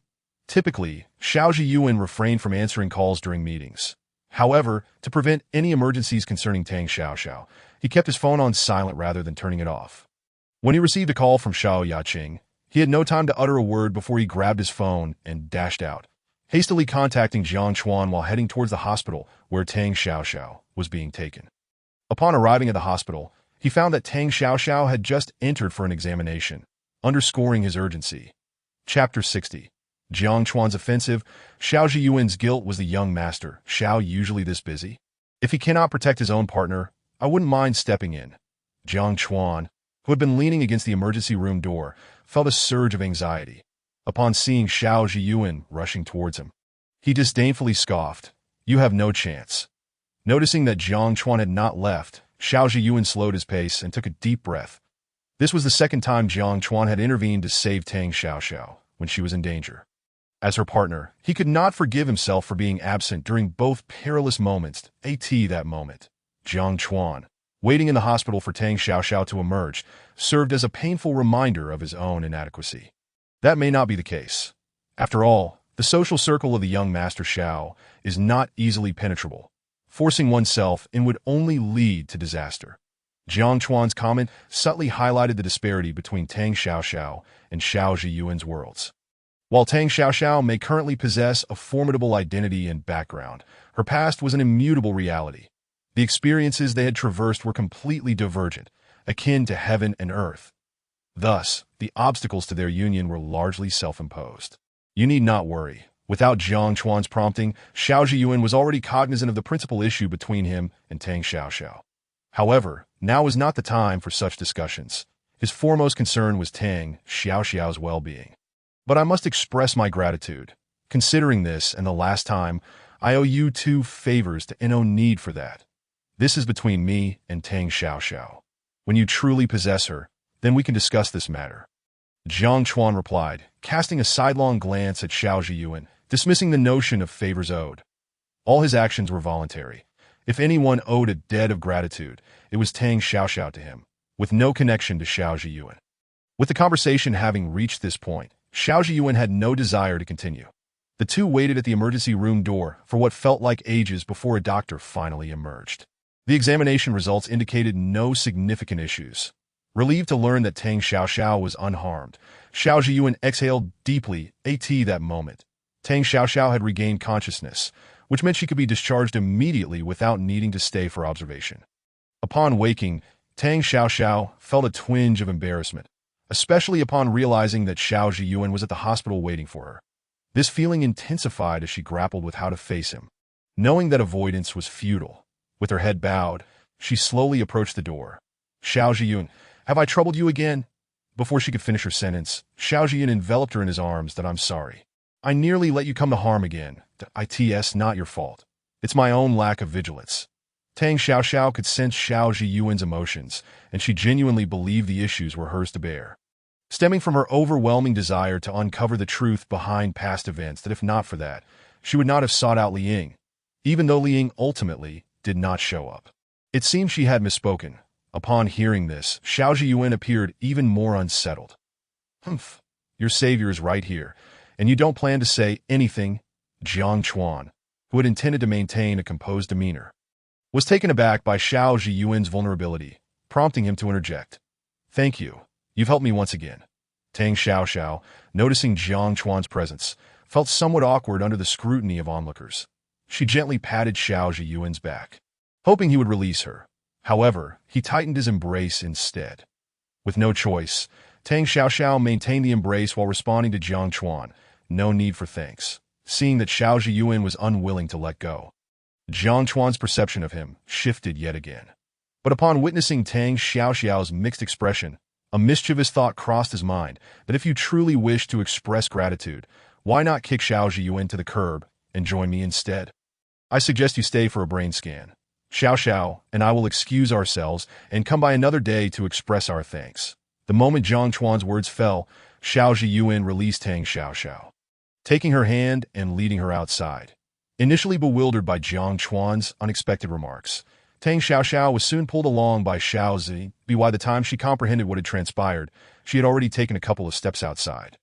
Turning back, she waved goodbye to Jiang Chuan with her other hand. Thank you. I'll treat you to a meal another day, though we're heading back now to as Jiang Chuan watched Tang Xiaoxiao disappear from view. A self-deprecating smile crossed his face.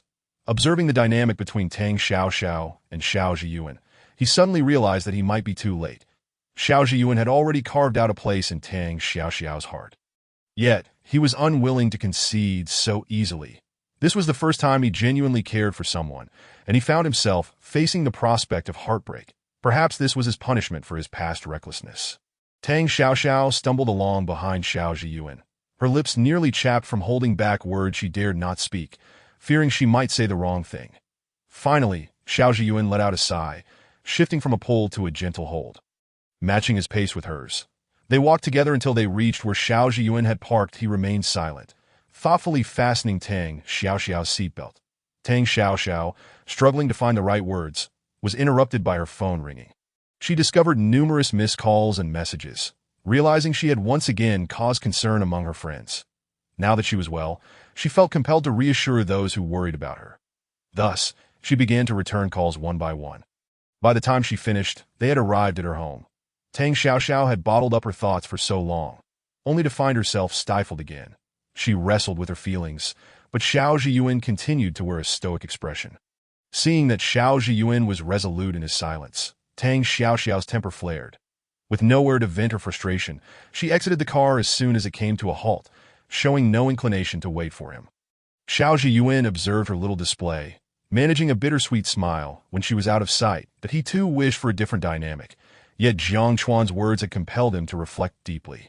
Had it not been for Jiang Chuan's remarks, he might have preferred to delay addressing the issues between him and Tang Xiaoxiao. After all, their acquaintance was still fresh, and there were numerous areas needing adjustment. Initially, Xiao Zhiyuan intended to take things slow, but the presence and ambiguous intentions of Jiang Chuan heightened his sense of urgency and alarm. Having come to this realization, Xiao Zhiyuan exited the car as well. He had to acknowledge that even if Tang Xiaoxiao ultimately chose to leave, he would never agree to it, nor would he grant her the freedom to depart. Chapter 61. The Freeze Point. As Tang Xiaoxiao walked ahead, she could sense Xiao Zhiyuan trailing closely behind her. Perhaps due to the pent-up frustration, she merely slowed her pace, allowing him to catch up, rather than stopping to wait for him. In that moment, It felt as if both were waiting for the other to speak first. One unsure of how to initiate, the other stubbornly holding back. When they finally reached their respective doorsteps, the atmosphere, laden with tension, reached its peak. You must have been frightened today. Rest well. If you need anything, just call out to me that I'm right next door. Xiao Zhiyuan found himself grappling with the tumultuous emotions of darkness and possessiveness he harbored for Tang Xiaoxiao, yearning to unveil them before her. Yet, he ultimately relinquished the notion, settling for a trivial expression of concern instead. Under Tang Xiaoxiao's watchful gaze, he retreated to his room. That it was only at the moment of closing the door that a fleeting expression of anguish crossed his face. Proud as he was, there came a day when he too feared losing someone dear. His fall was profound, accompanied by an intense sense of unwillingness. How he longed for Tang Xiaoxiao to be equally enmeshed in their relationship, willingly and sweetly, rather than allowing him to bear the weight of uncertainty alone, becoming increasingly entangled in this emotional quagmire. Approaching the liquor cabinet, Xiao Zhiyuan casually selected a bottle and settled into his usual workspace, pouring himself a generous glass and downing it in one swift motion. Under the influence of the alcohol, he gradually found a semblance of calm. Reflecting on the day's events, he was tormented internally. Yet he still retrieved his phone and dialed a number. "Where are you? Please send the information to my email." After a brief exchange, he learned that Tang Xiaoxiao had previously dated a man named Li Long for a week. Her upcoming meeting with Li Ying was merely a pretext, as Li Ying used Li Long as an excuse for why Tang Xiaoxiao was so eager to learn about Li Long. Only she could elucidate that matter to Li Long. Xiao Zhiyuan opened his computer and swiftly found the profile of Li Long. Upon reading the details, he couldn't help but feel a jolt of shock. Despite having commissioned investigations into Tang Xiaoxiao on 2 occasions, he had never uncovered this particular detail. The name Li Long pierced through his consciousness, embedding itself deep within his heart. Not because he was concerned about Tang Xiaoxiao's past, but out of jealousy. The sole photograph accompanying the report depicted a tender moment between Li Long and Tang Xiaoxiao, locked in an embrace. The sight of such an excruciating image stirred feelings of envy within Xiao Zhiyuan, who found himself ensnared in a web of self-doubt and irrational thoughts that he questioned whether Tang Xiaoxiao still held lingering sentiments for her ex, and pondered the depth of her feelings for him. His confidence and self-esteem crumbled under the weight of these revelations. Had this information been presented to him at an earlier time, he would have responded with indifference. Yet now, amidst the confluence of unfortunate coincidences, Xiao Zhiyuan felt as though he had descended from an exalted pedestal to the ground below, tasting the bitter dregs of love's despair. Trapped in his own emotional prison, he felt like a caged beast, unable to struggle, forced to nurse his wounds in silence. "Are you all right, Yuan? Is there anything else you need me to do?" The voice on the other end of the line was taken aback by Xiao Zhiyuan's tone, which was a stark departure from the aloof demeanor he was accustomed to. Concern for his friend welled within him. "Handle what needs to be handled. As for those individuals, I leave them to you." After perusing the entirety of the information, Xiao Zhiyuan closed his laptop and leaned back wearily in his chair. Li Ying and Jiang Yoxin had nowhere to escape. Even if they evaded punishment, he had ample means at his disposal. Those individuals would ultimately pay the price for their actions. Rest assured, they won't escape. Should you require my assistance, do not hesitate to ask. These individuals were no strangers to such misconduct. And with their capture this time, it was likely they would face dire consequences for the rest of their lives. However, Xiao Zhiyuan's inquiry was not solely about that. He subtly probed whether he should intervene in the matter concerning Li Long. It was said that in his pursuit of Tang Xiaoxiao, Li Long had created quite a stir. This fervor had compelled Tang Xiaoxiao to agree to date him. Yet just 6 days into their relationship, Li Long discovered he was afflicted with an incurable illness. Not wishing to burden Tang Xiaoxiao, he chose to sever ties without a word, leaving her bewildered. After finally winning her affection, he was forced to depart without explanation. Overwhelmed by despair, Li Long succumbed to a tragic fate, becoming a vegetable following a car accident. Li Ying understood that the entire situation had nothing to do with Tang Xiaoxiao, yet her frustration with her was palpable, prompting her to target Tang Xiaoxiao at every turn. Such dramatic circumstances evoked a sigh over the unpredictability of life.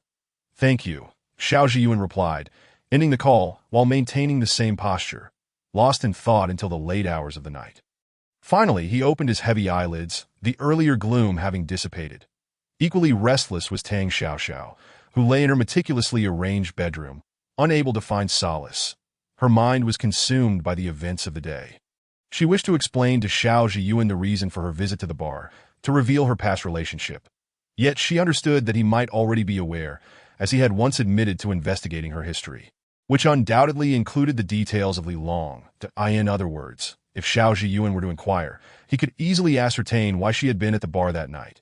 The thought of being involved with someone who knew her past so intimately filled Tang Xiaoxiao with inexplicable irritation. Previously, she had been indifferent to Xiao Zhiyuan's awareness of her past, yet now it weighed heavily on her mind. Those memories were far from pleasant. Tang Xiaoxiao found herself unable to suppress the urge to wonder how Xiao Zhiyuan viewed her. Knowing of her sordid history, she was stubborn and selfish, vengeful yet aloof. What kind of image did she project in his eyes? This was the first time she had cared so deeply about someone else's opinion, to the point of losing sleep over it. The thought alone made her feel as if a million ants were crawling within her, suffocating her, and making it hard to breathe. With a sudden resolve, Tang Xiaoxiao sprang up, clad in her pajamas, and rushed toward the door. She needed to see Xiao Jing. Now that if he was so well acquainted with her past, she was determined to show him that there were countless facets of her that he had yet to discover. Chapter 62. The collision of the one, and only upon hearing the knock at the door, Xiao Zhiyuan initially hesitated to answer. However, just as silence enveloped the space, the doorbell rang once more. Reluctantly, he swallowed the last of his drink and rose to open the door. Tang Xiaoxiao had knocked persistently, initially believing that Xiao Zhiyuan had fallen asleep. Frustrated by her own insomnia, she pounded on the door even harder, only to find that the moment her hand was poised to strike the surface, the door swung open. There she stood, hands suspended in the air, her palm brushing past Xiao Zhiyuan without making contact, leaving her momentarily amused. Those who were aware of her antics would understand, while those who did not might think her a bit unhinged. All of this was to provoke Xiao Zhiyuan. Had he answered sooner, she would not have embarrassed herself. Xiao Zhiyuan observed Tang Xiaoxiao lean forward slightly, her hands still caught in the air, and though he was initially taken aback, he felt a chuckle rising within him. Yet, recognizing that this was not the moment for levity, he forcibly stifled it. "What brings you here?" "Nothing much," she replied, still caught up in the awkwardness of the moment. The words slipped out before she realized it.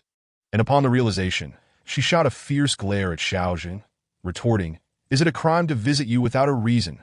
With that, she stepped into his room, that as she crossed the threshold, the overpowering scent of alcohol enveloped her, dissipating her indignation like smoke. Xiao Zhiyuan watched as she walked past him, unable to suppress a soft laugh. Always welcome.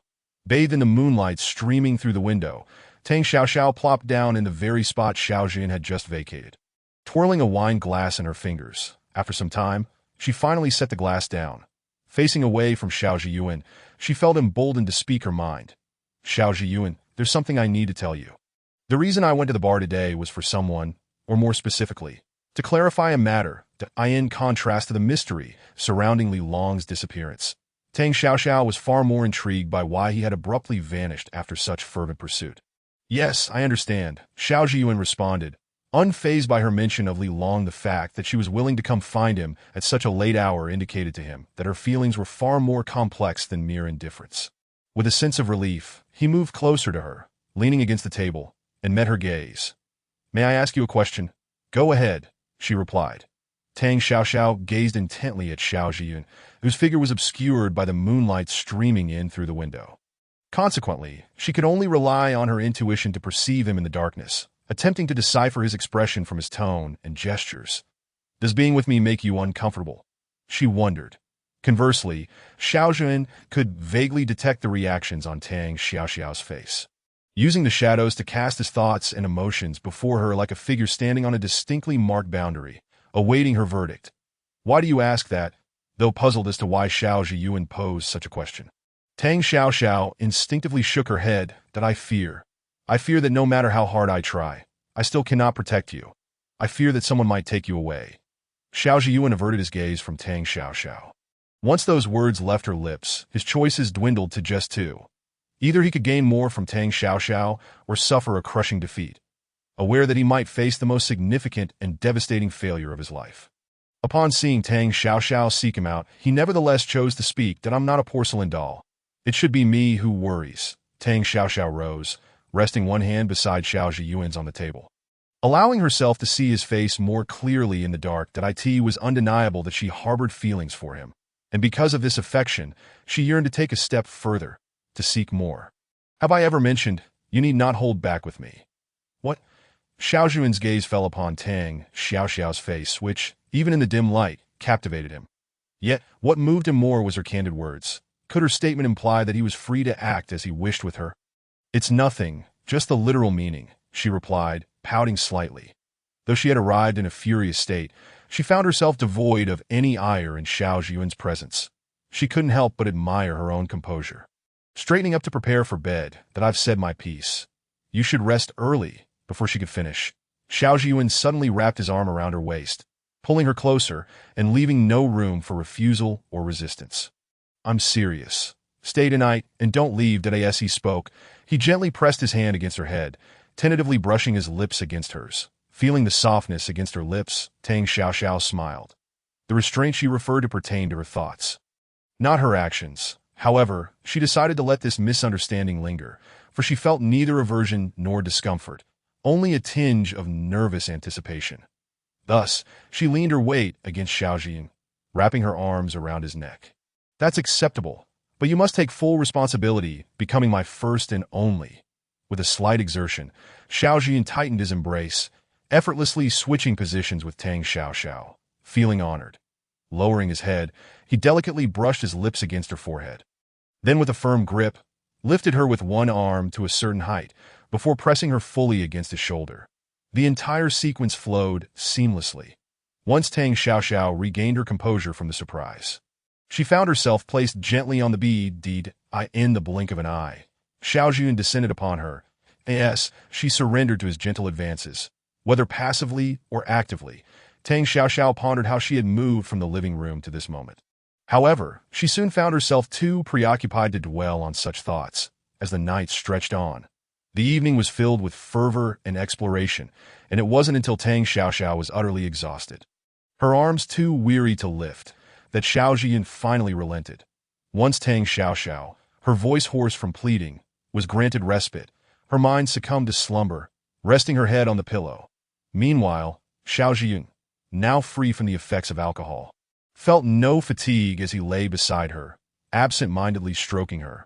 Lost in contemplation of the events that had transpired, a quiet chuckle escaped him as he reveled in his current state, a joy he was reluctant to share with anyone else. Chapter 63. Ji Xinyo's probe. Xiao Zhiyuan remained awake throughout the night, only rising reluctantly with the first rays of dawn illuminating the bedroom. He tenderly drew the curtains to shield Tang Xiaoxiao from the intrusive sunlight. And having completed this task, he stealthily exited the room. When Tang Xiaoxiao awakened, it was already past 8. Adjusting to her body's discomfort, she slowly sat up, glancing around to find Xiao Zhiyuan absent, a pang of disappointment filling her heart. Just as she was about to rise for the bathroom, the bedroom door swung open. You're awake. I've made some porridge. Would you like some? Xiao Zhiyuan, anticipating her awakening, had brought in the porridge he had laboriously prepared. He caught sight of Tang Xiaoxiao rising. You really can cook? She asked, hastily returning to bed and pulling the covers over herself, eyeing him skeptically. The last time he claimed he could cook, the results had been either undercooked or burnt. She was uncertain why he was so adamant about his culinary skills. That I can manage porridge, he admitted, a hint of embarrassment creeping in. His previous failures were simply errors in judgment. He had meticulously studied cooking videos, yet found the execution not as straightforward. Despite having quickly mastered various skills in the past, cooking seemed to elude him entirely. Then you can put it down. I'll have some later, she replied, blinking her eyes. Still unsure how to face Xiao Zhiyuan after the events of the previous night. More accurately, she felt a touch of shyness, reluctant to rise and wash up before him, adorned with marks from the night. All right, I'll wait for you outside, he said with a smile, understanding her reticence. When he entered, he had indeed been momentarily entranced by the scene before him. If he continued to gaze, he feared he might lose control. It was more prudent to wait outside, lest he provoke her further and find himself in a prolonged period of restraint. Just as Xiao Zhiyuan exited the bedroom, an unexpected visitor arrived. Brother A Yuan. I heard something happened to sister-in-law.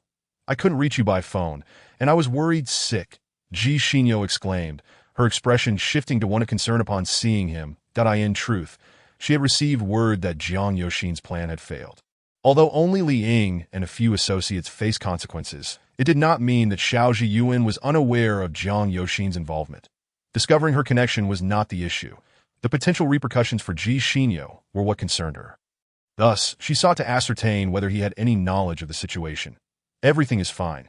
She just had a bit of a scare, Xiao Zhiyuan replied, glancing quizzically at Jiang Yoxin, though internally questioning why she had received news so promptly.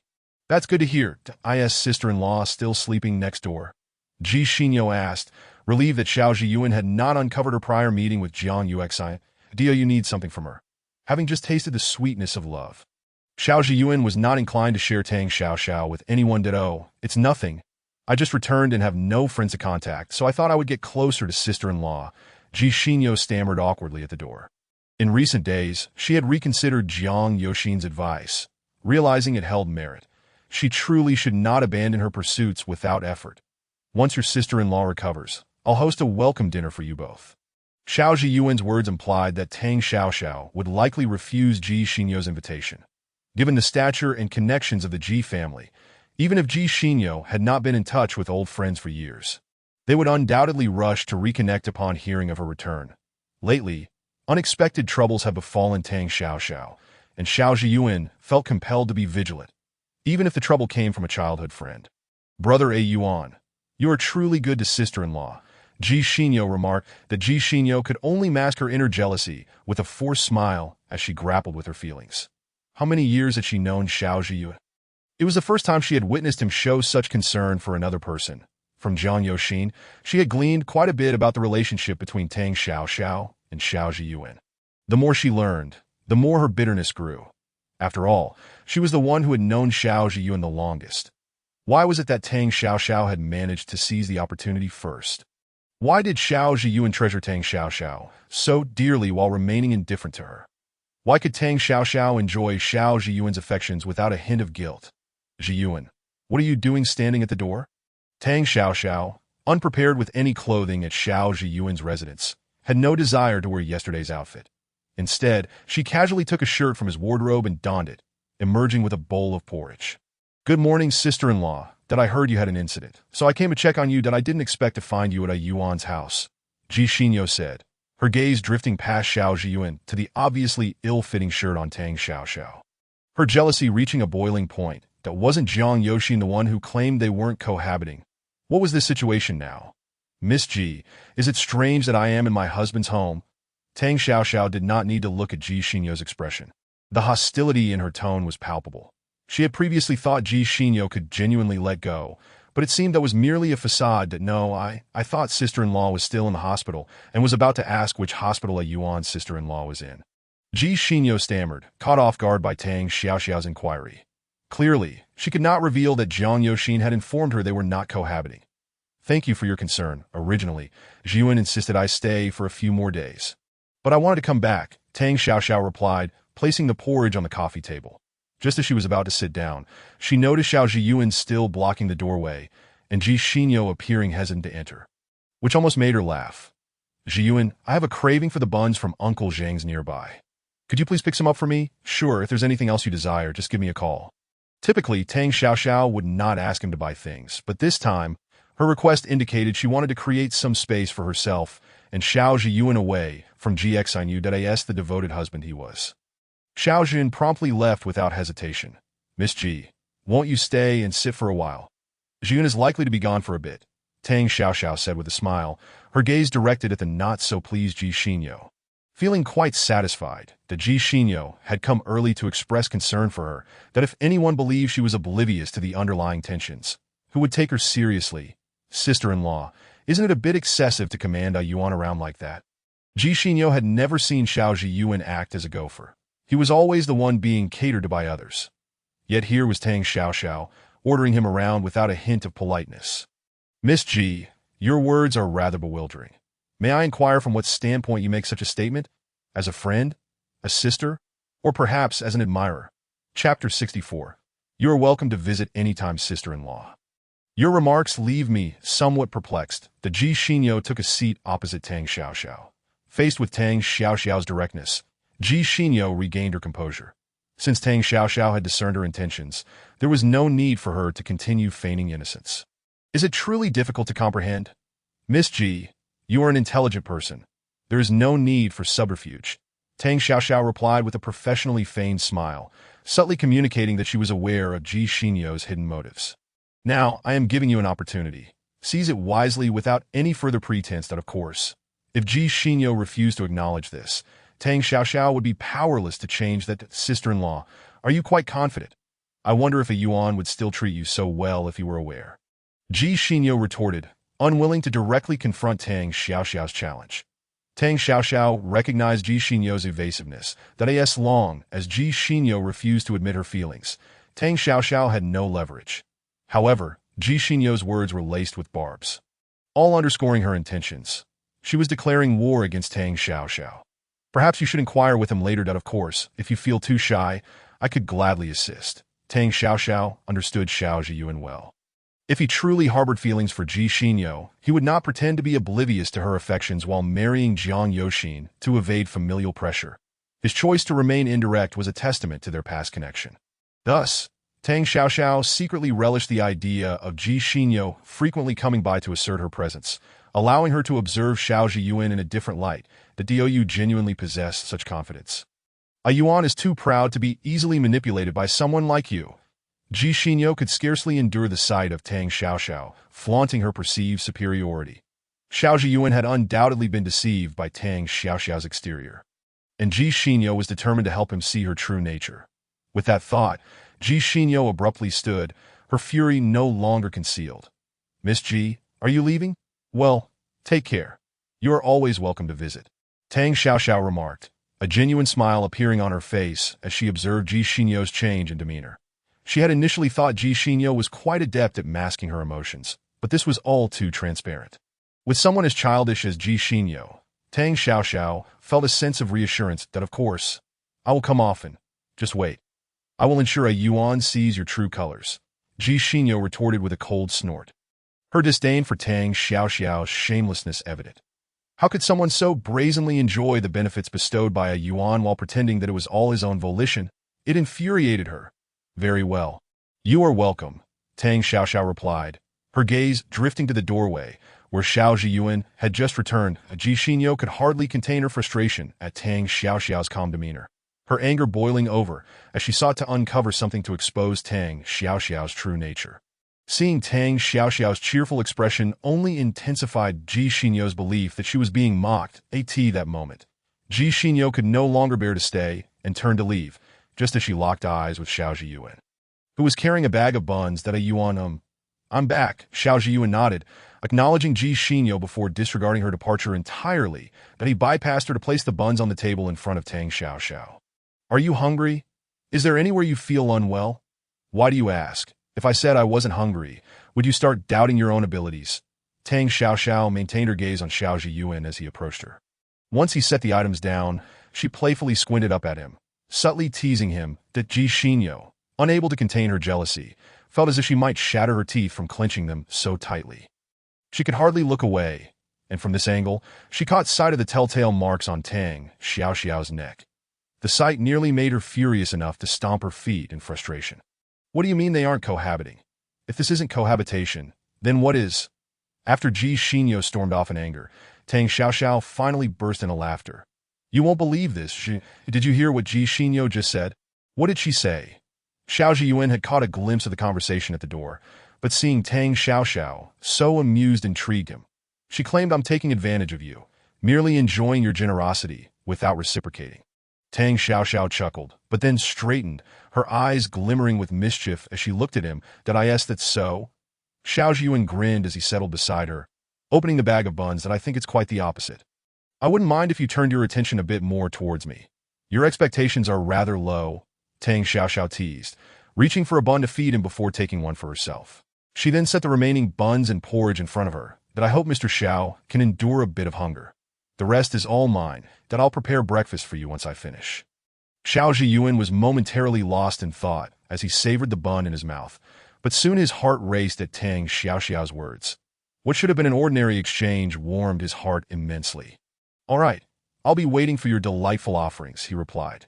Tang Xiaoxiao had never believed that love required a comparison of who contributed more. However, after Xiao Zhiyuan's words last night, she came to realize that her perspective was flawed. Love necessitates nurturing.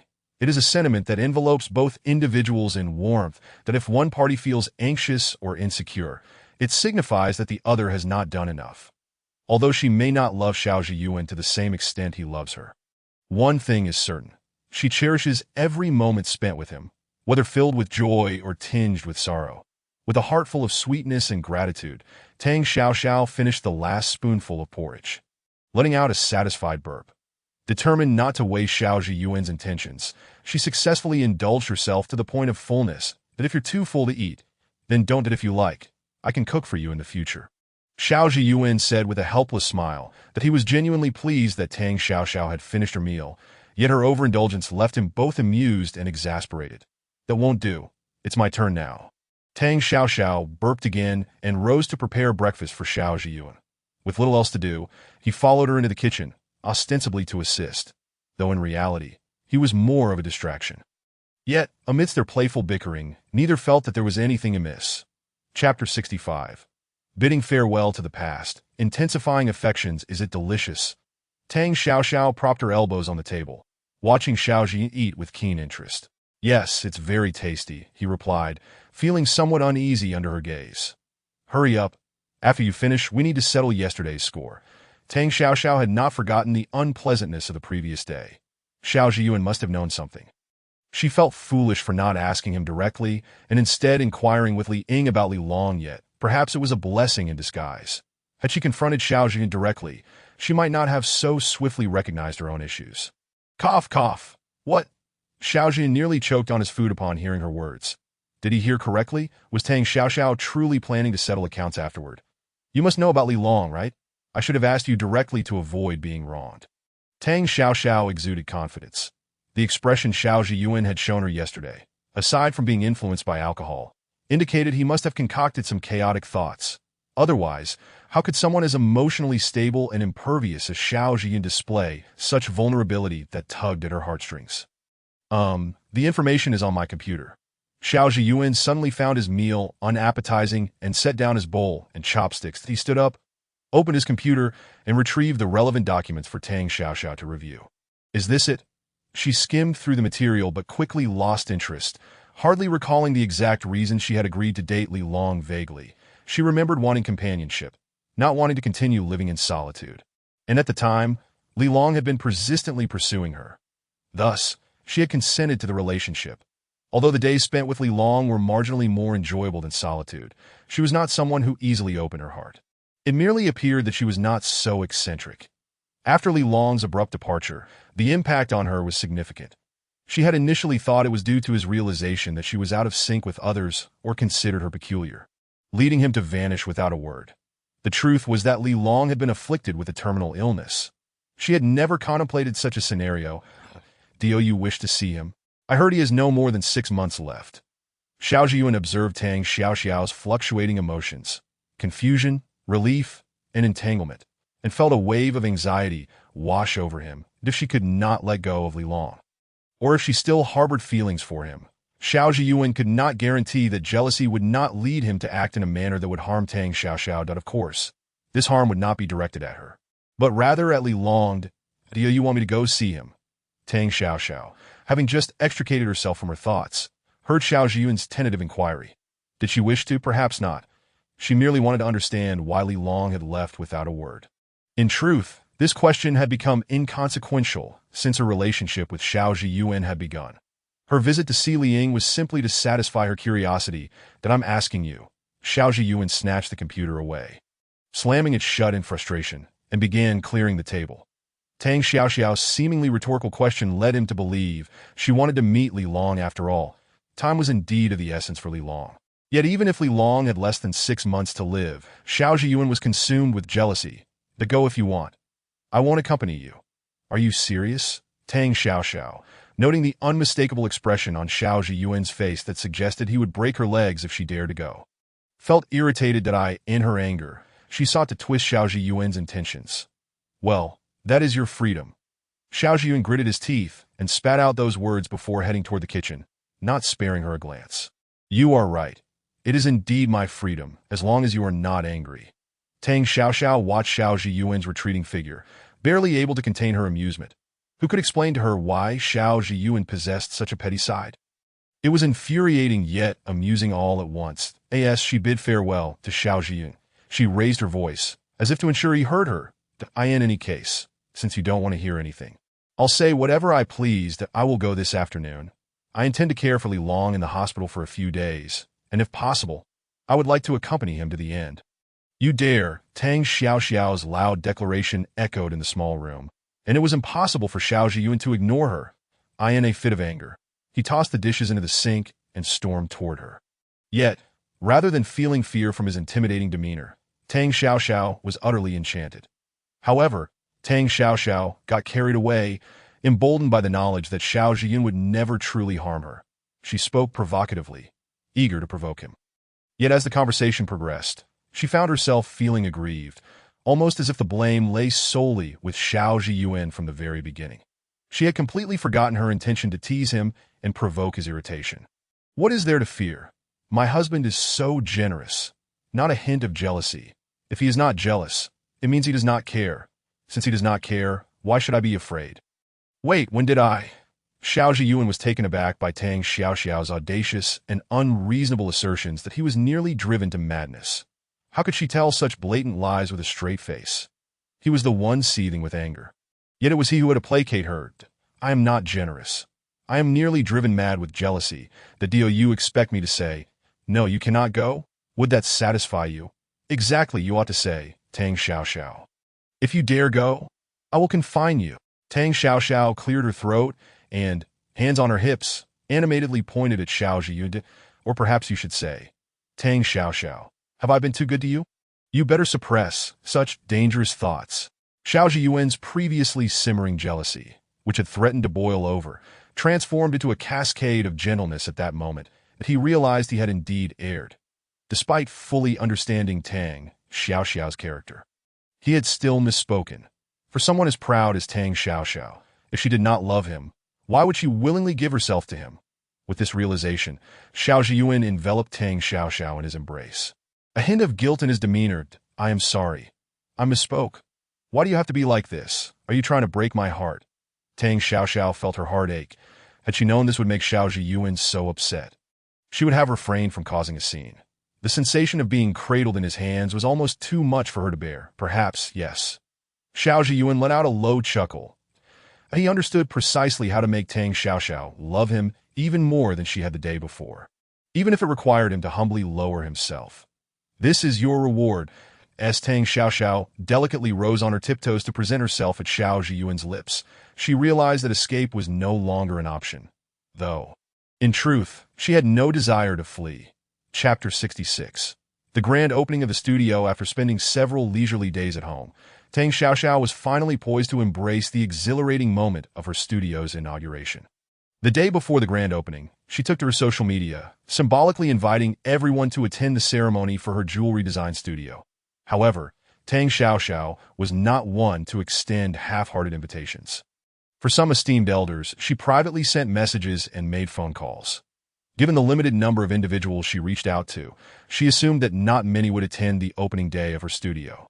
On the morning of the event, she rose at a leisurely pace, took her time with her grooming, and arrived precisely an hour before the ribbon-cutting ceremony. To her astonishment, as she stepped out of the car, she was greeted by a plethora of luxury vehicles parked outside her studio. In that moment, her first thought was whether there were others who had chosen this very day for their own openings. After all, in Tang Xiaoxiao's recollection, she had but a handful of friends, and aside from a few elders, she doubted anyone would come to celebrate her studio's launch if that were the case. She would not have opted for a formal opening ceremony, especially since she had arranged the entire venue herself and had no plans for a host, intending instead to offer a few hastily prepared remarks. Unexpectedly, the turnout exceeded her expectations. Fortunately, she had hired a reliable employee, for otherwise, this crowd would have been left waiting at the door for her arrival. The sole employee besides Tang Xiaoxiao Wang Xiaoyuan was currently overwhelmed with tasks, checking in guests, registering gifts, and seating attendees. Wang Xiaoyuan had assumed that the studio, being modest in scale, would not attract many visitors on its opening day, and she had prepared herself for a lengthy commitment.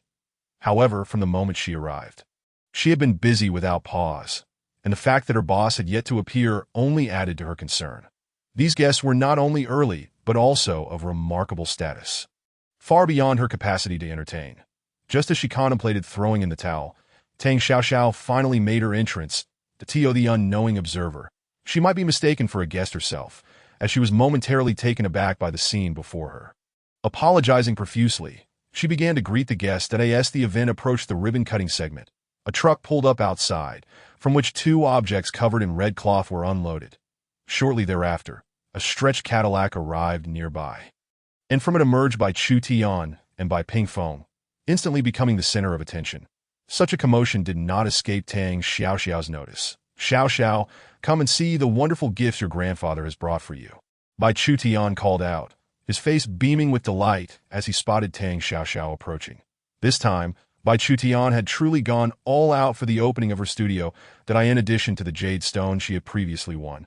He had selected a fine piece of jade as a special gift for the occasion. "Good morning, grandfather." "Good morning, uncle," Tang Xiaoxiao greeted, already aware of what Bai Chu Tian had brought. Just days prior, Han Shiguo had also gifted her an entire jade stone. Initially reluctant to accept it, she ultimately acquiesced, recognizing the elder's insistent generosity. Wonderful, wonderful. Come and see if you like the gift from your grandfather," Bai Chu Tian urged, unveiling the red cloth to reveal the jade. Numerous connoisseurs present could immediately assess the quality of the jade, marveling at the Bai family's generosity. Han Shiguo, who had arrived slightly earlier, silently cursed Bai Chu Tian for making such a grand entrance, regretting not having sent his gift on the same day to avoid being overshadowed. "Thank you, grandfather." "Thank you, uncle." Tang Xiaoxiao felt compelled to accept the gifts in front of so many guests. Recently, Bai Chu Tian and Bai Ping Feng had been consistently checking in on her, and she had grown accustomed to their familial interactions. Once the jade was transported to the side, Xiao Zhiyuan finally made his appearance. Initially, Tang Xiaoxiao had thought he would accompany her, yet he had informed her just the day before that he intended to present a congratulatory gift on behalf of the Xiao family. Perhaps wishing to lend her some support, Xiao Zhiyuan had meticulously selected an array of suitable gifts for the opening of her jewelry design studio. Due to the volume of items, the Xiao family had arrived a bit later than planned. A dozen individuals clad in matching attire emerged from the vehicle, each carrying a box. Regardless of the value of Xiao Zhiyuan's gifts, the spectacle far surpassed that of Bai Chu Tian's entrance. Soon, all the members of the Xiao family joined him, including Xiao Yiyang, who had even taken time off from school to join the festivities. The arrival of the Xiao family elevated the atmosphere of the event significantly, particularly as every family member's presence shattered any rumors surrounding Xiao Zhiyuan and Tang Xiaoxiao's hasty marriage. "Annie, I've missed you so much. Why haven't you come to see me in so long? Do you not like me anymore?" Xiao Yiyang exclaimed, dashing into Tang Xiaoxiao's embrace as soon as he exited the sea. It was as if he was certain she would catch him. "Yang, sweetheart, if you ever want to see Annie, you can come visit any time, but you must always ask for the grown-ups' permission. Understand?" Tang Xiaoxiao replied, accustomed to his exuberant greetings. Every time he prepared to dash towards her, she was always ready to catch him. "I understand." Xiao Yang had expressed his desire to play with Tang Xiaoxiao to his mother on several occasions, but each time, he was rebuffed with the reasoning that they should not disturb the budding relationship between their uncle and aunt. "All right, Yang, come here. Annie has things to attend to," Xiao Yaqing said, aware of her son's fondness for Tang Xiaoxiao. She had often noticed how he gravitated towards her, despite her repeated reminders to maintain distance. "I know, Mommy. Annie, remember to play with me after you finish your work." Xiao Yiyang replied obediently, his face lighting up with anticipation. Tang Xiaoxiao couldn't help but chuckle at Xiao Yiyang's eagerness, mirroring Xiao Zhiyuan's affectionate gesture by ruffling the boy's hair. "All right, I promise to find you after I finish." "Okay." Then you hurry back." Satisfied with her assurance, Xiao Yiyang quickly dashed off to rejoin his mother. Tang Xiaoxiao watched him run back to the Xiao family, exchanging a brief glance with Xiao Zhiyuan before averting her gaze. Familiar elders had already arrived, and glancing at the time, she noted it was nearly time for the ribbon cutting. Deciding to take the stage, She offered a few words of celebration and gratitude before grasping the scissors, ready to cut the ribbon as soon as the auspicious moment arrived. Chapter 67. Uninvited guests as Tang Xiaoxiao timed her movements. She exerted a firm grip, and the red ribbon snapped amid the applause of the guests and the crackle of firecrackers. The inauguration of the studio, a moment meant for joy, was marred by the unwelcome appearance of a few unexpected guests. Upon noticing Mu Hai's arrival, Tang Xiaoxiao felt her smile vanish at lightning speed. Mu Hai had learned of her studio's opening through others. Given his usual demeanor, he would never have shown up uninvited. Yet, considering Tang Xiaoxiao as current status, although the Bai family had not formally announced her standing, it was more than enough for Mu Hai to set aside any pride.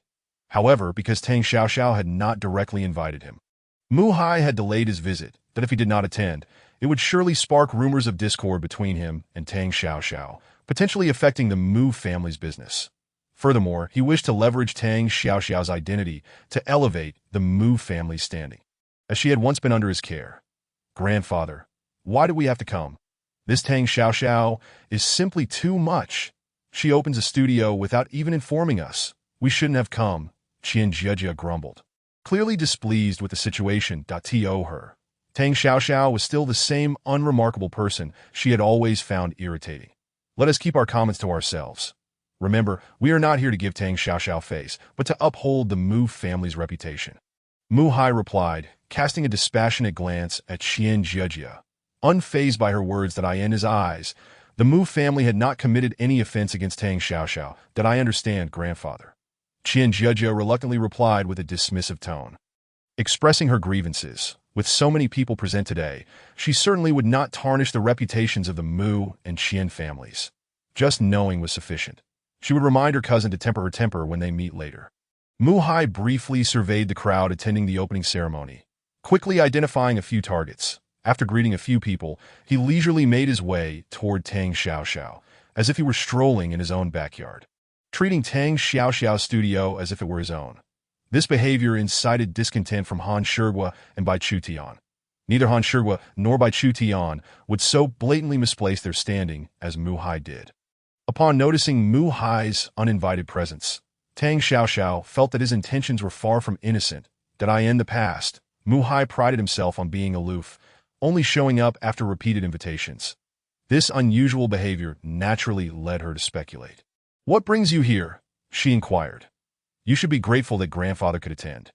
Qian Jia cast a disdainful glance at Tang Xiaoxiao, scoffing at the significance of merely opening a studio, with her and her grandfather present at the ceremony. Tang Xiaoxiao should feel honored and appreciative. "Indeed, I am delighted," Tang Xiaoxiao responded with feigned enthusiasm, her eyes already drifting past Mu Hai and Qian Jia to the approaching Xiaojun. "Jia, what did I tell you?" With so many eyes upon them, Mu Hai could only issue a stern reprimand, though it was clear to discerning ears that his words were directed at them and bore no true reproach. "Xiaoxiao is coming over. Mother is looking for you." Xiao Zhiyuan's gaze remained fixed on Tang Xiaoxiao, and upon seeing her blocked by Mu Hai, he approached with Xiao Yang in tow. Xiao Yang, as usual, dashed to Tang Xiaoxiao's side, extending his small hand to grasp hers. "Aunt, have you finished? When will you play with Yang Yang?" "Be good, and we'll play with you shortly," Tang Xiaoxiao replied, her eyes sparkling as she exchanged glances with Xiao Zhiyuan. Fully aware that he was deliberately making this remark, she had no desire to be alone with Mu Hai, who always assumed a senior's demeanor, treating her with little warmth. "You may carry on. I will excuse myself." "Yes, please attend to your matters. Grandfather is waiting for you to finish." Mu Hai feigned ignorance of the interaction between Xiao Zhiyuan and Tang Xiaoxiao, bluntly instructing her to prioritize her work, declaring that he would not disturb her. This left Tang Xiaoxiao with no room to refuse.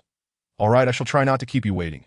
Tang Xiaoxiao wore a smile that barely concealed her irritation, akin to having a fly forcibly shoved into her mouth, as she directed a forced grin at Mu Hai that if you wish to wait, then do so at your leisure. I shall come find you when I am free. Once Tang Xiaoxiao departed with Xiao Yang, Xiao Zhiyuan merely nodded at Mu Hai, acknowledging him that as for Qian Jia, who was gazing at him with starry eyes, Xiao Zhiyuan didn't even spare her a glance. After the ribbon-cutting ceremony concluded, the remaining agenda involved guiding the guests through the studio and distributing small gifts. Fortunately, She had prepared an ample supply of gifts for the grand opening activities. Otherwise, so many people would have left empty-handed. She now regretted not heeding Xiao Zhiyuan's advice to make the ceremony more extravagant, avoiding such a meager affair. Tang Xiaoxiao, accompanied by the little tail known as Xiao Yang, darted about, and with him by her side, she felt less awkward. Many attendees were there for the Han and Bai families, accustomed to various business affairs, thus no one dared to comment on the simplicity of Tang Xiaoxiao's opening ceremony. Instead, they expressed great interest in the 2 large pieces of jade sent by Bai Chutian, gathering in small groups to admire their exquisite beauty. Each came with their own motives, so there was little to complain about. Han Shigua, uninterested in the festivities, approached Bai Chutian, accusing him of being cunning and stirring up such a commotion. His gaze lingered between Mu Hai and Bai Chutian for a while, feeling somewhat satisfied. "I say, you are at least Xiao Xiao's grandfather. Shouldn't you pay a visit to that impostor Mu Hai?" Old Han also referred to him as an impostor. The Bai family has yet to take action against Mu Hai. Showing him mercy, Bai Pingfeng let out a cold snort, adding that if Mu Hai had not adopted his sister, he would not have spent so many years searching for his unfortunate sister, who had suffered greatly and passed away prematurely. Though he had been occupied fostering his relationship with Tang Xiaoxiao, it did not mean he would let Mu Hai off the hook in no rush. Bai Chutian had to concede that Han Shigua's words struck a chord that Mu Hai had only one daughter married outside the family, making it quite challenging for him to contend with the Bai family. The real difficulty lay in gaining the genuine recognition of his beloved granddaughter as her grandfather. "You seem quite composed. I would have lost my patience long ago."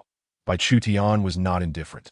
The Bai family had been secretly gathering strength against Mu Qing, having sought her for decades. Han Shigua displayed a look of amusement, believing that if the Bai family did not take action, they would not deserve the title of a leading force in the jewelry industry. Chapter 68. Mu Hai's scheme falls flat. Did I ask that why you find yourself in this predicament? Bai Chutian's words were a direct jab at Han Shigua, suggesting that if Han Shigua had been more composed back then instead of hastily seeking revenge, perhaps the Bai family's current standing would belong to the Han family. Did I relish this? After all, I am Xiao Xiao's grandfather, while you are merely her external grandfather. Han Shigua had never regretted his actions from back then. Given another chance, he would still devote everything to avenging his wife and children. Old Han, I admire your determination most of all. Bai Chutian chuckled heartily. Not everyone possessed the courage to stake everything like Han Shigua did. Thus, Bai Chutian's greatest admiration was reserved for him. It seems you are merely looking for trouble. Are you jealous that Xiao Xiao is closer to me than to you? Han Shigua understood how to strike at Bai Chutian's vulnerabilities. Despite Tang Xiaoxiao's willingness to refer to Bai Chutian as grandfather, her closeness to him was not even half of what she shared with Han Shigua.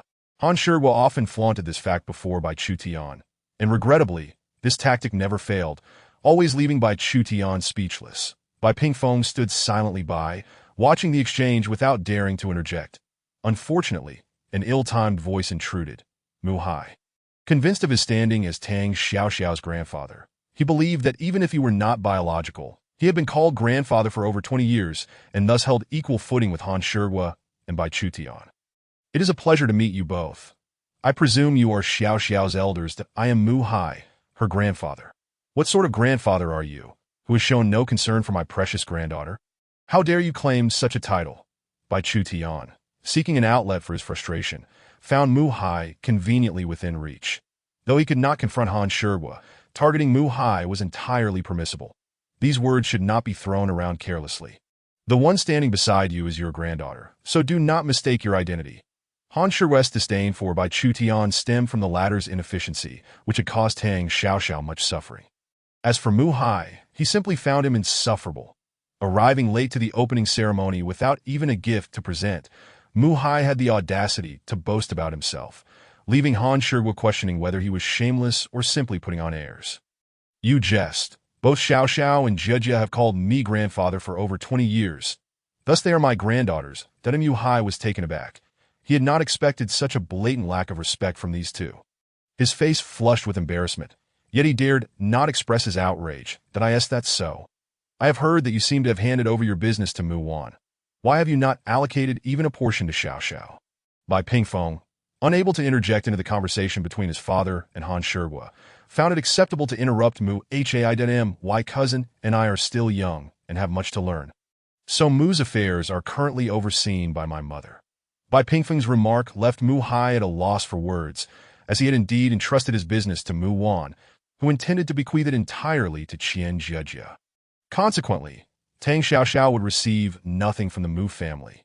Qian Jejia, with her fiery temperament, could not hold her tongue and inadvertently provided Mu Hai with an escape. Did I ask that so? It seems to me you are the inept one. Do not compare your standards to our Xiaoxiao, who stands out remarkably among her peers. Upon discovering that Tang Xiaoxiao was indeed his niece, Bai Pingfeng had already turned the Mu family upside down. He even inquired about the Qian family, which led to him uncovering a sensational piece of news regarding them. Mu Wan's husband had brought back the child of his extramarital affair to the Qian household, boldly proclaiming his intent to nurture the child and integrate him into the family. After all, Mu Wan had only one daughter, Qian Jejia, and the Qian family, possessing such a vast estate, was naturally unwilling to see their lineage extinguished like the Mu family. Presently, the Qian household was quite lively. Nevertheless, the modest fortune of the Mu family was hardly worthy of concern for their daughter. Xiaoxiao did as for you. It seems you can only covet the Mu family's bounty. What do you mean by that? Qian Jejia, not one to be easily fooled, immediately grasped the implication in Bai Pingfeng's words. Stung by his remarks, she erupted in fury. Her reluctance to return to the Qian family stemmed from her father's shocking decision to welcome a love child back into their midst. Qian Jejia had never been fond of work, let alone managing a company. If not for the pressure to study, she would have preferred to indulge in leisure. Now, with turmoil brewing at home, she wished to steer clear of her parents' affairs, seeking solace in the Mu family instead. Enough. Elders are speaking. What business do you have interrupting, young one? When Mu Hai saw Qian Jejia's irritation flaring up, he swiftly took over the conversation that on the surface. His words seemed to admonish Qian Jejia for her immaturity, but in truth, they served as a veiled critique of Bai Pingfeng's lack of respect for his elders that in Mu Hai's eyes. Bai Pingfeng was merely a younger generation. Yet he was relentless in his stance, even somewhat aggressive, which tarnished the Bai family's reputation. Some individuals simply enjoy flaunting their age.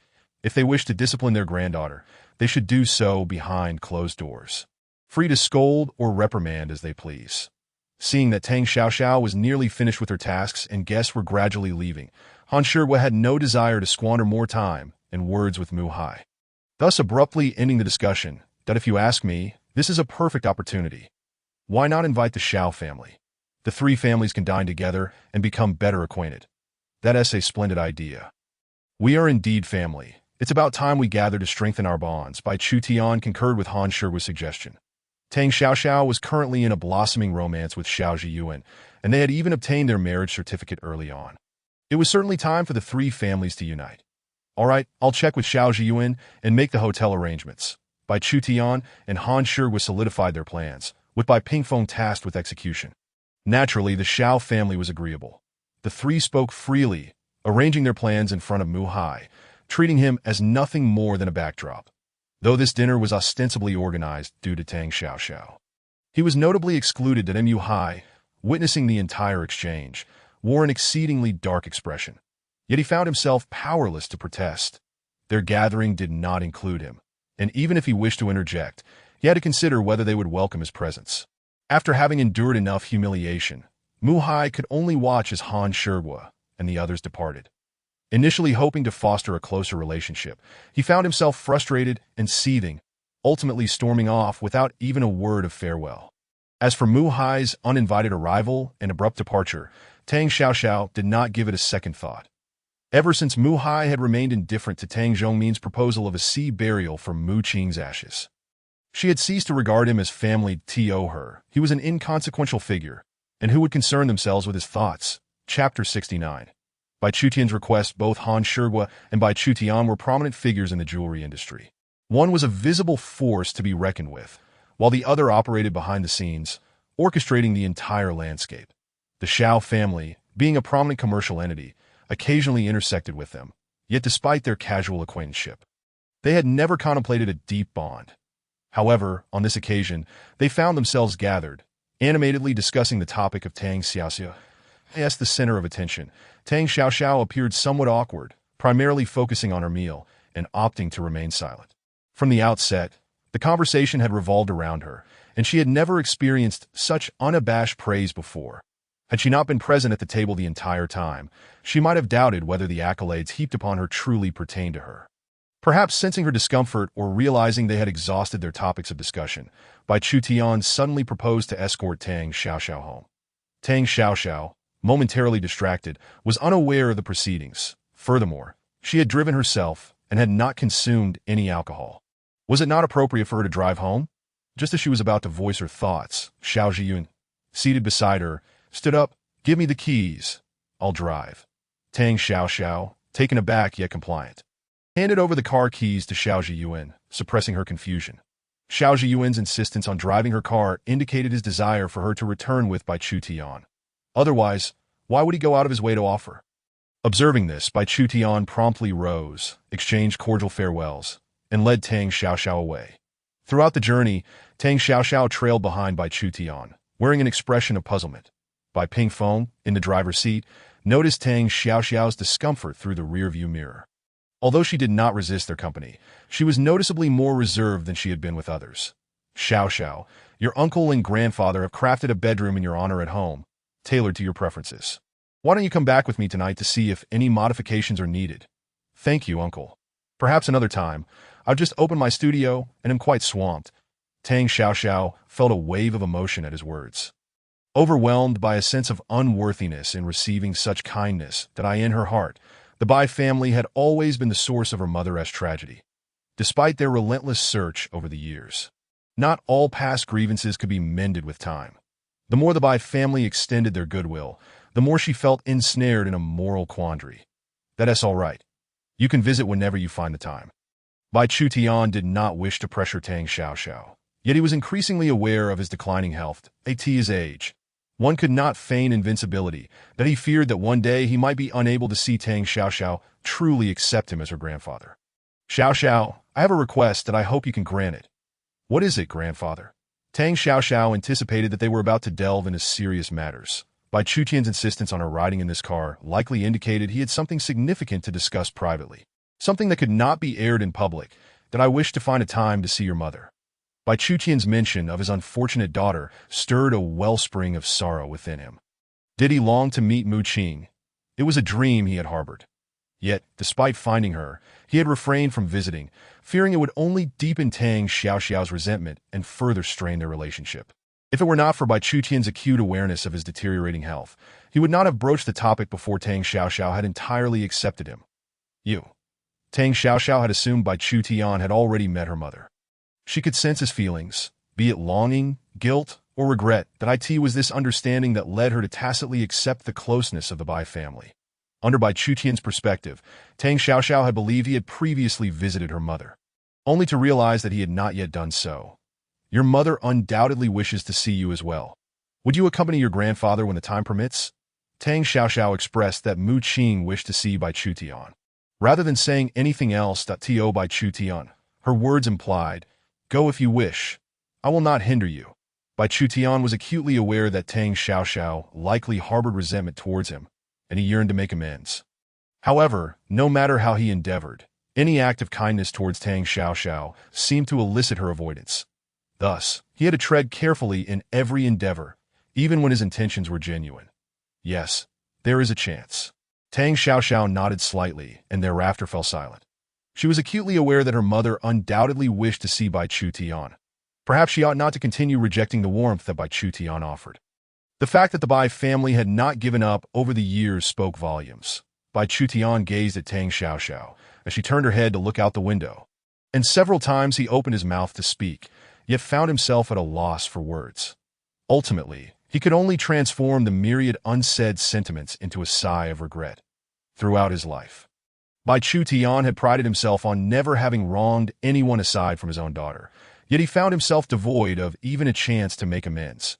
His kindness towards Tang Xiaoxiao was, in truth, an attempt to alleviate his own guilt. Meanwhile, Bai Pingfeng, who was driving ahead, observed everything through the rearview mirror and felt compelled to apologize to Tang Xiaoxiao for his past thoughts that he had once believed that his father would allocate a significant portion of the Bai family's wealth to compensate for the guilt he felt towards Tang Xiaoxiao. which had fostered resentment in him, that he had forgotten that his sister's disappearance was directly linked to him, fixating only on the impossibility of sacrificing half of the Bai family's fortune to remedy past regrets. Yet Tang Xiaoxiao adamantly refused even a fraction of the Bai family's shares, which deepened Bai Pingfeng's sense of guilt. Rather than wishing for Tang Xiaoxiao to desire nothing, he hoped she would boldly articulate her needs. Thus, Bai Pingfeng no longer viewed Tang Xiaoxiao merely as a niece. He yearned for her to genuinely acknowledge him as her uncle, motivated solely by his heartfelt concern for her well-being. The more he understood Tang Xiaoxiao, the more he empathized with her. Her fortitude was not a fade, but rather a testament to her accustomed solitude.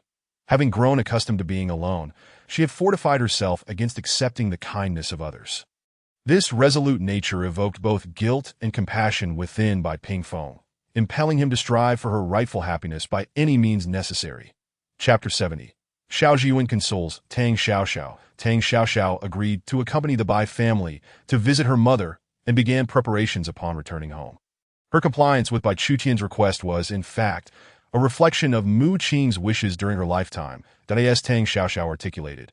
Mu Qing had always awaited an answer, a resolution to whether she had been abandoned. This matter weighed heavily on Tang Xiaoxiao, and she believed the Bai family felt the same. Hearing Tang Xiaoxiao return, Xiao Zhiyuan, who resided next door, promptly used a spare key to enter and sought her out. Upon seeing her downcast expression, he approached her, wrapping his arms around her from behind. "What did old Bai say to you?"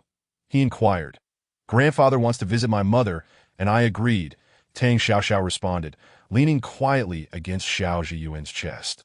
"Just follow your own thoughts," he reassured her. Releasing Tang Xiaoxiao, he took her hand and led her to the nearby sofa. Earlier that day, Bai Pingfeng had summoned him for a private discussion. Bai Pingfeng revealed that old Bai had suddenly fainted at home a couple of days prior. Although no significant health issues have been identified, it served as a warning to the Bai family.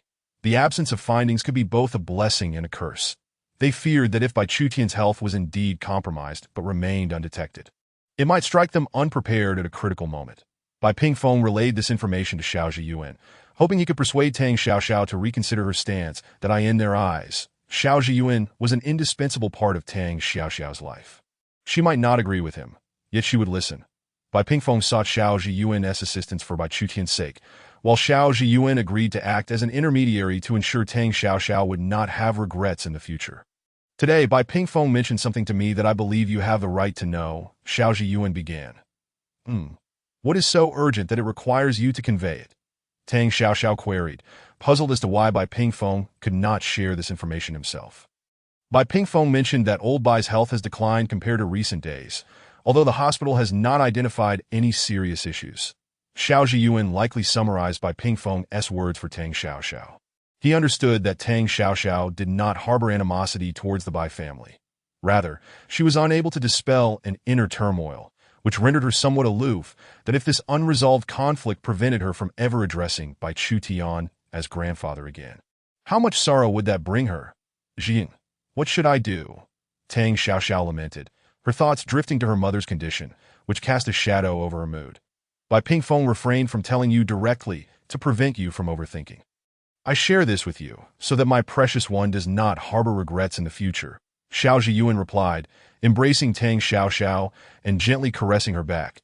"There are many things we cannot foresee. All we can do is focus on the present, follow our hearts, and leave the rest to me. All right?" "I believe my mother would also wish to see grandfather and uncle," Tang Xiaoxiao nodded. Xiao Zhiyuan's words resonated with her. She would endeavor to accept the Bai family from the depths of her heart, that in truth, her reluctance stemmed from an emotional barrier she had erected, placing the blame for her mother's death upon the Bai family. She thought that if they had sought her out sooner, or if her mother had not been lost in the first place, perhaps her mother would not have endured such suffering in silence, but instead sought timely treatment. Yet, had she, as a daughter, fulfilled her responsibilities by recognizing her mother's health issues sooner and urging her to seek medical attention, everything might have turned out differently. Her mother had faced death with courage. Yet in her final moments, she had been cruelly distant. During her illness, her mother often lamented her exhaustion but could not let go of her worries for Tang Xiaoxiao, which compelled her to accept her fate. "It is not your fault. Your mother loved you deeply and was truly remarkable," Xiao Zhiyuan consoled, patting Tang Xiaoxiao's back in hopes of dispelling her sorrow. Xiao Zhiyun had never understood why Mu Qing had not divorced Tang Zhongmin. But now he felt he could comprehend. Aware that she would never love again, Mu Qing had poured all her affection into Tang Xiaoxiao, bestowing upon her the finest things she could offer. Yet, after learning of her illness, she had concealed it and accepted her fate, enduring the torment of her sickness while facing the fear of death alone, that in doing so, she had both fulfilled her own desires and provided boundless love and care for Tang Xiaoxiao. Mu Qing's authenticity elicited both frustration and admiration. Yes, I understand, Tang Xiaoxiao acknowledged. She was acutely aware of her mother's profound love for her, yet she harbored resentment towards herself. Her mother had devoted her entire life as love to her, while Tang Xiaoxiao felt she had done nothing in return. Grandfather mentioned visiting my mother tomorrow. Would you accompany me? This time, she wished to convey to her mother that she was truly happy. Not only had she found her beloved, but she had also discovered her grandfather and uncle. Of course, I would like to do so as a son-in-law, if that is acceptable. Xiao Zhiyun intended to assure his future mother-in-law that he would continue to protect Tang Xiaoxiao, vowing to stand by her side through any circumstance, unwavering and steadfast. Initially immersed in her sorrow, Tang Xiaoxiao found that Xiao Zhiyun's words had alleviated much of her negativity. She recalled her mother's hope that she would find someone to love and cherish for a lifetime. Perhaps it was her mother's spirit watching over her, guiding her to Xiao Zhiyun. With this thought, Tang Xiaoxiao gently withdrew from Xiao Zhiyun's embrace and playfully pushed him away to "Do as you wish. But shouldn't you be heading back to sleep now? We have an early start tomorrow. Such a heartless individual, discarding me once you've had your fill," he replied with a blend of exasperation and affection. Preparing to leave and granting space to Tang Xiaoxiao. "Discarding you? Are you leaving or not? If you don't go, I'll tell Mom you're bullying me." Tang Xiaoxiao's thoughts suddenly veered off course, and she felt a tinge of embarrassment as she pulled Xiao Zhiyun to the door, insisting he must leave at once. "All right, I'll go. Sleep early. I'll come wake you in the morning," he conceded, following her lead to the door. Unable to resist, he playfully ruffled her hair. He wondered when he might legitimately earn the right to stay over. Yet, more than the privilege of staying, he eagerly anticipated the day they could share a roof together. "See you tomorrow." Tang Xiaoxiao watched as Xiao Zhiyun entered the room across from her before closing the door.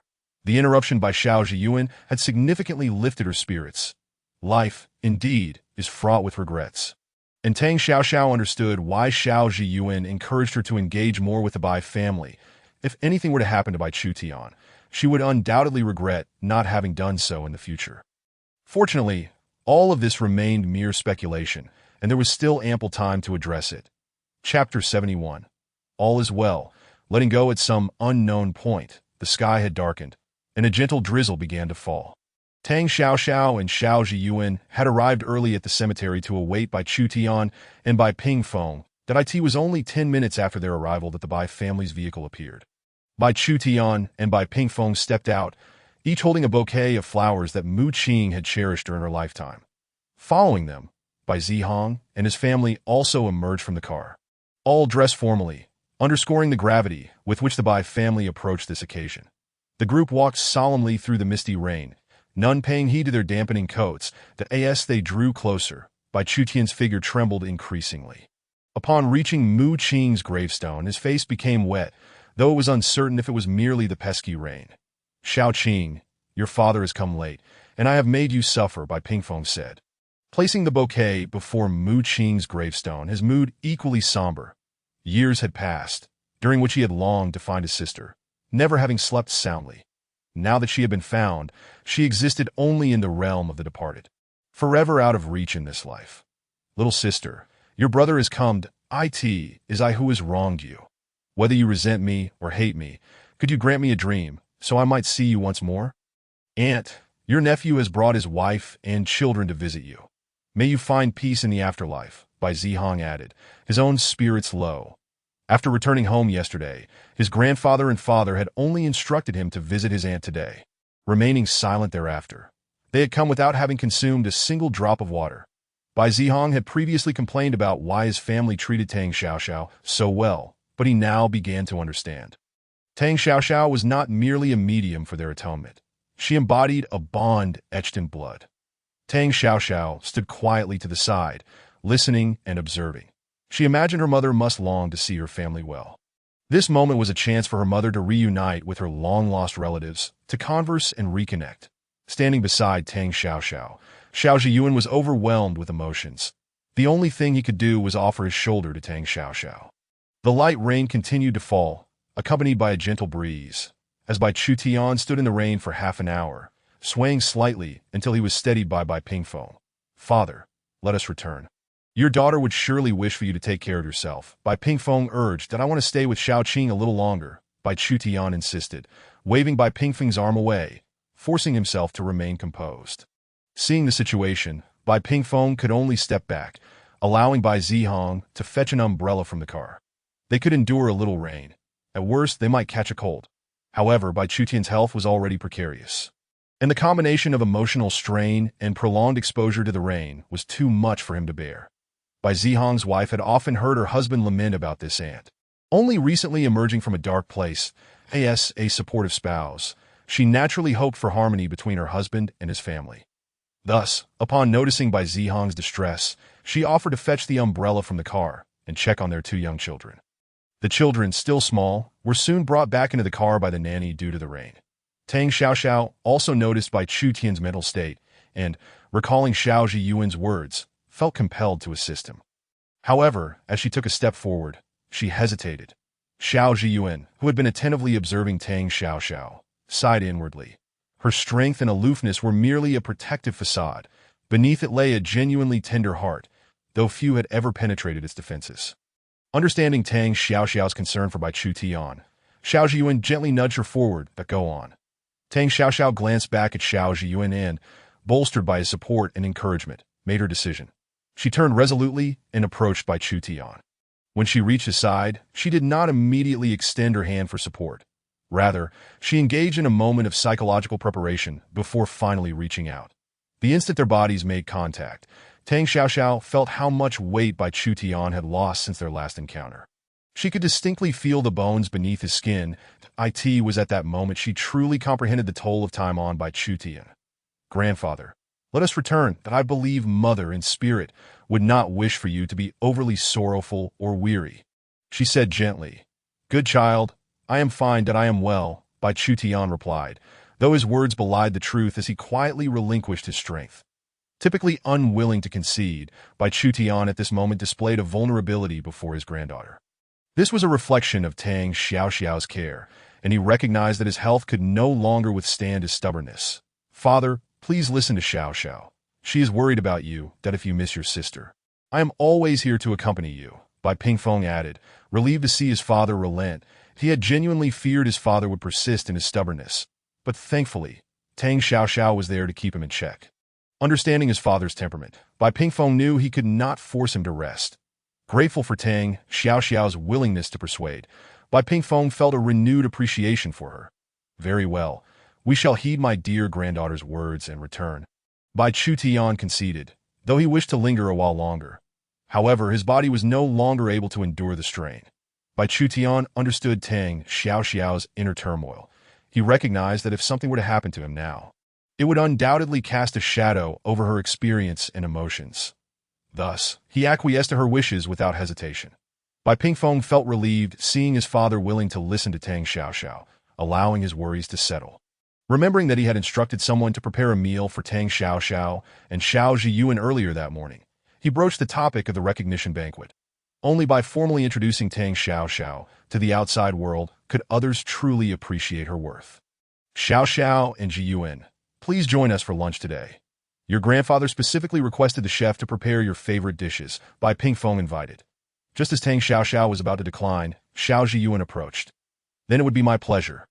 Tang Xiaoxiao looked at Xiao Zhiyuan with confusion, ultimately refraining from voicing her refusal. She understood that Xiao Zhiyuan had agreed to Bai Pingfeng's invitation for her sake, and he had likely discerned her thoughts long ago, thus taking the initiative to pave the way for her. Tang Xiaoxiao felt warmth in her heart at this gesture, but as they prepared to return, she turned to her mother's gravestone, silently conveying to her that she was truly happy now. "Mother, your daughter is doing well," she thought, wishing for her mother to find peace in the other realm. Chapter 72. The Bai family will always be your support. What are you thinking about? From the moment they arrived at the Bai residence, Tang Xiaoxiao had remained silent, causing Xiao Zhiyuan to feel a twinge of concern. Nothing in particular, just finding it a bit strange, Tang Xiaoxiao replied, shaking her head. The Bai family's overwhelming kindness made it difficult for her to maintain her composure. She had once fantasized about having someone care for her, aside from her mother, a person who would stand by her unconditionally, no matter the circumstances. Now, that fantasy had inexplicably manifested, leaving her feeling somewhat unmoored. Did I guess it because of the Bai family? Xiao Zhiyuan asked, standing beside her, as they gazed at the Bai family's garden. The scenery was beautiful, yet the beholder remained indifferent. Even the loveliest landscape became merely a backdrop. It's quite remarkable that I used to endure hardships alone, yet now I find myself becoming sentimental, Tang Xiaoxiao remarked, turning to Xiao Zhiyuan and revealing a faint smile amidst his concern. While her words carried a hint of self-deprecation, they also signified her emergence from a dark place. Who speaks of themselves in such a way? Xiao Zhiyuan mused, gently wrapping an arm around her waist and allowing her to lean against his shoulder. Each person is unique. Whether strong or sentimental, having someone willing to accept your joys and sorrows is a testament to your excellence. What a twisted philosophy. Let us go inside and see if there is anything we can assist with, Tang Xiaoxiao replied, brushing aside Xiao Zhiyuan's hand from her waist as she led the way back. She understood that Xiao Zhiyuan wished to banish the melancholic expression from her face, but his method of consolation was decidedly unconventional. Thankfully, she could comprehend his intentions. Otherwise, another might have mistaken his words for philosophical musings. As they entered the living room, Bai Pingfeng promptly called Xiao Zhiyuan to play chess, evidently attempting to divert him. Sure enough, once Xiao Zhiyuan was drawn away, only Bai Chutian and Tang Xiaoxiao remained in the living room. Xiao, come sit with your grandfather, Bai Chutian beckoned. Tang Xiaoxiao sensed that Bai Chutian undoubtedly had something to convey, so she followed his lead and settled beside him. Xiao, your grandfather does not intend to pry into your life. If anything I say makes you uncomfortable, please feel free to express it to me. Bai Chutian detected that Tang Xiaoxiao was gradually warming up to him, and while he felt a surge of joy, he also yearned to bridge the gap between them further. Nothing fosters a deeper bond than face-to-face communication, as you rightly pointed out. Upon observing Bai Chutian's demeanor, Tang Xiaoxiao instinctively straightened her posture. What are your thoughts on Xiaojia? Bai Chutian was aware of the hasty marriage between Tang Xiaoxiao and Xiao Zhiyuan. Initially, Tang Xiaoxiao had hastily sought a partner to escape the pressures of an unwanted marriage. Fortunately, her luck was commendable, as she managed to find one of the most distinguished young talents in the city. Setting aside Xiao Zhiyuan's previous marriage, Bai Chutian held a favorable view of him. However, if Tang Xiaoxiao were to express discontent, he would unhesitatingly confront the Xiao family to annul the marriage. Above all, he would not allow anything to jeopardize his granddaughter's happiness. Grandfather, Zhiyuan treats me exceptionally well, and I truly like him. Unless unforeseen circumstances arise, I intend to commit to Xiao Zhiyuan for life. Tang Xiaoxiao discerned the underlying implication in Bai Chutian's words, finding herself in a mix of amusement and exasperation.